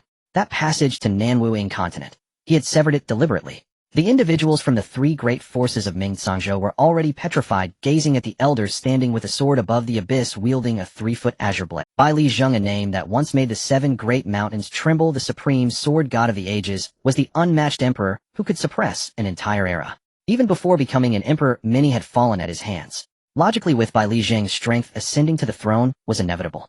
Yet he never claimed the title of emperor, transcending the ages, and living to this day, revered as the greatest beneath the emperor, a living legend. With the supreme not emerging, there was no one in this world who could defeat him. Chun Yuan Tai and the others could not fathom that such a terrifying figure had been hiding in the abyss all along.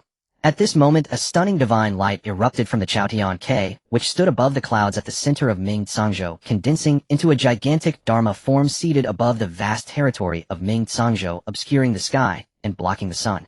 The figure radiated golden light, ethereal like a deity or Buddha. A golden dragon of fortune burst forth from beneath the earth of Ming Sangzhou, roaring towards the heavens, dyeing the clouds above a brilliant gold. Since you wish to bear the burden, I shall grant you that. A voice of authority resonated above the sea of clouds. Bei Li Jing stepped forward, piercing the firmament, standing firm with his sword. Behind him lay the vast abyss, a serene smile gracing his face as he declared, "Come at me if you dare." The golden Dharma form waved its hand, and the golden dragon of fortune roared down from the clouds, opening its fierce jaws to bite down on Bei Li Jing. Bei Li Jing did not dodge or evade, enduring the onslaught with his flesh and blood. The ferocious golden dragon of fortune tore into him, pulling strands of golden light from his body. That was his own fortune, and the light in his eyes dimmed as a result. Yet it did not end there. In the blink of an eye, all the Chaotian K across the Daluo Mountain Sea and the 9 continents had golden Dharma forms standing between heaven and earth, summoning golden dragons of fortune from each continent, all of them rushing to devour Bei Li Jing. At this moment, the Daluo Mountain Sea and the 9 continents trembled, all beings looking up at the sky in shock. Above Ming Sangzhou, the 9 dragons vied for the pearl, and the erupting golden light of fortune dyed the heavens a golden hue. The pearl they vied for was Bei Li Jing. Even so, he remained steadfast with his sword held high, not retreating an inch. Before him was a tumultuous sea, yet behind him was a serene, tranquil sky. In the small courtyard, Lu Mingqing with red eyes asked, "Why doesn't grandfather Bei Li fight back? If this continues, won't it lead to?" Zhao Qingsong sighed deeply and said, "He is trying to carve out a path for the abyss to bear the consequences of the fortune built over countless ages with his own destiny. Otherwise, under the laws of heaven and earth, the abyss will ultimately be erased, ceasing to exist. Fight back." If he were to fight back, these 9 golden dragons of fortune would not withstand a single strike from his sword. Yet that single sword strike would ruin the fortune of the Daluo Mountain Sea and the 9 continents. Everything he does is merely to exchange for an opportunity, a chance to strike. Bei Li is still soft-hearted, unable to bear striking at this world. For him, this mountain sea carries too many memories for our generation. This is the root, the place of return. A person can die, but the root must remain. At this moment, Bei Li Jing was already bloodied from the bites, yet he stood tall and unyielding. Ning Yuan, with tears in her eyes, struggled to rise, her steps unsteady, as she called out to the heavens with all her might, "Grandfather, Bei Li, come back, come back. I will not leave the abyss anymore. I do not want any dreams of the martial world. I do not want 6 senses. I do not want to see my parents. Woo. Grandfather, Bei Li, come." As she spoke, she coughed up a mouthful of blood, her vision blurred, and her hands unconsciously grasped. Zhao Qingsong looked at Ning Yuan, his heart twisted with anguish. Yun Shu rushed forward, crying as she tightly embraced Ning Yuan, her face pressed against his back, preventing him from moving. At this moment, Mo Ro and the others could only remain silent. Bei Li Jing, whose eyes had lost their brilliance, was bloodied and torn, yet the 9 dragons still clung on, tearing at him with insatiable hunger. From the center continent, the Dharma form sighed. "Bei Li, why do you go through such suffering? Even if you endure, what will it matter? Will you struggle with your broken body against them? Did you win?" Bei Li Jing seemed to hear Ning Yuan's hoarse cries and smiled faintly, saying, "Even so, I remain the one and only in the ages." The Dharma form of Dong Huang, Kay said solemnly, "Senior, it is not worth it. It is still not too late to turn back. Ascend as an emperor with the sword path. Our Daluo Mountain Sea needs an emperor." Bei Li Jing laughed heartily as if he had heard the most amusing joke in the world, looking up to the heavens as he said, "Then tell me, what does it mean to be worthy? What does it mean to be unworthy? How many have once wielded their swords for this world? What outcome have they met? The result is that the strongest fighters no longer throw punches, and the most passionate lovers drink alone from muddy wine. The proudest scholars have discarded their golden brushes and jade books, clamoring to practice their swords, while the most loving couples are forever parted. How many die at the mountain and sea pass every day? Who remembers their names? Tell me what the hell does it mean to be worthy? Ascend as an emperor. I cannot bear that responsibility. Now I no longer wish to wield my sword for the people of the world. I only wish to wield my sword for one person. To hell with the world. I just want to take back what should belong to him. With that he unleashed his formidable power.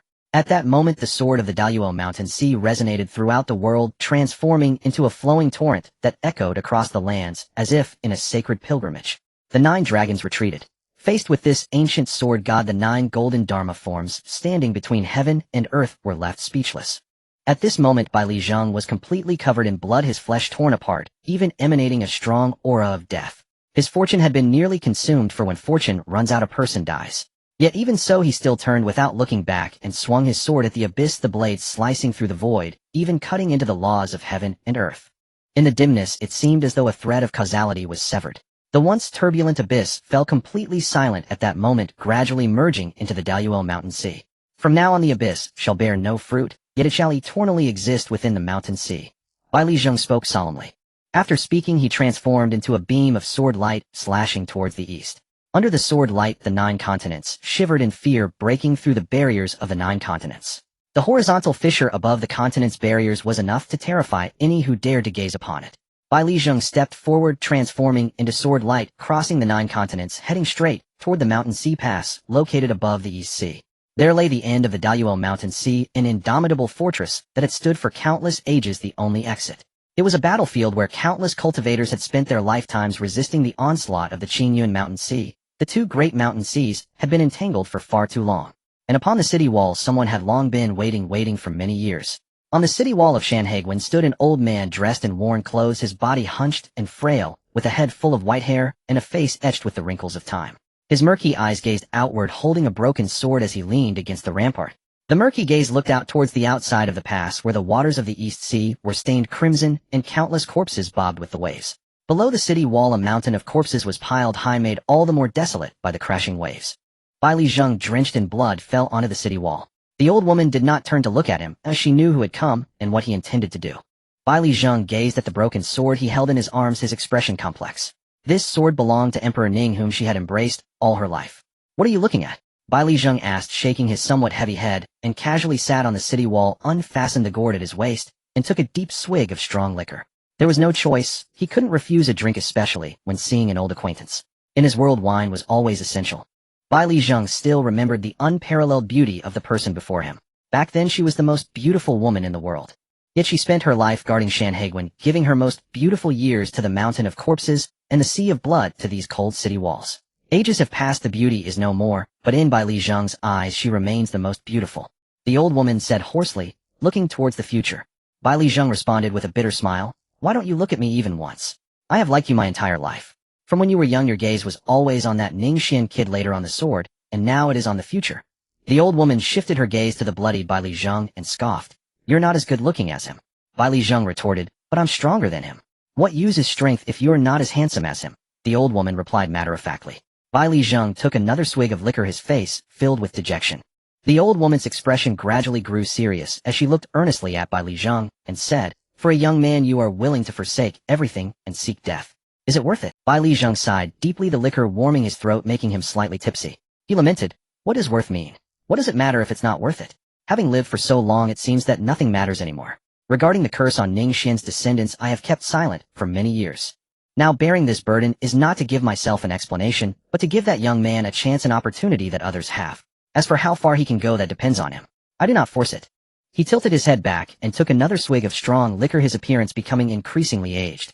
Shaking his slightly heavy head, the salty and fishy sea breeze blew onto the city wall, making Bai Li Zheng feel a bit more sober. The old woman stared at him blankly for a moment and sighed. You have changed, you are no longer the same as before. Your sword may be sharp, but can it cut through the ancient clouds of darkness? If it cannot be cut through, what significance does your going or not going hold? Bai Li Zheng laughed nonchalantly. What does that have to do with me? I said I only came to give the young man a chance. I want to ask you, if I go with my sword, can this place still hold? The old woman replied calmly. You may go, I can hold it. You can hold it. Remember how you used to blush when you lied? Now your face doesn't change at all. Can you really hold it? What will you use to hold it? With your life? If I die, then I die, and don't take your life with you. Bai Li Zheng, if I go with my sword, the Daluo Mountain Sea sword path will surely collapse. I have merged too deeply with the Tao. My Tao is the sword path. If the sword path collapses, what will you use to protect these 9 continents? Saying this, a flash of sword light appeared, and Bai Li Zheng's thumbs were severed at the base. Falling to the ground, losing his thumbs meant he could no longer hold a sword. The old woman looked at Bai Li Zheng's severed fingers, her eyes instantly reddening. She stood up and grabbed his collar angrily, saying, Bai Li Zheng, if you're looking for death, I'll grant it to you now. All your ancient cultivation is within the sword. Are you going to rush out and fight them without wielding your sword and die? Bai Li Zheng replied faintly. Even without holding a sword, it means losing my fortune, and even if this body is broken, I still stand at the peak. The old woman looked at the man before her, the one who had loved her for a lifetime, with words full of confidence and arrogance. Some things etched in the bones will never change. Eventually she said hoarsely, come back alive. If you die out there, no one will collect your body. Bai Li Zheng laughed, and said, if I truly live to the 10th life, will you marry me? The old woman looked into his eyes, and said, when you return I will tell you. Bai Li Zheng took another deep swig of liquor, planted the iron sword into the city wall, hung the gourd on the sword hilt, his eyes filled with a hazy drunkenness. He sang loudly, if I have a 3-foot green sword drunkenly, I shall sever the heavens, and bring down the long rainbow. Without a sword with wine, I can also cut through the heavens. Yawer, do you think my style can compare to those years? After speaking, he left with his hands behind his back, his sword aura soaring, breaking through the barriers of the Dayuo mountain sea, and directly entering the starry sky. In the vast starry sky, a demonic aura surged through the mountains, and seas myriad beasts roamed the heavens. It was the great wilderness mountain sea, where the demon path flourished. Bai Li Zheng, dressed in coarse clothing, became one with the sword, a stroke of sword energy slicing through the starry sky, plunging straight towards the great wilderness mountain sea. Along the way, he severed countless stars. Not long after, the sound of swords rang out in the great wilderness mountain sea, and the pale white sword lights shattered the mountain sea barriers into pieces, faintly revealing a giant Kunping swallowing endless chaotic energy and roaring continuously. Accompanied by a sword light that dimmed the vast starry sky, the cursed stone standing in the great wilderness mountain sea was cleaved. Bai Li Zheng's figure crashed through the great wilderness mountain sea, laughing loudly. The Kunping demon lord roared angrily, Bai Li Zheng, you crazy fool, who doesn't care about your life, you're infuriating me. At the same time, the last of the 4 blood curses on Ning Yuan in the small courtyard was broken, and his hearing was restored. Bai Li Zheng, emerging from the great wilderness mountain sea with unceasing steps, charged towards a mountain sea of Buddhist light, which was the only immeasurable mountain sea of the Buddhist path. Before he could enter, a golden-bodied ancient Buddha appeared in the starry sky, so large that it even surpassed the mountains and seas, and its golden palm struck towards Bai Li Zheng. How can the Pure Land allow you to be reckless? The Buddha's voice rolled like thunder, spreading the light of Buddhism. But Bai Li Zheng did not dodge. Without a word, he turned his finger into a sword and slashed downwards. The sword swept through the starry river, cleaving the Buddha in half at the waist, yet his physical body was turned into nothingness, leaving only his essence and spirit intact, laughing wildly. Ha ha, Yawer, is my sword sharp? In his words was a spirited vigor, a wild spirit that did not wane. He plunged into the immeasurable mountain sea, slicing out several swords, shattering another cursed stone, and one more blood curse was lifted, restoring Ning Yuan's sense of smell. The light of Buddhism in the immeasurable mountain sea dimmed. Bai Li Zheng once again leaped out, heading straight for the Qingyun mountain sea. At this moment, his physical body was gone, yet his essence and spirit remained still, fighting tirelessly. His eyes erupted with the most brilliant light of his life as he howled, come, Qingyun immortal, let us battle. Bai Li Zheng appeared like a falling meteor, breaking into the Qingyun mountain sea, where an emperor still existed. The emperor was known as Qingyun. At this moment, the sword energy surged in the Qingyun mountain sea, all things suppressed by the fierce sword energy, and the terrifying fluctuations could be distinctly felt even within Shanhaiguan. Ultimately, the fluctuations gradually diminished, but Bai Li Zheng was still unable to break free from the Qingyun mountain sea, yet only 2 blood curses remained, and one was lifted, restoring his sense of touch. The world returned to tranquility, only the iron sword planted on the city wall hummed lightly, a gentle breeze blew, and the bright yellow gourd on the sword hilt swayed slightly. From then on, the ancient sword path would have no peaks. The old woman smiled, tears glistening in her eyes, and said dreamily, you fool, the first sword god of all-time battles against the demon lord the Buddha and the Qingyun immortal, yet you do not wield a sword. If you had held a sword, would the starry sky not dim for you? This man, in his weakest state of 9 lives, fought against the 3 great mountain sea lords in succession. What the old woman wanted to tell him was, your sword is truly sharp, unassailable. Looking back at the azure sky of the Dayuo mountain sea, it was as if gazing into the depths of the great Tao. The old woman smiled through her tears and murmured, if you marry, I shall marry you, what harm is there? The iron sword, hanging with a bright yellow wine gourd, softly hummed, transforming into a streak of rainbow light that shot up from the top of the Shanhai Pass, spanning across the 9 continents, and plunging into the abyss, directly embedding itself before Ning Yuan. Only the sense of taste remained unawakened. The residual power of the blood curse could no longer pose a threat, and the nightmare that had entangled Ning Yuan for 15 years was finally lifted, yet there was not a trace of joy in his heart. He merely sat on the ground staring blankly at the sword embedded in front of him, lost in thought for a long time. "Sir, will Grandfather Bailey come back?" Ning Yuan said hoarsely, wiping away a tear from the corner of his eye. Zhao Qingsong looked lost, gazing at the sky where the dark clouds had finally dispersed, and the long-lost sunshine poured down upon the earth, causing the gray mist enveloping the abyss to obediently retreat. Perhaps there will be a day when he returns. His martial world has not yet ended. Ning Yuan struggled to rise, with deep worry evident in Yunshu's eyes. She wanted to offer comfort, but did not know what to say. He took down the bright yellow wine gourd and hung it at his waist, drawing the iron sword and re-embedding it on the stone mill. The warm sunlight shone on the youth's face as he murmured, "Shanghai is beautiful, and the martial world is wonderful. Grandfather Bailey, I will go see it." At that moment his face was filled with gentleness. Meanwhile the robed ghost walked with hands behind his back on the land of the abyss, his expression tinged with a hint of melancholy, stepping onto the small fengdu. On the 9th floor of the tower, Bai Qiong and Bai Liang stood side by side. "You have returned." "Yes, I have returned," the robed ghost replied in a muffled voice. After an eternal separation, even though countless words weighed heavy in their hearts, they could only transform into the simplest of greetings. "You owe him a great favor. The sword of the world's first sword deity is truly sharp, but unfortunately it can never be seen again." Bai Qiong sighed with deep emotion. The robed ghost smiled and said, "You will see it again." As he spoke, a flicker of dark energy appeared in his hand, revealing 3 embers of roses planted in a pottery jar. Bai Qiong's gaze was instantly drawn to it, and she exclaimed, "Such beautiful flowers, did you pick them? When did you learn to care for your sister?" The robed ghost murmured, "Little Ning Yuan sent these to you, saying he wanted to fulfill his promise, and asked me to convey them." "Little Ning Yuan sent these to me." Bai Qiong was taken aback, recalling her half-joking words telling him to find something to replace the struck willow, her heart warming. He said, "Sister Bai Qiong, little Ning Yuan has fulfilled his promise. Thank you for the precious medicine. May you bloom like this flower, the most beautiful life born from death, is it not?" Bai Qiong took the ember rose, gently caressing its petals, her beautiful eyes filled with affection, as if she saw a young man smiling at her, warming her heart. She murmured, "I wish to be like a flower. This little fellow is truly endearing. How unlike you, who knows nothing of caring for your sister, and makes me worry every day. If I encounter that little brat again, I must recognize him as my sworn younger brother." The robed ghost's expression darkened as he said, "Let's go to the underworld sea. Our future does not lie here. One day I will return to the great Luo mountain sea." With that he waved his large sleeve, and the blood-red cloak fluttered. 9 divine spirits arose, propelling the vast fengdu crashing into the void, leaving the abyss. After such a big event, how could the 3 sects dare to stay any longer? They all gradually withdrew. Even without the dark clouds obstructing them, the abyss was not something they could lay hands on. Even though there were astonishing treasures buried in the abyss, no one dared to ask more, as the Yun sect kept silent. Even if they were unwilling, they could only retreat to their mountain gate in disgrace. Among them, the losses of the Fantian city were the most severe. Not only did they lose an elder, but 800 years of planning was also ruined. Looking at his son beaten to a pulp, Qin Yuantai was seething with rage.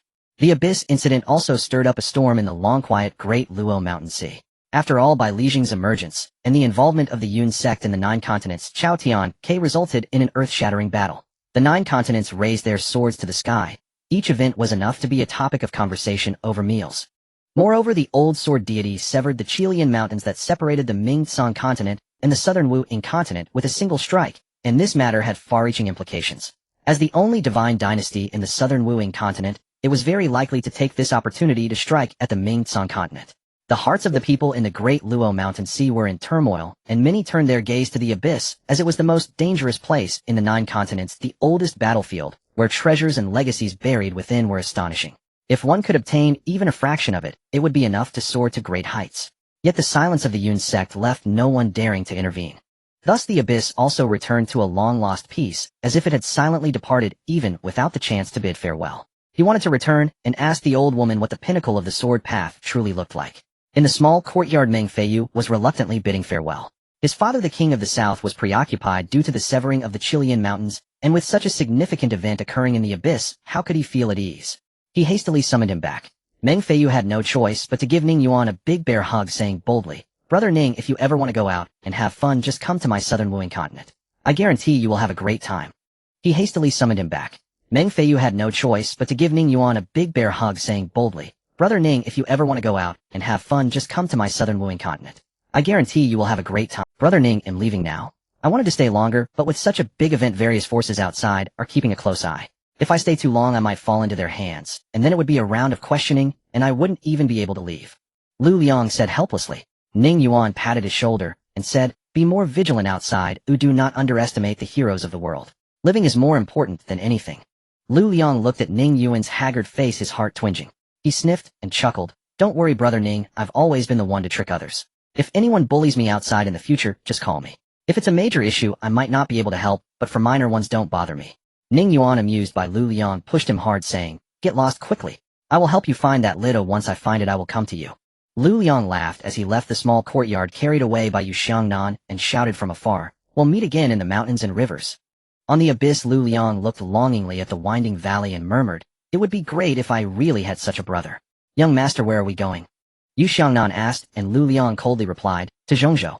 There are matters that need to be addressed. In the small courtyard Ning Yuan looked at Mo Ro and said helplessly, aren't you I have no place for you to stay here. If you don't mind you can share a room with me. Mo Ro pouted and said, for you so eager to drive me away. I want leave.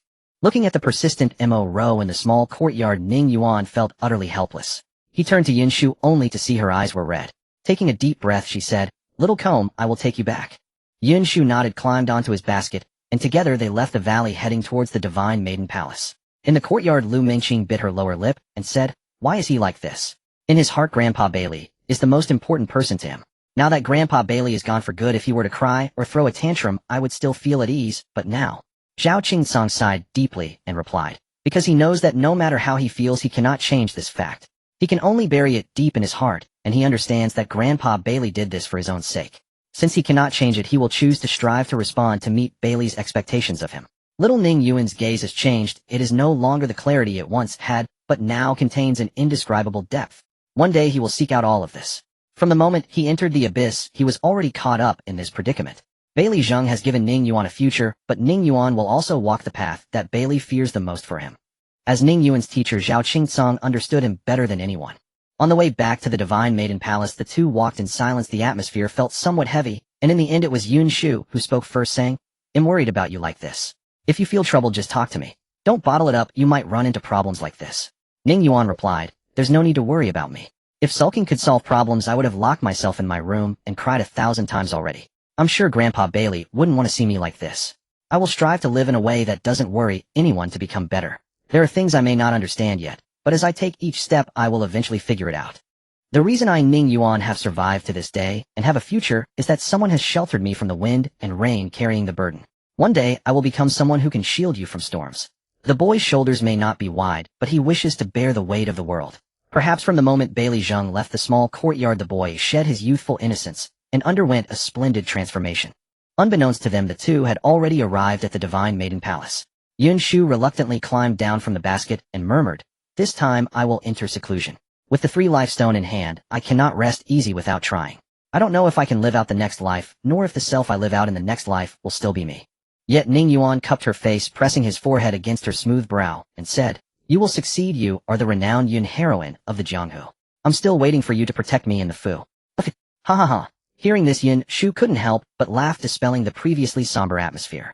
The night was deep, and as Yin Shu gazed at Ning Yuan's departing figure, she called out, wait for me to finish my seclusion. Ning Yuan did not look back, his eyes already red, and he replied with a trembling voice, then you must bring some sunflower seeds. The door of the ancient bronze palace slammed shut. Holding the 3 life stone, Yun Shu's eyes held a trace of determination. She swayed back to the valley but did not enter the courtyard, feeling an inexplicable reluctance to return. Every scene in the small courtyard reminded Ning Yuan of the old man who loved to drink. Ning Yuan sat on the stone mill leaning against the iron sword, gazing at the starry sky. Today was the longest day in his 15 years. The starry sky above the Daluo mountain sea was unfamiliar to him. What he usually saw from the valley were mere illusions created by reflections. He took down the wine gourd, opened the lid, and the rich aroma of wine mixed with a spicy scent rushed to his nose. Imitating Bailey Zheng, he tilted his head and gulped it down.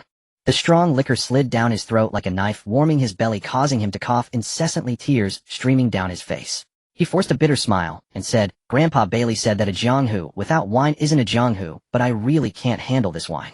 Feeling bitter inside, Ning Yuan took a deep breath and declared, I've decided to only drink when I'm happy. In the future, when I'm sad I'll practice my punches. At that moment Mo Ro stealthily approached, sneakily delivering a sharp tap to the back of Ning Yuan's head, and laughed. What's this? Drinking alone here at such a young age, not learning well. What girl will want you later? Ning Yuan rubbed his head with grievance, and said, I just had a sip. Mo Rose scoffed, him trying to argue. Look how red your face is. I'm leaving, this courtyard is too shabby, and I won't stay here. Ning Yuan pouted, and said nothing. Hey, aren't you going to persuade me to stay? Who knows, if you convince me I might just stay. With a sunny and beautiful girl like me here to accompany you, you should be secretly delighted. Mo Rose blinked and said. Ning Yuan looked at her current boyish figure, and shivered uncomfortably, saying, I want to keep you. Mo Rose put her hands on her hips, and asked, really don't like me at all? Not even a tiny bit. Let me tell you, I'm much prettier than your little comb. Ning Yuan rolled his eyes at her, and said, I don't like you. You say it so I believe it. Who knows what you really look like? Mo Rose stepped forward, pinched Ning Yuan's cheek, and tugged hard, laughing. How about a bet? If we meet again next time, if you recognize me, I'll let you see what I look like. Ning Yuan rubbed his cheek and laughed. It's a deal. Mo Rose then stepped back toward the valley entrance. As she neared the entrance, she raised her hand and waved the small bottle in front of Ning Yuan. Ning Yuan was astonished. The small bottle was clearly the longevity pill he obtained from the small Fengdu, yet he had no idea when it had fallen into Mo Rouse. My title as the greatest thief of the 9 continents is not just for show. Here's a little lesson for you. Let's see if you dare to leave me behind next time off.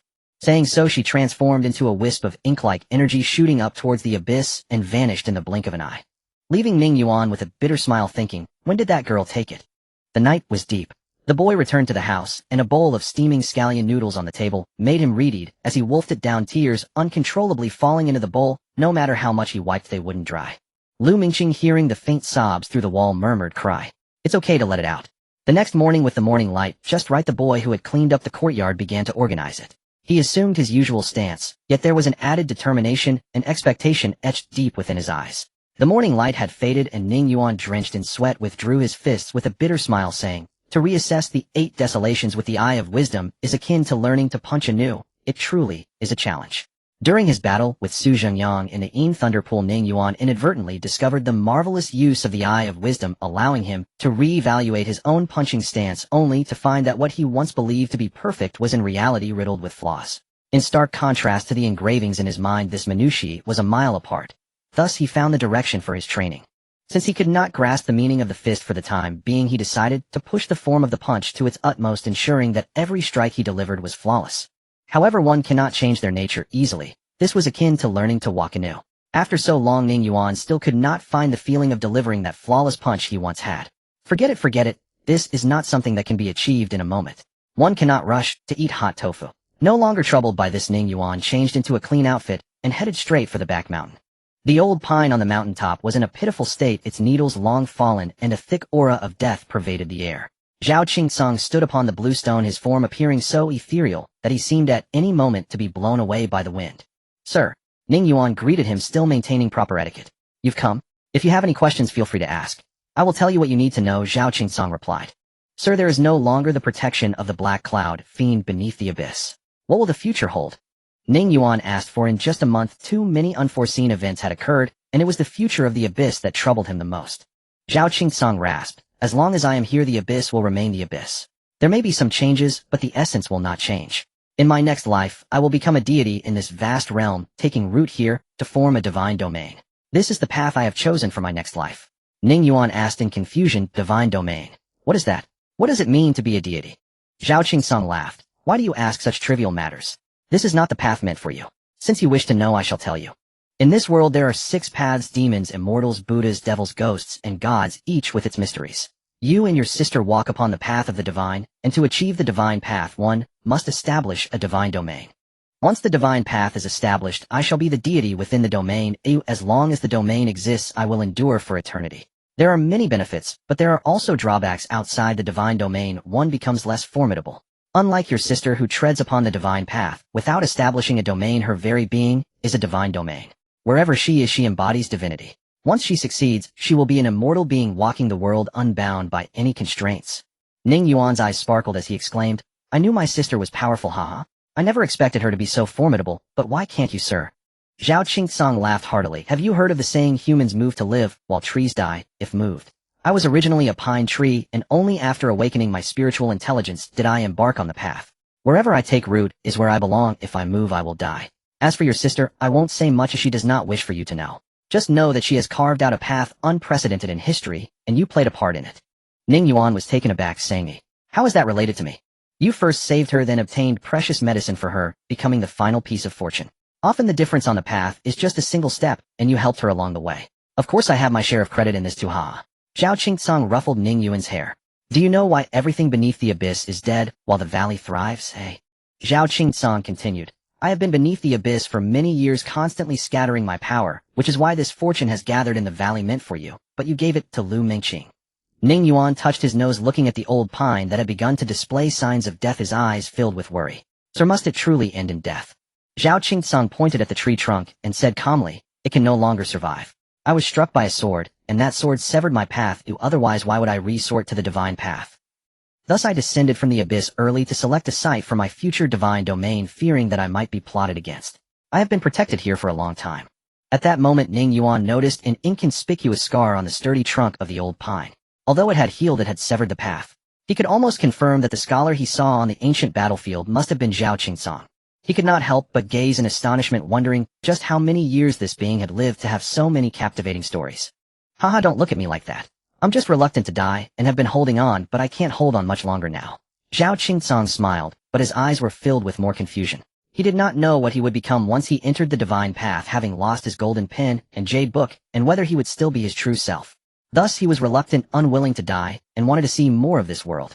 Looking at Zhao Qingsong's profile, Ning Yuan couldn't help but say, Sir, in your next life, just focus on studying, don't practice swordsmanship anymore. I will handle this. Zhao Qingsong stared blankly at Ning Yuan, and couldn't help but laugh, saying, why? Is studying not good? You, my boy, are a good seed.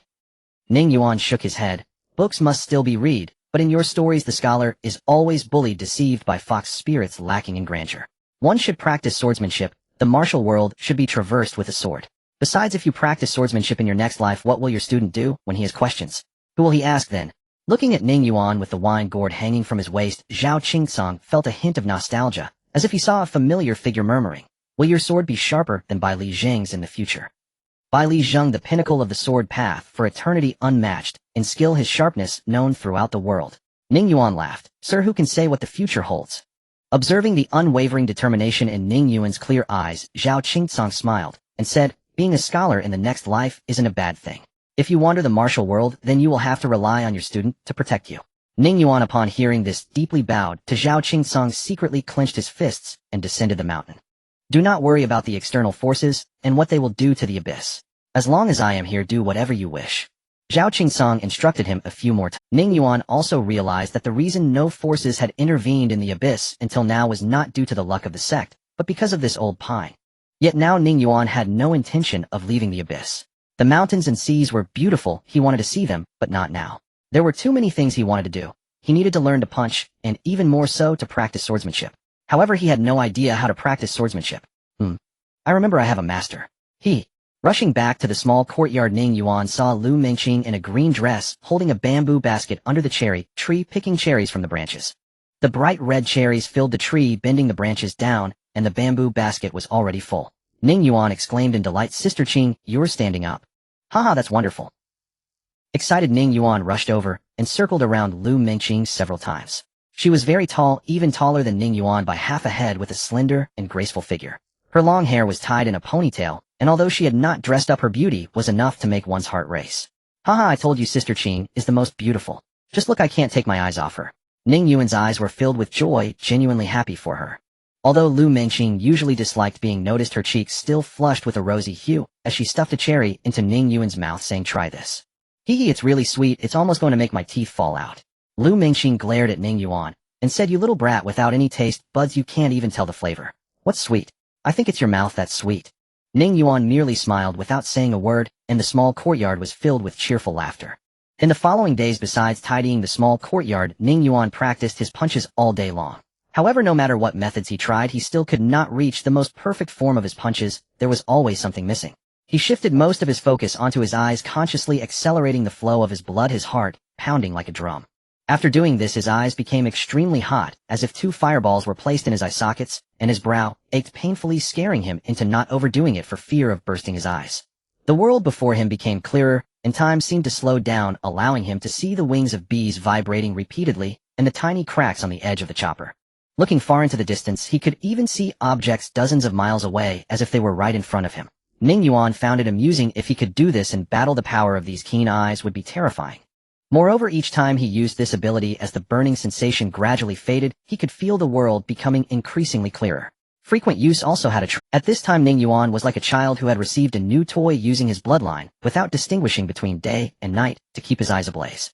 Staring wide-eyed everywhere, the result was that the blue in his eyes became increasingly pronounced, and at night, it would even emit beams of blue light, which was One day he woke up suddenly to find that the roof had vanished, replaced by the rising morning sun, frightening him into sitting up quickly, thinking that the roof had been blown away.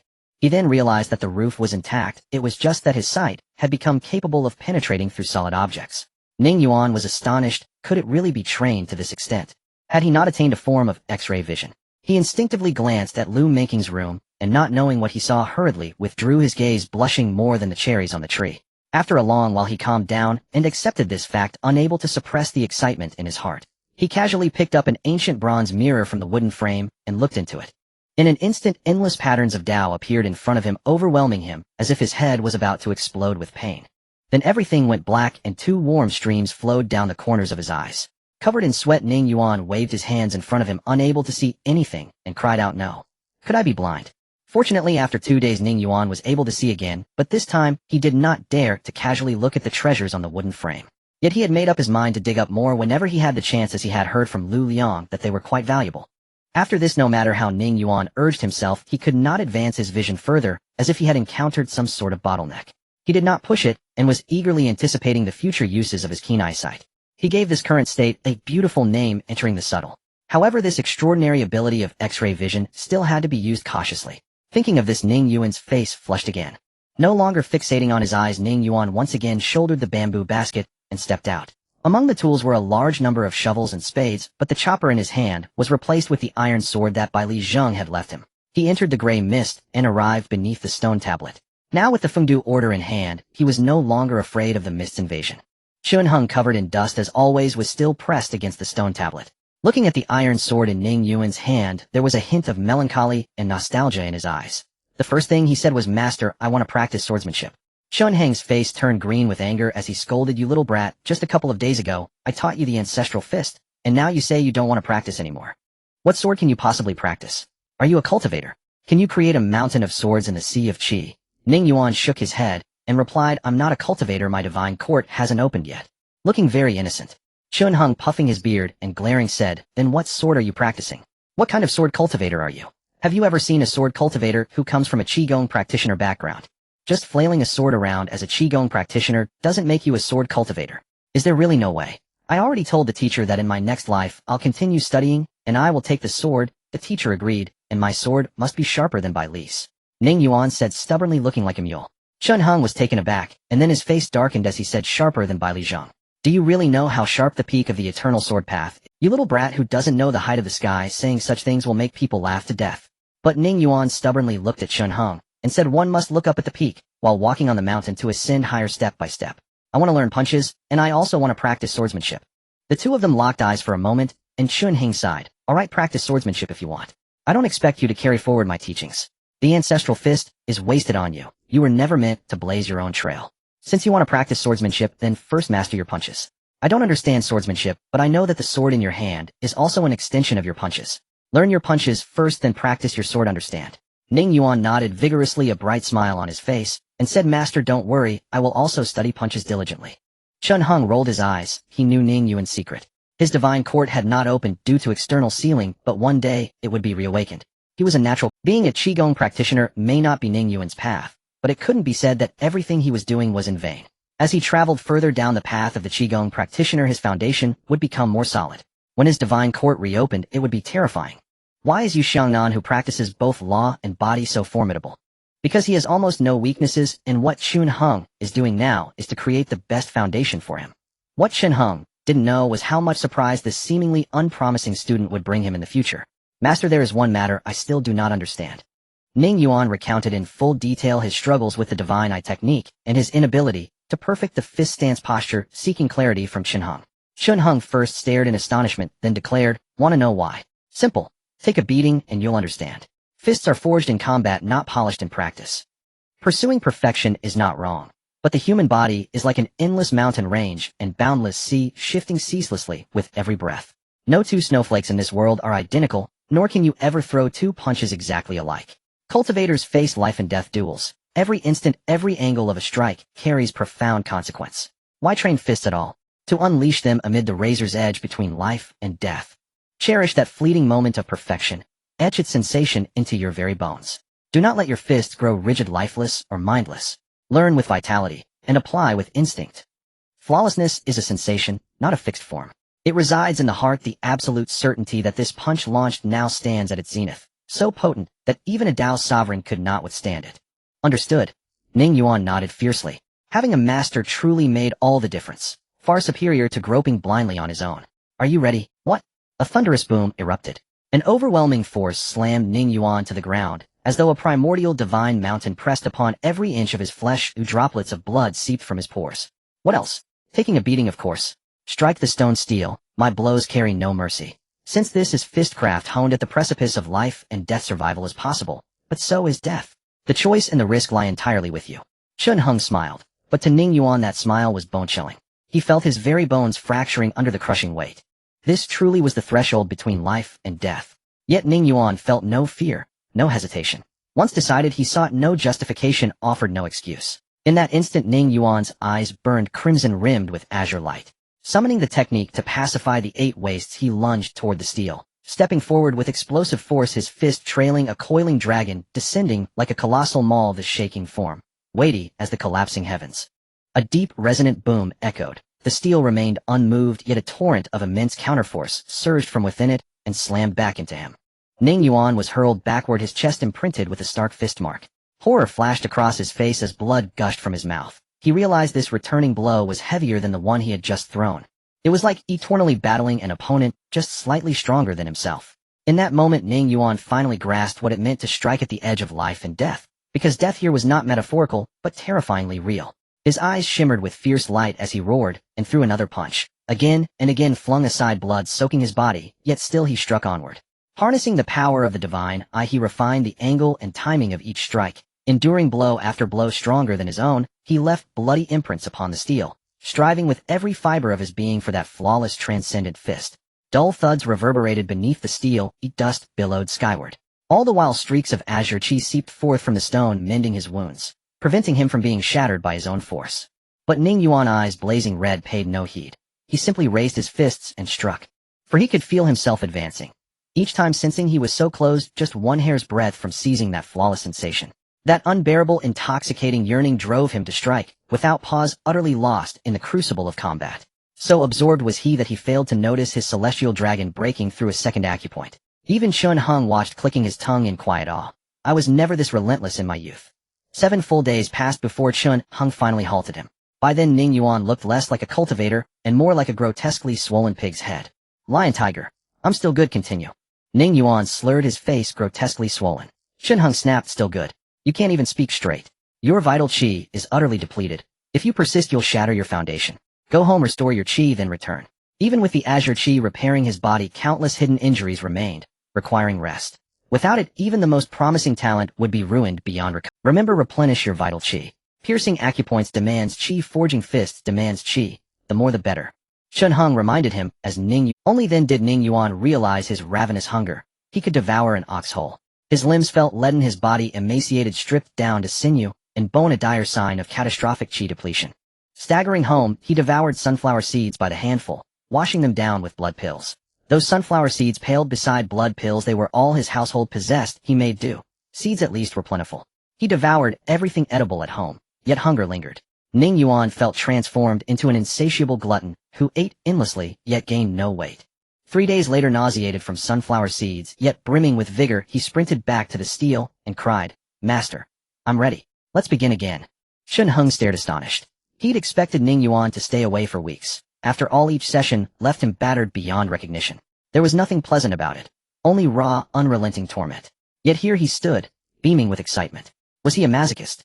In the days that followed, Chun Hung was genuinely unnerved. Each time he sent Ning Yuan home, the youth returned in under 3 days. Ever more exhilarated. At times, Chun Hung even wondered if the boy's skull had been cracked open.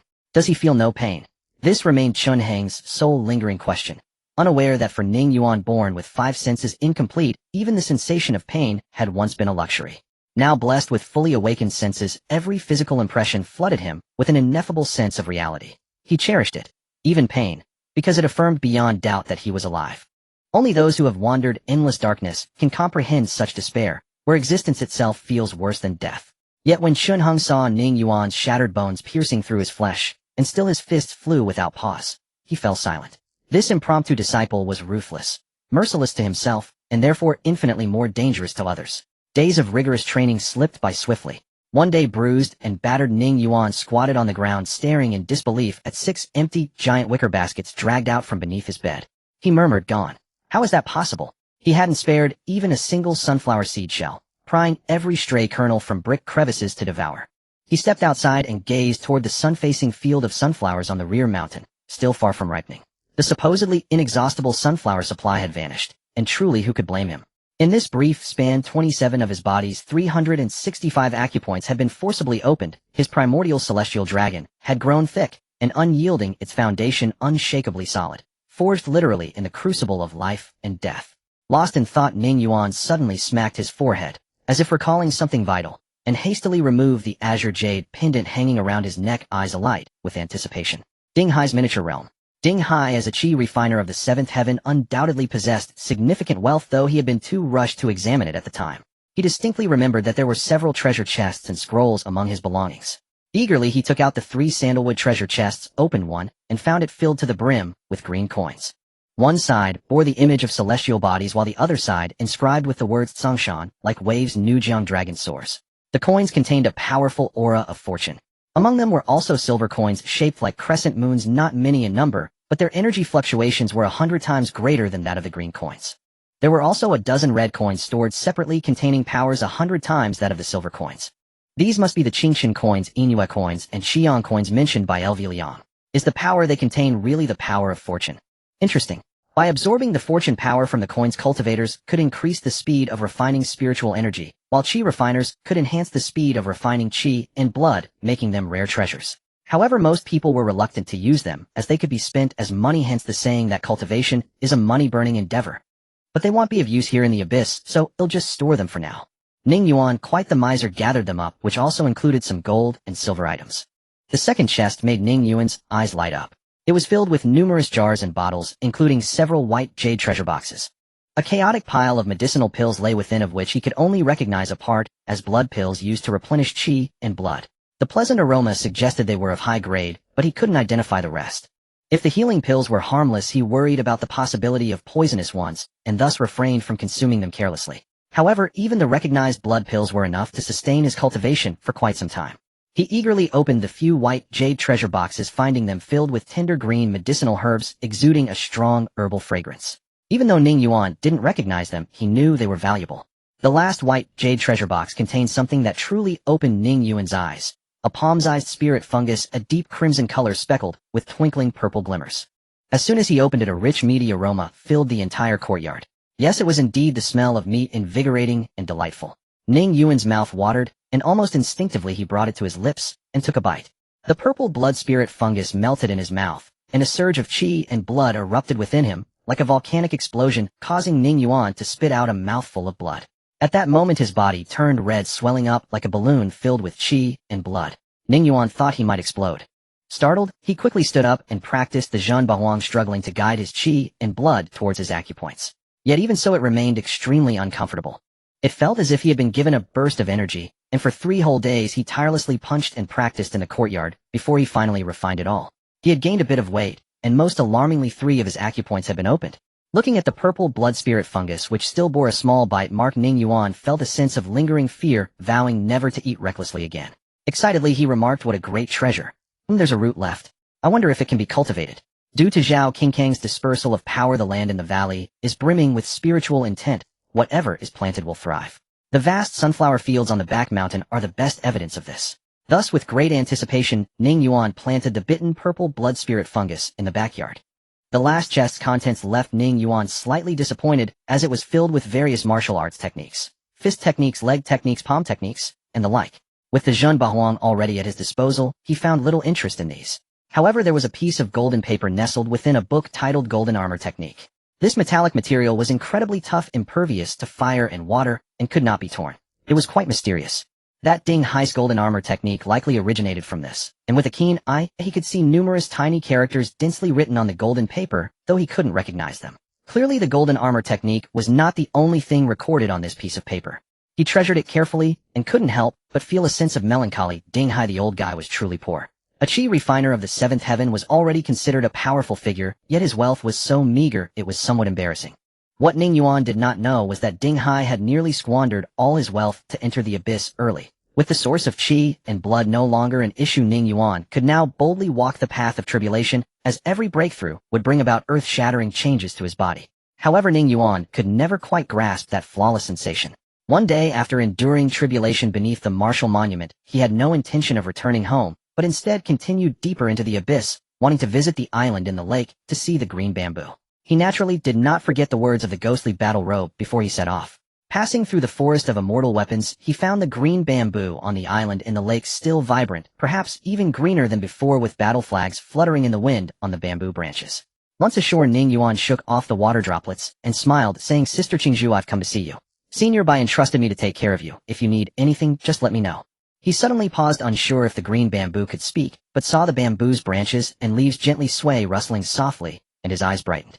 On the island in the lake, a gentle breeze wafted by, accompanied by an eerie silence that seemed to stretch through eternity. Ning Yuan did not waste any time using a hoe to turn the soil of the island, removing some weeds in the process.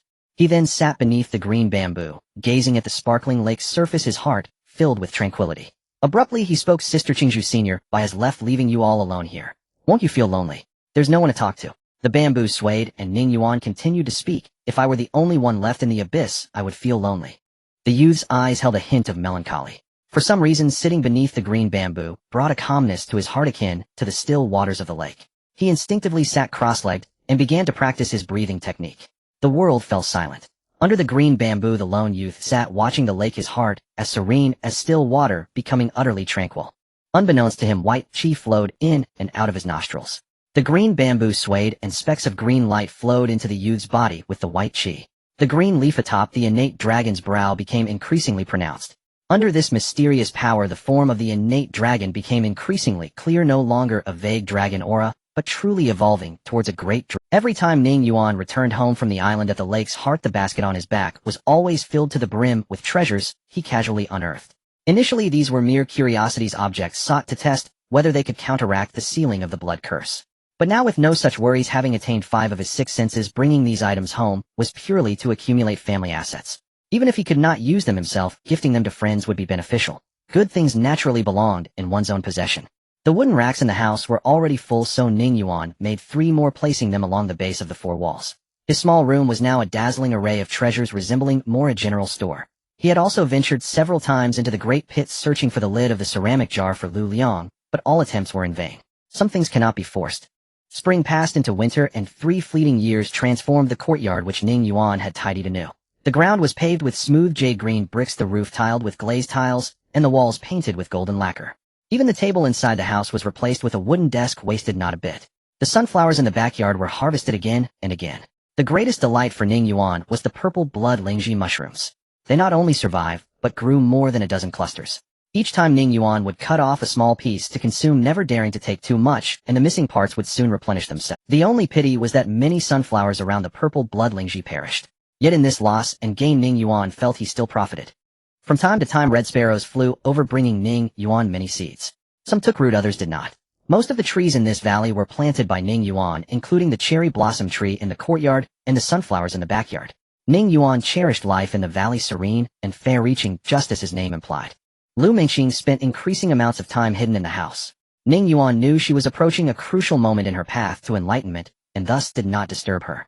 Zhao Qingsong appeared less frequently, and Ning Yuan clearly sensed the deathly state of the old pine.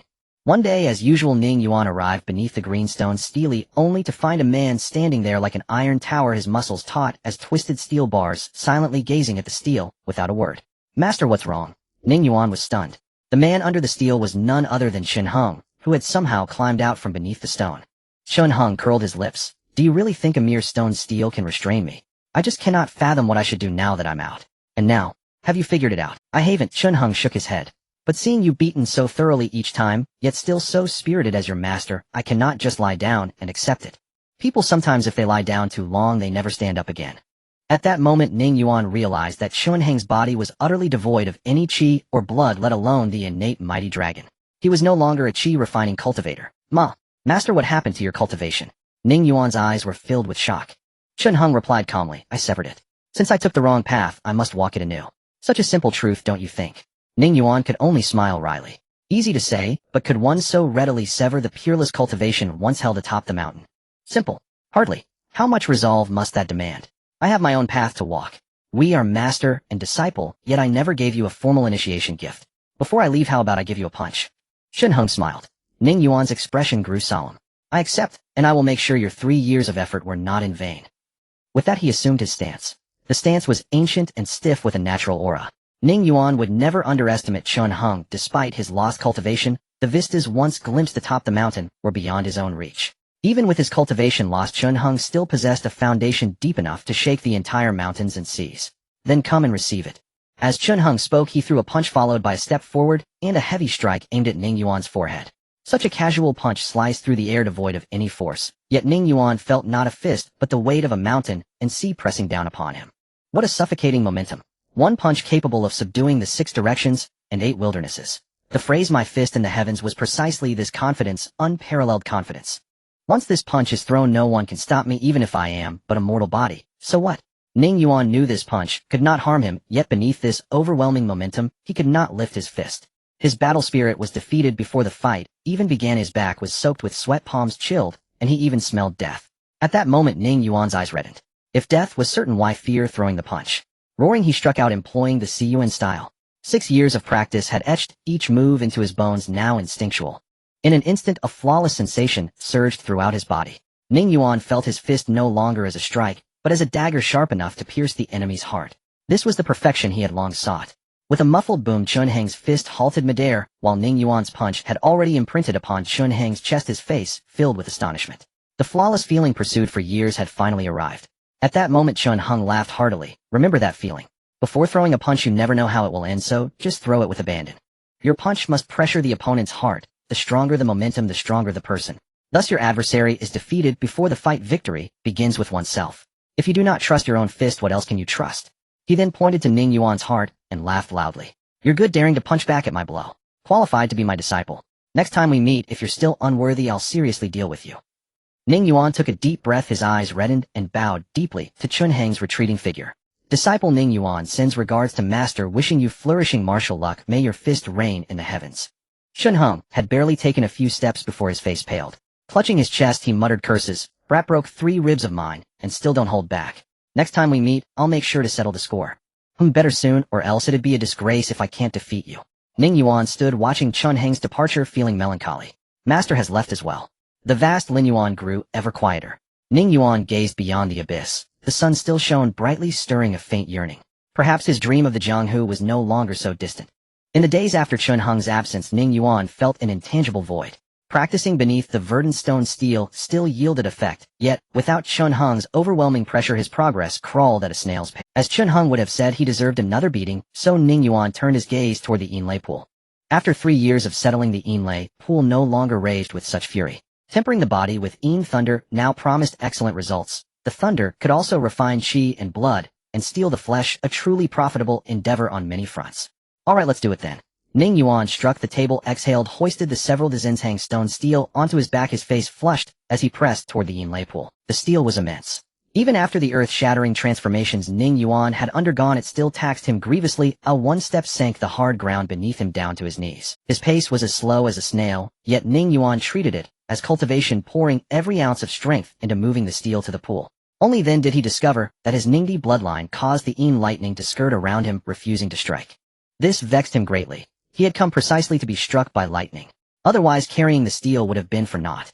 After some thought, Ning Yuan walked to the center of the pool. The black inkstones still bobbed within the thunderfall, and the 9 dragon souls contained within turned their curious gazes toward him. Ning Yuan cupped his fist and bowed.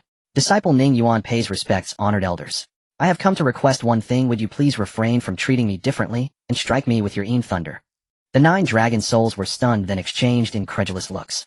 Who had ever come asking to be struck? Their astonishment was plain. To come asking for thunder. After living countless years, they had never encountered such a petition. Could there be some peculiar affection at play? Despite their bewilderment, Ning Yuan looked positively thrilled.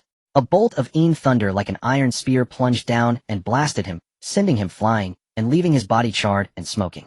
Yes, this is the feeling. Please, elders, harder. A little more power, he cried. Before his plea finished, another bolt struck. Ning Yuan was reduced to foaming at the mouth, yet the electric currents coursing through him helped refine his qi and blood, tempering his flesh time and again. Not enough, bigger, he begged. In the next instant, the thunderfall above roared down in an overwhelming deluge. Ning Yuan went pale and hurriedly protested, "Elders, do not truly kill me. Half dead will do."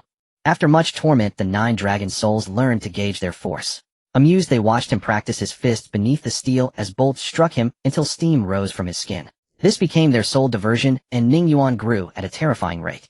Thus the valley, the wasteland, and the thunder pool lay upon a single line, and 2 more years passed. One day an otherworldly sign appeared in the pool. 365 apertures flung open, like caverns of heaven. Phantoms crossed the sky, and a primal dragon of innate aura glided joyously through the apertures.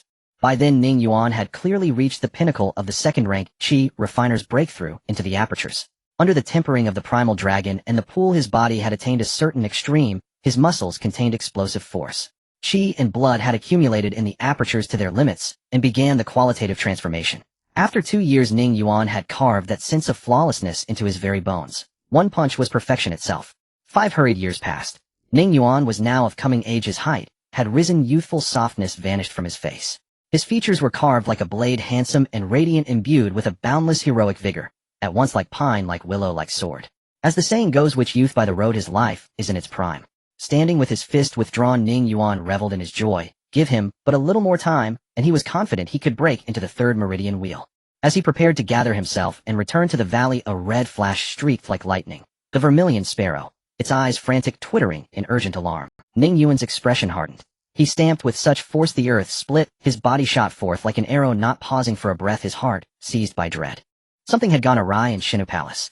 Yin Shu had been in seclusion for 5 years with no news. Ning Yuan had checked time and again with no change. How could he thundered to the palace. Frost already crept over the ruined halls, and an all-consuming chill poured from the palace depths. It fell short of a 1,000-mile freeze, only by a hair. Ning Yuan pushed through the piercing cold to the gate and activated his discerning sight.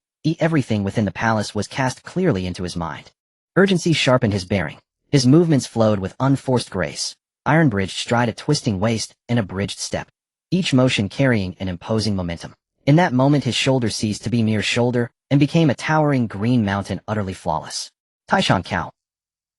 With a thunderous crash, the frost-brittle gate shattered beneath Ning Yuan's assault.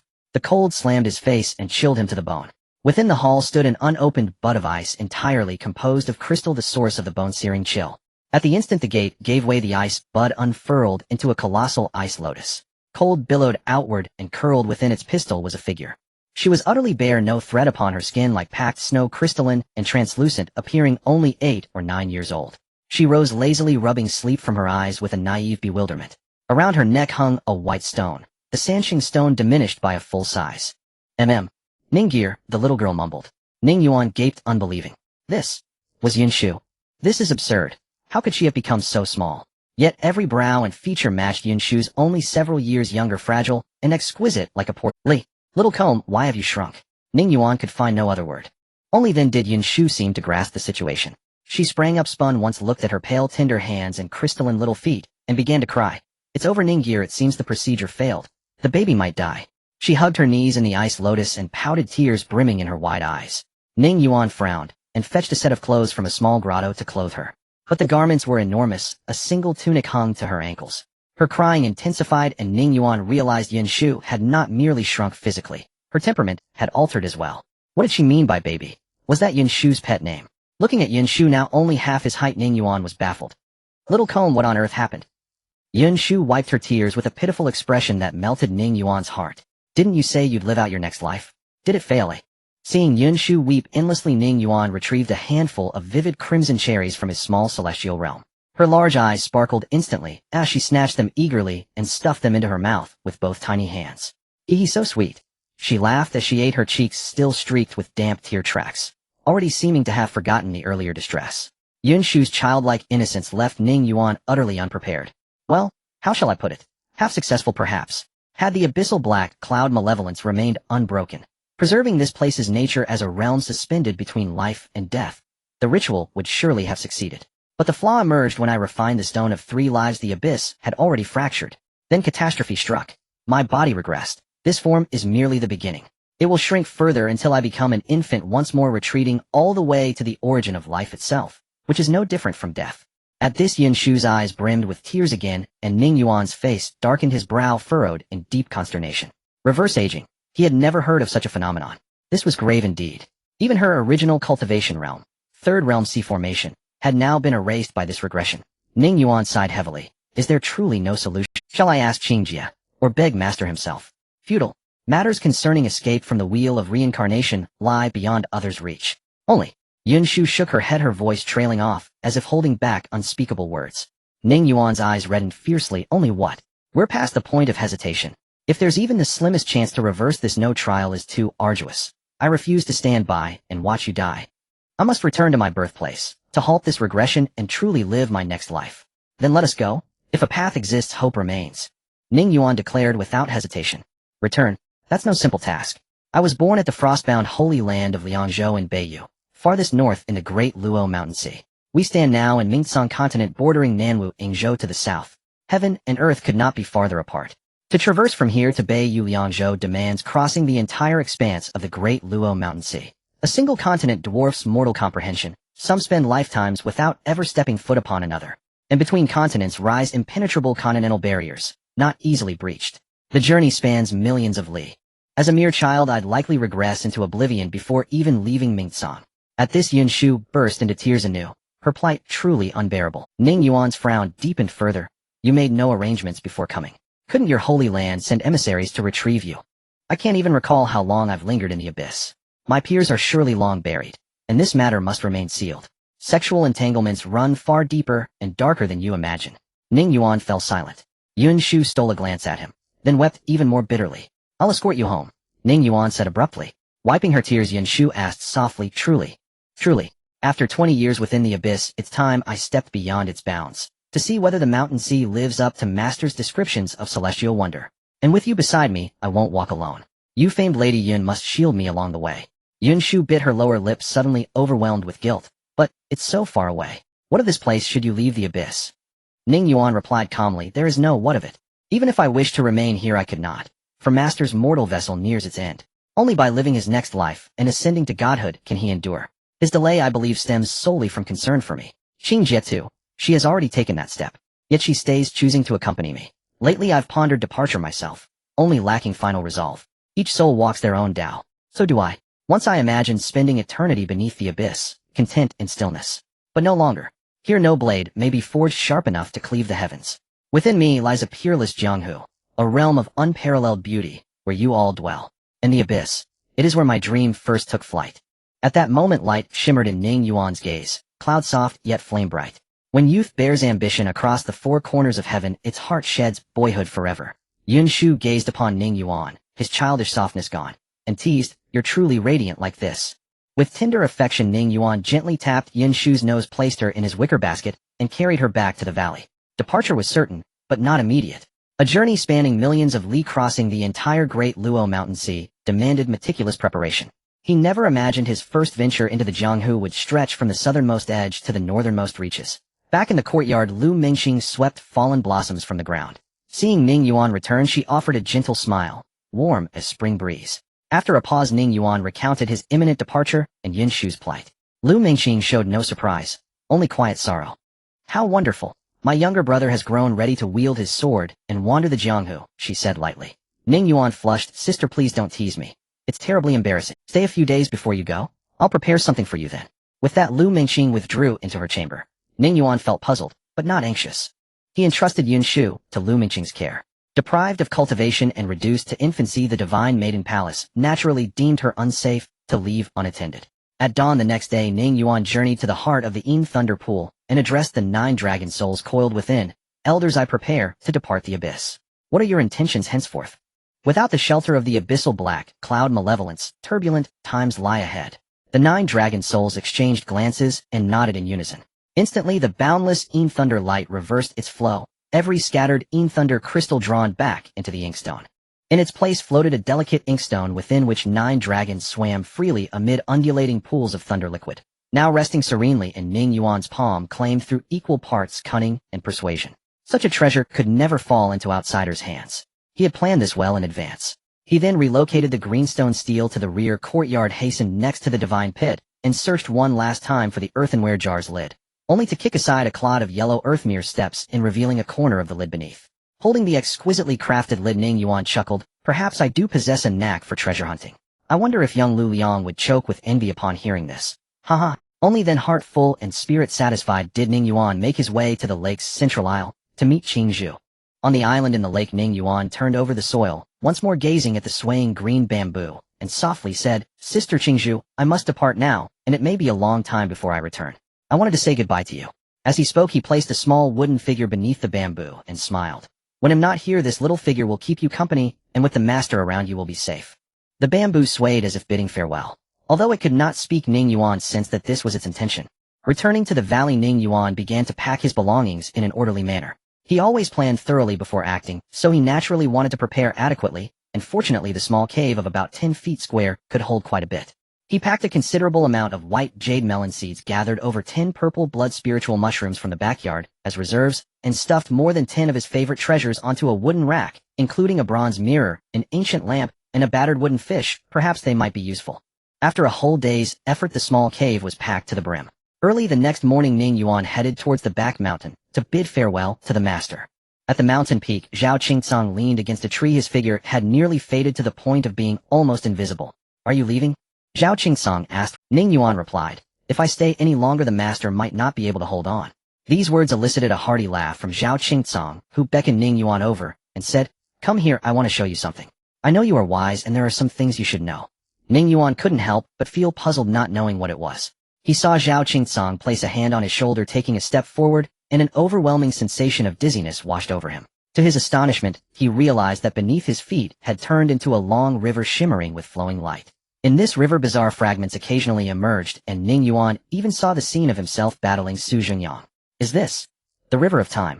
Ning Yuan said in disbelief as Zhao Qingcang's powers exceeded his imagination. "Yes, let me show you the past." At this moment, Zhao Qingcang was leading him upstream against the current of the river of time. Suddenly, they stopped in a particular moment in time and space. Ning Yuan was momentarily frozen. Hot tears streamed down his face uncontrollably as he trembled, saying, "Is she my mother? Yes, it must be her." Only because he still remembered that warm feeling. Above the abyss, heavy rain poured down, soaking the verdant ancient forest. In the distant sky, a stunning rainbow broke through the air and fell straight down. It was a woman of unparalleled beauty holding a baby less than a month old in her arms. The baby lay quietly in the woman's arms, not crying or fussing. Its large eyes were a shade of gray, and the crimson marks of 6 bloodlines on its brow were strikingly prominent. At this moment, it was none other than little Ning Yuan. The woman gazed lovingly at little Ning Yuan, tears like beans streaming down her face as she trembled, saying, "Yuan, your parents have wronged you. The Ning family has wronged you. With the 6 pure bloodlines, your father, and I can only break one strand of consciousness. Live while this abyss is your only way out." As she spoke, she kissed little Ning Yuan deeply on the forehead and gently placed him on the ground. He seemed to sense something and reached out his tender little hand, fidgeting. The woman bit her lip tightly, yet her eyes were resolute. Though gentle by nature, a mother could be fierce. The cold rain fell, and little Ning Yuan waved helplessly in his swaddling cloth, his lips turning blue from the cold. She gritted her teeth and held a rusty iron sword, coldly declaring, "Endless drizzles, you cannot harm my child." With that, she slashed across the sky, the sword light chilling for 3,000 miles, dispersing the rain clouds that shrouded the heavens. With one sword strike, the rain retreated, and the sky cleared. She then inserted the rusty iron sword beside the swaddled baby, gazing deeply at little Ning Yuan, as if wanting to remember his appearance forever. "Do not blame your mother for being cruel. Your father cannot retreat, and the Ning family cannot retreat. No matter how the world changes, my Ning family must remain the hardest and toughest bone in the vast sea and mountain." With that, she vanished in an instant, never to return. Ning Yuan's tears had blurred the world around him. He simply watched the woman's departing figure, wiping his tears and sobbing, "Mother, I am doing well now, don't worry, I am really fine." When he came to his senses, he was back on the mountain peak, as if awakening from a great dream. Zhao Qingcang pointed to the long sword at Ning Yuan's waist and said, "This sword Jingyan originally belonged to Bai Li Zhang. He bet with Ning Xian on who would become an emperor first, and as a result lost this Jinghan to your ancestor. Now it is yours, and it carries so many stories. Take good care of it, don't lose it." Ning Yuan touched the sword hilt and nodded heavily, his eyes still slightly red. Zhao Qingcang stroked Ning Yuan's head and said, "Some things should be buried in your heart for now. You are not ready to touch them. When the time comes, everything will fall into place naturally. Since you are about to embark on a journey, I as your master must send you off with a gift. Here. Ning Yuan looked at the golden brush and jade book being handed over, which had no words on the book and no ink on the brush with a hint of pine fragrance. Confused, he asked, what should I write on this? Zhao Qingsong smiled and said, you decide what to write. This is your story, so you will hold the pen. Go, remember this place will always be where your journey began. Ning Yuan nodded heavily, bid farewell to Zhao Qingsong, and then descended the mountain. The master still smiled at him, seeing him off on his journey. In the silent courtyard of the deep night, the night wind gently swayed the cherry tree, as Ning Yuan sat on a stone bench, gazing at everything in the small courtyard, as if wanting to engrave it all in his heart. Finally his gaze fell upon the cherry tree. What a pity that I won't be able to taste this year's cherry. Spring is yet to come. The next day Ning Yuan woke up early, and was stunned the moment he opened the door of the wooden house. The cherry blossoms in the courtyard had turned yellow and fallen all over the ground, while the bright red cherries hung heavily on the branches. How could they bear fruit already? It's only just entered spring. Yun Shu's small face was filled with astonishment, and she clicked her tongue in wonder. Ning Yuan smiled knowingly, picked up Yun Shu under the tree, and ate cherries, murmuring, so sweet. Even if he could not taste the flavor, it was sweet in his heart. The cherry tree was sending him off, and everything in the world has its own spirit. Ning Yuan felt very happy. Lu Mingxing also heard the sound, and came out handing Ning Yuan a large bundle of clothes and several pairs of boots, all made by her in the past few nights. She smiled gently, and said, you've grown taller, the old clothes don't fit anymore. Wear this, don't hold back. When you are out and about, if anyone bullies you, come find your sister, and he'll stand up for you. Ning Yuan lowered his head, listening to Lu Mingxing's instructions. Tears as big as beans fell, soaking the cloth bag in his arms. Despite enduring pain silently, he had cried several times in the past few days. In the basket, Yun Shu remained silent, but she could feel Ning Yuan trembling, as some things in his heart were heavier than life itself. Lu Mingxing smiled as she wiped the tears off Ning Yuan's face and hung a small copper bell around his neck. She then took off a bracelet made of willow branches that she had always worn on her wrist and put it on Ning Yuan's hand. Why are you crying? It's not like we won't see each other again. Go, I wish my brother safe travels. Lu Mingxing carefully adjusted Ning Yuan's collar and patted his chest with a warm smile. Ning Yuan nodded heavily and said, Sister Qing, take care. With that he resolutely set off towards the valley, his journey leading north without looking back, embarking on his own free and unfettered Jianghu adventure. As he traversed towards the cliff of Lin Yuan, Ning Yuan leaped up like a monkey, arriving at the top of the abyss. The morning sun was gently warm, revealing a vast expanse of verdant ancient forest. Ning Yuan, dressed in simple clothes, carried a basket on his back, within which stood Yun Shu with a shoulder bag slung across her body and a wine gourd hanging from her waist alongside a gleaming sword. A strong sense of anticipation adorned Yun Shu's small face as she pointed with her little hand, exclaiming with enthusiasm, rough hair. Our target is Beiwei Yangzhou. At that moment a flash of red light, swift as lightning, shot out from beneath the abyss, landing on Ning Yuan's shoulder, chattering incessantly, seemingly complaining about why he hadn't brought it along. Hong Kei, you want to go too? That's good, it's nice to have a companion on the road. Ning Yuan gently stroked her fiery feathers and headed deeper into the ancient forest, waving his sleeve northward. In a small courtyard within a valley, Lu Mingxing approached beneath a cherry tree, lightly tapping the trunk with her jade-like hand as a trace of divine light gathered between her fingers. In an instant the divine light spread over the entire cherry tree, and a torrent of spiritual energy surged into the courtyard like a dragon. The next moment points of spiritual light gathered beneath the tree, transforming into a girl dressed in a pink skirt, resembling a porcelain doll, with a rosy face and two adorable horn braids. At this moment her big eyes were filled with joy as she expressed her gratitude, saying, Thank you, Divine Master, for opening the path of spiritual guidance for me. I am immensely grateful. Lu Mingxing nodded and said, This is what you deserve. From today on you shall be responsible for managing the affairs of the valley, and do not be negligent. If you fulfill your duties, there will be further opportunities for you. The girl in the pink skirt quickly nodded, saying, I will certainly not disappoint your trust. May I ask, Divine Master, could you grant me a name? At this moment her smile was like that of a ripe apple. Lu Mingxing pondered for a moment and said, Let's take my younger brother's surname, and your name shall be Ying. As these words were spoken, it seemed as if the heavens acknowledged them, drawing boundless spiritual energy into her body. The little girl joyfully exclaimed, Ning Ying. Hee, I like this name. From then on the valley was blessed with a small figure bustling about, keeping everything in order. Taoist friend, is it certain that you do not need my assistance with the transformation? Lu Mingxing inquired. Zhao Qingsong shook his head, saying, No need, you should leave as well. Remember not to fall too deep. As long as my brother is still here, I, Lu Mingxing, shall remain in the world of mortals. With that he stepped forward, gradually fading away. At the peak of the back mountain the ancient pines stood dead, and Zhao Qingkang's figure vanished with the wind, leaving behind a pine seed radiating spiritual light that fell into the crevices of the stones. This ancient forest was truly vast and boundless. Despite sprinting with all his might for half a month, Ning Yuan had yet to exit the forest. The provisions he carried were long gone, and due to the proximity to the abyss, there were no demonic beasts in the woods. He could only forage for wild fruits to eat. Eventually, traces of demonic beasts appeared. Excited Ning Yuan and Yun Shu's eyes sparkled, and that evening they feasted on a hearty meal, eating until their mouths were greasy. Beneath the campfire, Ning Yuan carefully wiped Yun Shu's mouth and her oily little hands. The next morning, under Yun Shu's astonished gaze, Ning Yuan was seen riding a gigantic ground-armored dragon, excitedly waving at her. The poor ground-armored dragon, wedged tightly between Ning Yuan's powerful thighs, dared not move, its eyes filled with fear. Early that morning, Ning Yuan had caught a mount much better than trudging along by himself. Yun Shu cheered as she climbed onto the dragon's back. The ground-armored dragon led the two of them through the ancient forest, and after more than a month, they finally exited the range of the forest where the trees grew sparse. Ning Yuan had discovered numerous traces of past campfires. This indicated that there were indeed humans nearby, so he released the ground-armored dragon to avoid unnecessary trouble. Just as the two exited the ancient forest, an endless emerald glow suddenly erupted from beneath the abyss, dyeing the flowing clouds green, startling both of them to turn back and look. Has the master already begun? The earth trembled violently, and a fierce wind mixed with endless life essence howled through the forest, causing Ning Yuan to squint his eyes. He saw a towering ancient pine rising from the depths of the abyss, reaching towards the sky, its thick roots burrowing into the earth, like dragons locking the earth's dragon vein, and frantically absorbing nourishment.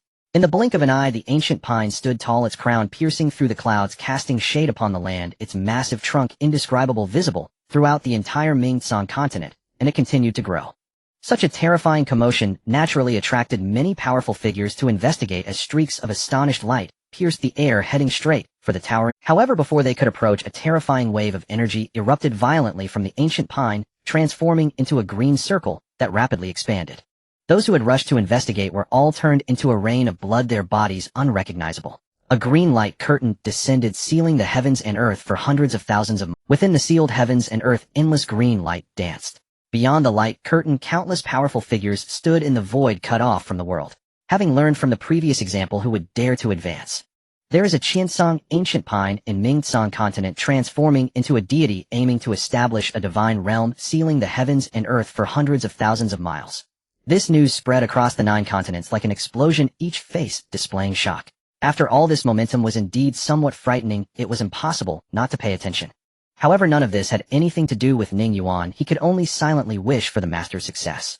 That night the plum rain fell continuously. Ning Yuan and Yun Shu took refuge in a dilapidated temple by the roadside, roasting a sizable wild boar over a fire. Outside the temple, a cool breeze blew. The wild boar roasted to a golden brown, dripping with grease, the firelight casting a warm glow on their faces, creating a cozy atmosphere. Yun Shu rubbed her hands together, intently staring at the wild boar, her anticipation palpable. Ning Yuan smiled as he cut off a small piece for her, saying, "Be careful, it's hot." Yun Shu quickly stuffed it into her mouth, letting out a puff of hot air. At that moment, some rustling sounds came from outside the temple. Ning Yuan's gaze sharpened, and he quietly gripped the hilt of his sword. The rain outside the dilapidated temple poured down fiercely, and several men had been busy for half the day, but still couldn't get the fire going. The wood was soaked, and the cold wind blew, accompanied by a rich scent of meat. The sound of rattling dice echoed in the temple, and the men couldn't help but cast their gazes at the golden wild boar, swallowing their saliva secretly. Ning Yuan then stood up and said, "If you gentlemen do not mind, would you like to join me? My sister and I can't finish it either. It would be such a waste to throw it away." The yellow-faced man hesitated. After all, he didn't know Ning Yuan's background. Several brothers had been running in the mountains for days, and now they were exhausted and hungry, ultimately unable to resist the temptation. 7 men gathered around to share the food, and their conversation became much more familiar. "I see that you are dressed quite well and speak elegantly. Could it be that you are one of those legendary refining practitioners?" asked the yellow-faced man Wang Pu. Ning Yuan smiled and shook his head, saying, "You flatter me, brother. I'm just here to visit my sister, but we got a bit playful and accidentally wandered into the woods. We've been lost for days and don't even know where we are. I need to ask you gentlemen for directions." Wang Pu spoke earnestly. "You really have a big heart, brother. This mountain is not a place one can just enter casually. It's fortunate you met us. If you encountered those man-eating monsters, it would be disastrous." Upon hearing this, the men displayed expressions of fear, glancing nervously outside the temple, mumbling, "This rain is truly ominous and unlucky. You should come down the mountain with us tomorrow morning." Ning Yuan's eyes lit up upon hearing this, and Xiao Yunshu, excited, piped up, "Uncles, can you tell me the story of those monsters?" Seeing the petite and adorable Yunshu speak, the men all warmed up, reminiscent of their own children, and felt playful. You want to hear the monster's story? Aren't you afraid, little girl? Yinshu puffed her chest out saying, with my brother here of course I'm not afraid. Wang Pu said, the mountains have been quite unsettled in recent years. I remember 5 years ago the sky was shining with golden light, and someone in the village even saw a scene of 9 dragons competing for a pearl. It was truly magnificent. Ning Yuan's expression hardened. That was the time when Grandfather Bailey fought against the people of Yun sect. Since then the monsters in the mountains have increased. There are always hunters from the village who do not return. Over 30 have disappeared one after another. According to those who manage to escape, when the black wind blows people simply vanish. They say that the monster in the black wind has an eye as large as a cartwheel. This has made the nearby villagers too afraid to enter the mountains. We had no choice. Just as spring began our food supplies were low, so we came into the mountains. Another man spoke up, alas. The people of the Shang dynasty do not seem to care. I've heard that the fox spirit in Qinghe County is causing quite a ruckus too. The men fell silent for a moment while Ning Yuan's eyes glinted with a hint of worry as he gazed at the torrential rain outside the temple. Just then footsteps were heard outside the temple, startling the men. They saw a young scholar in a white robe approaching with a snow-white oiled paper umbrella. His shoes and the hem of his robe were covered in mud with long black hair, cascading over his shoulders. His complexion was slightly pale, yet he possessed a remarkably handsome appearance with star-like brows and sword-like eyes exuding an air of elegance. It's pouring rain outside the temple. May I take shelter here for a while? The scholar in white opened his umbrella, surveyed the temple, and finally fixed his gaze on Ning Yuan. The men all displayed wary expressions, as it was indeed strange for a scholar to suddenly appear in the depths of the mountains. Remembering the earlier talk of monsters, Ning Yuan frowned slightly. He couldn't see anything from this scholar with his keen insight. Why not? There's no need for you to be polite, brother. When we are out encountering each other makes us friends. If you don't mind, how about we have some roasted meat to fill our stomachs? As Ning Yuan spoke, he had already tensed up like a drawn bow, secretly gathering energy. The scholar smiled and said, thank you then. My name is Guchanga. May I ask your name, brother? Just call me Ning Yuan. After a few polite exchanges, Guchanga ate, and then sat quietly in the corner of the wall, saying nothing, silently observing the others.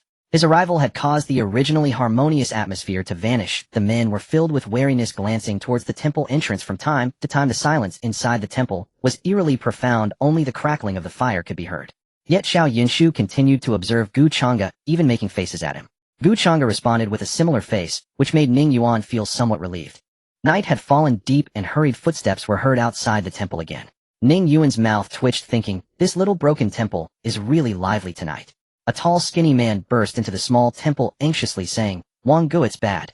Mengzi fell into the ravine, I can't pull him up by myself. Wang Pu jumped up and asked, what happened? Didn't I tell you to finish setting the traps and come back quickly? Oh, don't say that. When Mengzi and I were setting the traps, we saw a 9-vented grass in the ravine.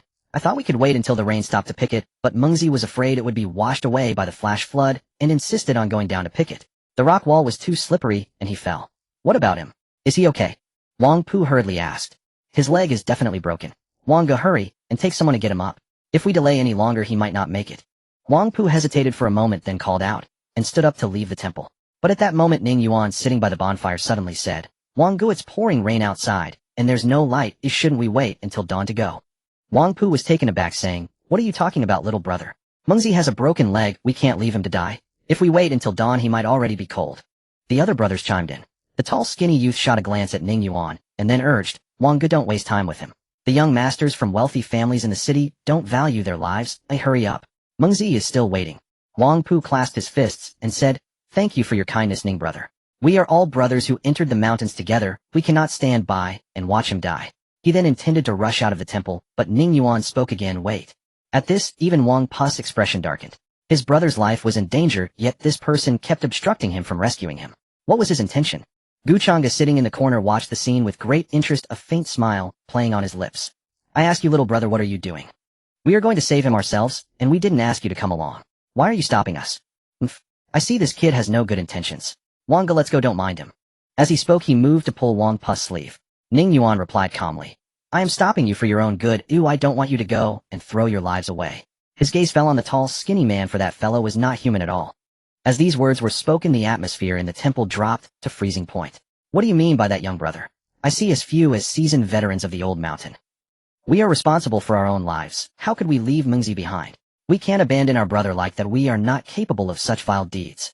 The tall, lean man gritted his teeth and said, I think you are just looking for trouble. Only Wang Pu felt a sense of alertness. Over time, he had found the youth to be quite refreshing and could never act without reason. Ning Yuan sneered, Mengzi. He must have died long ago. Go out to save him, or to be devoured by you. Upon hearing this, the group of men turned their gazes towards the tall, lean man, cold sweat pouring down their faces, their complexions pale. Could it be? Ning, brother, do you mean to say he is a monster? The tall, lean man looked grim and still unwillingly said, Wanga, don't listen to his nonsense. He hasn't moved at all. How would he know? Hurry, Mingzi really can't hold on much longer. Ning Yuan chuckled, pretending. Still pretending. Your act is quite good, but let me ask you, it's pouring rain outside and the roads are muddy. Why are your pants and shoes not stained with a speck of mud? Everyone instinctively looked at the tall, lean man, and upon seeing his face turn pale, they quickly distanced themselves. The tall, lean man realized he had been exposed and stopped pretending, a dense black mist erupting from his body, his head tilting at a strange angle, a blood hole in his throat, clearly dead beyond recovery. Good lad, I didn't want to be your enemy. I thought to lure these few out to eat. I only chewed on one and left another, but you are clever. The few big men had never seen such a scene, their faces as white as paper, retreating wildly to the back. Outside the temple, the cold wind howled. Ning Yuan had already seen from the first moment the man entered the temple that he had long been dead. A discerning eye is not given for nothing. However, since you seek death, you cannot blame me. The corpse suddenly charged towards the crowd like a mad beast, its face twisted in rage. But the ever-cautious Ning Yuan would not give it that opportunity. With his blood and chi surging, the great dragon soared in the sky, unleashing an overwhelming dragon might that sent the campfire and the zombie flying crashing against the wooden beams into smithereens. Suddenly there was a loud bang, and the small temple trembled violently. A massive shadow fell at the temple entrance with eyes the size of wheels peering in. It was a tiger demon as big as a small hill, its eyes filled with coldness and brutality, a chilling wind howling causing several men to faint. Guchanga was so frightened that he rolled and crawled shouting, "It's the end of days." Hiding behind Ning Yuan. What a gigantic tiger with bulging eyes. I didn't expect to strike it rich as soon as I stepped out. The books say that tiger hunters are so impressive and heroic. Today, I want to show off my prowess. Ning Yuan licked his lips excitedly. In the martial world, he would act heroically, saving lives and performing righteous deeds, becoming the illustrious Ning Xia that he had long anticipated. You ignorant little brat.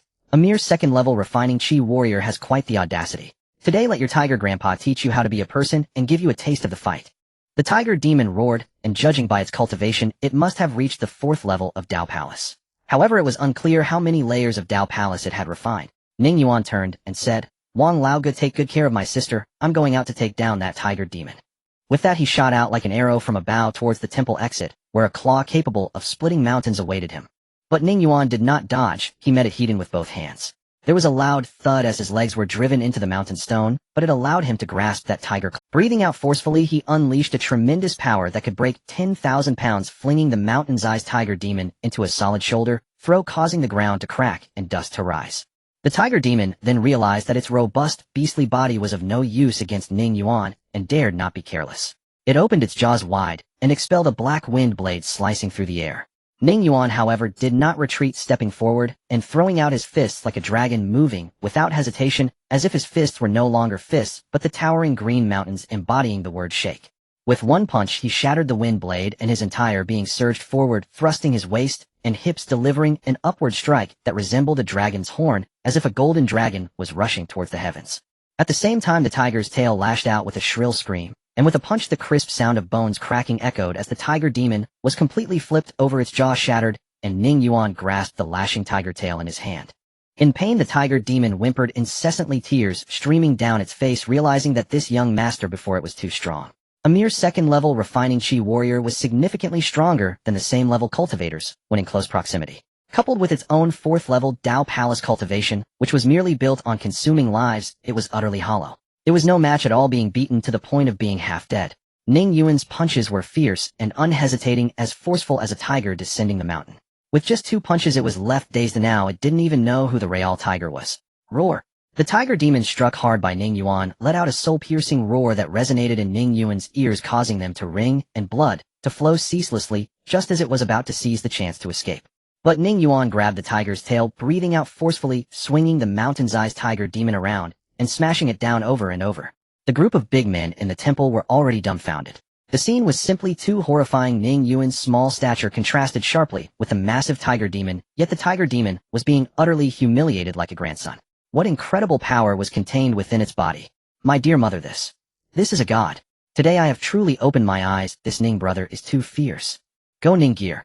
Beat that monster and make it pay for eating people off. Yun Shu cheered enthusiastically for Ning Yuan. In less than a stick of incense's time, the outside of the temple finally quieted down. Ning Yuan tossed aside the severed tiger tail in his hand, the massive tiger, head now drenched in blood, glaring at Ning Yuan with pure rage. I have no grudge against you. Initially, I had no intention of harming you. Why are you so intent on killing me? Just because I eat people. You humans can eat us, but why can't I eat you? The tiger demon gasped for breath, its eyes filled with hatred. Ning Yuan panted heavily, momentarily stunned, but still said, that is your reasoning, and your reasoning does not hold. With that, he bent down, prying open the tiger's jaws, and snapping them shut, then patted the tiger's head, and smiled at Yunshu, saying, how about it? Do I have the demeanor of a tiger hunter from the books? Yunshu gave a thumbs up, and said, very impressive, already has a great hero vibe. If you find a hat to wear, it would be perfect. The group of big men looked at the two with twitching expressions, knowing that what happened that night would be unforgettable for the rest of their lives. In the temple, Wang Pu and the others were still in a state of shock, hesitantly asking, young Master Ning, is that tiger demon really dead? Ning Yuan nodded, saying, did you not see it? Am I lying? If I had truly gone out with him just now, I fear you would have met the same fate as your two brothers.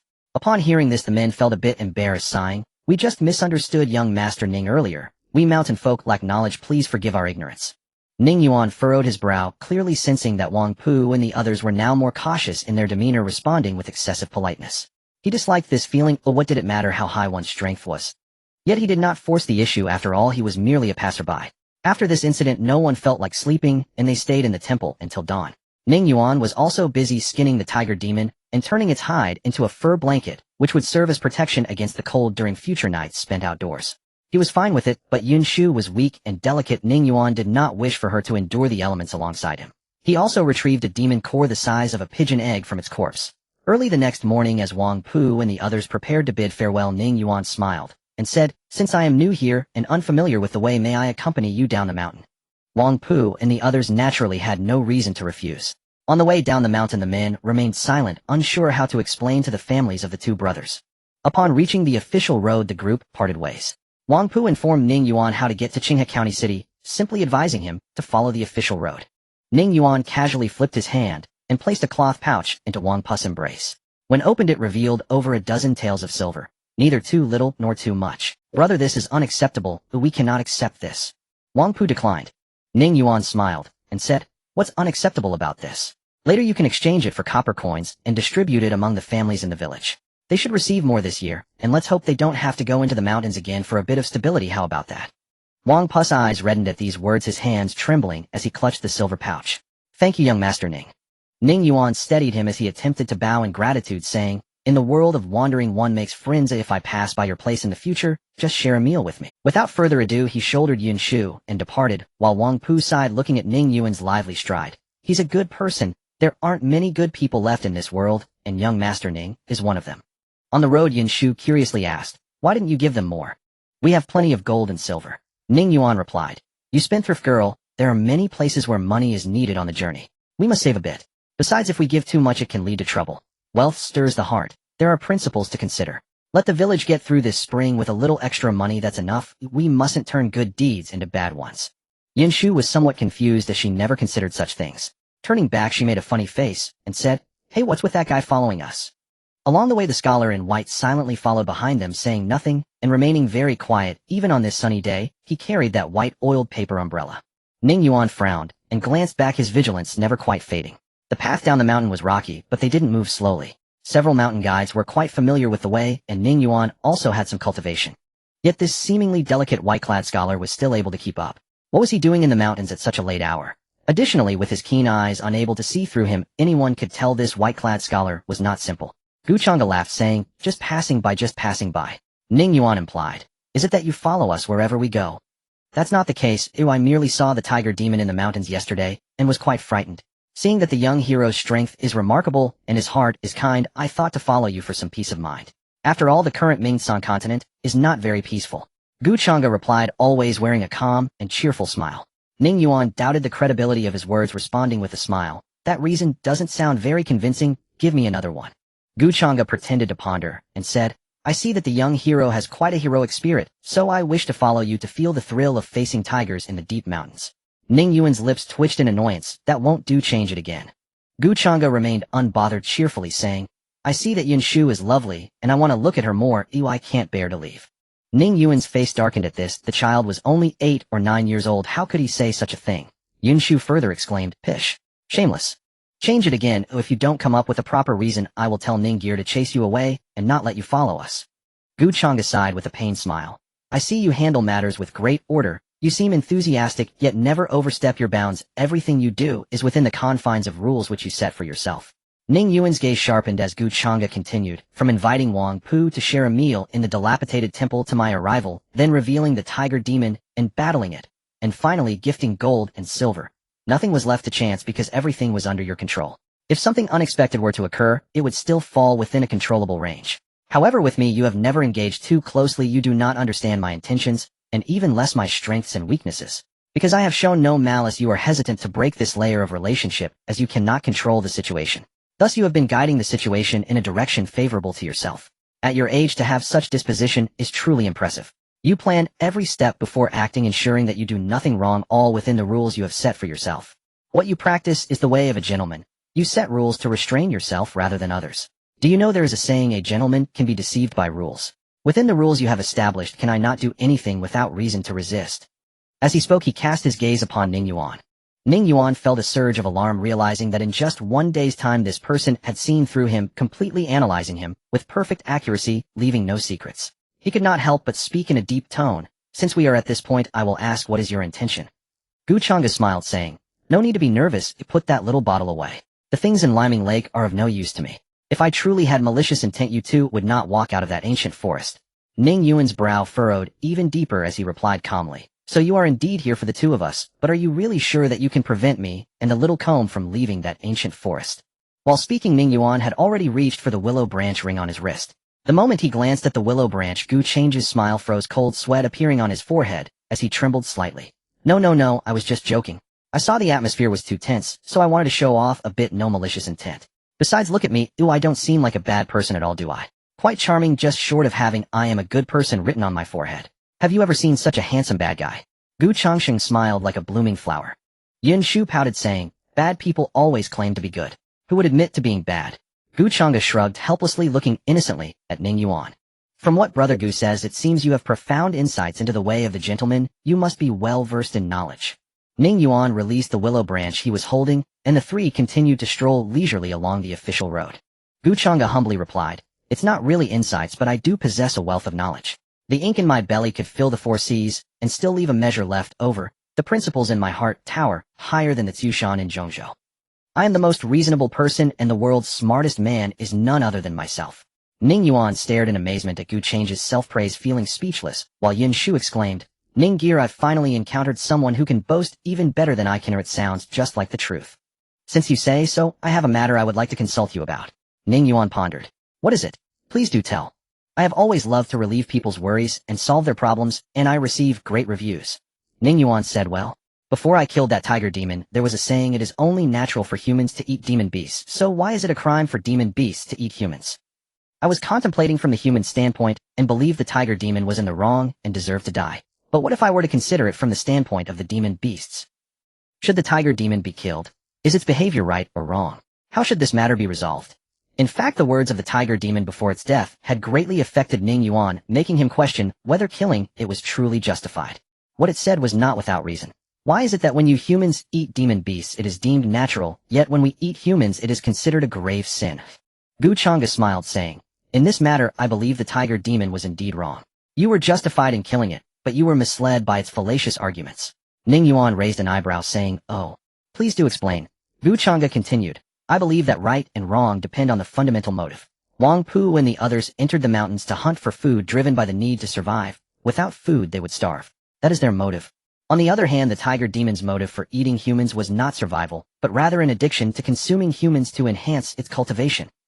It is not that one must eat humans to survive. If it refrained from eating humans, it would not starve. Eating humans is not a crime. All beings in the world have a fundamental drive to survive. If killing is done for survival, then it is not wrong. Thus, the tiger demon's words are merely sophistry that distracts you from the most primal motives of both parties. Ning Yuan felt a sudden clarity after listening. He had been pondering this matter for a long time, and Gu Chang'e managed to explain it to him. Now I somewhat believe what you said. That reasoning is quite good but sounds somewhat reasonable. Ning Yuan smiled. Gu Chang'e said, actually this matter can still be probed further. Killing for survival is both right and wrong, according to my perspective. But before he could finish, Yin Shu interrupted, Stop, stop, stop. Are you two done? What's right or wrong? If a monster eats a person and kills them, isn't that enough? Talking about it gives me a headache. Gu Chang's words were all rebutted by Yin Shu, leaving him looking as if he had much to say, but was forced to hold it back. It was hard to come across someone who earnestly listened to his reasoning, and not being able to express a few words felt unsatisfying. Ning Yuan smiled, saying, Let's save this matter for another day. The road is long and high. Does Brother Gu know how to get to Beiweliangzhou? Upon hearing this, even Gu Chang'e was taken aback. You want to go to Beiweliangzhou? Oh heavens, how do you plan to get there? If you walk, you'll probably die of old age before you even leave Mingcangzhou.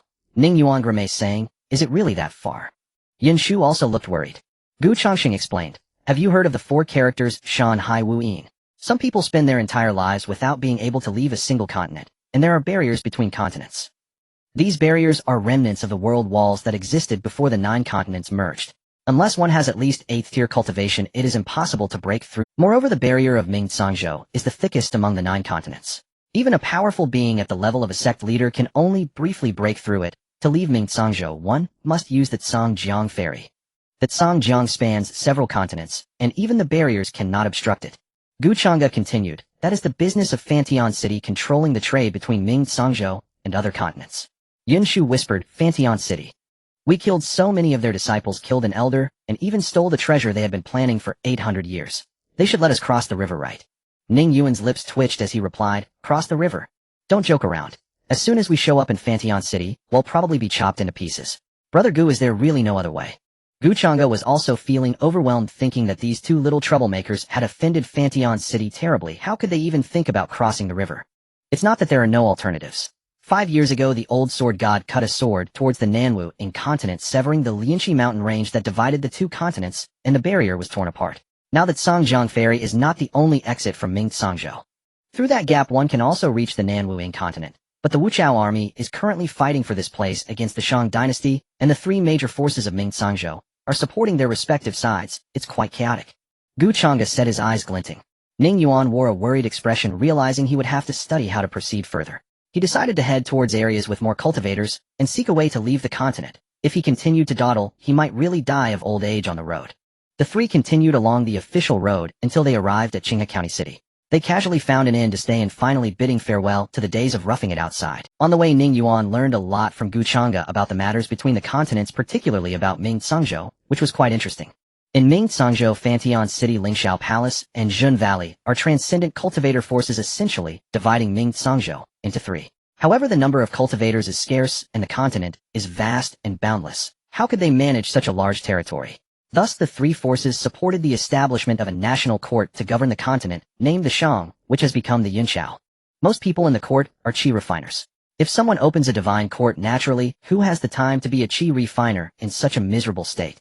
People from the Shang dynasty still hold some power over the 3 forces. Every year, they pay tribute to the 3 forces with cultivation resources and excellent disciples who have opened divine courts, maintaining a cooperative relationship, though what shady dealings happen behind the scenes remain unknown. Cultivators generally look down on qi refiners, and there are mutual frictions between the 2. In contrast, the Nanwu incontinent presents an entirely different situation, where the Wuchao stands dominant, controlling the entire continent and possessing absolute power. Even cultivators have been incorporated into the establishment of the Demon Suppression Division to serve the court. From the name of the Nanwu incontinent, one can perceive its might. Nan indicates direction, Wu is the name of the country, and Ing is the imperial surname.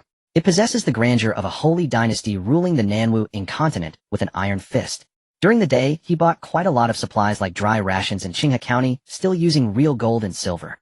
Most of the trading in the Shang dynasty was done with yellow and white currency. As for the 3 types of Tianke coins, Qing, Yin, and Qi, they were issued by the Yun sect located in various continents, and most cultivators used these.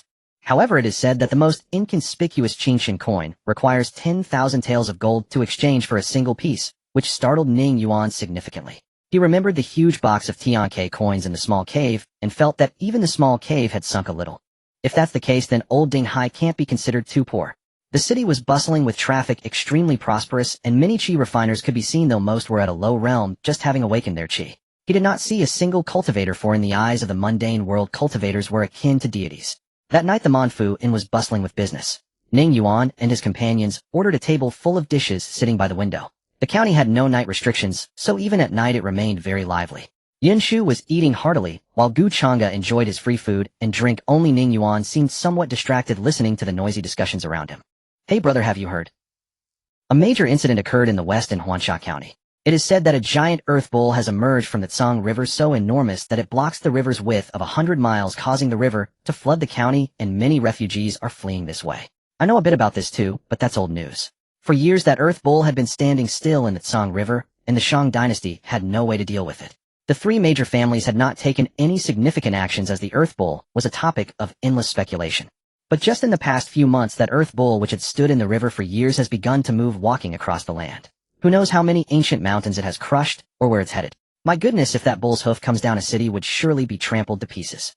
The man took a big gulp of wine and said, that's why the court is worried. However, I heard that the Southern Wu dynasty is quite interested in this matter. They have sent in 100,000 Tiger Ben army, and even the king of Southern Town has come, gathering many blacksmiths to forge countless mystic iron chains.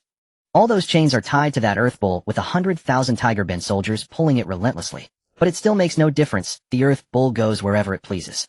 Another person added, the Wu dynasty's people don't want to pull the earth bull back to South Wuingzhou, do they eh? Ning Yuan's eyes lit up with interest. He genuinely wanted to see what that earth bull looked like. He remembered that the king of Southern Town was Meng Feiyu's father. Those people from the Wu dynasty are putting in so much effort for nothing. They better not end up losing both their lady and their troops. It's hard to say. I've noticed that the Zhun Valley seems interested in intervening, and many cultivators are gathering over in Mingdao City. Ning Yuan's table. Yin Shu was staring with bright eyes, eagerly looking at the table next to them. Clearly she hadn't heard enough, and her thoughts were written all over her face. Ning Gear, I want to go see that giant earth bull. She looked at Ning Yuan with a pitiful expression. After pondering for a moment, he directly picked up 2 jars of wine and approached the next table, smiling as he said, brothers, I just overheard the fascinating conversation next to me, and I'm quite interested. Could you please elaborate? They'll cover today's expenses for you all. As he spoke, he placed the 2 jars of wine and a large gold ingot on the table. Haha, little brother is generous. No need for anything else, just the wine will do. Once we get to drinking, we will surely speak freely. The few of them were also straightforward and pulled Ning Yuan over, making the next steps go smoothly. Back in the room, Ning Yuan shared a room with Yin Shu, while Gu Chang'e had a room of his own. Originally, he wanted to book 3 rooms, but Yin Shu was just too young, and with all sorts of people in the inn, he truly couldn't relax. On the bed, Yin Shu kept bouncing around, shouting that she wanted to see the earth bull. Ning Yuan also smiled and agreed. On one hand, he was very interested in the earth bull, and on the other, he had heard that the bull seemed to be headed straight for Mingdao City. And that was the territory of Zhun Valley, a genuine cultivator city. Going to Mingdao City could also provide an opportunity to inquire about ways to reach the Ming-San continent, since cultivators had countless means, which was far better than wandering aimlessly with Yin Shu. In the morning, Ning Yuan could be said to have been awakened by pressure, with Yin Shu sleeping sweetly on his chest, drooling enough to wet his shirt. Throughout the night, he had been kicked awake by Yin Shu several times, proving to be quite the restless sleeper. Ning, your eyes are so dark. Yin Shu rubbed her sleepy eyes before finally getting up. Still not getting up. Are we not going to see the earth bull? Hearing this, Yin Shu immediately perked up. The group headed downstairs, coincidentally running into the few brothers. Oh, Ning, brother, are you leaving already? One of the older brothers greeted. Yes, setting off early allows us to cover more ground. Just a reminder, don't rush at night. Recently, the fox demons around here have been quite rampant, causing unrest in the city, and many people have gone missing. Stay vigilant on the road, alright. Ning Yuan smiled in response. Thank you for the reminder, brother. Before leaving the city, he bought 2 fine horses, donned a straw hat, and galloped down the official road. Ning Yuan had been looking forward to riding for a long time, and at this moment it finally came to fruition. In Yin Shu's words, it felt much more like the demeanor of a hero. By the way, are we really going to see that earth bull? Gu Chang'e asked. Ning Yuan replied with a half smile. We are heading towards Mingdao City. Brother Gu wouldn't happen to be going that way too. Gu Chang'e declared confidently, of course it's on the way. Even though I'm the smartest person in the world, I have nothing but empty pockets. Following you allows me to enjoy free food and drink. How wonderful. You've got that wrong. I've noted everything down, you will have to repay it later. Ning Yuan said without looking back. Gu Chang'e's expression stiffened as he sat on his horse, still holding his oiled paper umbrella. Traveling all the way to reach Mingdao City, they first needed to get to the Laoyuan ferry, requiring a boat ride. Otherwise, climbing over mountains would be quite troublesome. Qinghe County is about 1,000 or 800 miles away from the Laoyuan ferry, taking about a month's journey. On this day, as the sky darkened, a torrential downpour began, with large raindrops hitting his face painfully. He and Gu Chang'e were fine, but little Yin Shu in the basket was wrapped in a tiger skin, still shivering from the cold. He noticed a small village at the foot of the mountain in the heavy rain, where dim yellow lights flickered. He began to consider staying there for the night. The village was small, shrouded in a hazy mist under the night rain. Just as Ning Yuan was about to ride into the village, Gu Chang'e spoke up. Are you truly planning to stay here? Shouldn't we walk a bit further? There might be more villages ahead. Ning Yuan shook his head and replied, the rain is too heavy. Yun Shu is delicate and weak. After days of travel, she is utterly exhausted. If she catches a cold it would be troublesome. Guchanga merely smiled, saying nothing more. As they approached the village entrance, the horse beneath Ning Yuan refused to move a step further, restless and circling anxious. With no other choice, Ning Yuan dismounted and entered the village. The village was small, with only a dozen households, all alight with lamps. Ning Yuan casually knocked on a door, saying, fellow villagers, we are just passing through. We mean no harm arriving at this late hour, it's simply that the rain makes the roads impassable. May we borrow a place to stay for the night? We can pay with some silver. We also have a child with us who cannot withstand the wind and rain. We really have no other choice. However, the straw hut did not open its door for a long time, and even the lights inside were extinguished.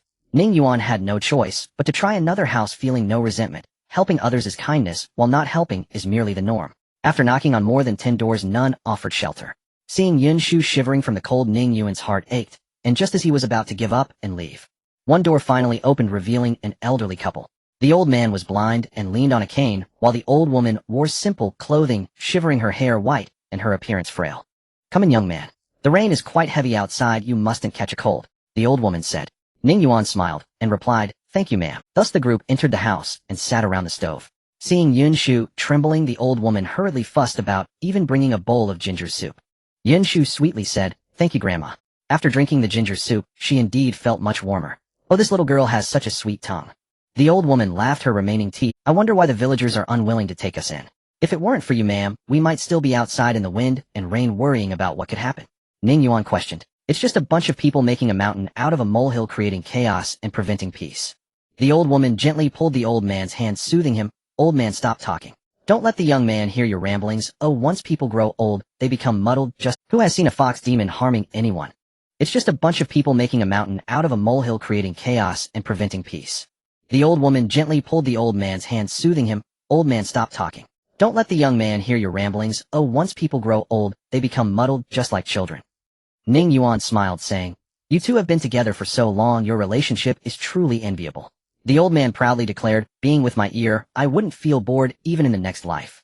The old woman, hearing this, gave him a sharp pat on the back, causing him to cough.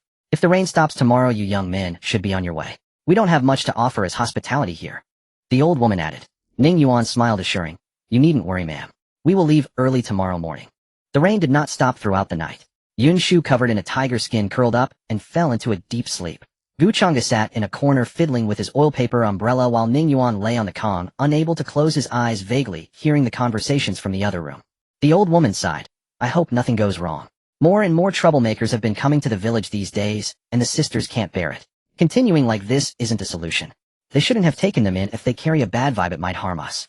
The old man argued angrily. But that little girl is so adorable. I couldn't bear to see her suffer in the cold. They will leave tomorrow. Nothing will happen. If those from the celestial sect harvest souls and refine corpses, yet we bear the blame. We've never harmed anyone in all these years. The old man fumed. The old woman cautioned, lower your voice, don't wake them. There are always matters in this world that are unclear. Sometimes just existing can be a mistake. If things truly become dire, we may have to move, but I am reluctant to leave this place as it is where we met. As long as we are together, it doesn't matter where we go. He listened quietly, then glanced at Guchanga. He noticed Guchanga moving his lips, but making no sound. From the shape of his lips, it was clear he was saying, I warned you not to come in. Ning Yuan shot him a glare and rolled over to sleep. The next morning, Ning Yuan and the others bid farewell. The old woman saw them off at the door, slipping Ning Yuan a bag of dry food and a water flask. Young man, you must have had a tough journey, so keep these for the road. Ning Yuan smiled, saying, thank you, ma'am. I don't know if this is appropriate to say, but... Oh, do tell. There are indeed matters in this world that can be clarified. Right is right, and it won't become wrong. Existence is reason enough. With that, he winked at the old woman. The old woman was momentarily stunned, then burst into a smile, patting Ning Yuan's shoulder. Let's go. At this time, many villagers had emerged from their homes, some peeking from behind windows, casting curious glances. Ning Yuan and the others mounted their horses and left the village, heading straight for the ferry at Laoi Mountain. They hadn't traveled far when Yun Shu began to complain about hunger. He pulled out the bag of dry food, and upon opening it, Yun Shu was stunned to find it filled with moldy jerky and dry cakes. Just a light touch caused them to crumble into dust. The water flask had also turned into a pile of yellow paper, quite disturbing. Ningir, what's going on here? Ning Yuan stood at the mountain's peak, looking back at the village, smiling. Little comb, look. Under the morning sun, the village appeared to dissolve like ice and snow. There was no trace of a village, only a graveyard overgrown with wild grass, some tombstones, even toppled, and each grave mound was being watched over by a snow-white fox. In front of one small grave mound, a snow-white fox elegantly wagged its tail, as if sensing the attention of Ning Yuan and the others. It gently lifted its paw and waved as if in farewell. Yunshu jolted awake, instantly covered in goosebumps, her face pale, as she said, "Ningir, are you saying we slept in a graveyard last night? Was that old woman the white fox? And the old man buried in the grave?" Ning Yuan chuckled. "That seems to be the case. The mountains and seas are mysterious. Indeed, there are wonders beyond imagination." Yunshu furiously exclaimed, "And you're still laughing? Knowing this, why did you still stay overnight?" Ning Yuan innocently replied, "At first I didn't know. It was only when I entered the house and used my enlightened vision that I noticed. Besides, nothing happened, did it? Did they harm you? They even offered you ginger soup. You should be thanking them." Yunshu fiddled with the hem of her skirt, saying, "That is true, but why didn't you tell me last night?" Ning Yuan shot her a glare. "What should I tell you? If I had told you, knowing your temperament, you would have rushed into their house, shouting, 'To see the fox demon.'" Yunshu blushed and smiled, realizing he was. A group of people continued their journey, and Ning Yuan turned around to ask, "Brother Gu, can you explain what is going on? This is the first time I've encountered such a situation." Gu Chang'e smiled and replied, "Actually, it's not that strange. Fox demons mostly cultivate through emotions, seeking to bond with those whose eyes and brows match theirs. The tales of fox demons absorbing human yang energy are mostly exaggerations. However, ultimately humans and demons are on different paths. Fox demons have long lifespans while humans only live for a fleeting 100 years. Once 100 years pass, they become nothing but dust, while a fox demon devotes itself to one person throughout its life. Even if that person dies, it will stand guard by their grave. During the day this is the case, but at night they will reunite with that ghostly soul. However, they can only meet at night. In fact, many fox demons, in order to sever their thoughts of returning to the mortal realm, would even bite off their own hands and feet, allowing them to remain beside the grave forever. Ning Yuan was deeply moved, realizing how devoted fox demons could be. Recalling the elderly couple holding hands he saw yesterday, Ning Yuan smiled and said, "How wonderful." After a day of travel, he noticed two brilliant sword lights soaring through the sky at astonishing speed. Ning Yuan looked up but lost sight of them with just a glance. After walking a bit further, he muttered, "In this desolate place with no large city nearby, how could there be cultivators?" Moreover, judging by their attire, Ning Yuan vaguely remembered it was the style of Ling Xiao Palace. Lost in thought, he couldn't help but pull his horse to a stop and look back. The direction the two cultivators were heading was towards the village, and recalling what the old man had said yesterday made him feel uneasy. He then urged his horse to gallop back in the direction he came from. "Where are you going?" Gu Chang'e asked in surprise. "I'm going back to the village for a look." "Oh, I just feel uneasy." "You don't think those two cultivators are going after the fox demon, do you?" "That's unlikely. We've been traveling all day, and you still want to go back. You can't expect me to be concerned about the fox demon, can you?" Gu Chang'e said helplessly. Ning Yuan replied, "My teacher said that when faced with uncertainty, one should consult their heart. If there's nothing wrong, then it's good. I'm not short on time for today." Gu Chang'e couldn't argue with Ning Yuan and could only obediently follow him. They rode hard and didn't reach the cemetery until deep into the night, where they could hear a tremendous rumbling and fluctuations of Dao Law from afar. A look of anxiety appeared on Ning Yuan's face. However, what he saw next made his heart wrench in agony. The cemetery was scorched black as if it had been bombarded by heavenly lightning. There were large pits emitting smoke everywhere, and even some corpses buried in the ground had been unearthed. The ground was littered with dead white foxes, their snow-white fur stained with vivid crimson, a stark contrast. Only one white fox remained, showing her sharp teeth and claws, ferociously attacking the two cultivators standing on their flying swords. It was the white-haired old woman from last night. The two cultivators of Ling Xiao Palace were toying with her, using a sword of flashing lightning, leaving behind gruesome sword wounds on her body, laughing mockingly. At that moment, Ning Yuan's eyes turned bloodshot as he leaped up and shouted, "What the hell are you doing?" The sudden shout caught the two Ling Xiao Palace cultivators off guard. They quickly responded coldly, "What are we doing?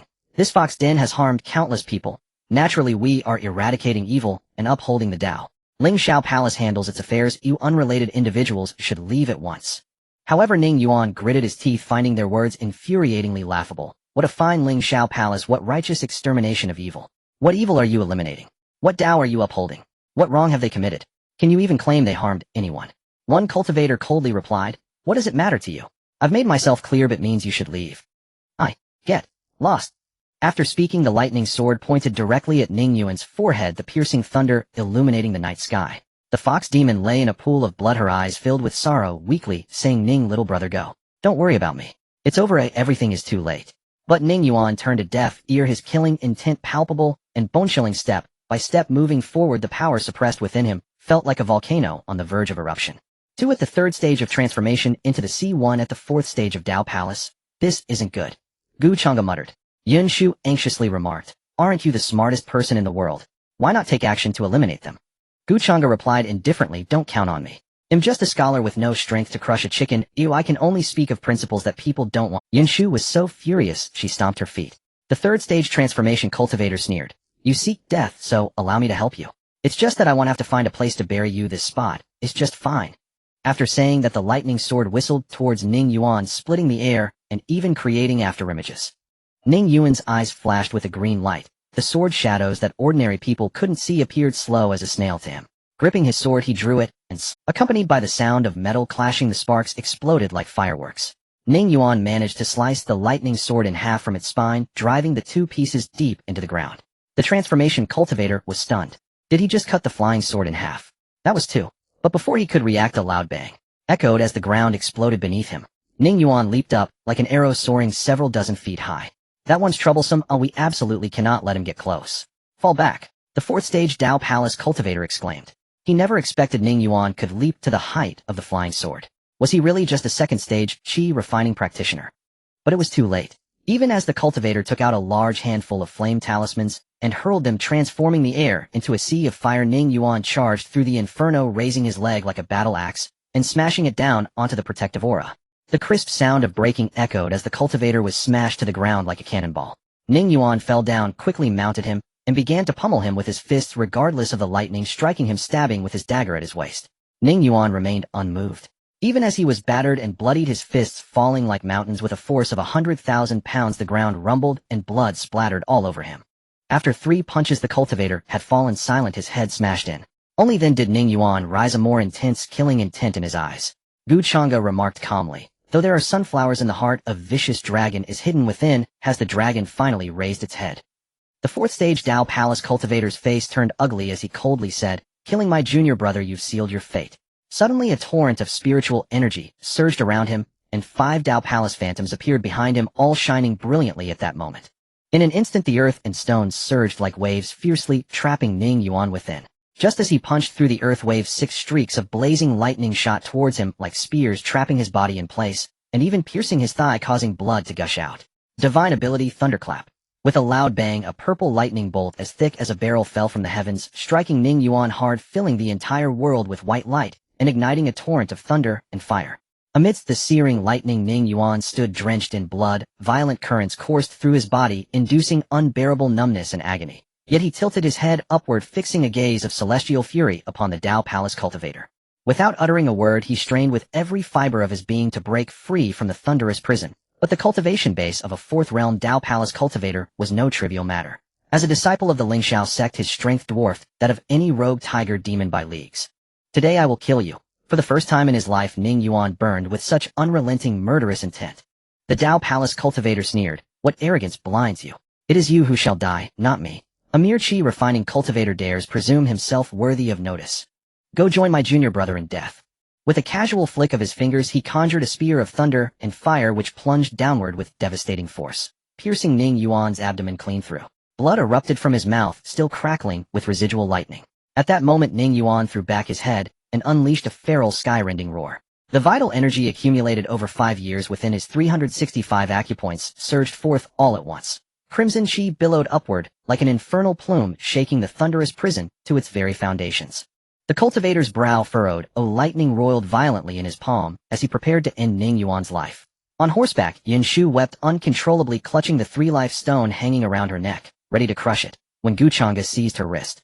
Do not move. He will not die. At that instant, Ning Yuan flipped his hand and swallowed an entire purple blood Lingji mushroom. In a flash, his erupting vital energy intensified beyond doubling. The prison shattered instantly. Enshrouded in a torrent of crimson mist, Ning Yuan launched the Zhenba Huang collapse fist stance, a technique embodying flawless, unadulterated intent. His innate great dragon roared with primordial might, crashing down like a celestial hammer. The surging lightning dissolved beneath that single fist. Simultaneously, a colossal ethereal projection of the Chao Tian Ke, heaven-ascending pavilion, manifested in the heavens. Sacred Tao melodies descended like celestial music, while a roaring current of auspicious fate transformed into golden light, cascading into Ning Yuan's body like a luminous waterfall, its grandeur so immense that it illuminated the entire Mingsan continent. Impossible. How could he summon auspicious fate light? Has this youth's second-stage acupoint penetration truly ranked him upon the Mingsan continent's Chao Tian-K list? Beneath the Chao Tian-K projection, a golden scroll unfurled, inscribed with Mingsan continent second-stage acupoint penetration Chao Tian-K list, recording only 10 names. Ning Yuan's name surged upward with unstoppable momentum, blazing straight to the summit. It proclaimed Ning Yuan, the strongest second-stage acupoint penetration chi refiner of the Mingsan continent, blessed with the continent's supreme auspicious fate. The golden characters blazed larger than wine vessels. Anyone gazing upward at that very moment beheld them clearly. Countless eyes across the land turned toward this celestial spectacle. Guchanga stared momentarily stunned, then sighed wryly. This young one truly knows how to stir up chaos. As he spoke, he tossed his oiled paper umbrella skyward. It vanished in a blur. Instantly, the suspended moon above dissolved. Those countless gazes piercing through the night met only a colossal heaven-spanning umbrella, followed immediately by razor-sharp sword intent that pierced their eyes with searing pain. Staring blindly in the dead of night. Have you grown too bold? One more glance, and I'll gouge your eyes out. Guchanga muttered under his breath. Ning Yuan remained utterly unaware of it all. Bathed in auspicious fate, he felt weightless, as if floating among clouds. Having shattered the prison, he shot forward like lightning, closing the distance to the cultivator in an instant. His inch fist cleaved like a blade aimed straight for the man's heart. Damn it, thunder thorns. The cultivator's eyes bulged with terror, the scent of death already filled his nostrils. Lightning coalesced around him into needle-thin projectiles, fine as ox hair, hurtling toward Ning Yuan. At the critical moment, Ning Yuan's innate great dragon surged upward from his spine, bursting through his crown. Infused by the descending auspicious fate, its scales gleamed gold. It barreled forward, shattering one of his 12 primary meridians, and unleashing a torrent of vital energy that scattered the needles like chaff. Thus Ning Yuan transcended second-stage acupoint penetration and entered the third-stage meridian wheel realm. What greeted the cultivator next was Ning Yuan's wrath-fueled fist, slamming mercilessly into his skull. The cultivator's head struck the earth like a falling meteor, blasting soil and stone in all directions. The world fell silent in an instant. Enveloped in crimson mist, Ning Yuan stepped upon the man's dantian. There came a soft, sickening puff, and the cultivator's aura collapsed like a deflated bladder. One kick shattered his Tao palace, another obliterated his boundless sea of spiritual energy, leaving him utterly broken, a hollow shell of a cultivator. Spare me. It was Elder Wang who ordered it. I'm merely his executor. Blood frothed from the cultivator's mouth as he cried out in terror. Ning Yuan seized his throat and hoisted him aloft, his presence like that of a demon god risen from the ninth netherworld. His voice glacial. Explain. Speak. The cultivator's face flushed crimson as he gasped. Elder Wang extracts souls to forge corpse soldiers. That has always been his doing. The rumors were his command, to frame the fox demon. Too many have died recently. The authorities demanded a purge of demonic threats. Fearing exposure, Elder Wang sent me to eliminate the demon, planning to wait until the storm passed before acting again. Ning Yuan ground his teeth, hatred blazing in his eyes. It was you. Always you. You smear filth without cause, and yet preach righteousness, brandishing swords in the name of justice. Is this the way of the Lingxiao sect? Then tell me, who is the true demon? Do you even deserve the title of human? These fox spirits harm no one. What crime did they commit? Must they die simply because they are? And why must they perish, while you may live unscathed? Ning Yuan's grip tightened slowly. Blood spattered from the cultivator's mouth, his hand clenched like an iron vice, its raw power rivaling that of a beast man. You cannot kill me. If you do, Elder Wang will never let you go. He'll ensure your annihilation. Spare me, and I'll help you cover it up. I swear I can. Before he finished speaking, a sharp crack echoed. His head lolled lifelessly. Ning Yuan hurled the corpse into the thunder fire. Filthy cur, you don't merit life. Your hearts have long since been devoured by dogs. Ning Yuan spat the curse, trembling with fury. Yet even as he gazed upon the field of fox corpses, his hatred remained unsated. He then turned toward the white fox, whose body shimmered with faint spiritual light, transforming into a breathtaking woman clad in a white gown, dressed as a married woman. Her allure was innate. Legends claimed fox demons possessed peerless beauty, and indeed truth lay in that saying. She had assumed the guise of an aged crone solely to accompany the old man. Now her face was drawn and pale, wounds bleeding profusely, but her gaze remained fixed upon the grave mound. In the thunderfire, the old man's bones had turned to ash, his soul had dissipated, forever severed from her. Young Master Ning Lin, ye shall never forget your saving grace. Perhaps you are right. Existence itself bears inherent legitimacy. Yet in this world, is existence itself a sin? What wrong have we done? Nothing. We sought only to spend our lives together, to love, to part never even in death. Why then this cruel fate? Lin sat before the grave, sobbing quietly. At that moment, even Ning Yuan's eyes held a trace of weariness. From the east, the dawn sun rose, its golden light spilling across the earth. The inner dragon of malice had stilled, sun-facing blossoms bloomed anew. Perhaps this world is unjust, but beauty persists nonetheless. To stand still is to miss it entirely. He would not wish to see you thus, even in death. Live well. Do not render my efforts meaningless. One day this world will change. Who can foresee the future? I wish to do something. Yet what can I do? Ning Yuan murmured into the rising sun, and deep within his heart a seed took root. Deep, so very deep. At this moment Yun Shu leaped off the horse and hurriedly ran over, throwing herself into Ning Yuan's arms, truly fearing that he would just vanish. Ning Yuan gently stroked Yun Shu's head and gazed at the rising sun, saying, "All right, little comb, don't be afraid, everything has passed." But Yun Shu was still unwilling to let. Beside the devastated graveyard, Yun Shu insisted on bandaging Ning Yuan's wounds. In truth, with his current cultivation level and sufficient vitality, he could recover fully in just 3 to 5 days. Lin Yi placed the ashes of her late partner into a cloth bag, holding it tightly in her embrace. "What are your plans next, Aunt Lin? This place is no longer safe. Elder Wang will definitely not let this go. He'll handle this, but it's better to leave sooner," Ning Yuan advised. Lin Yi bowed slightly to Ning Yuan and softly said, "I will leave this sorrowful place, just as you said, young Master Ning. If one does not move forward, one cannot encounter beauty. I do not know how many sisters of the Fox clan have suffered from unwarranted disasters, becoming playthings, and trapped in dire straits. I want to make a change. Though I do not know what I can do, I want to try." At this point a hint of confusion flickered in Lin Yi's beautiful eyes. Yet Ning Yuan only smiled. A flash of spiritual light appeared in his hand, revealing a snow-white silk handkerchief. Looking at the handkerchief, Gu Chang's eyes twitched, as if he wanted to say something, but held back. "Aunt Lin, I gift you this item. I do not know its function, but it is something good, so keep it, and do not let it be seen easily." Saying this, he disregarded her objections, and firmly placed it in her hand along with a Qiyang coin and a tiger demon pill from the Four Realms Tao Palace. "No, this absolutely cannot be accepted." Lin Yi shook her head vigorously. As a demon cultivator, she naturally understood the value of that Qiyang coin. One was equivalent to 10,000 Qingchen coins. In terms of gold, it would be worth 1,000,000,000 taels. That demon pill was even rarer. Consuming it would greatly benefit her cultivation. As for the white silk handkerchief, though she did not know what it was, Ning Yuan's insistence indicated its extraordinary nature. "Just accept it as a return for the bowl of ginger soup you gave me. If you feel uneasy about it, how about I share a portion of what you plan to do in the future?" Ning Yuan smiled. Tears reflected Ning Yuan's smile, and Lin Yi's eyes a smile she would remember for a lifetime. "Thank you. If Lin Yi has the ability in the future, I will repay this kindness." Ning Yuan waved goodbye with a smile, and the three of them along with their horses disappeared over the horizon, while Lin Yi still did not withdraw her gaze. Gu Chang'e could no longer restrain himself, and said, "What are you running a charity hall? No family business can withstand your wastefulness. Do you know how precious that handkerchief you just gave away is? If it were in Zhongzhou, it could buy an entire sect. You really just give treasures away to anyone reincarnated as a generosity child, huh? Why don't you give me something too?" Ning Yuan shot him a glance, saying, "It has been given, so what's there to regret? We have plenty of those things at home, and besides, how can you expect a weak woman to survive after? If I can help, then I will." Gu Chang's lips twitched. He had forgotten that this master came from Lin Yuan, the one who lacked treasures the least. Remembering this made him sigh. How many injustices exist in this world? Can you manage them all? You narrowly survived this time, and who knows when Elder Wang will strike again. What about next time? Are you willing to stake your life? Ning Yuan shook his head, saying, "One should not live too clearly. If you seek peace of mind, you might find it somewhat disadvantageous. Do not dwell on trivial matters, enjoy the good times of the world." This perspective I cannot agree with.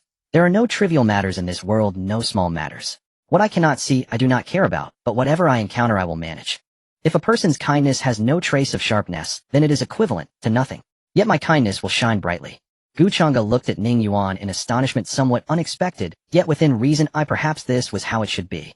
By the way, what was that golden shining pavilion from yesterday? And there was a list. I gained an additional power within my innate dragon form. Ning Yuan remembered this. You still have the nerve to say that. Last night you became the strongest second-level chi refiner in the entire Ming-Tsang continent, and the extra power within you is the continent's fortune. Having the continent's fortune greatly accelerates your cultivation speed. The fortune temples in each continent are not mere decorations. The existence of the heavenly list records the top 10 in each realm, granting them the continent's fortune. This applies to cultivators and chi refiners alike. Ning Yuan was astonished, saying, "Is there such a good thing? How did it fall upon me?" Gu Chang'e said, "It is due to your strength. The benefits of the continent's fortune are numerous. Countless people are eyeing the top 10 spots on the heavenly list. Those who make the list are all talents and prodigies. Now you are merely the strongest of one continent, yet there are still the strongest from 9 other continents above you. You are now famous. The entire Ming-Tsang continent knows you are the strongest second-level chi refiner. At this point someone might seek trouble with you. However, you are not lucky enough, having just reached the top to break through to the 3rd level. After hearing this, Ning Yuan's eyes sparkled. Even if you were not after the fame, gaining the continent's great fortune was a tremendous blessing, and he felt his speed in refining vitality had increased several times. If possible, every top cultivator would want to compete for it. However, how many heroes are there? You cannot force it. What Ning Yuan did not know was that this matter had stirred quite a commotion among the upper echelons of Mingcong continent. Last night, he surged to the top like a dragon, extremely powerful, yet before he could even settle down he disappeared without a trace. What they were concerned about was not Ning Yuan, but the oil paper umbrella that had covered that area last night. Because of this, many disciples of various sects woke up to find their masters and elders with bloodshot eyes shedding tears, all pierced by sword intent. Just as Ning Yuan and the others arrived at the Laoi Mountain, fairy space fluctuated in the chaotic graveyard, and a gaunt, pallid-faced cultivator suddenly appeared, looking at the 2 charred bodies on the ground that were barely human, his expression dark. With a wave of his hand, he collected the dried blood that Ning Yuan left at the scene, licking it lightly with his tongue, saying ominously interesting. At the Laoi Mountain Ferry, there was actually no mountain, but a prosperous ancient city. There used to be a mountain, but it was rumored that it was destroyed due to a clash of powers among cultivators. However, the name was never changed, or it has been called Laoi Mountain Ferry for hundreds of years.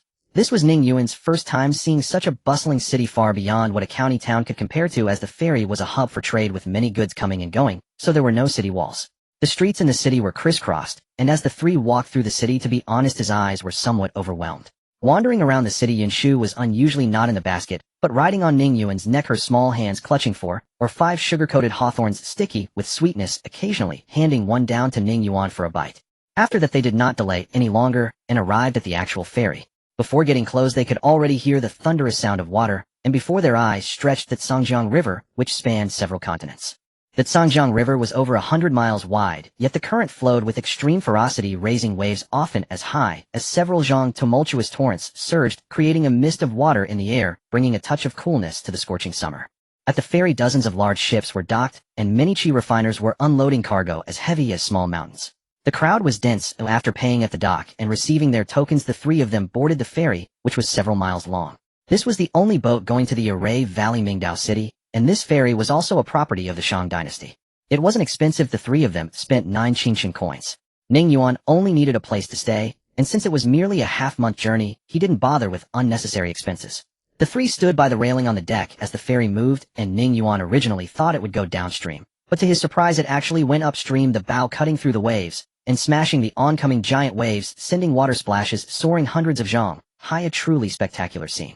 Looking down at the river, he could vaguely see a massive dark shadow swimming frantically in front of the boat, pulling the ferry upstream, yet the ship remained completely steady, extremely stable.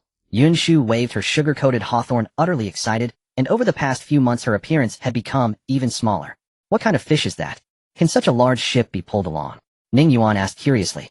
That's a spirit-swallowing carp. They're large and fast, often used to pull boats. There are plenty of them in the Tsangjiang River, quite common, Guchanga replied casually. After watching for a while with nothing but a vast expanse of white in sight, Ning Yuan lost interest and returned to the cabin, while Yunshu, not yet having enough fun, was reluctant to go back inside. With Guchanga there, she felt free to continue playing. Back in the cabin, Ning Yuan took out the golden pen and jade booklet, straightened himself, and opened the jade booklet, which was blank. He then dipped the pen in ink and pondered for a moment before beginning to write. What he wrote was about the fox demon in the graveyard. The booklet contained the adventures of Ning Yuan in the martial world. He wrote whatever came to mind, fearing that he might forget his original mindset in the future, becoming indifferent to the world. That was not what Ning Yuan wanted, so he needed to document it, so that whenever he opened it he would remember. After a little less than half an hour, Yunshu and Guchanga entered the room. Little Yunshu had empty hands, her big eyes slightly red. Ning Yuan was startled and asked, "Where are the sugar-coated hawthorns? Did you eat them all so quickly?" They were so delicious that I finished them all." She smiled brightly, leaning closer to Ning Yuan, her small hands hiding behind her back, and asked, "What are you writing so seriously?" "It's about Lin." As he spoke, Ning Yuan set down his pen, frowning as he looked at Yunshu, whose smooth forehead had a slight redness, revealing a noticeable bump. "What happened?" Ning Yuan reached out to rub it for her, causing Yunshu to instinctively shrink back in pain. Yunshu smiled faintly, saying, "It's nothing. I just ran too fast and tripped." But Ning Yuan's gaze fell on her small hand, which she was trying to hide. He wanted to pull it over to take a look, but Yunshu kept dodging backwards. However, she couldn't resist Ning Yuan. He saw that her tender little palm was scraped and the back of her hand was also bruised.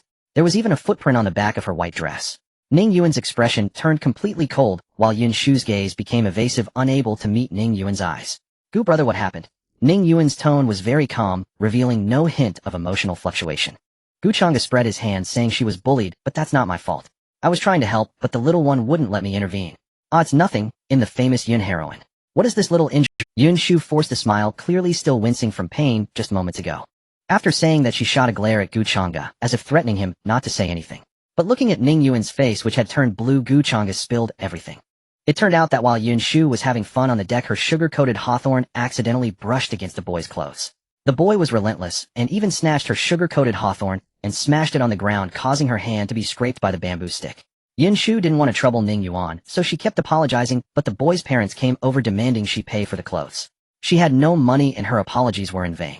The boy slapped Yun Shu several times, feeling satisfied afterward, and even his mother kicked her in the back, sending the little one flying over a zhang away, trying to dirty her clothes before letting her leave. Her forehead and hands were injured. What he didn't know was that Yun Shu had stood at the door for a long time, rubbing her cheek to erase the bright red marks left by the slaps before entering. During that time, she had cried several times, but held back without making a sound, fearing that Ning Yuan would hear. At this moment, she was only 8 or 9 years old, still innocent, and being bullied was truly tragic. Ning Yuan listened quietly, turning to look at Yun Shu, gently holding her face, and saying softly, "Why hide this from me? Why not tell me? You didn't do anything wrong. At that time you were hurt so badly by the fox demon, yet you still fought. They were many, so just let it go. I'm fine, but if one day you're not by my side anymore, you'll be all alone. If you were at fault, we would admit it, but this matter shouldn't be treated like that. If you did nothing wrong, why avoid it?" As he spoke, he picked up Yun Shu and walked out the door. Guchanga hurriedly followed, noticing that Ning Yuan's hands were trembling not from fear, but from anger. Guchanga understood how much this little girl meant to Ning Yuan. The saying goes that a dragon has its reverse scale, touching it will surely invoke fury. They were not just touching a reverse scale, they were pulling on the dragon's whiskers. On the deck, Ning Yuan scanned the surroundings and saw a group of people leaning against the railing. A boy dressed in fine clothes around 7 or 8 years old held a string of sugar-coated hawthorns. Beside him were a couple. The man was slightly plump, dressed in official attire, while the woman, dressed provocatively, leaned against her husband. Surrounding them were 5 guards, all chi refiners in military gear, with one at the 3rd level of the meridian cycle and the others at the 2nd level. There was also a cultivator with a goatee, wearing a blue robe, who was laughing and chatting with the man in official attire, causing the woman to giggle charmingly. "Is that them?" Ning Yuan asked. "Ningir, let's go back. I'm fine now, just trust me." Yun Shu continued to persuade him, not wanting Ning Yuan to get hurt because of her, but Ning Yuan was focused on Yun Shu. Eventually she couldn't hold out, biting her lip and nodding. Ning Yuan strode forward, carrying Yun Shu in his arms. The 5 guards, their expressions serious, glanced at Yun Shu, having witnessed the earlier incident, and knowing this was a confrontation. Observing Ning Yuan's strength at the 3rd level of the meridian cycle, the guards' expressions darkened, yet they remained loyal, and drew their long knives from their waists. Ning Yuan coldly stated, "Were you the ones who hit my sister just now?" The boy turned around, justifying himself. "So what if I did? She ruined my clothes." Yun Shu with red eyes pleaded, "I already apologized." The boy scoffed, "Who cares about your apology? No money for compensation, so what's wrong with hitting you twice? You even go back to complain, ungrateful poor girl." Yun Shu cried in defense, "I didn't complain. I didn't." The noise interrupted the conversation between her parents and the man with the goat beard. The woman turned around, sizing up Ning Yuan's attire, and said, "What are you shouting? Didn't I tell you to scram? Why are you here again? Don't ruin our mood." Ning Yuan didn't even look at the boy putting Yun Shu down, and asked the woman, "How much is your son's outfit?" "We'll compensate you." The woman burst into a laugh, sarcastically, saying, "Compensate? Can you afford it? A country bumpkin like you, what do you have to compensate with? Can I work at your place to offset the cost?" Ning Yuan continued, "How much is it?" At this moment, the slightly plump man in official robes frowned, and exchanged a glance with the woman, clearly suggesting she should dismiss him quickly. The woman sneered, 8,000 Qingchen coins. "If you want to compensate, you might as well work for it in your next life. If you can afford it, pay up, if not, get lost." Clearly she was deliberately making things difficult. It was just a piece of clothing, not a ceremonial robe, so why would it require 1,000 Qingchen coins? Suddenly spiritual light shimmered in Ning Yuan's hand, and coins began to fall onto the deck, like beans spilling from a bag, scattering everywhere, causing the onlookers to widen their eyes in shock at Ning Yuan. 1,000 Qingchen coins was no small amount. Even the man with the goat beard's breathing quickened. The issue wasn't just the coins, but that Ning Yuan had pulled them from thin air, indicating he possessed a small heaven. Who could possess such a thing? That item was worth a fortune.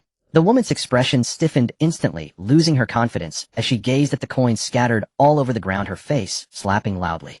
"This young man, don't be angry, it's just a piece of clothing, there's no need for compensation. The woman doesn't understand, and he'll teach her later." Saying this, he slapped the woman across the face, causing her cheek to swell instantly, clearly having used considerable force. This man, who had evidently been in the officialdom, realized the situation and sought to calm things down. The woman instantly turned reedied, clawing and scratching at the man in official robes, shouting, "You hit me. You actually hit me for an outsider. Do we mean so little to you? The clothing money has been given to you. Now, let's discuss the matter of hitting my sister." Ning Yuan's gaze fell on the boy who had long since lost his smug expression and was now cowering behind the woman in fear. Ning Yuan calmly stated, "Your son struck my sister, and your wife kicked her. I must retaliate, but it's only fair. If a child is not taught, it's the parent's fault. I won't strike your son, he's still young and doesn't understand some things, but the punishment must fall on you too as parents." Saying this, Ning Yuan disregarded the increasingly gloomy expression of the man in official robes and boldly stepped forward. "You think I'm afraid of you just because I'm seize him and throw him into the river to feed the fish." With that, several guards drew their blades and charged their sword light, cascading down like a waterfall. In that moment, Ning Yuan moved, taking a step that shook the entire deck as he reached out to grasp the blade with his bare hands. He seized the back of the blade and violently yanked the guard towards him, causing the guard to stumble forward, greeted by Ning Yuan's rising dragon fist. A faint image of a golden dragon appeared upon his fist, and the crisp sound of bones cracking echoed as the guard was sent flying like a skyrocket, no one daring to suppress Ning Yuan's might. The guards were easily overpowered by him. In the blink of an eye, the 4 guards had been knocked down by Ning Yuan, and the last guard hadn't even drawn his knife before Ning Yuan kicked the handle, sending both him and the blade tumbling. At this point, the man in official robes panicked, turning back to say, "Lu, brother, hurry and intervene." The man with the goat beard smiled bitterly. "I advised you from the start not to go too far. Your woman is too materialistic. Consider this a lesson. Of course, I'm not stupid enough to intervene and get myself into trouble. Besides, as a practitioner at the 3rd level of the sea transformation, I might not fare well against Ning Yuan. Lu, brother, you. Fine. Kid, leave a way out. I am an official of the court. To openly assault someone in the territory of the Shang dynasty, are you trying to oppose the Shang dynasty?" The man in official robes threatened, while the woman and child had long been stunned into silence. But Ning Yuan ignored all this, grabbing the woman's collar and pulling her over, ruthlessly slapping her twice, knocking out all her teeth, leaving her face swollen and disfigured. He then kicked her in the back, sending her flying far away. The woman lay on the ground utterly defeated, while the man in official robes attempted to flee, but was also knocked down by Ning Yuan. He then grabbed the boy by the collar, lifting him like a chick. Ignoring the boy's cries, he coldly pointed at his parents and said, "You're still young, so you don't have to take responsibility for everything you do. Therefore, your parents will pay the price for you. But I want you to clearly remember the humiliation your parents suffer today is because of your arrogance and unruliness." As he spoke, he held the boy up, forcing him to watch as he kicked the man in official robes, repeatedly expressionless, saying, "Stop crying, hold it back. If you cry again, I'll throw you into the river to feed the fish. If your parents don't teach you, I will." With this statement, the boy truly stopped crying, his eyes filled with fear as he looked at Ning Yuan. The man in official robes, nearly out of breath, gritted his teeth and cursed, "Don't let me encounter you in Mingdao City." Ning Yuan dropped the boy to the ground, coldly stating, "This time, I spare your lives not because I fear killing you. If there's a next time, I won't hold back." After saying this, he turned to Yin Shu, his icy demeanor replaced by a radiant smile, as he picked her up, asking, "Are you feeling better now?" "Still feeling wronged." Yin Shu's nose tingled as she rubbed her eyes vigorously, softly responding with a mm and smiling brightly. The 3 then returned to their room. Before long, the manager of the ferry arrived, smiling as he brought the scattered 1,000 Qingshan coins to apologize, even offering to upgrade Ning Yuan and the others to a top-tier cabin. Ning Yuan shook his head and refused, saying, "No need, since they don't want it, just give it to you as compensation for disturbing the enjoyment of all the passengers." Seeing that Ning Yuan truly had no intention of blaming them, the manager finally left at ease. Gu Changsheng laughed and said, "Look at you trembling with rage. I thought you were going to tear that child apart." Ning Yuan cast a glance at Gu Changsheng and said, "The child makes mistakes out of ignorance. Do his parents not also share the blame? If parents do not educate well, indulging their child from a young age, won't they rebel as they grow older? If that boy has reached adulthood and still does not understand the situation, I will certainly tear him apart, hoping today's events will teach him a lesson." Gu Changsheng looked at Ning Yuan with newfound admiration. Following him all the way, he had to admit that Ning Yuan handled matters beautifully, so impeccably that one could find no fault, always leaving others feeling as if they were bathed in spring breeze. This was because Ning Yuan believed that one could see the shadows of their parents in a person. A person's upbringing and character are not innate, they are taught by their parents. The reason he was strict with himself was to make others think of him as a good young man with good parents. Even though he did not have his parents by his side since childhood, he did not want to bring shame upon them, wishing to make them proud. He wanted to show his parents through his actions that they had never wronged him, that he was truly doing well. As he spoke, he gently rubbed Yin Shu's forehead, still feeling residual anger within him. He feared the anger would dissipate if held in his mouth, and worried it would break if held in his hands. To think he was bullied made Ning Yuan's teeth itch with hatred. Little did he know that everything happening on the deck had been witnessed by Elder Wang Mengfan of Lingxiao Palace. At his speed, catching up to Ning Yuan was hardly a rare. The reason he had yet to take action was that he recognized this young man. Back in the day, Su Jingyang and the others suffered great losses, and upon returning to Lingxiao Palace, they naturally reported everything that had transpired in Lin Yuan, making Ning Yuan a key figure in the incident of focus of attention.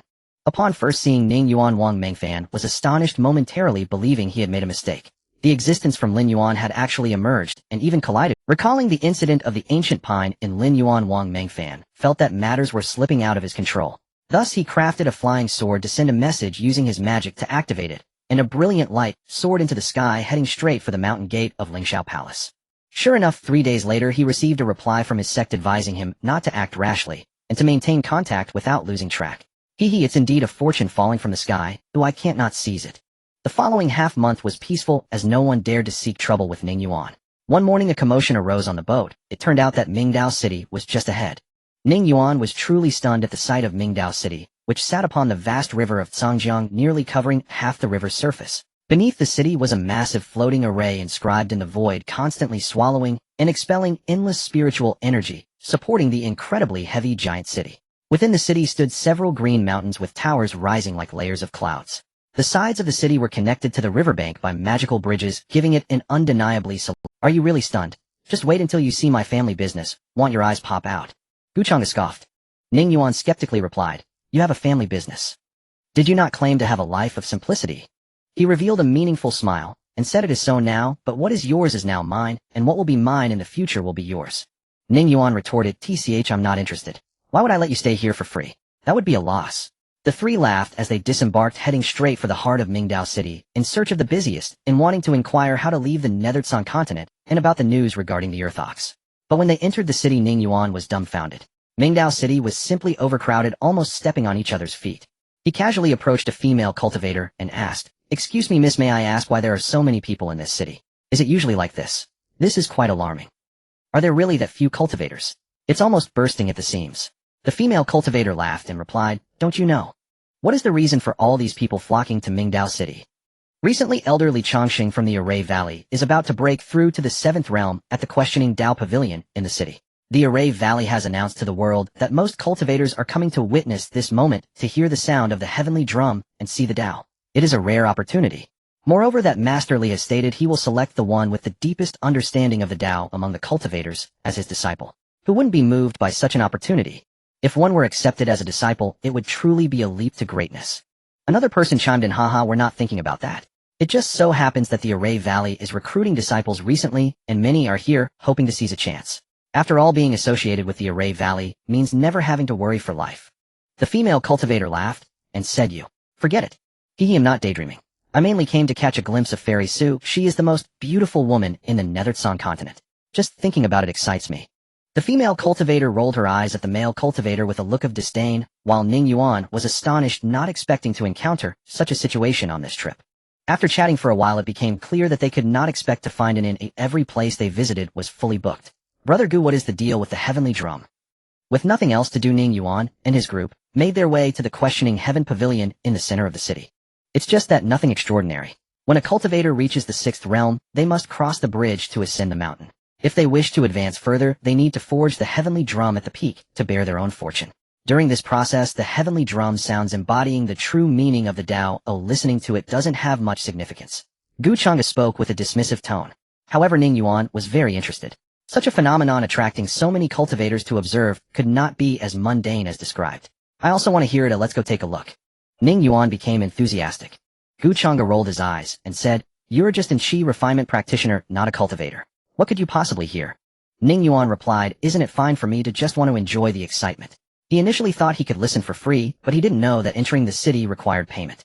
It wasn't much, 10 Qingxin coins per person, so it turned out there were fewer people. Walking in the main city, Ning Yuan remarked, the Array Valley really knows how to do business. How much money must they earn in a single day? We can't keep spending like this. Living off past glories won't do. Gu Chang'e laughed and said, isn't it because of your generous spending everywhere? You can't blame others. In the center of the city stood a towering pavilion called the Questioning Heaven Pavilion, which was buzzing with people eager to catch a glimpse of Li Changsheng's true form. Numerous disciples of the Array Valley with powerful auras were stationed there. The woman who had just spoken was the same one from the ferry. Her face still swollen, her teeth entirely gone, her words whistling through the gaps. The man in official robes and the cultivator with a goatee beard stood nearby. The boy now wore the uniform of Zhun Valley, flanked by a middle-aged man. He was a fifth realm mountain opening cultivator bearing the token of an outer sect elder at his waist, Jiangxi. Oh, my dear disciple, this is the man you spoke of aboard the boat. Numerous Jun Valley disciples cast curious glances his way, while other cultivators swiftly parted around Ning Yuan. So much, so that even Gu Changxing slipped away into the crowd feigning utter unfamiliarity. The boy pointed accusingly at Ning Yuan. He struck my parents and threatened to hurl me into the river to feed the fish. Master, you nearly lost your treasured disciple forever. The man in official robes sneered coldly, as if silently mocking Ning Yuan's fallen pride. The woman's face twisted into something grotesque. Jiangxi did not glance at Ning Yuan, but turned instead toward the goateed cultivator and said icily, "Is this how you escort guests for me?" The goateed cultivator could only offer a helpless bitter smile. He had no defense. His gaze upon Ning Yuan brimmed with resignation. "Young sir, why did you strike the family of my disciple without cause, and issue such threats? This is no way to conduct oneself. Do you hold Jiangxi in contempt, or Jun Valley itself?" His voice carried a crushing aura like a tidal wave bearing down upon Ning Yuan. Cracks spiderwebbed across the stone tiles beneath his feet. Yet Ning Yuan remained utterly unmoved. He had withstood Chun Heng's overwhelming pressure. This mere display meant less than a breeze brushing his cheek. Ning Yuan did not look at Jiangxi but fixed his gaze upon the boy and spoke calmly. "You still believe you've done nothing wrong? Do you imagine that with backing you may strut about once more? That you may do as you please unbound by consequence? Do you understand? If your parents had died today, it would have been your doing. Know this: I tolerated you once. I will not tolerate you twice. Enough. Let us tear it all apart." Ning Yuan murmured softly his disappointment in the boy absolute. The boy's eyes flickered with terror. Instinctively, he clutched his master's sleeve and cried out, "Master, look at him. He means to slaughter my entire family and silence them forever." Jiangxi's expression darkened further. This youth had dismissed him utterly. His voice dropped to a frigid whisper. "Boy, you've gone too far. You owe me an explanation, and now you openly declare intent to exterminate my disciple's family. Do you take me for some harmless vegetarian?" Ning Yuan retorted coldly. "When a son errs, the fault lies with the father. When discipline falters, the blame rests with the teacher. You are no master at all. What you call guidance, you are destroying him." At those words, the surrounding cultivators' expressions contorted in shock. Even Jun Valley disciples paled. To call Jiangxi worthless? Unthinkable. Where did this brash youth come from? His audacity bordered on folly. This was Jun Valley's domain. Offending one of its elders was sheer recklessness. "How I train my disciples is none of your concern. Were it not for Senior Master Li's celestial drum summoning forbidding bloodshed, I would cripple you here and now. Leave Mingdao City now." Jiangxi swept his sleeve sharply, his countenance icy with fury. He had no intention of letting Ning Yuan escape so easily. Beyond Mingdao City's walls, he held limitless sway to break or bend him as he pleased. Ning Yuan replied coolly, "You command me to leave." Senior Master Li summoned all cultivators under heaven with his celestial drum. "Traveling 1,000 miles, I came to witness his transcendence. And you tell me to leave? Is this Jun Valley's way of welcoming guests?" Gu Chang'e rolled his eyes, witnessing divine transcendence. 1,000-mile pilgrimage. More like stumbling into it by sheer accident. Sharp-tongued little pest. "I say you leave, you leave. No more excuses. In Mingdao City, Jun Valley holds absolute authority. Guards." With that, Jiangxi raised his hand, a gesture imbued with the weight of his elder status, and instantly several Jun Valley disciples advanced toward Ning Yuan. The onlookers watched eagerly, fully expecting confrontation. Ning Yuan showed no sign of yielding. Just as tension peaked, an elderly Taoist emerged from Wentai Pavilion, white eyebrows, white beard, robes flowing. His voice calm, yet resonant. "What commotion is this?" It was Li Changxing himself. A flash of venom crossed Jiangxi's face. "So you dare invoke Senior Master as your shield?" Before he could speak, a radiant ribbon descended from the heavens. Upon it stood a woman draped in pale yellow silken robes, her sleeves billowing like clouds, her bearing that of a celestial exile. Flawless skin, luminous eyes, features so exquisite no earthly phrase could capture their grace. None other than Su Yi, the famed beauty of Mingtsung continent, whose arrival left every cultivator in the capital spellbound, breathless with awe. Li Changsheng had stepped forth precisely to greet his niece. Su Yi alighted like snowfall ribbons swirling gently as she offered a soft, sweet greeting. "Uncle Su Yi has come to observe the ceremony. Why must you descend in person? Oh, my dearest niece, you grow more radiant each year. How could I not come down to welcome you?" Li Changxing beamed. Yet the moment Su Yi touched earth, she froze, certain she'd mistaken him. There amid the crowd stood the same young man in simple homespun cloth, carrying his bamboo basket, just as before, only taller now, his boyish softness shed replaced by quiet masculine strength. His eyes remained unchanged, bright, clear, exactly as she remembered. Without hesitation, Su Yi hurried over, bowed gracefully, and said joyfully, "Su Yi greets Lord Ning. Just now I thought my eyes deceived me." "Truly." Ning Yuan scratched his head and laughed. "Long time no see. You haven't changed a bit. When I heard talk of Mingsong's peerless beauty arriving, I thought I'd finally get a glimpse. Ha, here she is. Truly worthy of the title. Su Ye's cheeks flushed faintly, her long lashes fluttered shyly as she murmured, Lord Ning flatters me. Such praise is mere rumor. I am unworthy of such renown. At that moment, seeing Su Ye's rare, tender shyness, the crowd erupted. What in the world is happening? The icy, aloof beauty of Mingsong, blushing. For him, the humble youth in coarse clothes basket slung over his shoulder. Could it be they knew each other? Impossible. Male cultivators seethed, their glares sharp enough to flay flesh, desperate to devour Ning Yuan whole. Jiangxi meanwhile stood paralyzed by seniority. He was obliged to address Su Yi as junior aunt. How could an outer sect elder compare to the direct disciple of Zhun Valley's grandmaster? Damn it! How could they possibly know each other? Jiangxi felt as though he'd swallowed filth.